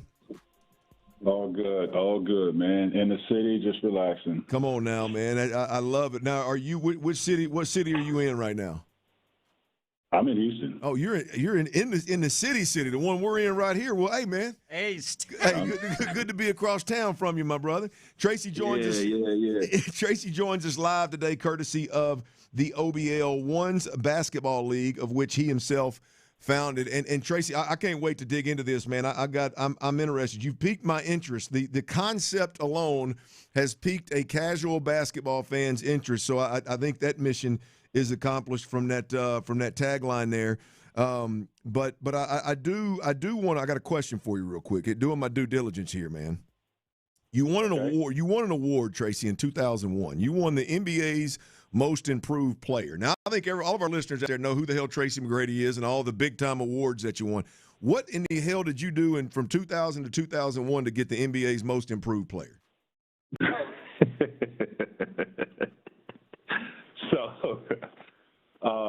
So I spent 3 years in Toronto, and those first 2 years was me just trying to figure out what this league was about, trying to find my way. My third year there, I kind of, understood who I was as a basketball player and what I could do, and I got a little bit more playing time. My third year, I go to Orlando. I'm excited about being home, playing in front of my hometown fans and community. And in that, 2-year, 3-year span, it was just the work that I put in. And I went from a 15-point scorer to a 26-point scorer over that year. And that's, why I became Most Improved. Hey, hard work in the right environment, baby, and NBA's Most Improved. I don't know. I saw that. I thought, well, hell, he's probably talked about being a All-NBA and Hall of Famer and this and that. He's probably talked about that a million times. I'm more interested in the work that he put in to become the Most Improved. Hell, that's a hell of a title right there, man. So, I want to get your take on these Rockets. I know from a 30,000-foot view, you're not in it every single day, but you watch this squad and it's been a little bit of a struggle this year with Kevin Durant adding and kind of the change of identity, I guess, is fair to say, with this Rockets team. What's your thoughts on the Rockets as you've seen them this year with Kevin Durant and kind of the shift in identity? Yeah, well, when they first signed on, of course, when you look at what they accomplished last year, finishing number 2 in the Western Conference, you say to yourself, oh, man, you adding Kevin Durant to this team? Because when you watch the playoffs last year, I just felt like they needed somebody who can alleviate the pressure off the other guys in terms of offensive, pressure, closing out games. That's what they were struggling with last year. They just needed someone that can close games when it got tight in the fourth quarter. Well, you added Kevin Durant. He's one of the best to do that. But you lose your point guard. So now it's like you gain something extremely, important and impactful, but you also lose an impactful player. And I can't believe, looking at this, that they didn't go out and bring in a point guard. Now, when you watch them, their offense becomes stagnant late in the fourth quarter. It goes back to what I've been seeing on Kevin Durant teams. He stopped trusting his teammates, and he goes and get the ball. It takes him out of position of who he is. He goes and get the ball and try to be the point guard. They double team. You pass it to someone that's not a great decision maker, and now your offense is just, there's structure, there's no consistency, and you find yourself losing ball games that way. So if they really can't identify, that point guard situation, I think it might be an early exit for the Houston Rockets. Yeah, I'm with you. By the way, Tracy, to fanboy real quick, I bought your T-Mac 1 sneakers when those first came out back in 2002. Yes, sir. I wish I still had those. Yeah, you're welcome. I wish I still had those things. But anyways, with that said, what you just laid out about the Rockets, and we were talking about this a little bit earlier. Look, your career changed with a coaching change in Toronto really early on, but also as you progress throughout your career, to go win playoff games, you need a T-Mac and you need a Grant Hill and a Yao Ming and all that sort of stuff to win those games.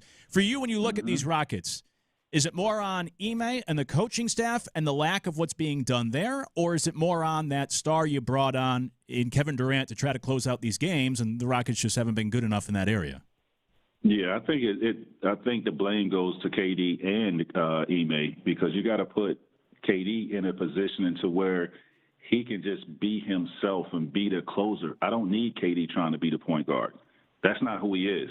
That's not what he's scored 35 or how many points? He's 32,000 points in his career. Like he's not a point guard. Don't make him a point forward. Put him on the receiving end of that. And that's really up to Ime. Now, in the beginning of the season, because this is what I wanted to see when they added KD, I wanted to see, because I was critical of them when he went to Phoenix. I was like, how do you not structure an offense when you got Devin Booker, Bradley Beal, and KD, to where these guys have so much movement, not playing off the ball, not on the ball, because they're great catch-and-shoot guys. That's why Steph Curry is hard to guard, guys, because he's not just having the ball in his hand. No, he's running off the screens, catch and shoot, misdirections, and it confuses defense. Well, coming into this season, the Rockets played a certain style of basketball that they're not playing now.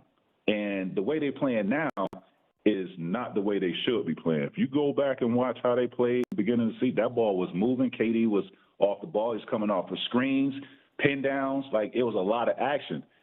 There's not a lot of action right now. It's just give me the ball. Let's run a pick and roll. They double team, pass the ball. I don't like the offense. They gotta sit down and revamp that offense and come up with something that is going to be effective and efficient. NBA Hall of Famer Tracy McGrady, former Rocket Tracy McGrady, joins us live today, courtesy of the OBL, One's Basketball League, of which he himself founded, and we're going to get to that. But I got one more question for you before we get to it. I know you're chomping at the bit to talk about your baby here, what you got going on, but you just said something I think is the biggest question here in Houston. All right, Reed Shepherd's coming along. He seems to be a little maybe more the guy that should be handling the point guard position, yada, yada, yada. But you just said, they got to sit down and revamp some things. Can they do that at this point in the season and figure things out to give themselves a chance to play good top-tier Rockets basketball in the playoffs, or is that more of an off-season thing that you see working out? No, they better. You watched that. No, they better. You watched that Lakers game the other night. You watched that Lakers game. You watched that second half of that game, man. And all they did was, Kevin Durant, you're going to try to bring this ball up, you're going to try to run pick and roll, we're just going to run two guys at you, right? We're going to get the ball out of your hands, and you're going to throw it to somebody, and then that person who they're going to throw it to is going to be unsure where he's supposed to go with the ball. I would rather for somebody, Reed Shepherd, to have that ball running pick and roll with Şengün or whoever and passing the ball to KD. Let KD be the finisher on that, not you having the ball passing to someone lesser player than you, because you're 36, 37, I think KD is. When you initiate, you have the ball and you give it up, you're not utilizing that energy to go and chase the ball down. No, you're going to pass the ball and you're just going to stand and hope they make the right plays. We don't want that. That's not good offense. All right, Tracy. We're going to be our best when you are on the receiving end and catching the ball and making something happen. All right, Tracy, you got an open invite, man. We could push this next break, and we could push it to 4 o'clock. But I know you got to get out of here. And again, you got an open invitation now. Anytime you're here in Houston and you want to speak to the people, man, you got an open invitation on the drive. We'd love to have you as often as possible. But today we got to talk a little bit about this OBL, man. I know you are one of the original founders of this league. It's a premier 1-versus-1 basketball league, and it's relaunching May of 2026, which is right around the corner, man. Tell us a little bit about what you guys got going on. As I said, man, just the announcement, I think, piques interest. It's job well done. Check that box. But tell us a little bit more about it. Yeah, so I wanted to create a platform, and give guys opportunity to live out their dream. And I just feel like one-on-one is the pure essence of the sport.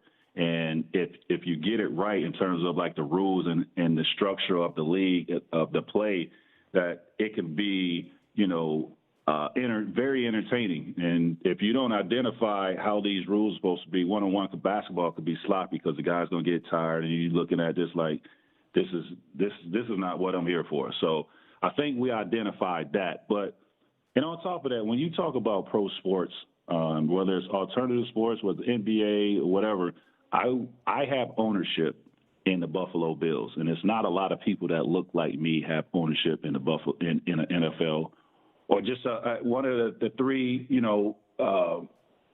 prominent sports leagues that we have here in America.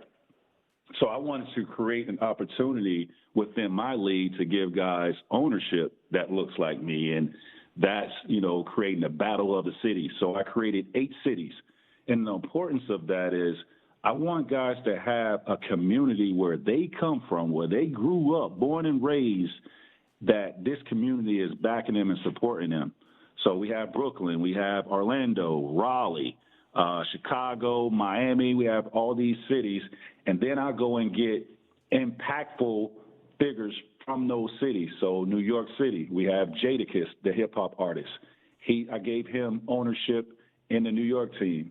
Lorenz Tate is my brother. He's from Chicago. He has the Chicago team. Of course, my cousin Vince Carter from Orlando has that team. Tim Hardaway Sr. has the Miami team. My boy John Wall has the Raleigh team. Quinn Cook in D.C. So I'm just really, building something and giving out, some equity and some stock into these teams with these guys that I respect, that I appreciate what they've done, and I've been a fan of all of these guys. And this is how we're building this league. It's a family, man. I come from Florida. I'm a Southern boy. I grew up going to family reunions, and I'm all about family. And I'm building this league to have everyone a part of this family. Real quick, Tracy, speaking of family, man, got to check in and see how your boy's doing up at Oral Roberts, man. How's he doing? He redshirted this year. I wanted him to, how tough it is for these high school kids to come in college, with the portal, and you playing against grown men now. So I needed for him to sit down and watch the game up close and personal, get bigger and stronger, and have an understanding what he needs to do for next year. So we're just looking at, how we're going to train this off season and be better coming into our freshman year. That's Tracy McGrady, NBA Hall of Famer. Tracy, man, good luck with the OBL. Good luck with Layman and the family, and it's good to have you on, brother. We greatly appreciate you. Yes, sir, man. Appreciate you. Thank you. You got it, man. Tracy joins us live, courtesy of the OBL One's Basketball League, of which he himself founded. Pretty cool little concept right there. Hope to catch one of those. 1 versus 1, baby. They ain't no hiding on a 1v1 court now. It's about rubber meeting the road. Hello. All right, y'all. Look, the Texans solid O-line overhaul. It's time to move on, though. It's time to move on to what we want versus what we needed, right? I saw a mock draft from a guy I really like as a player, as an analyst, and he's got a player I really like that's slipping that could possibly be in the Texans' reach in the draft. I'll tell you who that is next, right here on Sports Radio 610. Guys, it's 610 to talk about on the radio. The Rockets' recent struggles have Sean in a really rough place. This is why I and many others can't get behind this team. You don't beat good teams.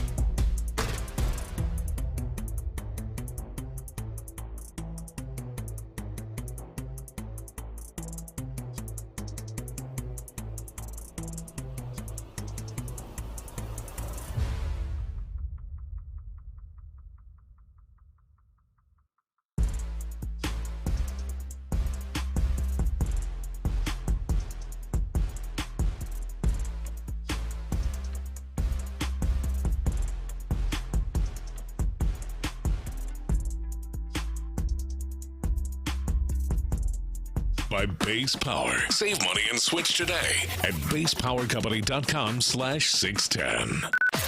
Sports Radio 610 presents The Drive with Stoerner and Hughley. Ron Hughley is out. Luke Morrow is in. Stay tuned at 4:40. We've got B. Scott, Brandon Scott, with his Rockets report. Big Rockets report, man. Big Rockets game tonight. See if they can rebound versus the Lakers. Second game in 3 days. We'll see what that looks like. Luke Morrow, again, is in for Ron the Show Hughley.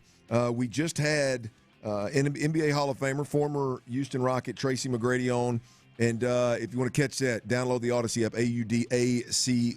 If you missed it and want to catch it or you want to go back and listen to it for some reason, then that Odyssey app is the way to do that. Right now, it's mock draft season, Luke. It's mock draft season, and it seems like everybody's got a mock draft. One guy that I really, really like analyzing in general, but definitely when it comes draft time, prospect time, is Daniel Jeremiah.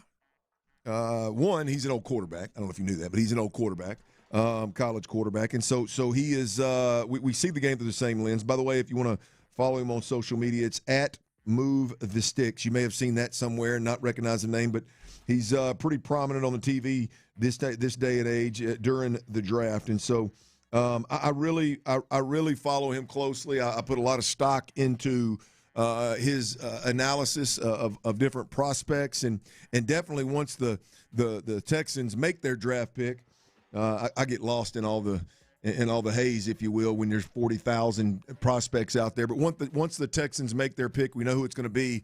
I lean into Daniel Jeremiah's report. I lean into John Harris's report.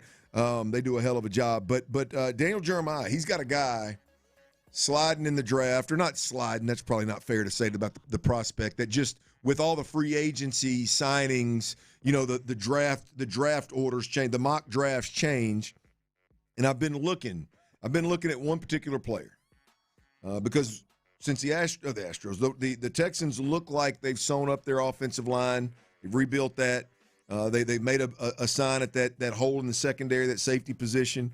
They obviously signed a running back. I don't think there's a whole lot of voids, if you will, right now with this team, and it's going to turn into maybe luxuries, maybe wants instead of needs, gotta haves, Luke. And so I'm of the belief that there's two spots. You got the interior defensive line where this defense could get even better if you nailed a guy that can contribute immediately, or anybody that touches the football on the offensive side of the ball.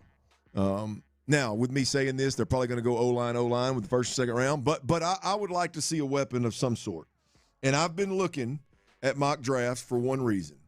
I want to see what weapons are around the 25 to early second round area where the Texans are going to be picking in that first round. And I saw one. I saw one that I liked today. Kenyon Sadiq. I've talked about him multiple times. Oregon tight end. Daniel Jeremiah has him slip into San Francisco at 27. Now they've already got Juszczyk. They've already got Kittle. I don't know that San Francisco would go that route, but he's got him falling are slotted to go 27 to San Francisco. And if that happens, I want the Houston Texans to get real aggressive and go get that one. I think we need a tight end outside of Dalton Schultz. I think we need a tight end that can complement Dalton Schultz. Dalton Schultz is a great security blanket for the quarterback. He's a great processor of the game. I think he lacks explosive, big playmaking ability. And this guy is as big a playmaker as there is in this draft coming out. At least he was at Oregon. Luke, if they get a chance to move up one or two slots to get a guy like this, I'm gonna be chomping at the bit. I want a player in general that the Texans, when they draft him, the league looks up and goes, "Uh-oh, how you gonna block that guy on the interior? Uh-oh, how you gonna block that guy? I mean, how you gonna tackle that guy once he gets the ball in his hand? How you gonna keep that kid from going vertical up the seam when you got Nico Collins outside and you've got a run first offense? Like he has got move the needle type ability that I think defenses would have to worry about, and that's the kind of player that I'm hoping the Texans go after in the draft. Text line's going to start rolling in saying C.J. Stroud. That's how you stop it. But it sounds like it's more about the player if he's available. But I am just curious, like after what happened with the signing yesterday, what would you say is the biggest need for the Texans at this point entering the draft? I don't know that you have a need. Right. I don't know that I'm not a draft best available guy. I think general managers are full of crap when they say that. Like for a general manager to say, "Oh, we're going to draft best available," when you've got severe needs, and the Texans have had severe needs over the last handful of drafts. I typically, I mean, I ignore the whole we're going to draft best available. This is truly best available for me. I mean, maybe with the exception of corner and safety and edge. I mean, interior defensive line, linebacker. I mean, I'll be honest with you. I could make a case for an edge rusher. Maybe not so much now that they extended Daniil for another year, but with Daniil's contract originally, expiring next year, I could see where you draft a guy and then he becomes Will Anderson. Will Anderson becomes Daniil from a contract perspective, and that's how you keep this thing rolling. But I think you draft the best available, man. I don't think you can go wrong on the offensive side of the football, even if it's not a weapon. Even if he is an offensive lineman, I don't think you can go wrong. I am best available on the offensive side of the ball, to be completely honest with you. Would not be disappointed if there is a D tackle that falls in their lap that is just an animal in terms of penetrating and fits what D'Amico does. Mm-hmm. I'd be cool with that. That's you're winning a Super Bowl based on your defense. So if you can get better with interior presence, then cool. But I think best available on the offensive side of the ball is where they're at. Yeah, and I agree with you overall, just about the where this team is set up now after this offseason. I really like their offseason. And I'm with you, too, in the sense that I think it always should be draft for need. You don't go to the grocery store needing milk and you come back with a rake, because it was a great deal, and I just had to get it. You got to get what you need. So, but in this case, yeah, I'm with you that I don't see a glaring need on this roster, and so it allows the Texans to be in this luxurious position where anyone else they add this offseason or even the way they approach the draft can be from luxury of either building for the future, the next round of guys, or just getting that best available player. And so I'll take your word for it that if he's available and he's that best guy on the board, then go out and get him. Well, Luke, he's the guy that when Oregon played in the playoffs, the quarterback's a good player, and he was viewed to have some tangible assets that would make him could have made him the best quarterback coming out this year. I don't know if I don't think it held up, but that was the talk. People quickly transitioned to this Kenyon Sadiq kid, and the highlights were sick. Mm-hmm. I mean, it's a different athlete. It's a different weapon. I mean, I'll be honest. I don't know that you don't have a similar player in Brevin Jordan.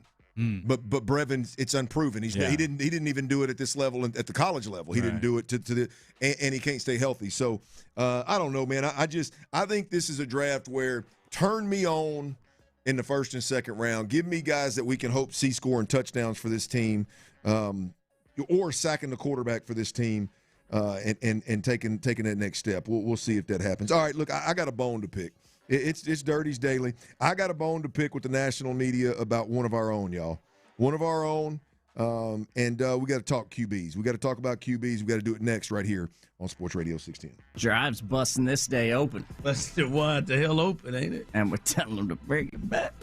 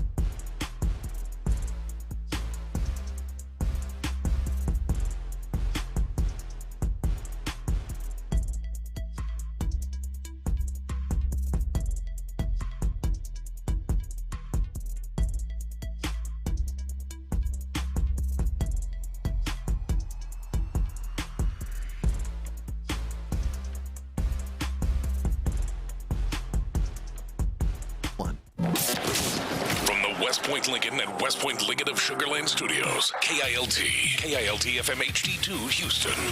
On Odyssey Sports Station, the Texans play here. Dive into the mind of former NFL quarterback Clint Stoerner. I was thinking about coming out of the chute here and telling y'all about my new boots that I got on, but y'all want to talk about puppy chow? What is that, ostrich? Hell no, that's python. It's Sturdy's Daily. Before we get to that boner. On The Drive with Stoerner and Hughley.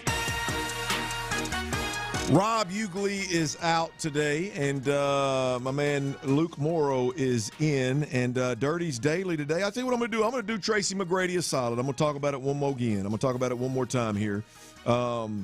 Tracy McGrady is he founded this league. It's a basketball league, the OBL, One's Basketball League. It's a 1-versus-1 league. Teams in Orlando, Washington, Miami, New York, Chicago, Raleigh, Atlanta, Baltimore. No Houston. What are we doing here, Tracy? What are we doing, man? We got to expand at some point.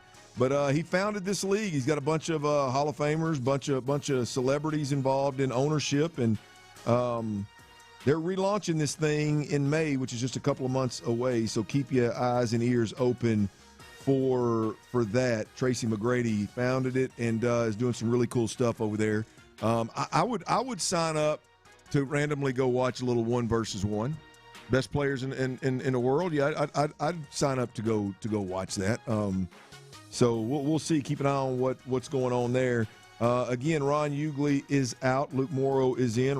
He's okay, y'all. He's just spring break with the kiddos. Got to spend a little quality time with the family. We all need that, and Ron's taking advantage of that spring break. I hope everybody out there listening's having a great spring break as we speak as well. I know my kids, I believe, was last week. A lot of folks, their spring break is this week, and so bouncing all over the place. It's that time of year. Spring is here. Summer's right around the corner. I love this time of year, crawfish season. Y'all had crawfish yet? Either of you boys ate any crawfish yet? You're not a crawfish eater, Luke? No, I am not. Luke's turning his nose up at the mud bugs. I've gotten bugs Damn it, a few Luke, times. we were on a good date. You've got them a few times. I've had them twice this year. We knocked out 10 pounds both times, me and the bride. As it should be. 10 pounds. The last time, I'll be honest with you, we could have went 15 pretty easy. She was still hungry. I was definitely not bloated, and we could have knocked out 15. We got us a spot over on the east side, man. That's tremendous. I mean, tremendous. They're good size. Yes, absolutely. Ooh, yeah, I haven't had that in forever since I moved out of Baytown, but that place is solid. Yeah, man. That's one of those. If I was that owner, I'd have a hard time not doubling the size of that joint. That place is full every time. Every time we go out there, you want to see some of the finest pickup trucks on lifts going out there on a Saturday or Sunday evening. You're gonna see some beautiful rides out there. But anyway, I don't know how we got off in the crawfish land. Got my mouth watering. No, I may grab some this evening or tomorrow or maybe this weekend or something, but we'll see. Again, Dirty's Daily brought to you by the OBL. Big shout out to Tracy McGrady for putting that thing together. Hope it all works out. Luke, I got a little bit of a bone to pick, man, and I'll be honest with you. This starts with the Aaron Rodgers conversations that we hear. It seems like every offseason for the last 2-3 years. Like, whoever subscribes to Aaron Rodgers is holding teams hostage, or Team A should or shouldn't wait on Aaron Rodgers, and Aaron is this. Look, you don't have to like Aaron Rodgers. I mean, I can see. I don't mind Aaron Rodgers. I find it entertaining, but I can see where he probably turns some folks off. I don't get the hate that's the venom that's spewed towards Aaron Rodgers about the vaccine or whatever the hell he called it. What did he call it instead of the vaccine? He used it wasn't inoculation. It was something else. But yeah, I don't, especially now. I don't know how everybody would be pissed off at him about that. But fresh out the punch of karma. Yeah, or that. I mean, I wouldn't do it, but I don't hold it against him. But the thought. And I'm going to get where I'm going. I got to defend one of our own. I got a bone to pick. But the thought that, like, Aaron Rodgers right now is holding Pittsburgh hostage, or in any way, shape, or form that Aaron Rodgers is a negative in any way a negative for the Pittsburgh Steelers is plumb-ass silly. I mean, the reality of it is At any point in time, the Steelers can say, hey, Aaron, we're going in a different direction, man. We appreciate last year, but we're going to go in this young direction, see if we can't develop some guys. At any point in time, he's keeping the door open, the opportunity alive, that the Steelers should say, hey, we would like to have a veteran quarterback that can still make all the throws, that knows the offense, is familiar with the new head coach, to kind of transition us into whoever we draft and whoever we develop as a quarterback. I'm just so sick, Luke, of hearing the whole, Aaron Rodgers is in some way, shape, or form a negative for a team to wait on a guy like that to play, just because he's not coming out and saying, hey, man, damn it, I'm all in, 100% in every offseason at 40-plus years old. Like, I don't even know where you sit on this deal. But for me, it's wild to think that there's so many folks that are just so anti-Aaron Rodgers that it's anything other than he's an option for a team this offseason. Yeah, I see that. I get that. I guess that's what he should be at this point in his career. It's just hard, I think, to plan in the offseason if you don't know. Like, if Rodgers is your first option, if it was up to the Steelers and you said, hey, who would be your guy? And they're like, hey, we would love Aaron Rodgers back, and he's playing these maybe I won't type of games, then it becomes harder to try to plan throughout the offseason, I think, for the Steelers. And you kind of hold that over the Steelers' head if you're Rodgers. But I will say the one saving grace for Pittsburgh is the one thing I kind of have an issue with in the NFL is that it's the one league that has free agency before the draft. And so that's where you get into these scenarios of giving Kirk Cousins a big contract, and then you go draft Michael Penix. So anyways, my point being, at least you have the draft first where the Steelers can see if maybe they could find some sort of answer in the draft. And then if not, then you come back to Rodgers and be like, okay, well, we don't really, we didn't find that next guy. Now you're kind of our best option. Are you interested? So it almost could be, in one way, like a blessing in disguise for the Steelers to go through free agency, to have the draft, see if there is somebody else out there they could find that gives them a better option. And then, if not, you circle back to Rodgers and be like, okay, now what do you think? Yeah. I mean, here's where I'm at. If Aaron Rodgers' situation right now is impacting the Steelers' decision at quarterback in terms of the draft, or hell, even free agency, because like you said, free agency's already come and gone, right? Or I guess they're right in the middle of it, but for the most part, the big signs earlier have happened. Like, that's a shame on Pittsburgh.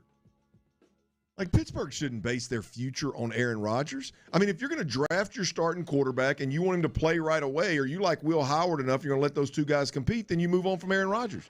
If you're going to draft a guy and you want him to sit, it worked out pretty good for Green Bay. Jordan Love sat behind Aaron Rodgers, and it worked out pretty damn good. If Aaron Rodgers is such a piece of trash, I mean, why did it work out so good for Jordan Love? I mean, it's like, it's not like if they're hinging their quarterback decision on Aaron Rodgers, shame on them. That's not Aaron Rodgers. Shame on them. It's that simple. He's not holding anything over their head. I mean, just because he's not walking in and going, absolutely 100%, I'm committed, I'm going to be at OTAs, just because he's not that guy at 41 or 42, then so be it. I don't know, man. Pittsburgh's quarterback situation should, if you find a free agent that you like better or younger and has a chance to be a longer-term answer, then it's a no-brainer. Go sign him.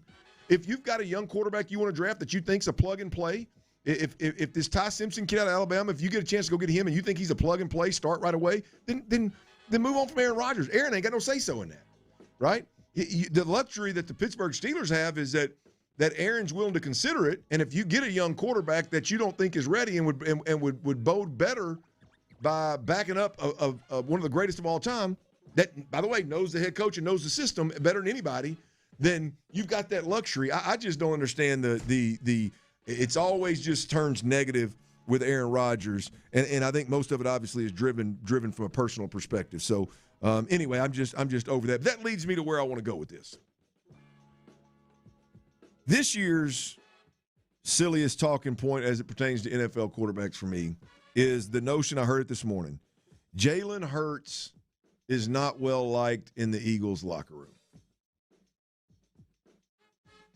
Jalen Hurts, if it weren't for, what did I hear this morning? If it weren't for Jalen Hurts' big contract, he wouldn't be so stable in Philly. Which, I mean, it's obvious if you got a $250 million contract, you're obviously pretty stable. But the thought is, like, you're talking about a guy, I meant to look this up before I went in, but it really doesn't matter. I mean, you're talking about a guy he's got to be winning at an 80+% clip. as a starting quarterback. I mean, the amount of games that they've won, not to mention it's a Super Bowl with a quarterback that, by the way, has improved his game better than any quarterback prospect that I've seen from college to pros, and has done it at a level where he can then go win a Super Bowl. A guy that is when it comes to intangible leadership qualities, I don't think he's second to anybody active in the league right now.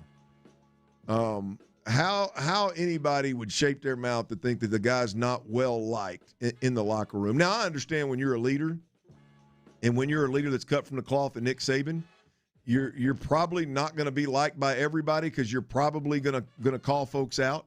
You're probably going to call out silly stuff. But this is a team that's got a guy, the Philadelphia Eagles. They've got a coach that spouts off at the mouth all the time to fans. They've got a wide receiver that reads books on the sideline during games. That's the number one playmaker on the offense outside of Saquon and Jalen, who touches it every time. Reads books on the sideline in real action in the middle of games. And we're out here talking about Jalen Hurts isn't well liked in that locker room. I tell you what he is. Jalen Hurts is well respected league-wide. When it comes to the leadership qualities that you're looking for a quarterback, a coach, a leader of any kind on a team, Jalen Hurts is elite in that category. There are a few guys that may not like him. Yeah. What did Nick Saban say, Luke? He said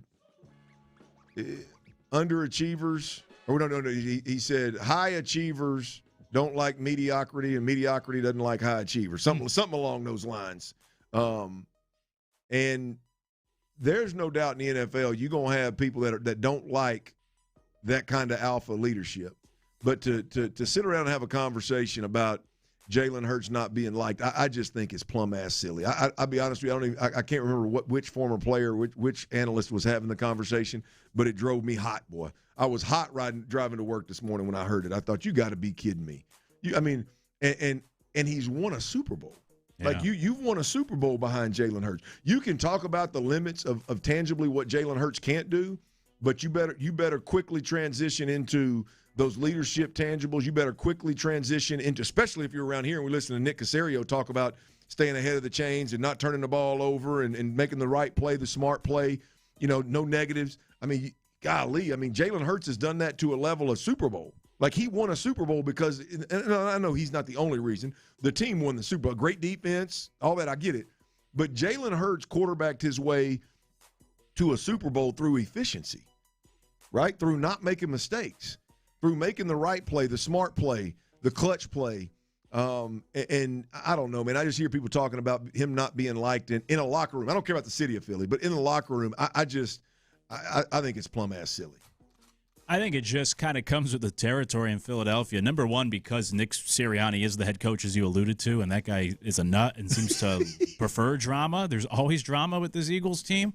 But then also just kind of Eagles quarterbacks. I think part of it is just like the city of Philadelphia and the crazed fan base, and then these things become talking points or narratives. Like Donovan McNabb had a lot of drama back in the day, and he wasn't very well liked, and you had him and T.O. situation. And then Carson Wentz supposedly, and there might have been more truth to the Carson Wentz one because they eventually shipped him out, but, he wasn't very well liked supposedly. This is almost like a rite of passage for Eagles quarterbacks. I think even Jeff Garcia in his short time there was perceived to not be very well liked. Randall Cunningham, I think, eventually wore out his welcome in the locker room. So if you go back over the years, I think, like I said, just kind of a rite of passage where if Jalen Hurts was playing in another city or in another locker room, I don't know if we'd be having these talking points, but because it's Philadelphia, it's almost like it just comes with the territory of when you're a quarterback in Philadelphia. We always get these stories of like the city hates him, the team doesn't like him, even though he's won a Super Bowl. And as you mentioned, great winning percentage.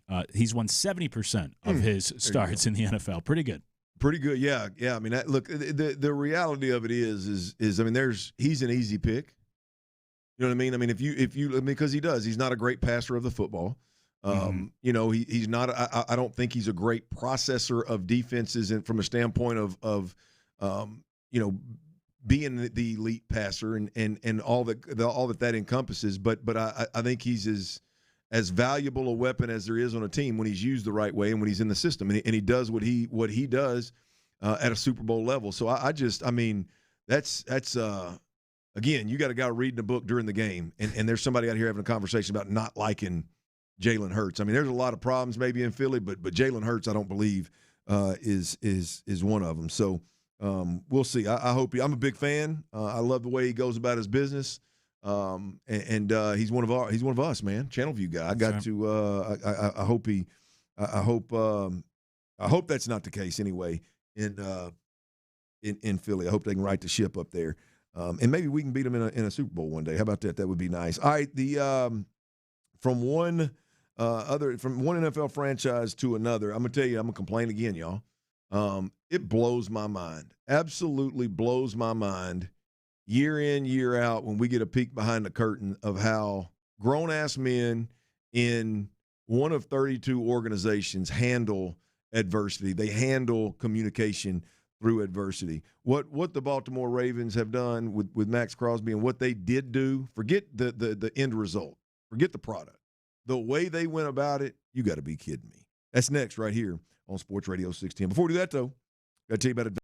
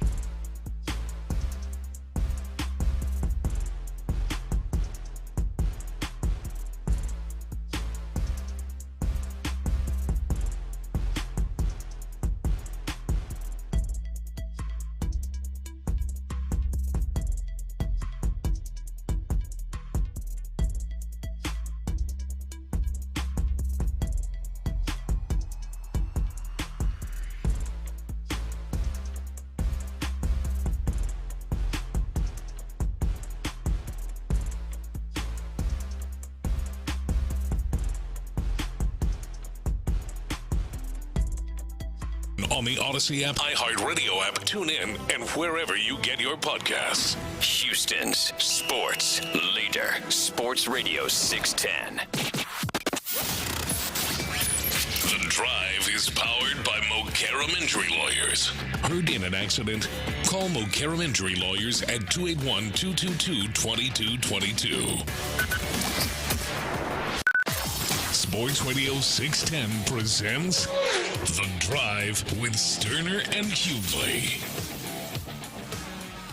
Rob, the show Hughley is out, and Luke Morrow is in. By the way, Tyler Milner is behind the glass on the ones and twos, and he's going to have some of them T-Mill's best bets for you here coming up in the next hour or so, so stay plugged in.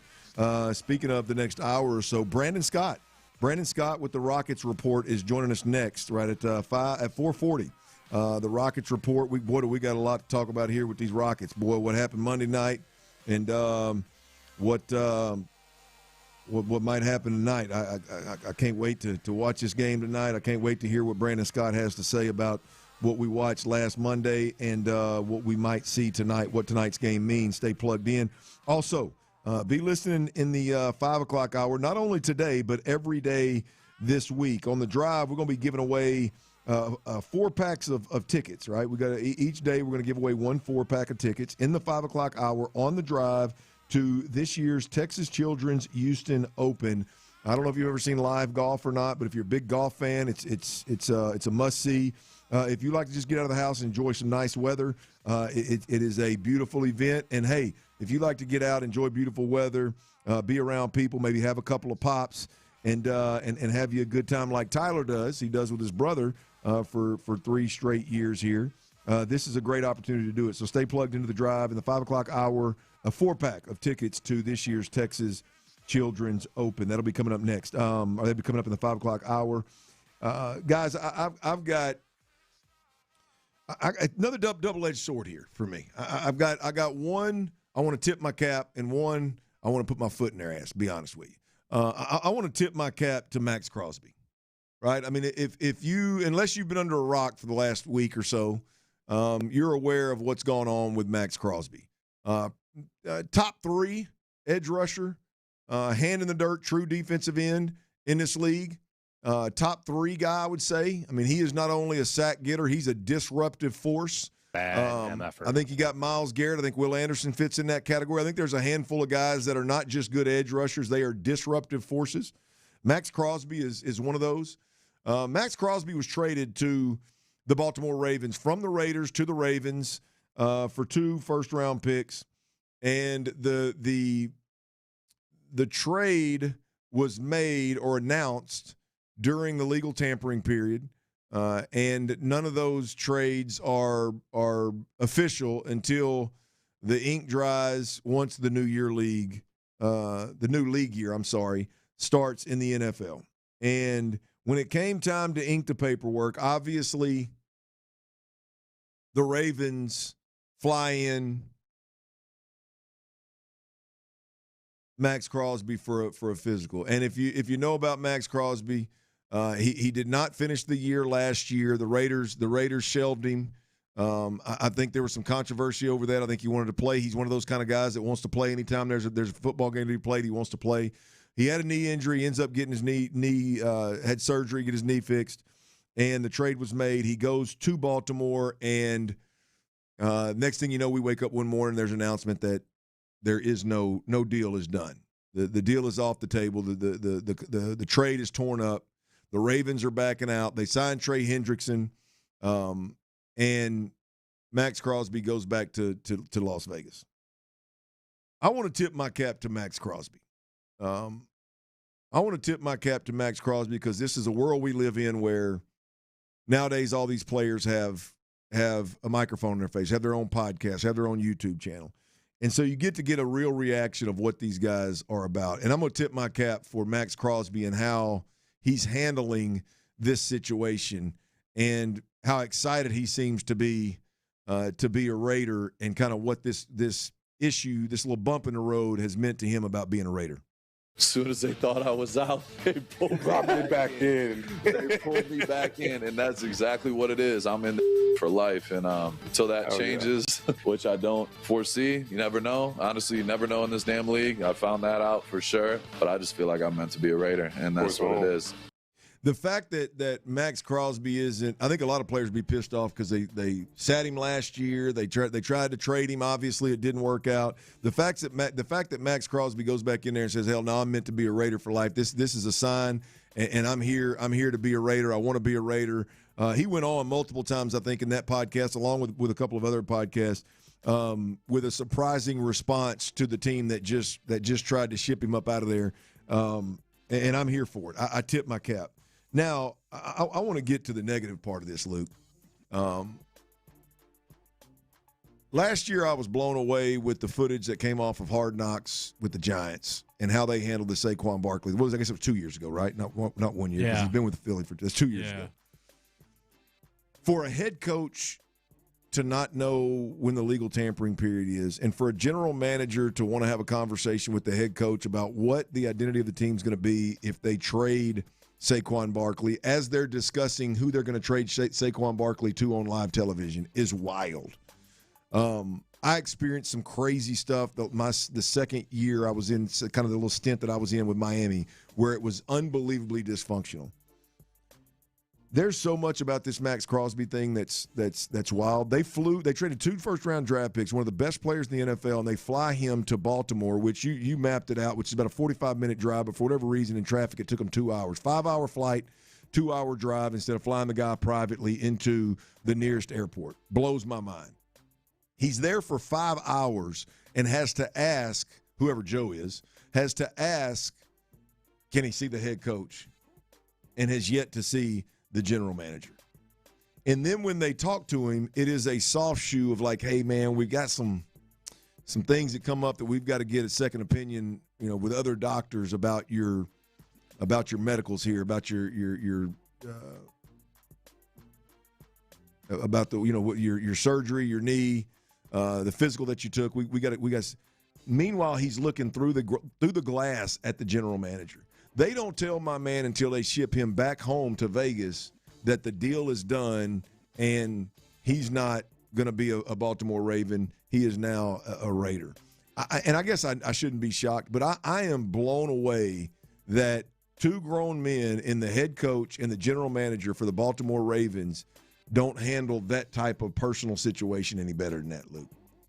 Yeah, I'm surprised specifically that it's the Ravens, because I feel like they don't have that type of reputation. Like if this was the Cleveland Browns, I wouldn't be surprised. True, fair. Even if it was like the Titans, I wouldn't be surprised. Yeah. If it's certain teams, but the Ravens, I feel like have always been held in like high regard of doing business the right way, or they're one of the more well-respected organizations, it seems, in the NFL of the last 2 decades. So I was surprised from that aspect that this was the Ravens. It certainly is not how you do business, and especially waiting till he leaves and then telling him or telling his agent like over the phone is so weaselly instead of doing it in person. That's really lame. I'd be really ticked off as a player. Like you couldn't tell that to me in my face while I was there. You waited till I got back cross country to call my agent. So I don't like that. But I do think part of it, I think there's 2 aspects that could come into play, and I don't know if it's the case with Eric DeCosta and the Ravens here. But sometimes you have these guys who can be very like analytical that get promoted to the GM role, and they just don't have the same people skills, or they don't know how to deal with people, or they don't necessarily know how to run an organization, which leads me to the second aspect. And again, DeCosta's been in this role for about 7 years now, so that's why I'm surprised that this happened with the Ravens. But it's kind of that Peter principle of eventually somebody gets promoted to a point where they're underqualified, and I think part of that might be what is going on with the Giants. And in that video clip, Dable, good offensive coordinator, maybe not a great head coach. Even Joe Shane, maybe not a great GM. He's a good number 2. Yeah. And so I think that happens sometimes when organizations probably shouldn't happen with the Ravens. Again, DeCosta's been in this role for 7 years, but I think sometimes guys get promoted that just aren't ready to lead an organization or a front office, and that's where they can get into these awkward situations. But in this case with the Ravens, I still think it's inexcusable because of the organization and the people involved. This isn't the Browns. This isn't a first-time GM. They've been through this many times. Luke, it's just wild to me that people that are one of 32 don't have the ability for a guy like that, because you got to hear Max Crosby talking about it. Like the minute he walked in the head coach's room, he could see the general manager through the glass, and he said the vibe was just. He was walking in there thinking, "Hell yeah, let's go, baby! Yeah. I'm a Raven, let's ride." And the vibe was just like there was something wrong. Like if you can't have a normal conversation with an adult like that at that point, even if you were being slimy and you knew y'all figured out Trey Hendrickson you could get for a lot less and you wanted to keep your draft picks, the inability to just have a conversation. The general manager should have had his ass in there with him. I don't care if he is a numbers geek. He should have had his ass in there and talked to him. That's just wild to me that's that one of 32. We ain't talking about some old boy down the street. We're talking about one of 32 billion-dollar organizations, and that's how you handle a guy you just traded 2 first-round picks for. Yeah, that's wild. That's true. Wild. All right, y'all, Houston's Rockets report with B. Scott. Houston Rockets report with B. Scott. That is next. You do not want to let me start over. You do not want to miss that. B. Scott next right here on The Drive. Before we do that, though, I got to tell you about Low T Center. Look, spring is here. Summer obviously is right around the corner, and I'm sure you want to be your best.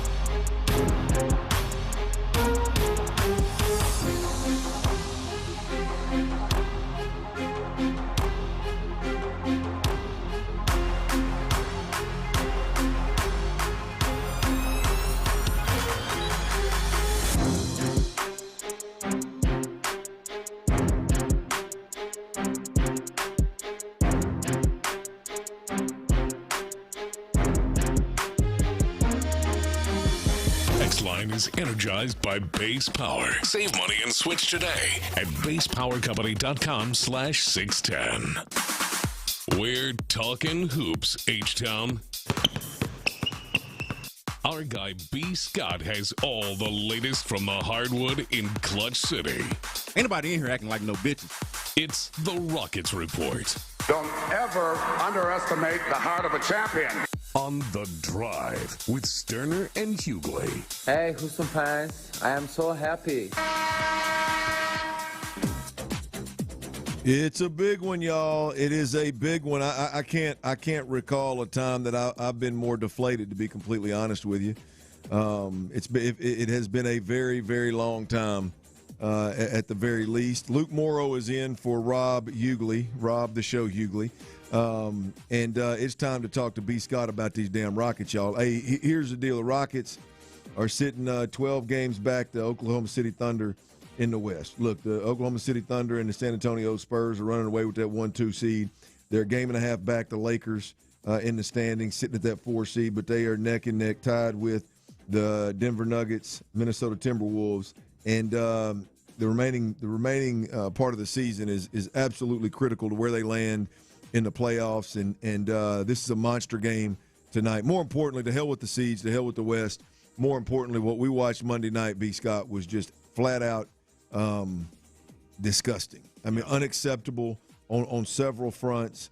I'm going to give you the floor on the Rockets' loss, 100-92, 1-point game with 2 minutes left in the game, and it just comes unraveled in the most critical moment of the game in a situation where you needed that win against the Lakers at home. So I'll just give you the floor on your thoughts about that particular game and the Rockets at this point in time. Well, it just feels like they're good for once a week having a fourth quarter like this, where it completely melts down, sometimes multiple times a week, but at least once, maybe early in the week, whether it's a Sunday game, a Monday game, They can't get the week started off right for whatever reason.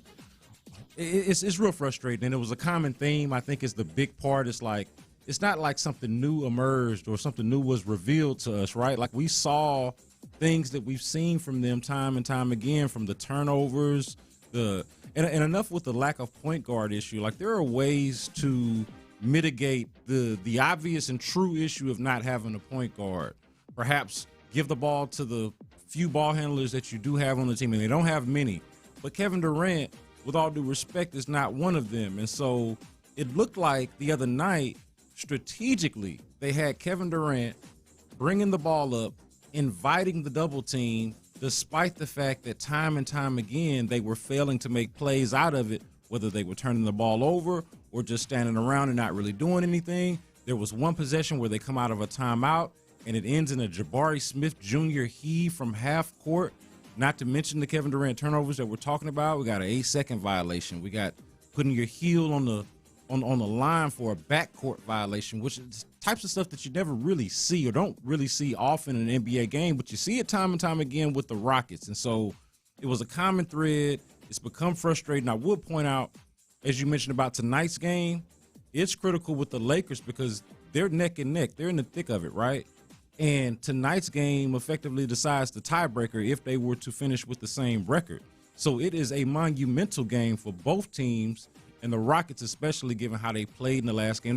They played against a team that did not even play well, and they couldn't come out with the win, right? Luka showed up, but outside of that, the Lakers didn't really offer much. They offered an adjustment, a double team, and they didn't have an adjustment. The Rockets the Rockets did not have an adjustment to the Lakers adjustment, and we've seen that before. We've seen it against San Antonio. We've seen it throughout the season, and something's got to give here down the stretch. Which leads me to tonight's game. I think that's what's interesting is because this is almost like the closest thing, I guess, to like a playoff series in the regular season where you get the same team back-to-back games. And so now you can try to adjust here in the day in between. Do you expect should we even be able to expect to see any different from the Rockets tonight? Or do you think, the Lakers are going to try the same stuff? Houston falls into the same trap? How do you imagine this rematch going here 48 hours later? It's funny that you mentioned the playoff element of it or the playoff aspect because Kevin Durant was kind of asked. He was actually asked about that after the last game. Did it have a playoff feel? And he kind of laughed it off, jokingly said, no, it actually felt like a Laker game because there were so many Lakers fans there. But I would say to that if 2 nights ago it didn't feel like a playoff game, tonight's game should definitely feel like one. Like I would like that answer to change tonight and for them to at least treat it like that, because it is that important. As I just mentioned, it decides the tiebreaker. And then to your question about what do I expect teams to do the exact same thing that they've been doing. Like there's a formula on how to defend the Rockets, and they have made themselves, through both personnel and strategically, have made themselves an easy team to defend. And that's a frustrating part about it. It's like, oh, they can just take Amen Thompson out of the game by putting an athletic center on them, and they can limit Alperen Şengün by putting a strong, sturdy wing on them. That kind of works. Double teams to Kevin Durant, and then they don't have answers for these sorts of things. It's too late in the season to be that way. So to your question, I expect them to do the exact same thing until the Rockets show that they've got an answer for it. Well, if they don't have an answer for it tonight, they ought to fire Ime Udoka, period. I don't care if it's the NBA. I don't care if you had one off day. I don't care what it is. If you ain't got an answer for that when they blitz Kevin Durant, if you don't have an answer immediately, and all of us Rockets fans can high five after it, then they need to move the hell on. Here's the deal. I love really, because I agree with it, but I love your point about enough about the point guard stuff. Not because that's not a legit conversation, or not because that's not a real concern. Right, it's kind of like when the crosstalk I was talking to Reggie. Like enough with the clutch percentages and clutch moments. Like this isn't a conversation about that. This is a conversation about having answers. Right? I mean, this is not this is so bad. Like you can't even have the point guard conversation the other night. So I greatly appreciate that. And one thing that I was saying after that game was I don't want to hear nothing about Şengün. And my mindset was the same kind of your point. I think of. Look, this wasn't about having a player or not having a player. This was a bigger issue. But I do, in looking forward, I do want to get to this point of how do you think Şengün changes the game tonight versus the Lakers, knowing he didn't play last game? Well, it will be interesting to see how he does change the game, because the fact of the matter is the Lakers are not a good defensive team, and they don't have anybody that can guard Şengün. And so he usually cooks the Lakers. He should cook the Lakers tonight. Now, I understand he's coming off of a back injury, and that ankle injury seems to have limited him to some degree. Like, I don't want to make excuses for why he's underperformed the way he has, because you got to hold star players to a high standard. But I think there's something real there with him not being the same physically as he was to start the season. But I do think it will matter to the point of the game from the other night. I think he would have mattered in that game in terms of an extra ball handler. As odd as it might sound to say, hey, they would have been better handling the basketball if their center was in the game. Well, that's just how this team is made. And we understand that Şengün is one of their very few ball handlers. And so I think it'll make a difference. Obviously, they won't be able to give as much attention to Kevin Durant with Alperen Şengün out there, but that doesn't mean they won't double him at all. It doesn't mean that they won't double him in critical moments. And what do they do outside of that? To the point of Şengün, his touch around the rim, 2-pointers. I was just talking about this on a podcast the other night, that Şengün, given the fact that he doesn't shoot threes, can't afford to be he can't be an inefficient twos guy. Yeah. This isn't 1993, right? Like, you got to, if you're shooting inside the arc, you need to be efficient. And that's his game. And we understand how critical it is to what the Rockets do. So it's going to be huge that he has a big game tonight. Let me take a bit of a right turn here. For Tari Eason last few weeks, do you think this is just like a regression to the mean? What do you think's going on? Nah, this kid. Especially if you look at the other night, he is 1 for 25 from 3 in the month of March. 1 for 25. All right, and if you want to expand it past that for a couple of months, it's not that much better. So it's worse than a regression to the mean. Well, I guess it is, because he's not as good. What does the mean? Because he's not as good as he was early, right? And he's not as bad now. Yeah. So I guess so. Hopefully he does regress to the mean, and at the very least plays at the level and the standard that you would have of him, even if it's not what it was. Best 3-point shooter for a small stretch of the season, best at corner throw, one of the best at corner threes. If he can even have or create a glimpse of that, right? And any of these players on the periphery, right, on the fringes, like the Jabari Smith Jr.'s and Tari Easons of the world, they play so many minutes and they get so many easy shots or open shots, opportune moments, I should say, that come off the stars, they got to knock down their shots, man. They got to knock down their opportunities. I asked Kevin Durant straight up, and I think he kind of misunderstood my question a little bit, but he answered it for the most part of like what's been off against some of these better teams. He says, man, we're not knocking down shots. Yeah. Can't shoot the ball. And a real frustrating part about the Rockets is that the three main elements of basketball that you need to be good at, they are not good enough at, which is dribbling, shooting, and passing.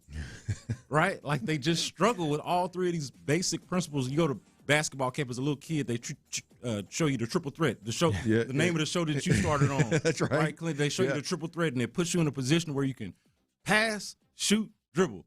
And they don't do any of it well enough. Yeah. And that's the issue. Yeah, it's a tough watch, man. But we'll see what they can they can get my dauber up a little bit if they play a little better tonight. We will see. Big game tonight. Yeah, big game, man. B. Scott, let the people know, man, because where they can find you, other than obviously right here on these airwaves, quite a bit, as well as SportsRadio610.com. But where else? You mentioned your podcast, man. I know the Rockets play a lot, and you do a lot of instant reaction stuff. If they're looking for that content, man, where can these folks find you? B-Block Podcast on YouTube at least 2 or 3 times a week. We're also doing the Rockets Collective on YouTube as well. And I chime in on the Locked On Rockets podcast as well with Jackson Gatlin. So it's a lot of ways to get some Rockets content. I'm doing something pretty much every day. Yeah, man. B-Block Podcast. Y'all check it out, man. Subscribe, follow, dive in, man. It's solid work as usual. Everything B. Scott touches is the real deal, man. B. Scott, we appreciate you joining us once again, man. Thank you, sir. All right, we got 5 o'clock fire coming up next. Hey, Texans fans, one of the Texans killers that are out there, you probably know who I'm talking about. He's done. Hell, I didn't know he's still playing, but he is done. I'm going to tell you who that is, and we'll cuss and discuss next right here on Sports Radio 610. Before we do that, though, hey, look, y'all, I deal with a lot of paint contractors, man. I got a couple of rental properties. Me and the wife will flip some homes. We do projects in our house. We're doing our bathroom right now, and I'm telling you, I've dealt with a lot of paint contractors, and no doubt about it, Serta Pro Painters is the best in the game, man, whether you're talking about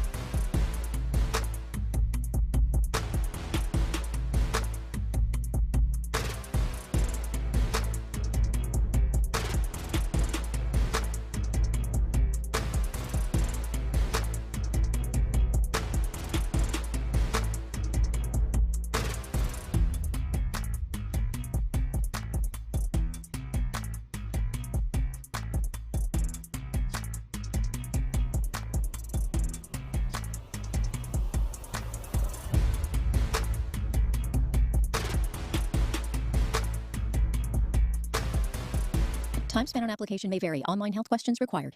From the West Point Lincoln and West Point Lincoln of Sugar Land Studios, KILT FM HD2 Houston.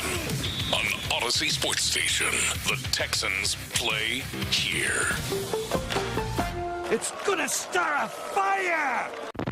Sports Radio 610 presents The Drive with Stoerner and Hughley. It's the 5 o'clock fire.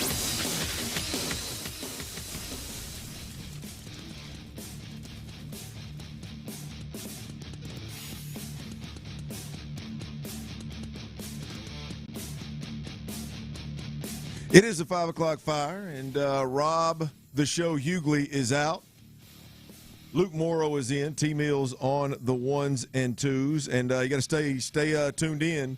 We are giving away a 4-pack of tickets to the Texas Children's Houston Open. You might see Tyler out there running around. We'll give away a 4-pack of tickets in this hour. You got to stay plugged in now. Whenever I give you the cue to call, Tyler will pick a number, and we'll get us a winner here. We'll be doing that every day on The Drive, so make sure you stay plugged into Sports Radio 610. And T-Mill, I believe they're doing it on every show, right? Is every show giving away tickets? Just us and the guys in the morning, Payne and Pendergast. Just a little AM drive and PM drive, giving away those 4 packs of tickets. But stay plugged into The Drive, and every day this week we'll be giving away, and this is the hour where we'll be giving away for sure. Also, Tyler's T-Mills best bets coming up in the next segment as well. He has been hot, folks. He has been hot the last week or so. I don't know if you heard about it, Luke, but last week T-Mill finished about 12 or 14. Wow. I mean fish grease hot. Not cooking oil hot, but I mean fish grease Lopez. hot. Yeah. I mean fish grease hot, no doubt about it. It's what we call a heater in the biz, the professional sports gambling biz. We call that a heater. I've come in on the right time here. Well, it did come to an end last night. Oh, okay. Hey, come on, man. Rob's not here. Rob is not here. Or better yet, Ron is not here. That's a good point. Ron is not here. The negative Nancy, hindsight, rearview mirror. He's not here. We're not talking about that, Tyler. That's fair. That's a good point. We still went 1 for 3 last night. The way I look at it, that means you're 13 for your last 17, man. So let's not.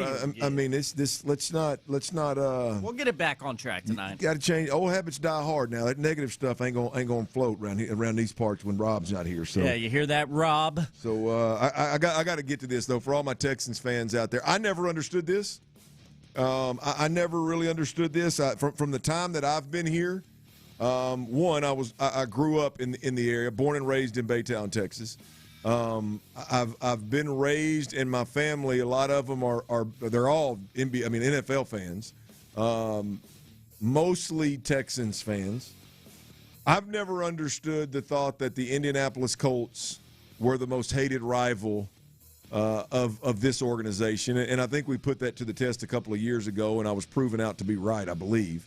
I would argue that in the division, it's not even the most hated rival. Hell, one of them is literally the old Oilers. So fake Oilers. But nonetheless, the news here for the 5 o'clock fire is T.Y. Hilton, the old Texan killer. T.Y. Hilton has retired from the NFL, and I'm gonna be honest with you boys. I did not know that T.Y. Hilton was still playing. Well, he has. In your defense, he has not played since 2022. So he just waited 4 years in the hopes that he would get one. And exactly. Then, he finally gave up. Then let me shed a little light on that because I knew that I was done in the NFL a little sooner than that. It didn't take me 4 years to realize that I wasn't going to get another shot. Yeah. When you sign those retirement papers, they cut you a nice check. Oh, it's a nice check. It is a. Love that money. It's in the range, I believe, if I remember correctly, it's in the range of $12,000 to $15,000 a year that you have credited. Wow. And so I don't know how many years T.Y. Hilton got. And look, let's be honest, that number is a lot more impressive to me than it is T.Y. Hilton, given what he's made in his time. But he waited 4 years. He tried to hold out. He announces his retirement, and he collected probably a pretty nice-sized check on the backside of that retirement. But T.Y. Hilton is done. You don't have to worry about him putting on another jersey.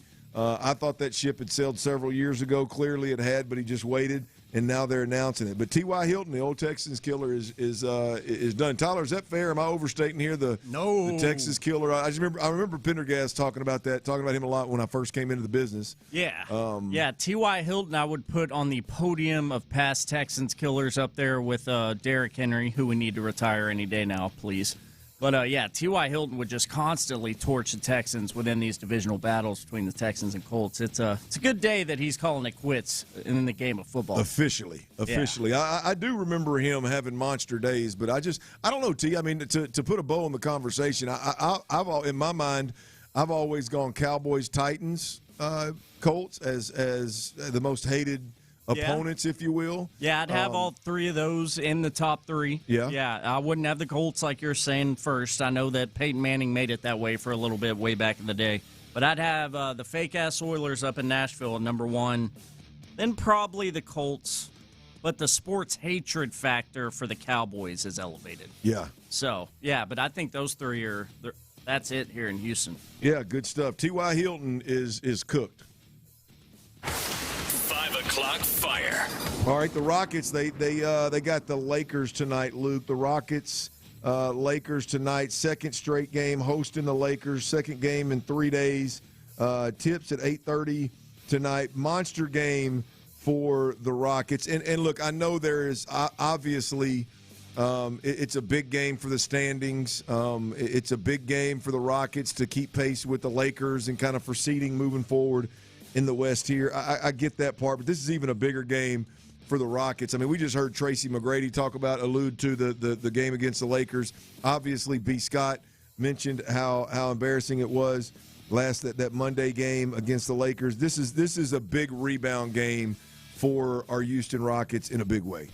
Yeah, it sure is. This is gut check time for Houston. And as we got into it there at B. Scott last segment, I do find it interesting that you're facing the same team back-to-back here with the day in between after getting embarrassed Monday night and coughing that game up.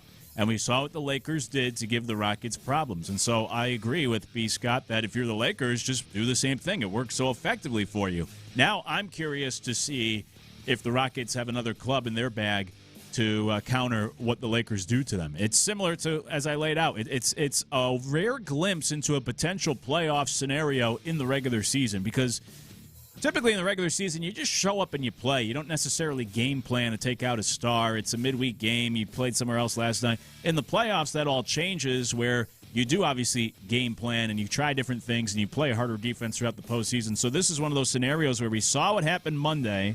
Now, can the Rockets come out with a different game plan tonight? They struggled to adapt against the Spurs. Can they adapt this week against the Lakers? And if we see similar results tonight for the Rockets and the Lakers do the same stuff to be successful against this Rockets offense, then you just have to scratch your head and wondering, like, what are we doing here, and can this team ever figure it out? So it's a big game, obviously, for the standings, like you said. It's a big game for the psyche to try to beat a decent team, but then also the fact that, you know, they just stole your lunch Monday and made you look bad. How do you bounce back at home tonight, and what sort of adjustments have been made in the last 48 hours? 8:30 tip, Rockets, Lakers. The Rockets are minus 1.5 points. 1.5. Tyler, you like that or no? I do not. You do not. Touching okay. it. Okay, not touching it. So he'll talk about it. Rockets minus 1.5 at home. Over under is 222.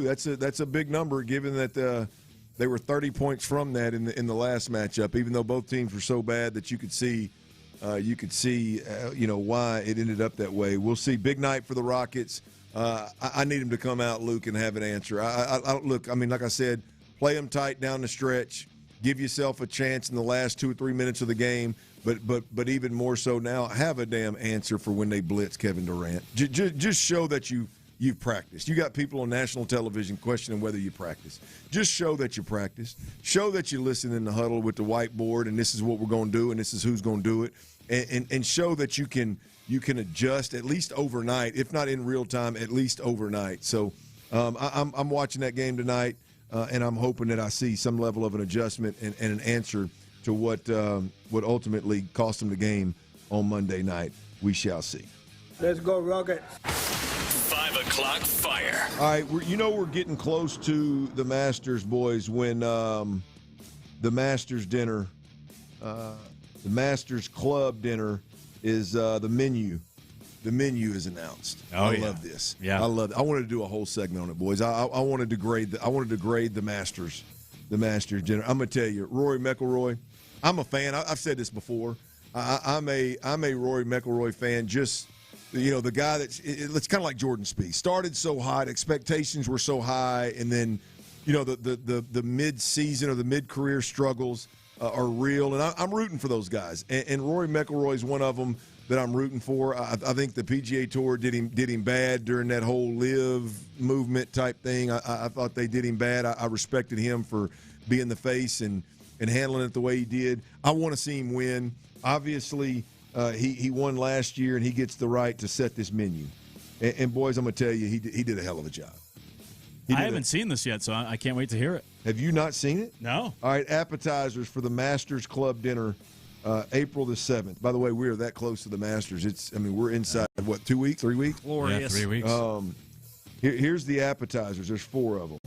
Peach and ricotta flatbread. Balsamic and hot honey basil. Wow. Ooh.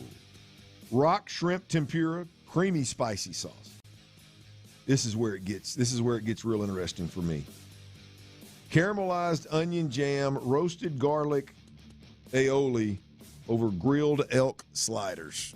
Ooh, that's interesting. Grilled elk sliders. I like exotic. I like the exotic game, the exotic touch right there. Now, I could do without. I'm not a big fan of dates. Bacon wrapped dates. Oh yeah, no, I'm with you. Goat cheese and almonds. I could do with everything except the date. Yeah, I'm with you. Get the dates out of here. I mean, is that an Irish thing? Is that something? It might be, but I'm Irish as hell, and I'm going to tell you, I'm out on dates too. Okay, yeah, it's disgusting. Not a big date guy. No. All right, aren't they in the raisin family or vice versa? I'm not a big raisin guy either.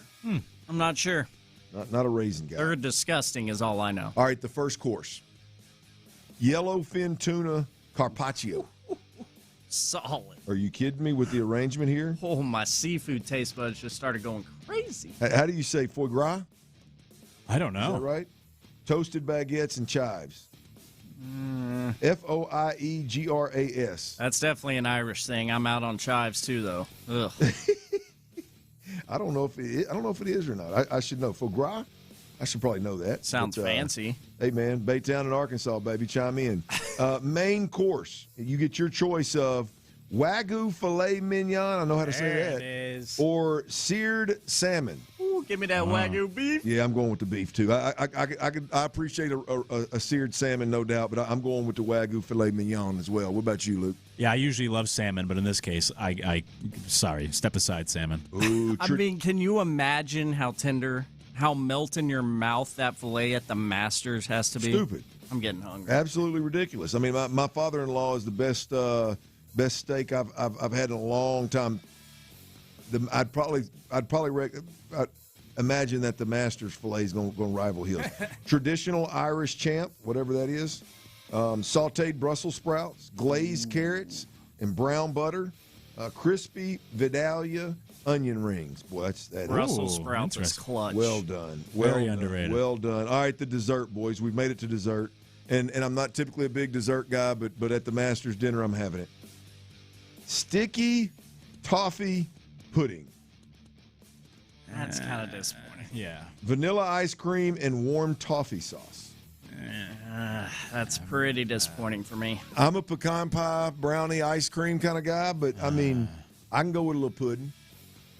I like pudding, but I don't like toffee. No, I need chocolate in my dessert. Yeah, that's also key usually. Yeah. I have a hell of a sweet tooth. I don't know if I ever told you all this. I have a sweet tooth, so I was very excited about that, but now I'm just very, very disappointed in Rory. Yeah, that's Wait, you went from a great job to disappointed because it's pudding and not. Well, what do you want on there? It's the kind of pudding it is that just completely immediately had me disappointed and turned off. Sticky toffee pudding? You ain't ever had it. Yeah, but I have an idea about it. I would give it a shot. Maybe I'd be wrong. My man, I'm going to be honest with you. I love when this menu comes out for the last 4 or 5 years, especially since I've been in this business. Yeah. I see it and review it closely. I don't know that I've seen one that checks so many boxes. I mean, I don't know. Some of them are just downright disappointing.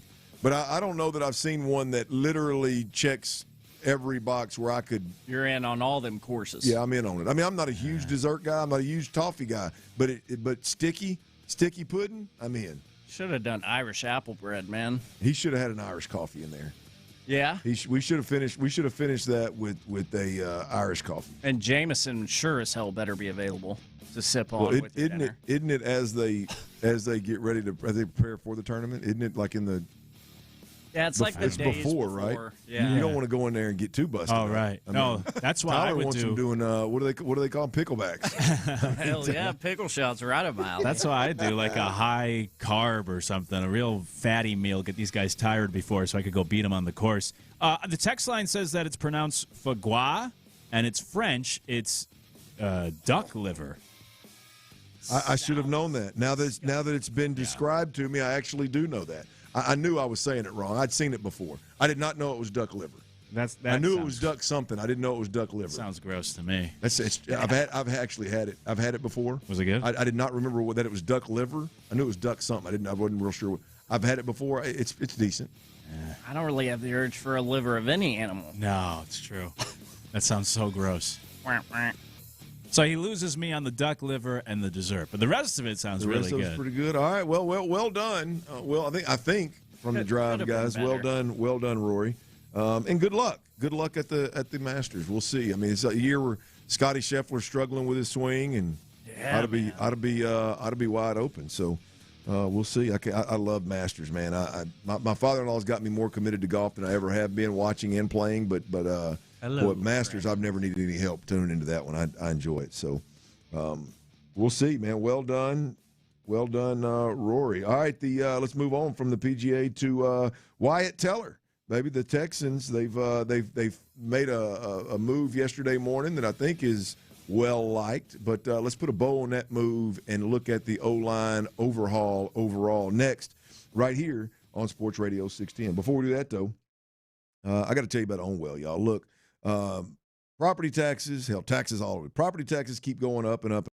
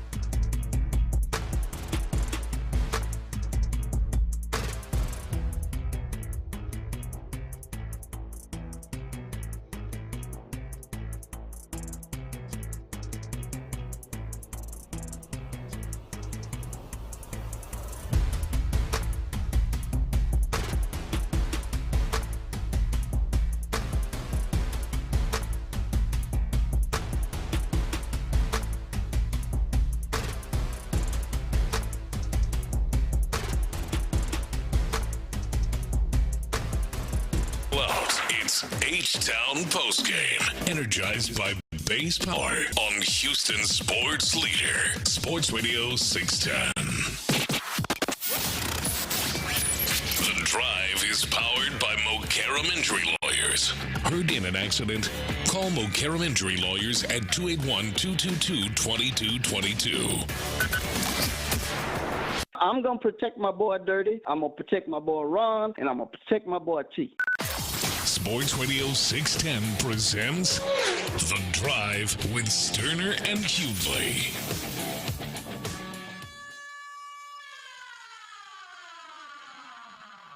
Rob the Show Hughley is out. Luke Morrow is in. And we're rocking and rolling. Remember, in the 5 o'clock hour, not right now, but in the 5 o'clock hour, we will be giving away, which is this hour. So stay plugged in. Call your people. Make sure they're plugged in. We'll be giving away a 4-pack of tickets to the Texans Children's Houston Open. We'll be doing that every day this week. So stay plugged in to the drive for that 4-pack that we'll give away today, tomorrow, as well as Friday. And I'll give you the cue to call. And Tyler will be giving away some tickets here shortly, man. So y'all can thank Tyler for that. He's the one that makes it happen. And if you want to bribe anybody, Tyler's the one to try to bribe. So not me. Don't be at T-Mill Real Deal on Twitter. Just hit the DMs. He ain't hard to find, y'all. By the way, we got T-Mill's best bets coming up right around the corner. But before we do that, though, I want to put a bow on this Texans offensive line overhaul. Yesterday, the Texans signed veteran guard. I'm not real sure which side he's going to play, right or left. I think Ed Ingram is the right guard, but they could flip-flop. Either way it goes, your guards are Wyatt Teller, Ed Ingram. Your center right now is probably Jake Andrews with Evan Brown, veteran that's played a lot of interior offensive line, being brought over. Last played, I believe, in Arizona. And then your two tackles are Ariante Ursery, year two. Ariante Ursery played big time at or above his ceiling last year, all year long. Stayed healthy. Was a tremendous pick in the draft last year. And on the right side, newly acquired Braden Smith, right tackle, long-term right tackle out of Indianapolis, with the Colts there for a year, and really like it. But I want to put a bow on this. I think the final piece to a really I think Wyatt Teller for the Texans was a really solid. I think he was the final piece to a really solid approach to improving the O-line play in Houston. Luke, I think when you look at Wyatt Teller and you look at Braden Smith, I think for me they're both good players. They're both probably on the backside of their prime, but they're both really good players. But I think they're really timely adds to what the Texans want to be and who they want to be on the offensive side of the football. And frankly, it's where they need to get better. The guy that his resume starts with physicality. His resume starts with most of the work being done in the run game. I think Wyatt Teller and Braden Smith are those guys. So I think overall the Wyatt Teller move, Luke, is just the final piece to a really solid approach. Really solid job by Nick Caserio and D'Amico Ryans. Yeah, I'm with you. I like the offseason approach and the entire offseason in general, even away from the offensive line for the Texans. I feel a lot better about the offensive line as we sit here today than we did at this time a year ago or heading into last season. And I think the big difference, as I've said before, is last year was all about those reclamation projects. And it worked out with some of them. Ed Ingram and Trent Brown were pretty good. And so you kept those good pieces around from last year, and then you add on to that as well this offseason, but you do so with some guys that have better track records than what you were counting on last year. Even like a Cam Robinson was a big question mark. I feel safer, for lack of a better phrase. I feel more confident, I guess, about these guys, these names that have been brought in this offseason compared to a year ago. And so I like the approach, feel good about the line and where the Texans are, and I think they also fit, the whole idea of what Houston's been trying to achieve a lot better. And I've mentioned this before as well, but, we lack patience in everything. And so I don't think for the Texans that they could completely play out their vision in just one offseason. And so I think it took 2 years. You got rid of Laramie Tunsil last year. You changed on the coach of the offensive line. You get rid of Titus Howard this year. You get rid of some of the bad apples, so to speak, out of that offensive line room. and you bring in guys who are a better fit both in terms of like in the locker room and also in the offense. So, yeah, that was the cherry on top this week. I feel good about the offense. I feel good about the roster. I don't think there's really any holes left, and now you can kind of make choices based off of luxury here the rest of the way. But the roster 1 to 53 seems pretty solid. Yeah, I like it, man. Look, to put a bow on the offensive line conversation, I want to be clear about a couple of things. This year's attempt to fix the O-line or to improve the O-line is significantly better than last year's attempt. It's silly to even to shape your mouth to say that, oh, here we go again. It's the same old, same old. Like Luke just said, I mean, those were reclamation projects that really you were lucky that a couple of them worked out. One of them worked out for 7 games, and one of them worked out for the whole season. 2 or 3 of them were absolute bombs, and a couple of former draft picks that didn't work out hurt you as well. So it's not even close. This attempt to better the offensive line for the Houston Texans should be saluted. And that's what I'm here to do. When again, you've got a young offensive lineman at left tackle that is a mass mover. You've got a mass mover in Wyatt Teller or Ed Ingram at left guard. Jake Andrews knows the offense like the back of his hand, should be really, really solid in the communication piece. Your right guards, either Teller or Ingram, which, again, they're mass movers. And then you got Braden Smith, who I would say his best attribute is at that right tackle spot is the run game. Trent Brown, if he has to play, clearly we saw what he's capable of doing. This was a really solid approach. Last year, don't even compare it to what we saw last year. Here's the other part of this real quick, boys, is this O-line room has gone from Laramie Tunsil and Titus Howard led, which no disrespect, it's just different when you look up and you got Teller, Smith, and Trent Brown ultimately leading that thing. I think your leaders, I think they mirror what the head coach wants the offensive line to look like. And now we'll see if it comes to fruition, but I think it's a good start to have big, physical, road grading movers of men as the best players and the leaders ultimately in your O-line room. So we'll see if that next step can be taken on the O-line. But that's it, man. Put a bow on that offensive line overhaul. Now let's move on to what we want instead of what we need on the offensive side of the football. All right, T-Mill, let's get it, man. Best bets. You've been on a rock. You've been rocking and rolling of late, man. So let the people know what you got going on tonight. Hell yeah. 3 more NBA bets tonight. Before tomorrow, we are going to switch over to our March Madness picks. We're going to be betting the big dance starting tomorrow, so be on the lookout for that. But 3 NBA bets. And best bets brought to you by Steak Night. Talking about the filet with Rory at the Masters. Man, it is Steak Night.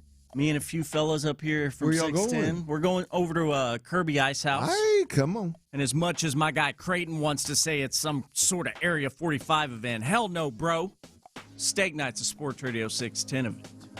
Come one, come all. I like it. 3 bets for you real quick. First, I got the Jazz plus 13.5. They're going to be in Minnesota taking on the Timberwolves. Jazz plus 13.5.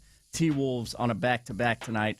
Not expecting a lot of points and not expecting it to be that big of a discrepancy between those two. Second, I got the Lakers and Rockets over at Toyota this evening. The first half over, which I got at 113 points. That's first half over for the Lakers and Rockets. And then lastly here, your third and final best bet on a hump day. An old faithful, one we've won a lot of cash on this year. Portland Trail Blazers, Drew Holiday. Over on his rebounds, which once again is set at 4.5 rebounds. Drew Holiday over on those rebounds. Those are your 3 best bets. Let's get back on track. Come on, Jazz plus 13.5. Lakers, Rockets over 113 in the first half. First half key there. Drew Holiday over 4.5 rebounds. Those are T-Mill's best bets. If you can't remember them, hell, I just repeated them. But if you can't, head on over to T-Mill Real Deal on Twitter. T-Mill Real Deal. He's on a hot streak, so he'll damn sure have these things posted up for you. There is no doubt about it. All right, y'all. There's a couple stats out there. There's a couple of stats out there about our Astros. One good. And one not so good. My boy Luke Morrow is there's nobody better in the game to let me know whether I should really lean into these stats or not. I'm going to tell you what those stats are. We'll cuss and discuss these Astros in spring training. We'll do it next right here on Sports Radio 610. Before we do that, though, I got to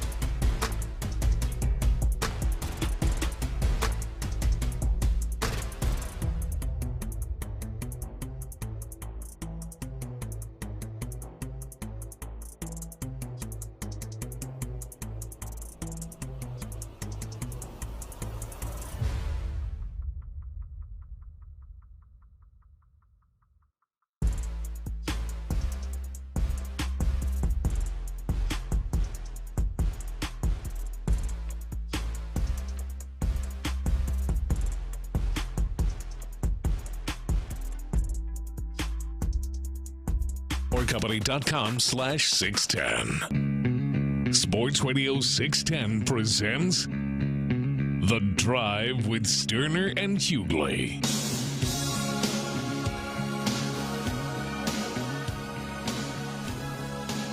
All right, T-Mill. Let's do it, baby. Texas Children's Houston Open giveaway is here. I'm going to go with, hey, man. I'll go with caller number 7, baby. Caller number 7.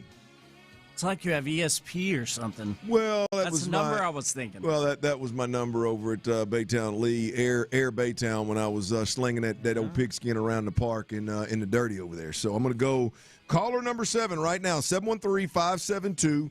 713-572-4610. You're going to win a 4-pack of tickets to this year's Texas Children's Houston Open. Caller number 7. Get them phones lighting up. Them lines lighten up, and let old T-Mill grab caller number 7 and get us a winner right there. In the meantime, me and old Luke Morrow is in for Rob the Show Hughley.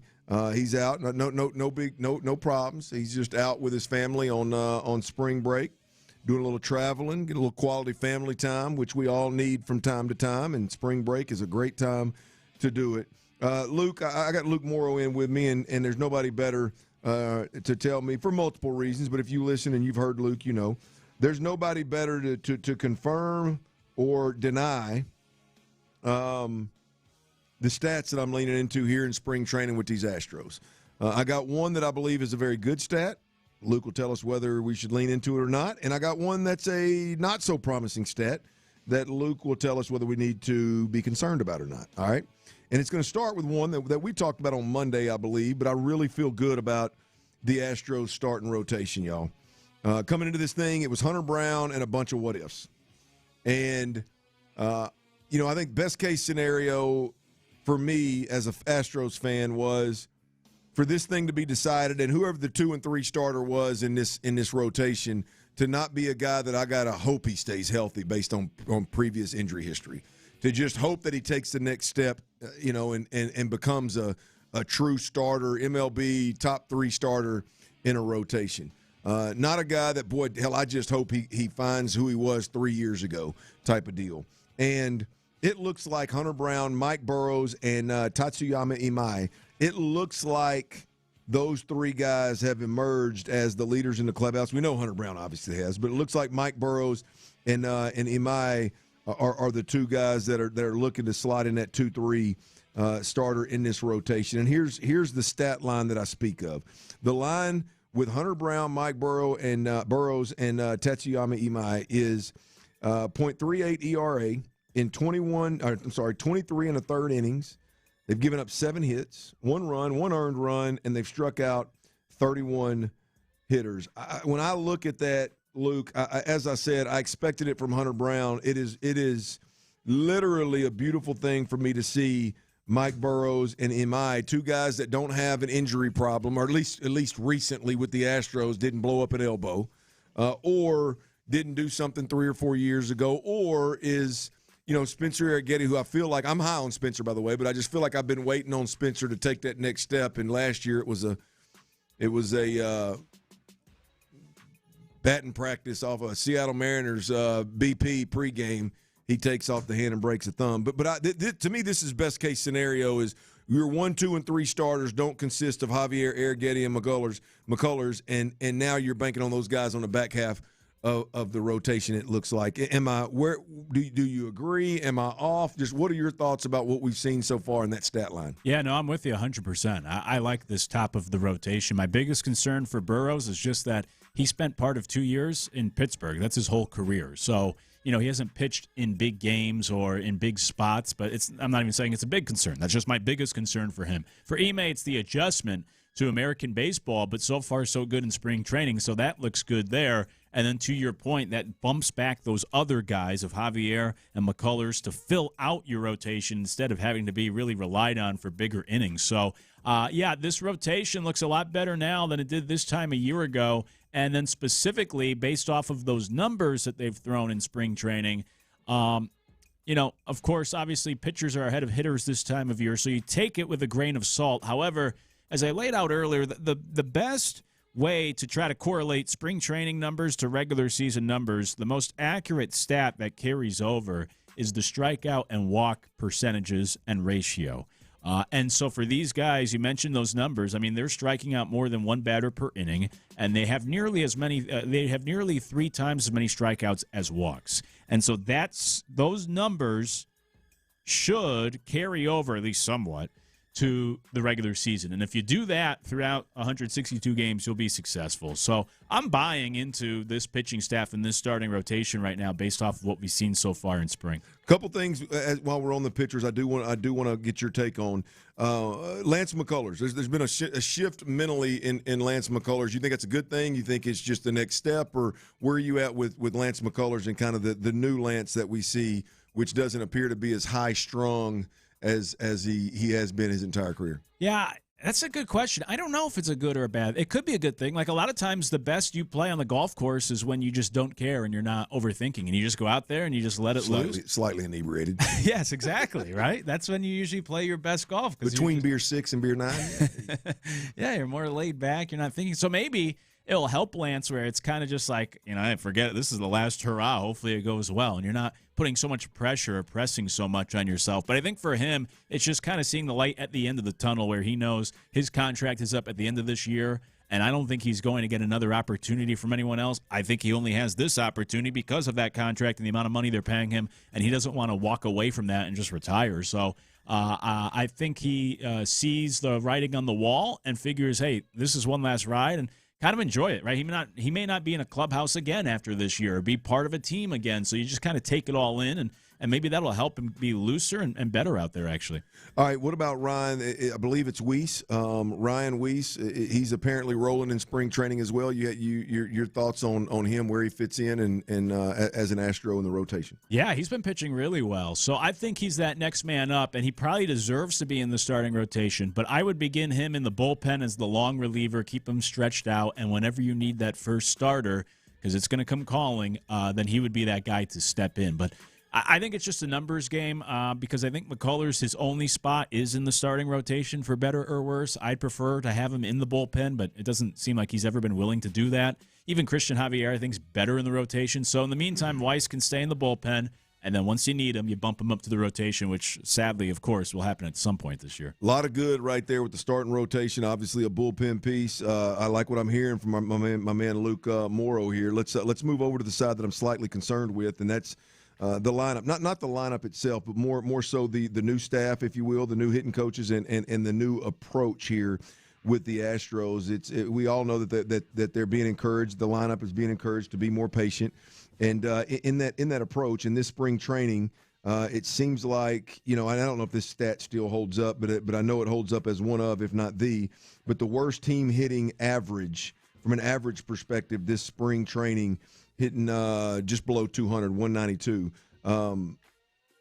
Again, I'm not worried about the guys. I'm more concerned about the new approach, the new patient approach affecting the entire lineup. Any concern there for you, given that's what we've seen in spring training? A little bit. I do like Victor Rodriguez. I like the hire, and what we've seen in the past is his teams always get a big boost in year one, and his teams usually, funny enough, cut down on strikeouts. So I'm still expecting that over the course of the season, but the troubling thing is to go back to those stats that carry over from spring training to regular season. For pitchers and hitters, it's the same, and it's the strikeouts and it's the walks. And so that's my concern. The walks are up, which is part of that approach, but the strikeouts are way up too. I mean, Altuve has struck out in over a third. He's struck out almost 40% of his at-bats so far. Paredes has struck out in half of his at-bats. Jordan and Pena both up around 35% for strikeout rate. League average is around 22, and for these guys, their career averages are lower than that in most of those cases. So the fact that they're striking out so much now, and again, pitchers are ahead of hitters and all this sort of stuff,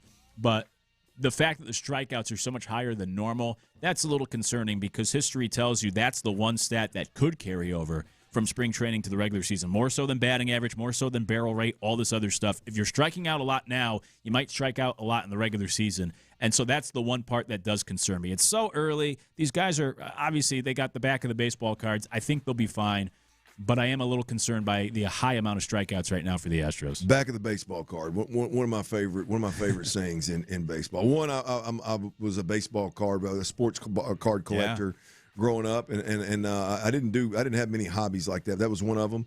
So I like it, but then, boy, it's just so powerful. Now, I hate when my team signs a guy, and that's what we have to rely on. Right, but when we're talking overall, like the overall health of the team, like, hey, man, yeah, we got some guys that damn sure got back of the baseball card check. That box is checked.